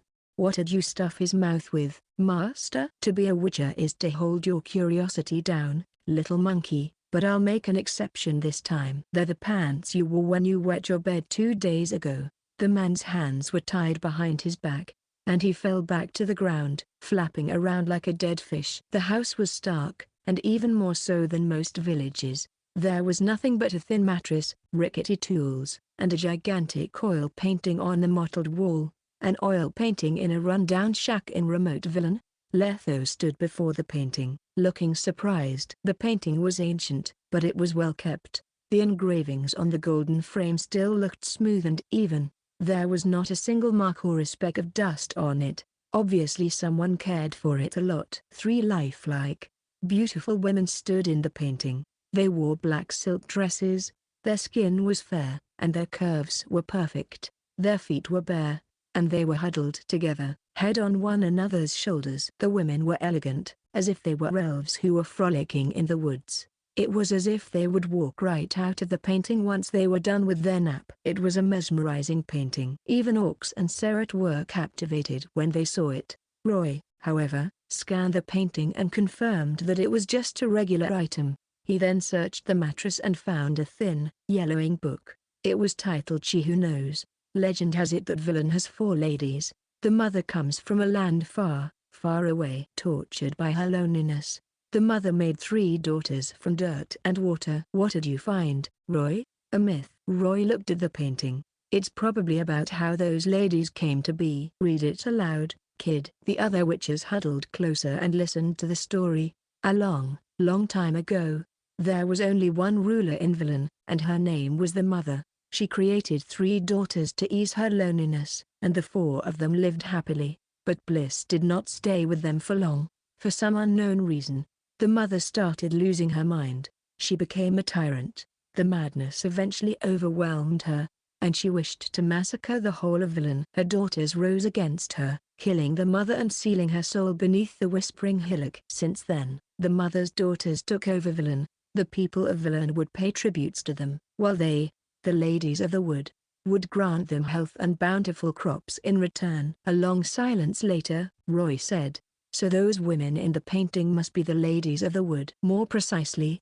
the weavess, the brewess, and the wispess," Roy added. He explained, "But I don't think you should trust this book completely. The ladies of the wood must have embellished the story and made themselves look like angels. I've seen another version of their story in another book, and these ladies were no angels. The weavess makes clothes out of human hair, So that guy gave her half the hair on his head and all his eyebrows. The Brewess is a master at cooking meat. If I'm right, that's how the guy lost his leg. The Wispess cut his ear off and hid it somewhere in Villan to spy for her. The witches paused for a moment. They could not imagine the beautiful ladies in the painting doing something so horrific. So you're saying the Wispess influenced Kyle? Everyone turned around. Felix had come inside. I thought you were supposed to keep an eye on that guy. Don't worry. I knocked him out. He won't wake up for a while. Where's Kyle? He's outside, keeping an eye on the guy. He's been following me for days. It's time for him to work. Shit, Roy shouted, but it was too late. They heard screams and an eerie laughter coming from outside. When they came back out, all they saw was a big murder of crows flying through the sky and disappearing in the horizon like a big, black cloud. Carl was nowhere to be found, and the man's limbs were all cut off. He was lying on the freezing ground, coughing up blood and his innards. Despair, frustration, and agony flashed in his eyes as he spasmed a few more times and took his final breath. A message was written on his chest. It was bright red and bloody. Border post, it read. Lower Villan was located on a mountainside. It was a small, insignificant village in the vast southern Villan. Carson, the village chief, was basking in the afternoon sun outside his house like usual. He was looking at the row of fields in the village, where the villagers were toiling at. Some were loosening the soil, while some were spreading fertilizer around. The carrots, chilies, and turnips were growing in plentiful amounts, and the golden liquid only made them look livelier. Another bountiful year, and all thanks to the magical acorns the ladies gave us. It had been more than 6 months since the spring banquet on Bald Mountain. The villagers had turned the magical acorns into oil and fed the land with it. They were still as magical as usual. Carl touched his right ear and closed his eyes to think. The wrinkles on his head deepened. It's time to pick the lady's sacrifice again. What should I make this year? And who should I pick? Carson still could not figure it out no matter how long he took. He drew a deep hit from his pipe and puffed out smoke from his nose. It was then he saw a few silhouettes appearing behind that wall of smoke he just blew. 5 strangers on horses slowly approached the village. Who are you people? Carson stopped them at the entrance. Lower Villan would never receive any guests for months on end. In most cases, 5 of them showing up at once was rare. To make things weirder, these guests were sturdily built. They were also equipped with 2 swords. The look in their eyes was different from anything Carson had seen. The look in their eyes reminded him of experienced hunters and beasts like vipers and falcons. He frowned. Hello sir. We're travelers who came from the swamp in the east. The youngest visitor smiled at him and looked at the wooden sign at the entrance. We're witches who go around these lands. Do not worry. We only kill monsters, not humans. Carson took a step back and looked at their pendants cautiously. He froze up the moment he saw Felix's pendant. A cat? What business do you have with my village? We just have a question for you. Have you seen any crows passing through your village? Crows? There's no crows in my village. Carson raised his voice. You have to leave now. You're not welcome here. Carson's shout alerted the young men in the village. They came holding hoes, scythes, and pitchforks. The villagers surrounded the witches, obviously loath to see them here. The witches found it odd, however. Most people would never threaten them with violence no matter how much they disliked witches, especially when there were 5 of them there. That was basically a death wish. What makes them so confident? Tension started rising in the air, and Felix was already holding the hilt of his blade. He was in a hurry, and patience was not something he had in abundance. Carl's missing, and the kidnapper led us here to this village. The villagers aren't even scared of us. Why'd the kidnapper lead us here? Are they playing with us? Or do they want us to kill everyone here? Felix's eyes gleamed crimson for a moment. His knuckles were getting white from holding the hilt of his blade too tightly. Serit and Orcs were tensing up as well. They could start fighting at any time. Letho and Roy exchanged looks. Calm down, Vulture, Roy said.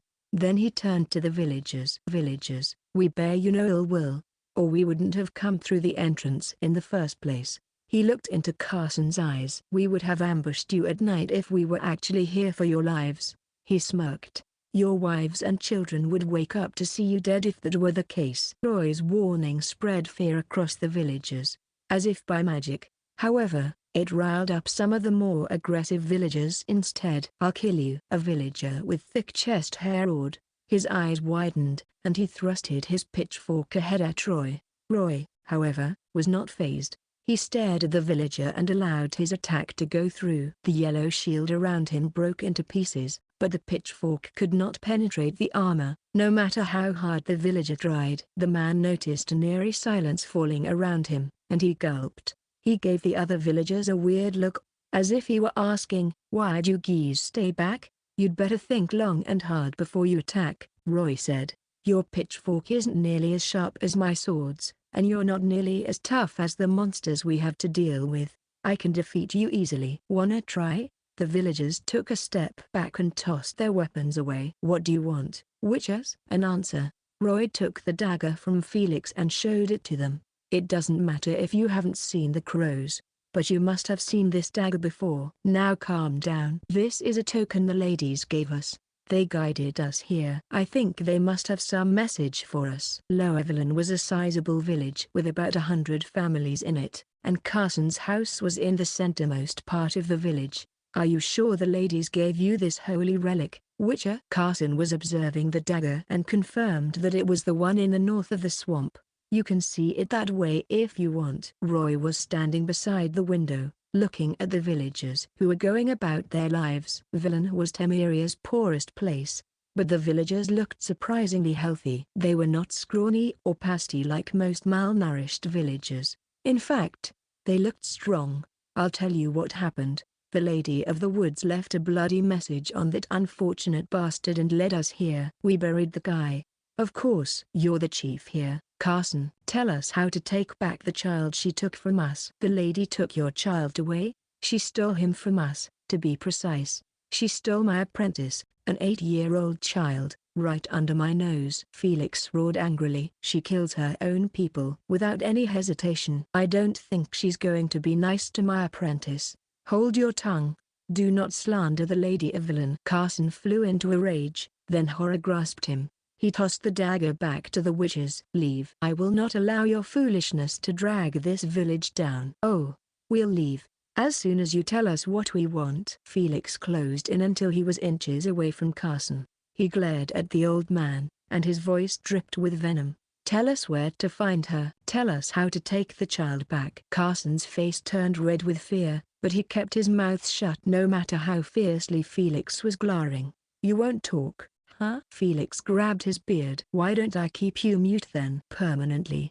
"Of course." Orcs grinned toothily and added to the threat. "We can always kill all the villagers if we can't find Kyle." "Fine, I'll talk." Carson sighed.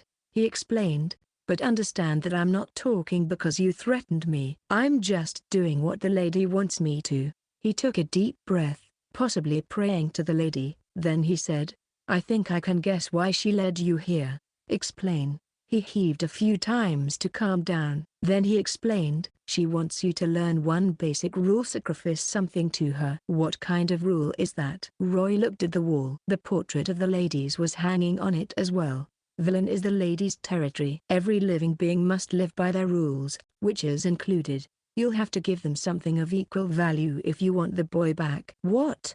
That's daylight robbery." Felix sneered. "The boy is mine. She must give him back to me." "No. Everyone and everything in Villain belongs to the ladies. They can take anyone and anything they want no matter for what reason," Carson said stiffly. "You should be glad. The children taken in by the ladies live happy lives by sleeping forever under their belly's skin," Roy added quietly and calmed Felix's rage down. "Fine. We accept their terms. So what kind of sacrifice should we make? And will they give the boy back in one piece if we do that?" "Your ear, hair, limbs, and eyes. That's usually what they demand." Carson's eyes glinted. "Well, just some of it." "Impossible. We're not lizards. We can't regenerate our body parts. You can give them something else." Carson paused for a moment. "The ladies prefer powerful men or magical creatures." "You mean they want monsters from the swamp?" Carson nodded. "The stronger the monster you hunt, the happier they'll be. Perhaps they'll give the boy back if you give them a good monster." "Perhaps." Felix was upset by the vague answer. "Don't worry. Do your best and the ladies will grant you your wish." Just like how she granted yours. Roy gazed at the chief. They grant you bountiful crops and safety in exchange for some sacrifice. That is correct, Carson admitted. He looked like he was proud about it as well. I know that the people of Lower Villain are a lot happier than everyone else in this land. I wonder if the people who had their legs, ears, and eyes taken from them think so as well. At least it's a better fate than death. Then you are nothing but livestock. Letho mocked. Serit and Orcs scoffed as well. You know nothing, witches, Carson retorted. Not everyone is blessed with powers like you. Villain is a poor, dangerous place. We need someone to rely on if we want to survive. Half of these people would have died if not for the ladies. They gave us the right to survive. Carson's voice was starting to tremble, and respect filled his eyes. They sacrifice a few to save the many, huh? It was a decade earlier or so, but the situation was just like how Roy pictured. The people of this impoverished land enslaved themselves and called a trio of monsters their masters. I'm not wasting my time changing their minds. What should we do after we bring the sacrifice back? I'll tell you about that when the time comes, Carson said. But be quick, come back with the sacrifice tomorrow if you can. The witches left in a hurry. I noticed something just now, Letho said. The women in the portrait. Their eyes were moving. Carson got 1 point right, Roy said. Villain is their turf. They have a lot of ways to spy on us. Through their portrait, for example. Are we actually going to do this? Orcs looked frustrated. I don't like being ordered around. I can't do this alone, my friends. We're dealing with a group of legendary creatures here. Felix took off his sunglasses and gave his companions a pleading look. Can I make a request? Please work with me and save Kaer. As for the reward, I wanna whoop your ass once after we get out of this alive. Orcs wrapped his arm around Felix's shoulder and held it tightly. We're not doing this to help you, Vulture. Kaer is a nice kid. And he looked ahead coldly. I'd like to meet these ladies of the wood. You can whoop me 10 times if you help me out. Gratitude flashed in Felix's eyes. The other witches exchanged looks. Since Orcs wanted to help, then they would as well. We'll expose their fraud, Serit growled. I'd like to meet this ruler of Villain. Letho looked indifferent. Roy hesitated for a moment. The ladies of the wood were not powerful fighters per se. They were on par with the Leshen in terms of power. The veteran witches could defeat them in a fair battle if they wanted to. However, the problem was they knew a lot of spells, and their summoning trick was the hardest one to handle. It won't be easy defeating them on their own turf. Roy's eyes glinted with cunning. We'll save Kaer no matter what, but we won't go with the crone's plan. We need an exit strategy too. What do you mean? Remember that book? She Who Knows? The book spoke of the ladies and the mother whom they sealed. Roy looked to a hill standing far from where they were. We're ditching the swamp for the Whispering Hillock. We'll go straight for the mother and find out her daughter's weakness. The witches finally understood what he was getting at, but it was preposterous. Are you sure the mother is real and not just some made-up entity? Serit crossed his arms and cocked his eyebrow. He did not believe the book. Yes. There's a reason for Kaer's sleepwalking and the villagers' unusual hostility against us. Roy was sure. And I have a feeling that a powerful magical entity is sealed beneath the hillock. It can only be the mother. And this won't be a wild goose chase either. The Whispering Hillock is a good hunting place with or without the mother. The Viper School witches had perfect faith in Roy's prophetic abilities after they gained the blueprints for the Manticore and Viper equipment. They nodded in silence. Felix could see that they had come to a decision, and he clenched his fists.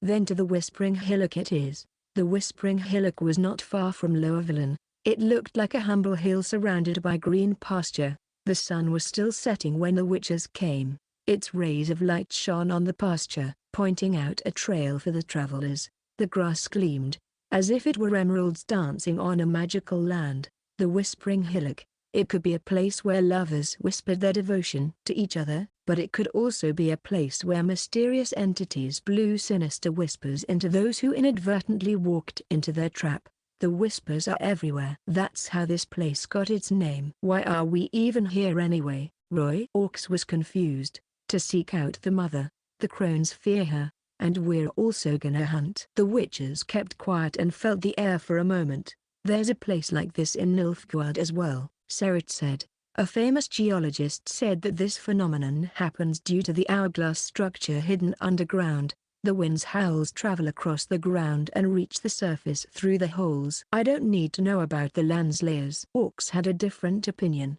Are you sure it's not Griffin's stomach rumbling, Roy? Yes, I'm sure. Griffin stuck its head out of Wilt's saddlebag. The Fleder's head sat atop of it, and it stared innocently at everyone. It finally turned Troy, its whiskers trembling in excitement, as if it were asking, "You called?" "Not the time to get cheeky, girl." Roy poked its forehead and gave her an acorn. The chipmunk slowly retreated to the saddlebag. Felix cocked his eyebrow. He had noticed this shape-shifting creature for a while now. He wondered what it was, but since it was Roy's secret, it would be rude to pry unless the young witcher offered the information. "Do you guys feel off somehow?" Roy rubbed his chin. "These voices, they unnerve me." He noticed a debuff on his character sheet after they came to the hill. Frustrated, he could feel the desire to destroy mounting in him, but his iron will held that desire down. The witches nodded. They had a solemn look on their faces. The group kept going ahead and noticed an old wooden sign buried on the ground. A message was written in red, "Crazy beast ahead. Trespassers will be killed and eaten." It was probably a warning sign written by the villagers. The witches were not scared of mere beasts. Of course, they held their blades and led their horses to a mountain some distance away. A great oak tree stood between the grassy hilltop and the golden skies. It had existed for centuries. Even though the witches were still some distance away from it, they could still see its roots entangling the land, and its canopy that covered the ground in shadows. The whispers became more frequent the closer they came to the tree. It failed to sway the witches, but not everything else. As they came close to the tree, a pack of berserk wolves appeared from behind it and attacked the witches. Felix stepped ahead and thrusted his blade at a wolf's lower body. He pulled his blade out and stabbed another one before the first one could even let out a howl of pain. Not a drop of blood sullied his blade, and Felix killed the beasts silently, just like how a phantom would. Serit watched his back, focusing on the battle. Every time a beast tried to attack them, he swung his hand and sliced its belly open, and its innards spilled. 3 wolves surrounded orcs, but the witcher only sneered at them. He turned around, spinning his blade with him. The momentum of the blade sent 3 wolves flying, and he cut another one in half as well. Letho crossed his blades, and sparks flew between them. He stepped ahead and thrusted one into a beast. At the same time, he thrusted the blade on his left hand into the beast's body. He held it up in the air and tossed it into the grass. The witcher then started spinning around. His blades turned into a vortex, tearing the beasts in his way apart. Roy kept firing his bolts. Everywhere he shot, a wolf would burst into a cloud of blood. Wolf killed. EXP +10. It had only been moments since they fought the wolves, but the witches had disposed of most of them despite their number disadvantage. Still, the battle was far from over. Countless beasts kept popping up from the bushes. There were rabid dogs, boars, and even grizzly bears. All the beasts in the woods came to fight. There were at least 100 of them. Damn it. This is bad. Roy cast Agni and burned a vulture to ash before its attack could land. He then cast Fear to keep a pack of wolves in place. Roy spun around and killed a group of beasts around him before jumping back up to his horse. Wilt raised its front legs and neighed. Then it kicked a wolf that was growling at it. Disengage and run for the hills. Orcs, Serit, and Letho cast hard to push the beasts around them back.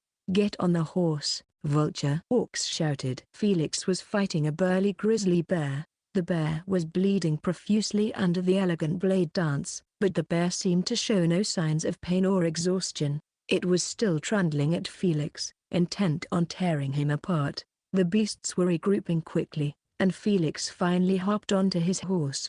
They ran toward the hills, keeping their horses calm with Odysee. A group of witches were escaping from a great herd of beasts. It was as if a group of animals were going through an exodus. Dust and grass swirled in the air, covering the setting sun's light.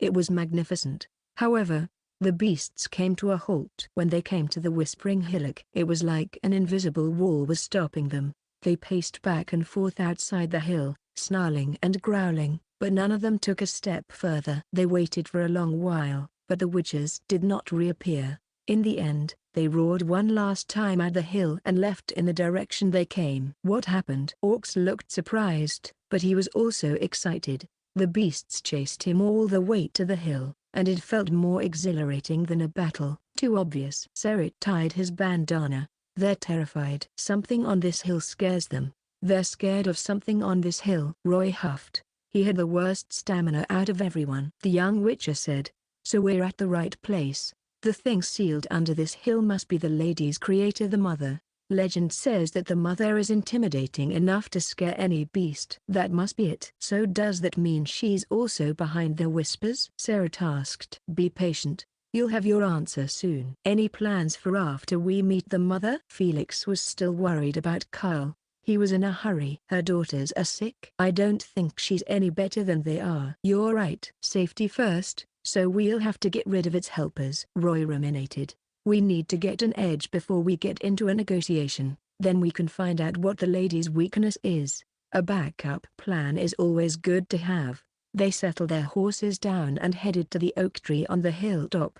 The whispers were getting worse the nearer they got to the tree, but it still did not affect them. These whispers were just deterrents for the beasts. "Keep looking, everyone. See if there's any cave entrances or trapdoors." They split up, and Roy turned his attention to the tree. He brushed his hand across its gray, uneven bark. The first thing he felt was something thumping in it, as if it were a heart. He could feel life force oozing out of the tree. He looked up, and the canopy was gazing at him like how an old man would. It was trying to tell Roy something. Roy had only seen this kind of sentience in the woods of Brooklyn. He was sure that this tree was not a regular plant. It was a great and venerable life form. Ancient oak, nature's avatar. Mulberry ficus. Age, 1,254 years old, ? 1,000-year-old tree? Roy massaged his forehead as he went through the tree's information. "Is the core buried under this tree?" he whispered. "Hey guys, come here, I found something." Serit found a dark cave at the hill's downward slope. It was hidden and covered by the slope. Everyone would have missed it if they did not look carefully. "I've seen caves hidden behind these places a few times before. It can't fool me." The witches leapt down the slope carefully and landed on a narrow, rocky surface. They stared at the cave that was about 1.5 meters in height. "Do you feel it?" The witches could feel their pendants vibrating, but it was not too violent. There were monsters inside, and it was time to fight them. "Don't just rush in there. We have to make sure there's no traps or anything else inside. This cave is too small for all of us to fight efficiently."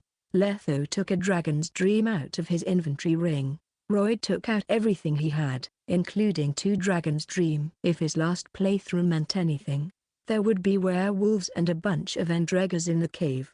They had the element of surprise. There was no need to risk their lives for this. They tossed all the dragon's dreams into the cave, and someone threw a torch into it. The witches covered their ears and crouched, their backs turned to the cave. A moment later, the cave rumbled, as if it were hit by an earthquake. The tree shook, and birds flew into the skies. Shrieks came from the cave. It sounded like bugs chirping, and they also heard the howls of wolves coming from within. The shrieks were overwhelmed by the explosions, and silence fell on them about 30 seconds later. White smoke was still billowing from the cave's entrance, however. It faded into the air about 5 minutes later. 10 Endreggers Guild EXP plus 300.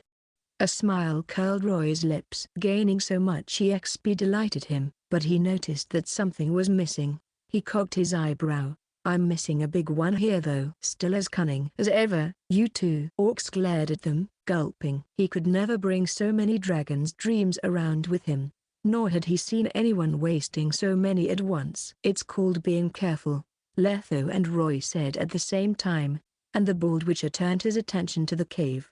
"That was a big explosion. You could have destroyed the cave and buried the mother. That didn't happen though." "Come with me, and be careful. There's still something inside. I can feel it." Letho unsheathed his silver sword and cast Can before he scurried into the cave. His companions followed suit. The cave was dark, humid, and claustrophobic. The walls were made of limestone and mica, and green vines crawled all over them. The floor was filled with tattered bodies of animals that looked like an enlarged fusion of spiders and dragonflies. Those were endreggers. Roy had no idea how many of them were there, but they were all blown to smithereens thanks to the dragon's dreams. Their green blood and flesh were splattered everywhere. Orcs looked surprised. An ambush from this many endreggers could hurt them if they were not careful. The witches unsheathed their silver blades when they saw what was ahead. A gigantic humanoid creature was leaning against the wall, huffing and puffing. Its charred fur was covered in dust and soil. An arm lay before his chest limply. The creature turned its eyes around when it noticed the witches. It opened its snout and let out a guttural roar. Werewolf. Age, 33 years old. Gender, male. Status, the Heart's Guardian. It protects the Whispering Hillocks Cave. Cursed 1. HP, 64, badly injured. Strength, 13, badly injured. Dexterity, 12, Constitution, 10. Perception, 15. Will, 6. Charisma, 4. Spirit, 5. Skills. Reform, passive. Werewolves are rulers of the night. They are natural killers. +5 to all offensive stats, including strength and dexterity. Feral instinct, passive. An instinct carved in all werewolves' souls. Possesses incredible perception. Werewolves can detect bloodlust and all openings on their enemies. They can sense danger and evade attacks easier. Cursed flesh, passive. Speedy regeneration, passive. Feral howl level 2. Werewolves can let out a special howl to summon nearby wolves or werewolves to assist them in battle. A rancid wind blew as the werewolf pounced onto the witches. A bolt arced through the air and smashed through its left eye like a comet. The air itself exploded, and the air current made it wobble, slowing its charge. The witches surrounded the werewolf, blades in hand. Their shadows swirled on the walls as they circled the injured werewolf, as if they were hyenas attacking an old and wizened lion. The werewolf roared furiously, swinging its arm around. However, its wounds and hidden kept it in place, and soon it was overwhelmed by bolts, signs, and a vortex of blades. A cage made out of vortices of blades kept the werewolf in place as it awaited its eventual death. It cried out in despair with every stab, and yet it failed to stop its blood from spurting out like a fountain. 10 seconds later, the werewolf fell, his body lacerated with grievous wounds. His charred chest was still heaving, but he was a hair's breadth away from death. "I'll leave the cleaning up for you, kid." Felix did not find it weird. He thought they were still training Roy on the ins and outs of the trade. Roy went and looked at its snout. Its canine teeth glinted menacingly, and its claws were as long as scythes. Roy swung Aaron dice down on the werewolf and lopped its head off. Werewolf Guild EXP plus 180. "Help me out here. Let's cut this sacrifice up." The witches crouched and peeled the werewolf's heart, eyes, and teeth out. They also found a little something for Themes Elvis, a red mutagun. "They're getting a werewolf as a sacrifice." Should be more than enough even for those groans. The outermost corner of the cave rumbled as they worked through the werewolf, and an old, majestic female voice spoke to them. "Begone, you dogs. You are nature's enemy." The voice roared. It was like a crone's shout, but it was amplified by 100. It sounded crazy and hysterical. A violent air current swept past the cave as the shout overwhelmed them. The stalactites were trembling, and ripples spread across the lake's surface. The witches were undaunted, however. They went through the water passage in the center and came to the cave's deepest parts. There was nearly no light here. The dim illumination shone on a gigantic, bloated creature. It hung from the walls and top of the cave like a fleshy mountain filled with disgusting tumors. The biggest and the most conspicuous part of the mountain was located in its center. It was shaped like a heart, and the mass of flesh was still pounding. As if by magic, the whole cave was responding to its heartbeat, raining down debris and dust on the witches. The flesh mountain was covered by a layer of rough, hard tree bark covered with yellow needles. It was as if the mound of flesh were protecting itself with a spiky layer of armor. The witches' pendants were vibrating violently. The air was filled with mana. Perhaps this mound of flesh itself was a magical creation. "A tumor," Letho said. "It's the tree's core," Roy corrected. "It's connected to the roots of that oak tree on the hilltop." A thick root surrounded the core, squirming like a snake. "Begone!" the crone shrieked again. Its voice echoed in the cave, and it was then the witches realized that the thing that spoke was this core in front of them. "Leave my territory immediately, or you shall suffer," the core roared. The root pulled itself out of the wall and circled the air, pointing its sharp end at the witches. "You misunderstand us, Madame." Roy cast observe on the core, but it was covered in a light green layer of energy. It was a natural camouflage. All he could see was the same details as the tree. He could not see through the core's real identity. "We are witches, not dogs." "You lie. I could sense your scent from the moment you came into this hillock. It's the same stench as those ugly, vile bitches." "I know that stench anywhere. And you killed my guards." the core screamed. "Leave if you want to live. And what if we refuse?" Serit was annoyed by the attitude. He pointed his blade at her and retorted.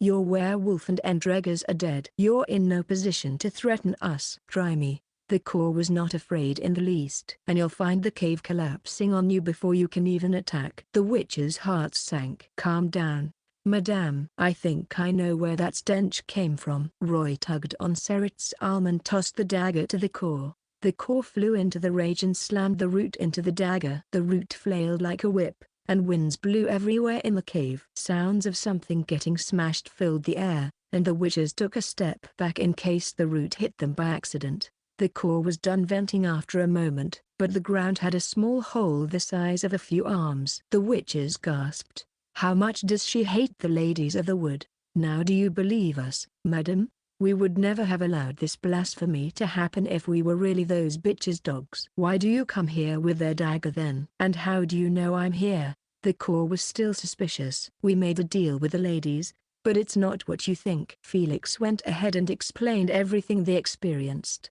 He kept emphasizing Carl in that story. "The crones held Carl hostage. We had no choice but to hunt for the sacrifice in this hillock. But we won't let this slide just like that," Roy explained carefully. "I've read about you in a book. The crones sealed you, didn't they?" "You're their sworn enemy. No doubt about it, and the enemy of my enemy is my friend. That's why we're here.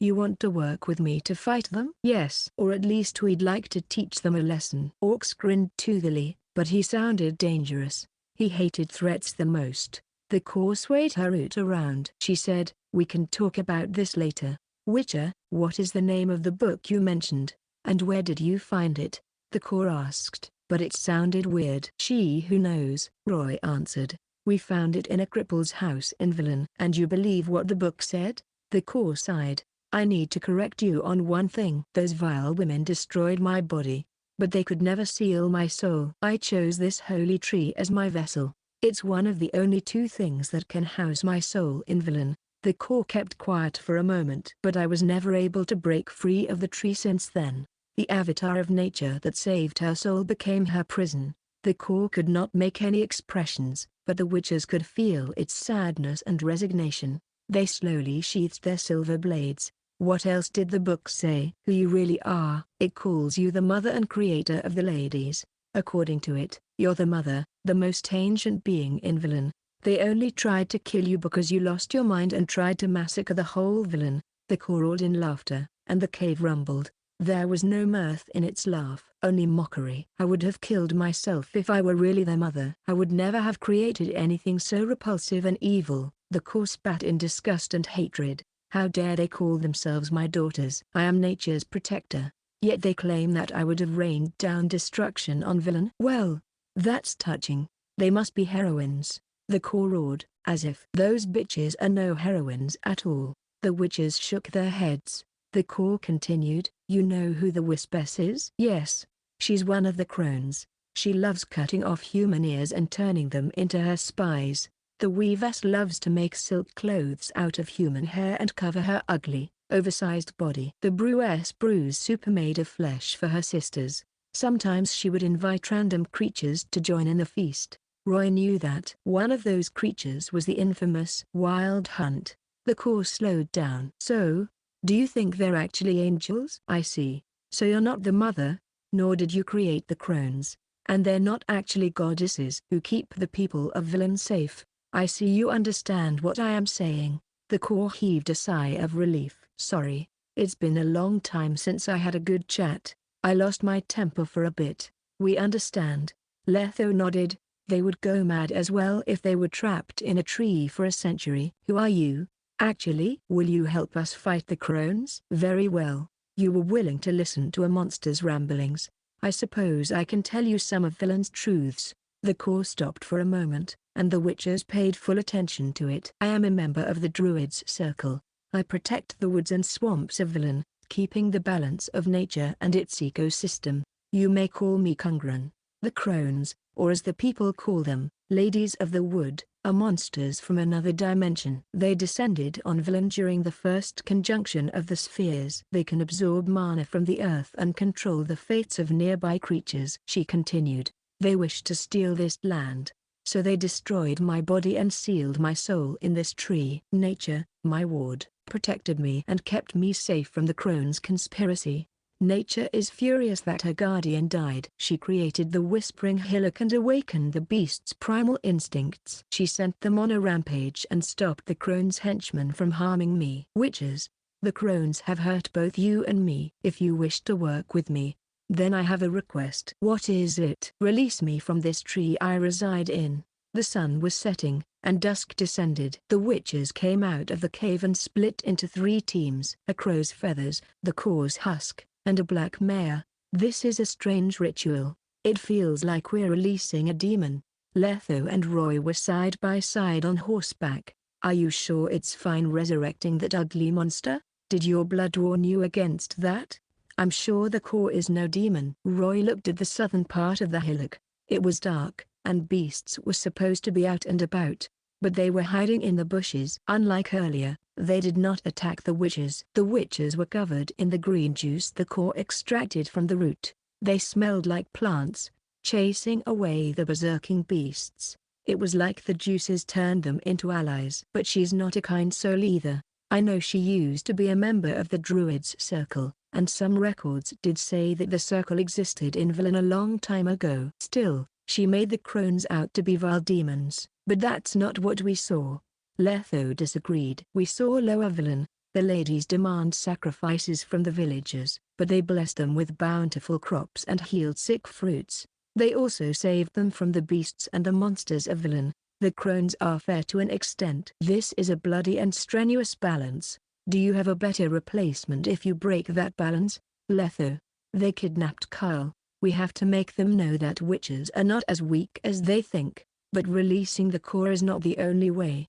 Letho rubbed his chin. He still stood by his opinion. She's an unknown creature filled with a century's worth of grudge from being imprisoned in that tree. She will demand revenge once she's freed. That means disaster for no man's land. Releasing a terrible monster to get back at the crones is not a good idea, kid. Roy heaved a sigh. He frowned for a moment. Fine. I actually have another plan. Yes, the crones are no saints. But the Kaer is not to be trusted either. In that case, his eyes gleamed, and he said coldly, remember the bloodstone Vivienne gave us? This is what we're going to do. You'll be doing. The moon climbed up into the night sky. The witches had left the hillock and fought back a group of drowners who ambushed them in the swamp. They came to another small hill in the center of 3 oak trees. The moon shone on a green stone tablet standing in the center of the hill. The tablet was elliptical, ancient, and cold. Time tore it down and filled it with cracks. Tufts of grass were growing from the cracks of the table. Roy crouched and brushed his hand against the surface. He could feel some rough and twisted runes carved into it. There were scalene triangles, stars, moons, and some crudely drawn beasts. It was some ancient stone carving, and Roy had no idea what it was saying. What does this mean? Roy looked at Letho. The Druids' Circle created these runes. We had no department that tackled this, and I've never learned about this before. I don't get what it means, but I'm sure this is the Kaer's grave. They looked at the clearing before the grave. You wanted us to dig your grave, Madam Kungran. Forgive us for this. The witches unsheathed their swords and dug through the ground. They excavated some bones from the hole and barely made out a humanoid shape from the bones. The remains had limbs and a skull, but there were canine teeth protruding from the mandible. Long, shriveled nails protruded from the ends of the fingers, but most importantly, the remains were petite. It was not even a third of a regular human size. Unnamed remains, ? See? This isn't even human at all. Letho had an alarmed look in his eyes. Maybe it's the remains of an older woman? Letho shook his head adamantly. I've seen a lot of skeletons, including one who lived to more than 80 years old. Most of them were hunched, and their bones were porous and twisted. But they don't look like this. This is too small for a human, but it hasn't even begun to turn to dust yet. Maybe it's the remains of a dwarf, halfling, or even gnomes. They don't have teeth this sharp, Letho said. And all of them have more ribs than this one. So what is this thing? It's not human, but it was a druid? Roy was confused. Were ancient druids non-human? I've never read this in the lore, nor have I seen them in the game. I don't know. Maybe only the ancient druids have the answer. The witches whispered for a while longer. Then they tucked the remains away and went back to the hillock. At the same time, Felix found a crow's nest on the branches of a great oak and got some black feathers. Serit and Orcs found a black mare dozing off on the plains near the hunched swamp in the west of the hillock, and they cast hooks on it. They came back with all the materials, meeting up at the entrance before coming back to the core. You've found everything, witches? What are you waiting for? Start the ritual now. The core's voice was trembling with excitement. She lashed out at the black mare with the root, circling it, as if it was a viper hunting its prey. The mare noticed something, and it neighed impatiently, trotting about in the same place. We do have everything, Madame. Roy whipped out the package of remains from the saddlebag and held it in his hands. But we have a few questions before we can proceed. Ask away. The core was in a hurry. Do you remember our terms, Madame Conqueror? You still refuse to believe me? The core was upset. I'll say it once more. Once I'm free, I'll shield you from the crones while you infiltrate Bald Mountain and teach them a lesson they won't soon forget, it said grimly. But a fair warning, don't expect too much from this mission. Don't even think about killing any one of them. They're powerful sorceresses, and they can summon an army of monsters from other dimensions to help them, including the Wild Hunt. The Wild Hunt? The Viper's hearts skipped a beat. They did not expect the court to talk about the Wild Hunt. They were the Viper School's nemesis, and they knew how powerful the Wild Hunt was. You heard of the Flying Phantom Knights as well? Their top knights would join the Crone's feast every year. They get along well thanks to this ancient tradition. The core sighed.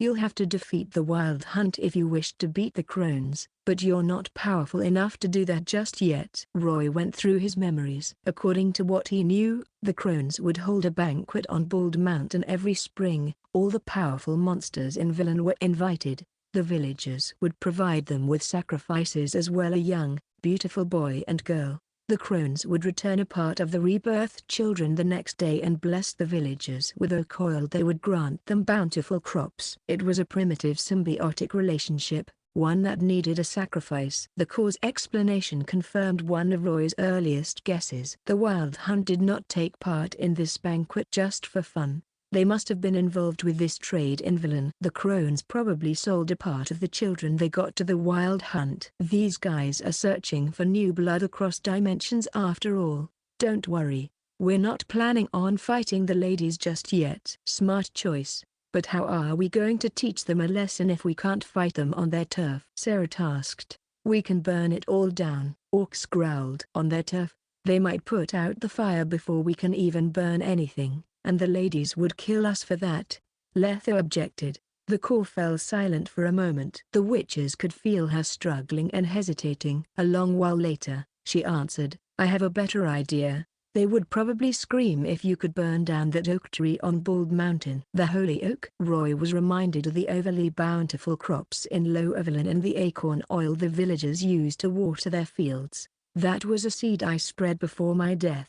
The Crones took over it after they killed me and used it to bless the people of Villain. The acorns can be turned into oil. Water the fields with it, and you're guaranteed to have a bountiful harvest. Healers can use the oil to remedy any diseases too. The pink and golden acorns are incredibly great for the human body too. They've existed for 100 years or two, after all. The core was silent for a moment. Taking the acorns away will still hurt them, even if you can't burn down the tree. The oak tree and the special acorns, Huh? The witch's eyes shone. The Kaer urged.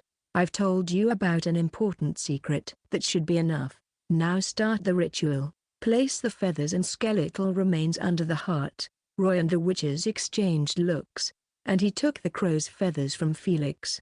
I present the feathers of a crow. He placed the feathers before the heart solemnly. The Kaer answered with full formality. I shall be freed from the cage of mortal flesh. The echoes sent a magical shockwave across the cave, making it rumble. At the same time, Roy cunningly asked, Madam Kungren, how can we slip into the mountain undetected then? Roy moved the skeletal remains round as he asked. The Kaer was moments away from freedom, and she answered, with my blood. Take some of my blood when you cut my body open. The crones can't detect you if you smear yourself with it. Satisfied, the witcher placed the skeletal remains underneath the heart. I present your remains, the Kaer shouted. I shall be free once more from the cage of mortal flesh. A gust of hurricane blew into the cave, piling the feathers and bones together. The Kaer shouted, Witcher, bring me the horse and have it drink my blood. The Kaer took off the spiky layer of armor, revealing its tender insides. Felix led the mare ahead, while Letho unsheathed his blade and held its point against the Kaer. Roy would not be the one to kill her. The Kaer would turn into nothing if he was the one who struck the final blow. Still, he asked, will you exact revenge after you're free, Madam Kungren? What revenge? This is not the time for jokes. Witcher, the Kaer said coldly. She was about to fly into a rage. No, you know what I mean. Roy asked, will you kill the people of Loevelin? From what I know, they tried to kill you because of the crone's orders. How do you know? You told me about it. Or have you forgotten? Really? The Kaer said. Sorry. I don't think I forget things that easily. Roy stopped hesitating and gave Letho a look, just like they planned. Letho swung his blade down, and the Kaer laughed. A gash appeared in the Kaer, and blood spurted out of it. Part of it flowed into the leather bag the witches prepared, while most of it drenched the materials on the ground. The blood, bones, and feathers merged as one. The mare gulped down the blood, and silence fell upon them. For a moment, there were only the sounds of drinking and gulping in the air. When the mare was done drinking, it raised its head, revealing a pair of blood-red eyes. I'm free. It raised its front legs and cheered. The mare had the voice of a young woman. Spirit of nature, at long last, I have regained my freedom. I will avenge myself. I will kill. Someone suddenly caressed Black Beauty's mane. There's one more step to the ritual, Kungren. What? Letho had not sheathed his blade yet. At the same time he said that, he sliced Black Beauty's throat open. The flesh split. The blood spilled, and tendons and bones were exposed to the air. The blood rained like a waterfall, drenching the ground in red. Why? That was Black Beauty's last words before she fell to the ground. Her hooves were twitching. She had just gotten her freedom, but she died before she could even gallop around the whispering hillock. She refused to die like this, but the last thing she saw was the bald witcher staring at her coldly. He was holding a gemstone that gleamed crimson. That would be her final resting place. Done. Roy heaved a sigh of relief and took the bloodstone from Letho. He fiddled with it. There was a sliver of black smoke inside, trying to break through the stone, but to no avail. He closed his eyes and tried to tuck the stone away in his inventory, but he failed. I knew it. I can't keep it in the inventory once it's loaded with a soul. I have to take it around with me now. I have freed you as promised, Madam Kungren. But I like it better if you're trapped in here. You locked that Kaer's soul in that stone? Serret stared at the lively but humble smoke in disbelief. That little thing is a soul? Does every soul look like that? This is no simple stone. Only the stone Vivienne gave me can trap souls in it. Most humans and monsters share the same core anyway. Roy explained patiently and gave it to Serret for closer inspection. Orcs and Felix were filled with curiosity as well. They had never seen a soul's corporeal form until today. So what are you going to do with her? She claims to be an ancient druid. So we'll get a real druid to see if that's true. They discussed for a while, and Letho looked around. Then he delegated work. We'll stay in the cave for the night and make preparations for the mission. The kid and I will cover ourselves in the Kaer's blood tomorrow to slip through the crones and find that oak tree on Bald Mountain. Vulture, You will go with Orcs and Sarah to present the ladies with your sacrifice and bring back Kaer. How does that sound? We'll do just that. The moonlight shone into the cave, and the witches exchanged looks. A warm dawn shone on the land, and a gentle breeze danced through the whispering hillock, the hunched swamp, and the beautiful, verdant fields. It pranced through the muddy paths on Lower Villain, refreshing the witches. Bald Mountain, the crone's base of operations, and that mysterious oak tree. Orcs was holding the bloody package of sacrifice with one hand and the horse's reins with the other. He sighed. Darn it. Why couldn't I go with Roy? Orcs swung the package in frustration. Lower Villain's a shit place. Running errands is so boring. Shut up, you fool. Serret followed behind him, looking around cautiously. After confirming that the fields and bushes were not rigged with, he whispered, don't ruin the plan. The crone's spies might be around. I know. I just don't like this. Why does Letho get to take the most important job? Obviously because you talk too much, Serret retorted, and he smirked. This isn't really a boring job if you think about it. Perhaps we will get to see the lady's beauty this time. Serret sounded expectant. It'd be really great if they were as gorgeous as the paintings made them out to be. Quit dreaming. Orcs snorted and shook his head. The court told us the crones are old, wrinkly women, but if that's your standard of beauty, I guess they're pretty too. Are you sure the court didn't lie? Serret gave him a mysterious look. Orcs, I might be a worse swordsman than you, but I understand women better. They would hurl every curse under the sun at their enemies. I think the truth is completely different from what we're told, Serret explained. The crones are powerful. It should be easy for them to stay young. Serret's adamance made Orcs waver. He rubbed his chin. If they're still beautiful, then I suppose I can see them. You get it now, don't you? Serret added, so what if they're crones? What's important is they're beautiful and sexy enough. Felix was right in front of them. He shook his head. They're still fighting even now? Are they stupid or mad, or are they actually calm? Is this how vipers relax? Felix shook his head. Lower Villain was in sight now, and he clenched his fists. Have you brought the sacrifice, witches? Carson was smoking at the entrance, and he puffed the smoke at the witch's face. Have some faith in our reputation, old man. We always keep our promises, Orcs said.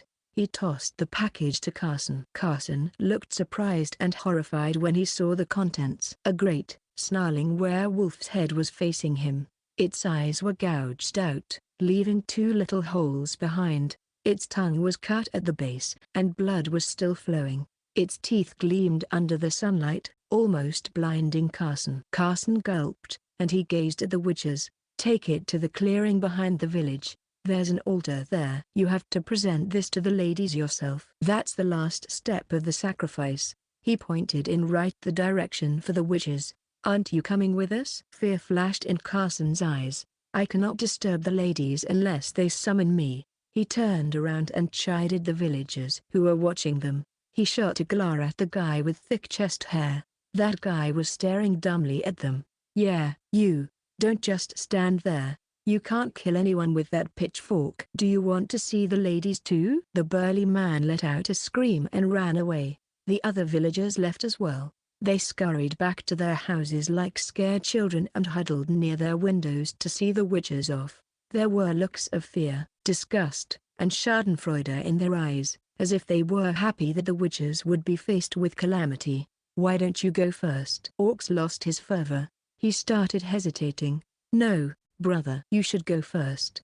You love to be the vanguard. Serret refused. Felix held up the bloody package and went ahead before they could argue any further. A stone altar half the height of a regular adult stood in the center of the clearing. The altar was covered in dried blood and crimson handprints after countless sacrifices. It was already the color of metallic brown. Vulture placed the werewolf's head on the altar. As its blood seeped into the altar, a magical wind started blowing out of nowhere. It was filled with mana, and the witches' pendants vibrated. They took a step back, holding the hilt of their blades and casting signs by instinct. A cacophony of noise rang in the air. It was eerie and flowed fluidly like water. There was a woman's sigh, the roars of beasts, and silvery laughter that belonged to children. The voices merged and became whispers that hung in the air. In the end, They heard the sound of something falling behind them. The thing's footsteps sounded heavy, and the ground shook with every step it took. They were reminded of giants and enormous creatures. They swiveled around and pointed their blades ahead. 3 silhouettes suddenly appeared before them. When they saw what the silhouettes were, the witches cursed silently. "This is bullshit." "Grieve, Militel.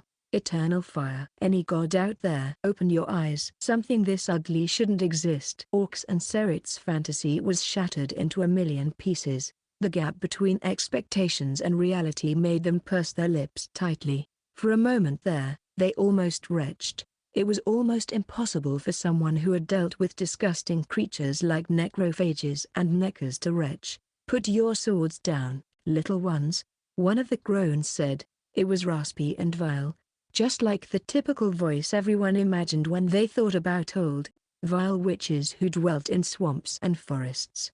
Orcs squinted at them, as if he were worried their grotesque faces would burn his eyes. The crone who greeted them was the weavess. She was hunched and stood on the right. Most of her body was covered in a dark brown cloth that resembled a canvas or some dirty handkerchief. Only her thin, 4-fingered arms and 2 gigantic feet were exposed.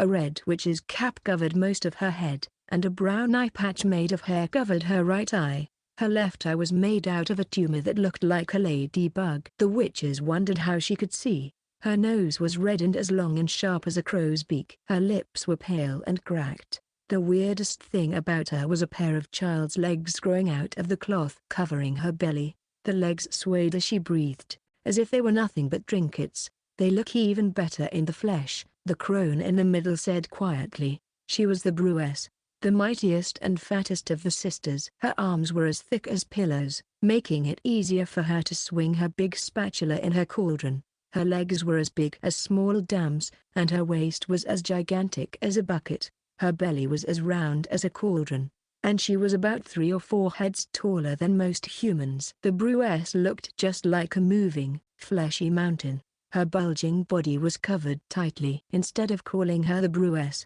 it would be far easier calling her the Pig Lady. She looked just like a swine who just learned how to stand on its 2 hind legs. Unlike her sisters, she did not hunch. She put her hands on her hips and puffed her chest out. Her face was covered in a cage made out of hay, perhaps to cover her horrifying face. "I like the one in the middle. I prefer men with his looks," the Wispess said, looking at Orcs. She was standing on the left. The Wispess looked like the Brewess, and her face was covered with a reddish-brown silk cloth. Her size stood between her sisters. She was moderately sized, and her back was hunched. Her muscles were big, and the way she stood resembled something between an ostrich and a kangaroo. Her skin was pale, wrinkly, and filled with growths of different sizes. The one thing that attracted everyone's attention was the big cloth bag hanging from her waist. It was covered in blood, and a child's arm was sticking out of it. The stench of rotting flesh drew the flies in. They circled the air above the cloth bag. Orcs held his disgust down and pulled his sword back a little. "Ahem. Thank you for the praise, ladies," he said as calmly as he could. "But you don't resemble the paintings at all." "Ah, but the paintings did not lie, Witcher. That was what we looked like when we were young. We loved living our days out with strong, handsome young men like you," the Wispess chuckled. "Alas, villain is filled with malice and negative emotions. They're more destructive than the most potent poison you can find. They gnawed at us, and we grew old." "Ladies, the people of Lower Villain and Villain at large praise you," Felix interrupted. He had no interest in guessing whether that was the truth or not, nor was he intrigued about flirting with a monster like her. "We've given you the sacrifice as promised, and now it's your turn. Give Carl back to me." "Yes, we always keep our promises." The weavess grasped at the air with her spindly hands. The poor child was as thin as a stick when he first got here. He was tired, scared, and couldn't even stand. "We've been taking care of him as best as we could," the Wispess shrugged innocently. "We treated him like our own." The Brewess added, "Alas, he would not listen to us. Tried to escape a few times." The Weavess sighed. "We loved him for nothing." "Where is he? Why didn't you take him here?" Felix gnashed his teeth. The veins on his face popped, and he was holding the hilt of his blade tightly. "Calm down. "Witcher, we did not hurt him. He's waiting for you somewhere safe. He's fed and clothed." The wispess fiddled with the hand in her cloth bag. "The crows just sent him to the village chief's house in Lower Villain. He's waiting for you there." Felix wanted to leave right away, but the Brewess stopped him. "A minute, please. I have a proposition for you." She went to the altar and picked the werewolf head up. She sniffed it, and it almost made her drunk. A perfect sacrifice. "It has enough mana, and..." The Brewess paused for a moment. It's dipped in the Whispering Hillock's madness. "You have breached the forbidden area, haven't you, witches?" "So what?" The witches stood side by side. "Have you seen a tree's core there? It's incredibly big." The wispess grasped the air. She observed the witches, but the looks on their faces did not betray their thoughts. "I would like you to go back and destroy that thing for us." "Is that a request?" Orcs mocked. "Or are you going to kidnap one of us again to force us into submission? We will reward you adequately this time, witches," the wispess explained. "The first time was merely a test." The weavess said, "Not every witcher is willing to talk to us." "At least we're off to a good start. We held up our end of the bargain, didn't we?" The Brewess scratched her gigantic body. "If you help us, we'll show you that even an impoverished land like Villain has its own treasures too. They'll be worth the work." The witches exchanged looks. The core's soul had been taken by Roy the night before, but the beasts were still rampaging on the hillock, so the ladies did not notice that.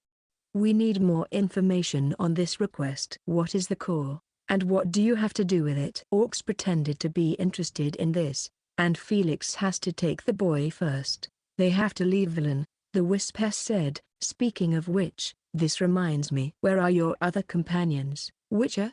I remember there were 2 of them." "They've left Villain," Orcs lied.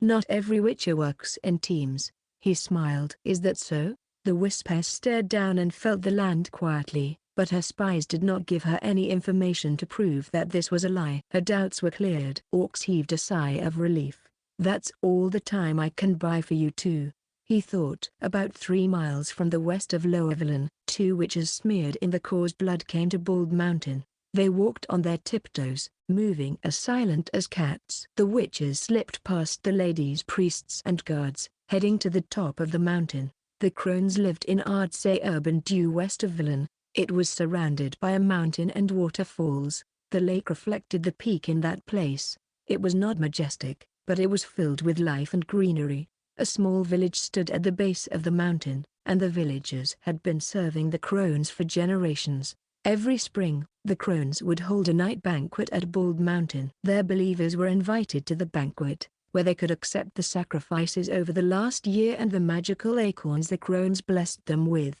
A blind priestess would pick 3 chosen ones from the believers to spend a lovely night with the ladies. They were either young men or beautiful ladies. The believers who spent a night with the ladies would return the next day, happily forgetting their names and most of their memories as they went on with their new lives.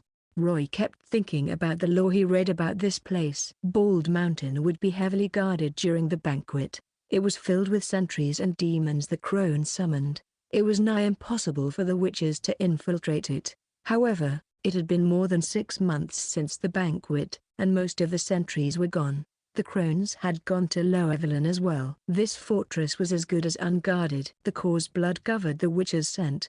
The wispess army of ears and guards did not see them. They climbed up the treacherous cliff and came close to the peak without any troubles. Eventually they landed on a plateau. A gigantic oak tree stood on the mountain's top, its branches expanding everywhere. It stretched down over the cliff, covering the mountain like a kraken's tentacles. A single tree could not make a forest, but this oak was an exception. It was the size of a small forest by itself, and it seemed to have mutated. Its bark was as black and slimy as mud, and it was covered in vines and spikes. The tree radiated the stench of evil and rotting flesh. A great amount of mana and chaotic energy covered its enormous canopy, and the witches' pendants vibrated. They held their pendants down. This used to be a sacred land of the Druids hundreds of years ago, but the crones destroyed Villain's circle right after they came, and they corrupted the oak tree too. The witches came to the entrance. It stood nearly 20 feet tall and was made of ancient wood. They had to pass this entrance if they wanted to reach the peak. They walked on their tiptoes and pushed the door on both sides. Surprisingly, it was not locked, and they opened it easily. They exchanged looks, held their blades, cast their signs, and darted inside.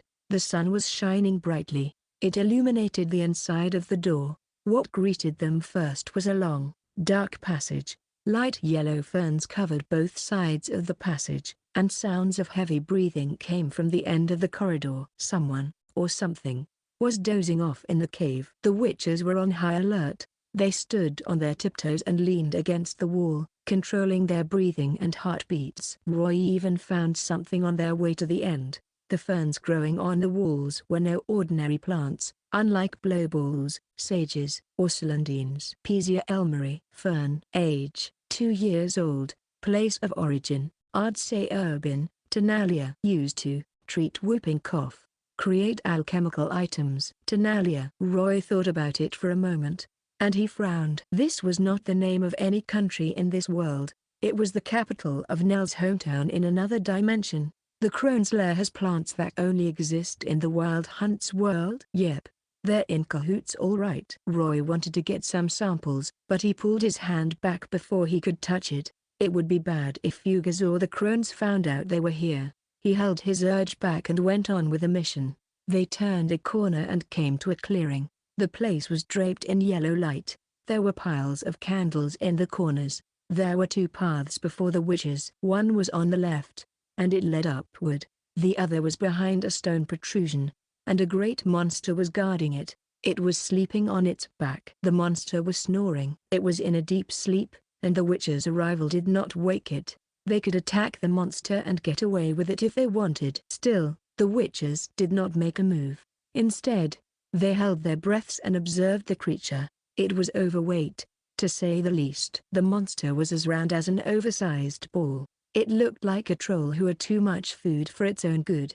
From where the witches were standing, they could see its big belly bobbing up and down as it breathed. The monster was almost naked, save for a piece of loincloth covering its groin. Its skin was crimson, as if it was scalded by hot water. However, its waist, arms, and forehead had black engravings on them. It had hooves like a cow's, and it was covered in thick black hair. Its hands were black, bloated, and only had 3 pudgy fingers. A pair of curved horns protruded from its forehead. It was the hallmark of a demon. Roy was reminded of a court. He sniffed the air. There was a weak scent of sulfur permeating it. Yep, it's him all right. Fugas. Age, 350 years old. Gender, male. Status, demon, a weaker archetype that possesses lower intellect. The mountain's guardian. It guards the path to the peak for the crones. HP, 320. Mana, 130. Strength, 20. Dexterity, 8. Constitution, 20. Perception, 6. Will, 7. Charisma, 4. Spirit, 13. Skills, Sulfuric Flames Level 5. Intermediate Fire Magic. Costs a moderate amount of mana. Fugas can spit out poisonous flames using the element of fire and its own sulfur. Inflict scald, burn, and poison. Lesser demonic body. Passive. Demons possess incredible vitality. Plus 120 to HP. They can heal any minor wounds quickly. Immune to poison. Possesses incredible digestive ability. Increased durability thanks to its tough skin. Roy knew there was a certain test in Kaer that involved a gigantic creature as well. The apprentice witches must try to sneak past a sleeping cyclop. Anyone who wakes it would be eaten. Fugas was a lot less threatening than that monster. Judging from the information they had, Roy and Letho could kill it if they worked together, especially since it was not even defending itself. That was not a plan they could use. However, they would alert the crones to this attack if they did. Roy turned to the path on the left and went into it. If he was right, this was the path to the peak, and Letho followed him. They carefully avoided every little pebble on the ground. Thanks to the blood, they managed to slip past Fugas. The witches went through a dark path and ended up at the back of the mountain. A gale was blowing, and the sun shone on the beautiful plants decorating the mountain. The buildings in the village were just the size of a mote of dust from where they stood.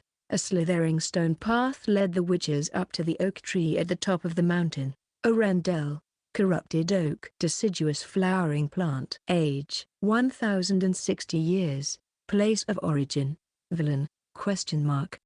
Acorns hung from the tree like stars in the sky. Most of them had already been harvested during the banquet in spring. They were given to the ladies believers. Most acorns were brown and only as big as broad beans, but these were as big as fists, and they were black, just like the tree trunk.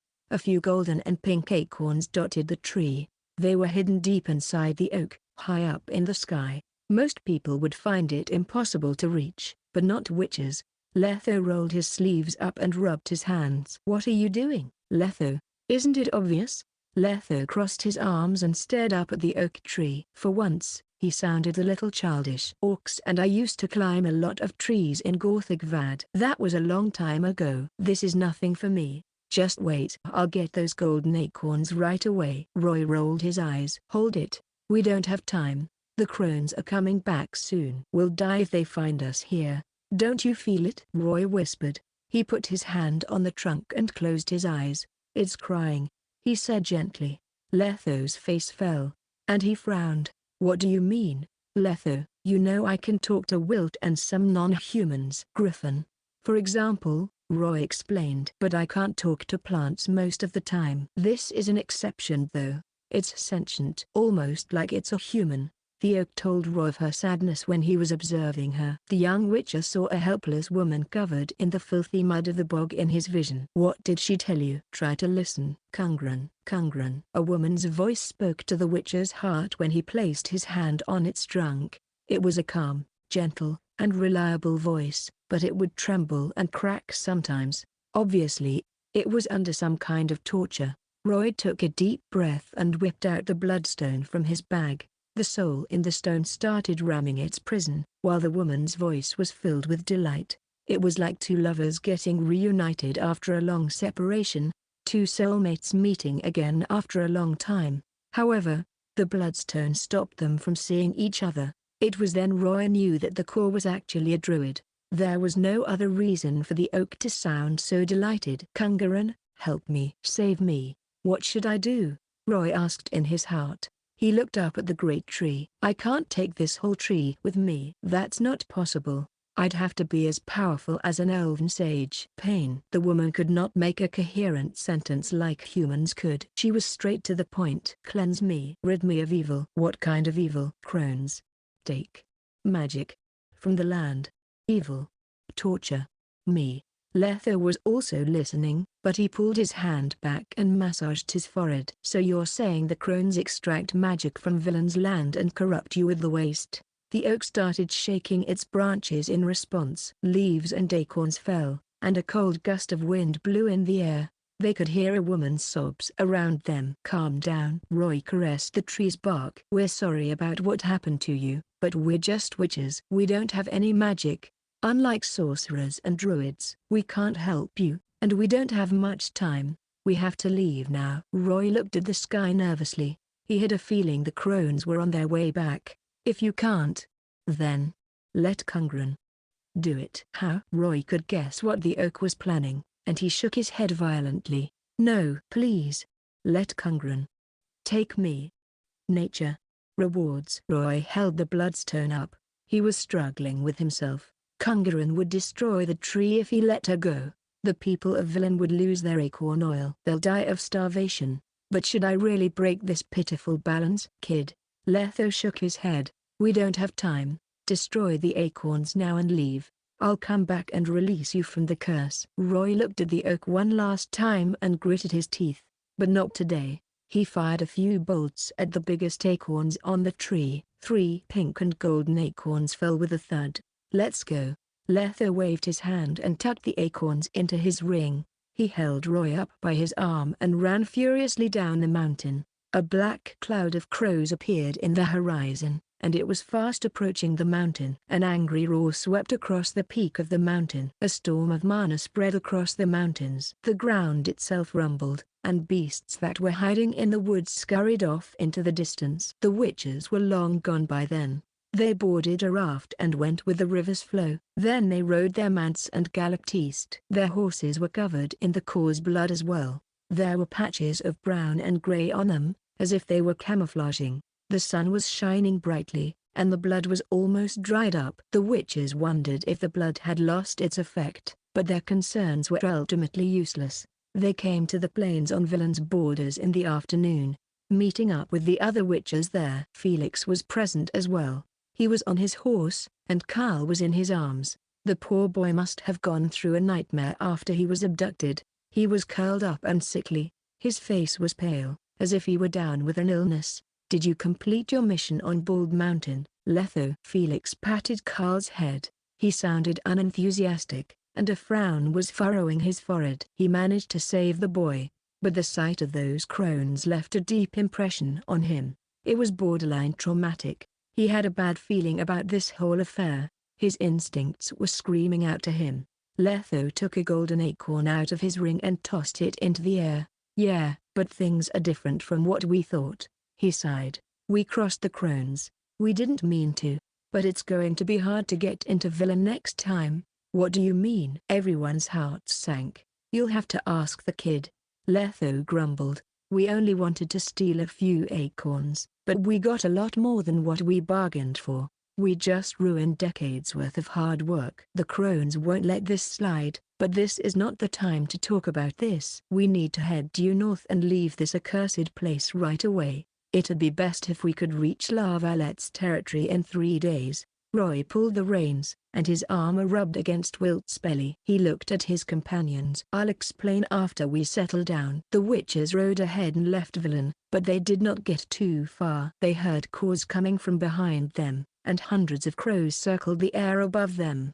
They were like a black cloud chasing the witches. The horses were fast, but they could not outrun the crows. The crows eventually caught up to them, and they screeched uglily. They attacked the horses with their talons and beaks. The witches could barely protect themselves with Kaer and Agni. The horses had no armor or spells. Their eyes and ears were gouged out, and they shrieked. The horses bucked and tossed the witches off. Then they ran off into the distance. The witches rolled around.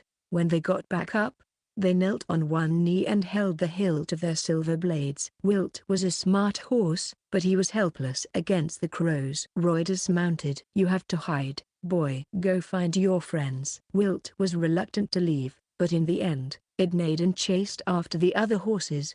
The crows let the horses escape.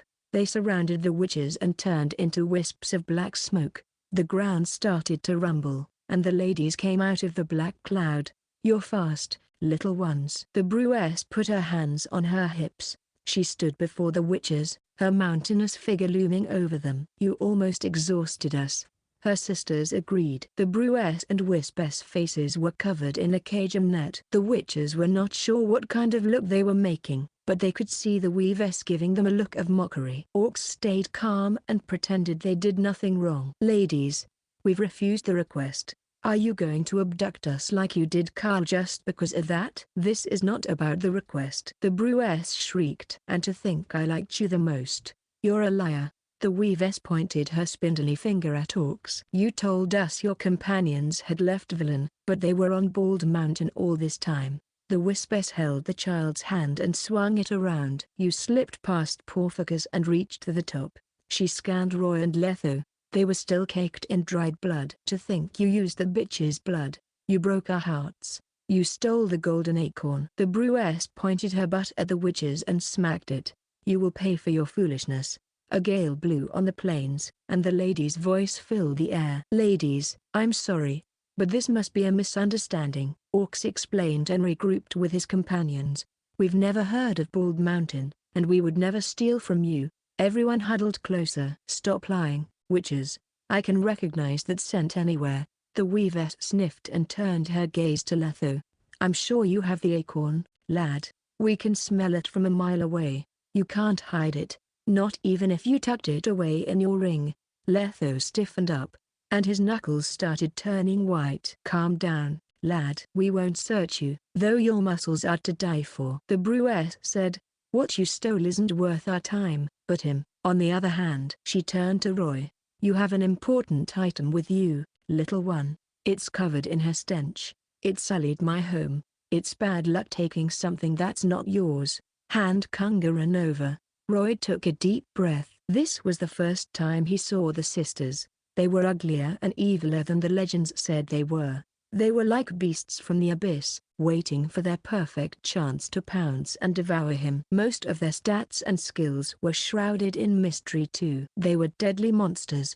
You mean this? Roy took out the bloodstone and approached the ladies. A crimson silhouette swam around the stone, as if it were a ripple that was spreading across a pond. It was gentle and soothing. The crones almost drooled at the sight of the stone. This was not the golden acorn, but it was an important item for them. They could sense a familiar soul residing in the stone. It was an unsettling, uneasy, and disgusting feeling. They knew that soul anywhere. That's her. It's that bitch's scent. It's the core. The ancient druid. Kungaran. The ladies sprung into action. They stuck their bellies out and spread their fingers. They made a few bizarre poses and brainstormed for a moment. Then they said gently, "What did the evil spirit promise you, child? Why did you release her? Why did you steal?" Roy smirked. "I don't think we're the thieves here, ladies." "You are. You stole the tree. And you stole Villain. We're just giving them back to their rightful owner. Don't fall for her lies." The Whispers persuaded. "She's a conspirator. A capricious demon. Once she's used you, she'll turn her back on you faster than you can say Witcher." The Weavess said gently, "You can read She Who Knows. You'll see who she really is.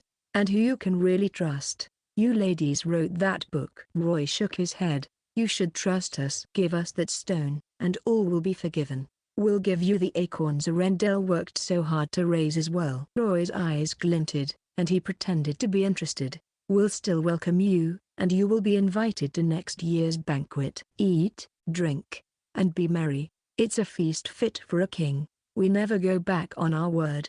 The Whispers emphasized, "We never break our promises. You want us to feast with the wild hunt? That's a feast fit for a dead man. We're not that stupid as to surrender ourselves to those knights. And they're our sworn enemy." Roy's lips trembled, as if he was excited, but he held his stone tightly. "Give us a minute. What more do you need to consider?" The crone's eyes glinted. She grasped the air, and a crow flew out from the smoke. It pounced at the stone, but Roy pushed it back with ard. It broke apart with a sickening crunch. "You incorrigible brat. Are you challenging us? With a will of Villain?" the Whisper screeched. "Do you know what you've done?" The Brewess swung her ladle around and announced, "The sacred tree has fallen into a slumber after Kungaran's departure. You took her precious acorns away, dooming Lower Villain's villagers. Arendelle will not have enough acorns for next year. The crops cannot grow without the oil. The villagers will never receive the fruits of their labor." The Weavess added, "They will starve, and the cold shall kill them. This is a sin." The Whispers screeched as she put her hands on her hips. "Indeed it is." The Brewess took a step forward and swung her gigantic belly upward. "Stop this foolishness, Witcher." The Weavess swung her gnarly hand in the air. The crones might look like nightmares, but they were decent orators. Roy would have believed them if he had no idea that they cooked human flesh and worked with the wild hunt. Things had gotten out of hand. They did not want to antagonize the crones, but they would not go down without a fight. Roy looked from the corner of his eye. His companions had changed their stances slightly so they could hold their blades that much quicker. They then nodded imperceptibly at the young Witcher. They were out of Villain, and the crones could no longer absorb mana from the earth. Their chances of winning just went up a little. "You have a point, ladies." Roy nodded and took a step forward. He was less than 10 yards away from them. The stench of soil, grass, and rotten meat just became heavier.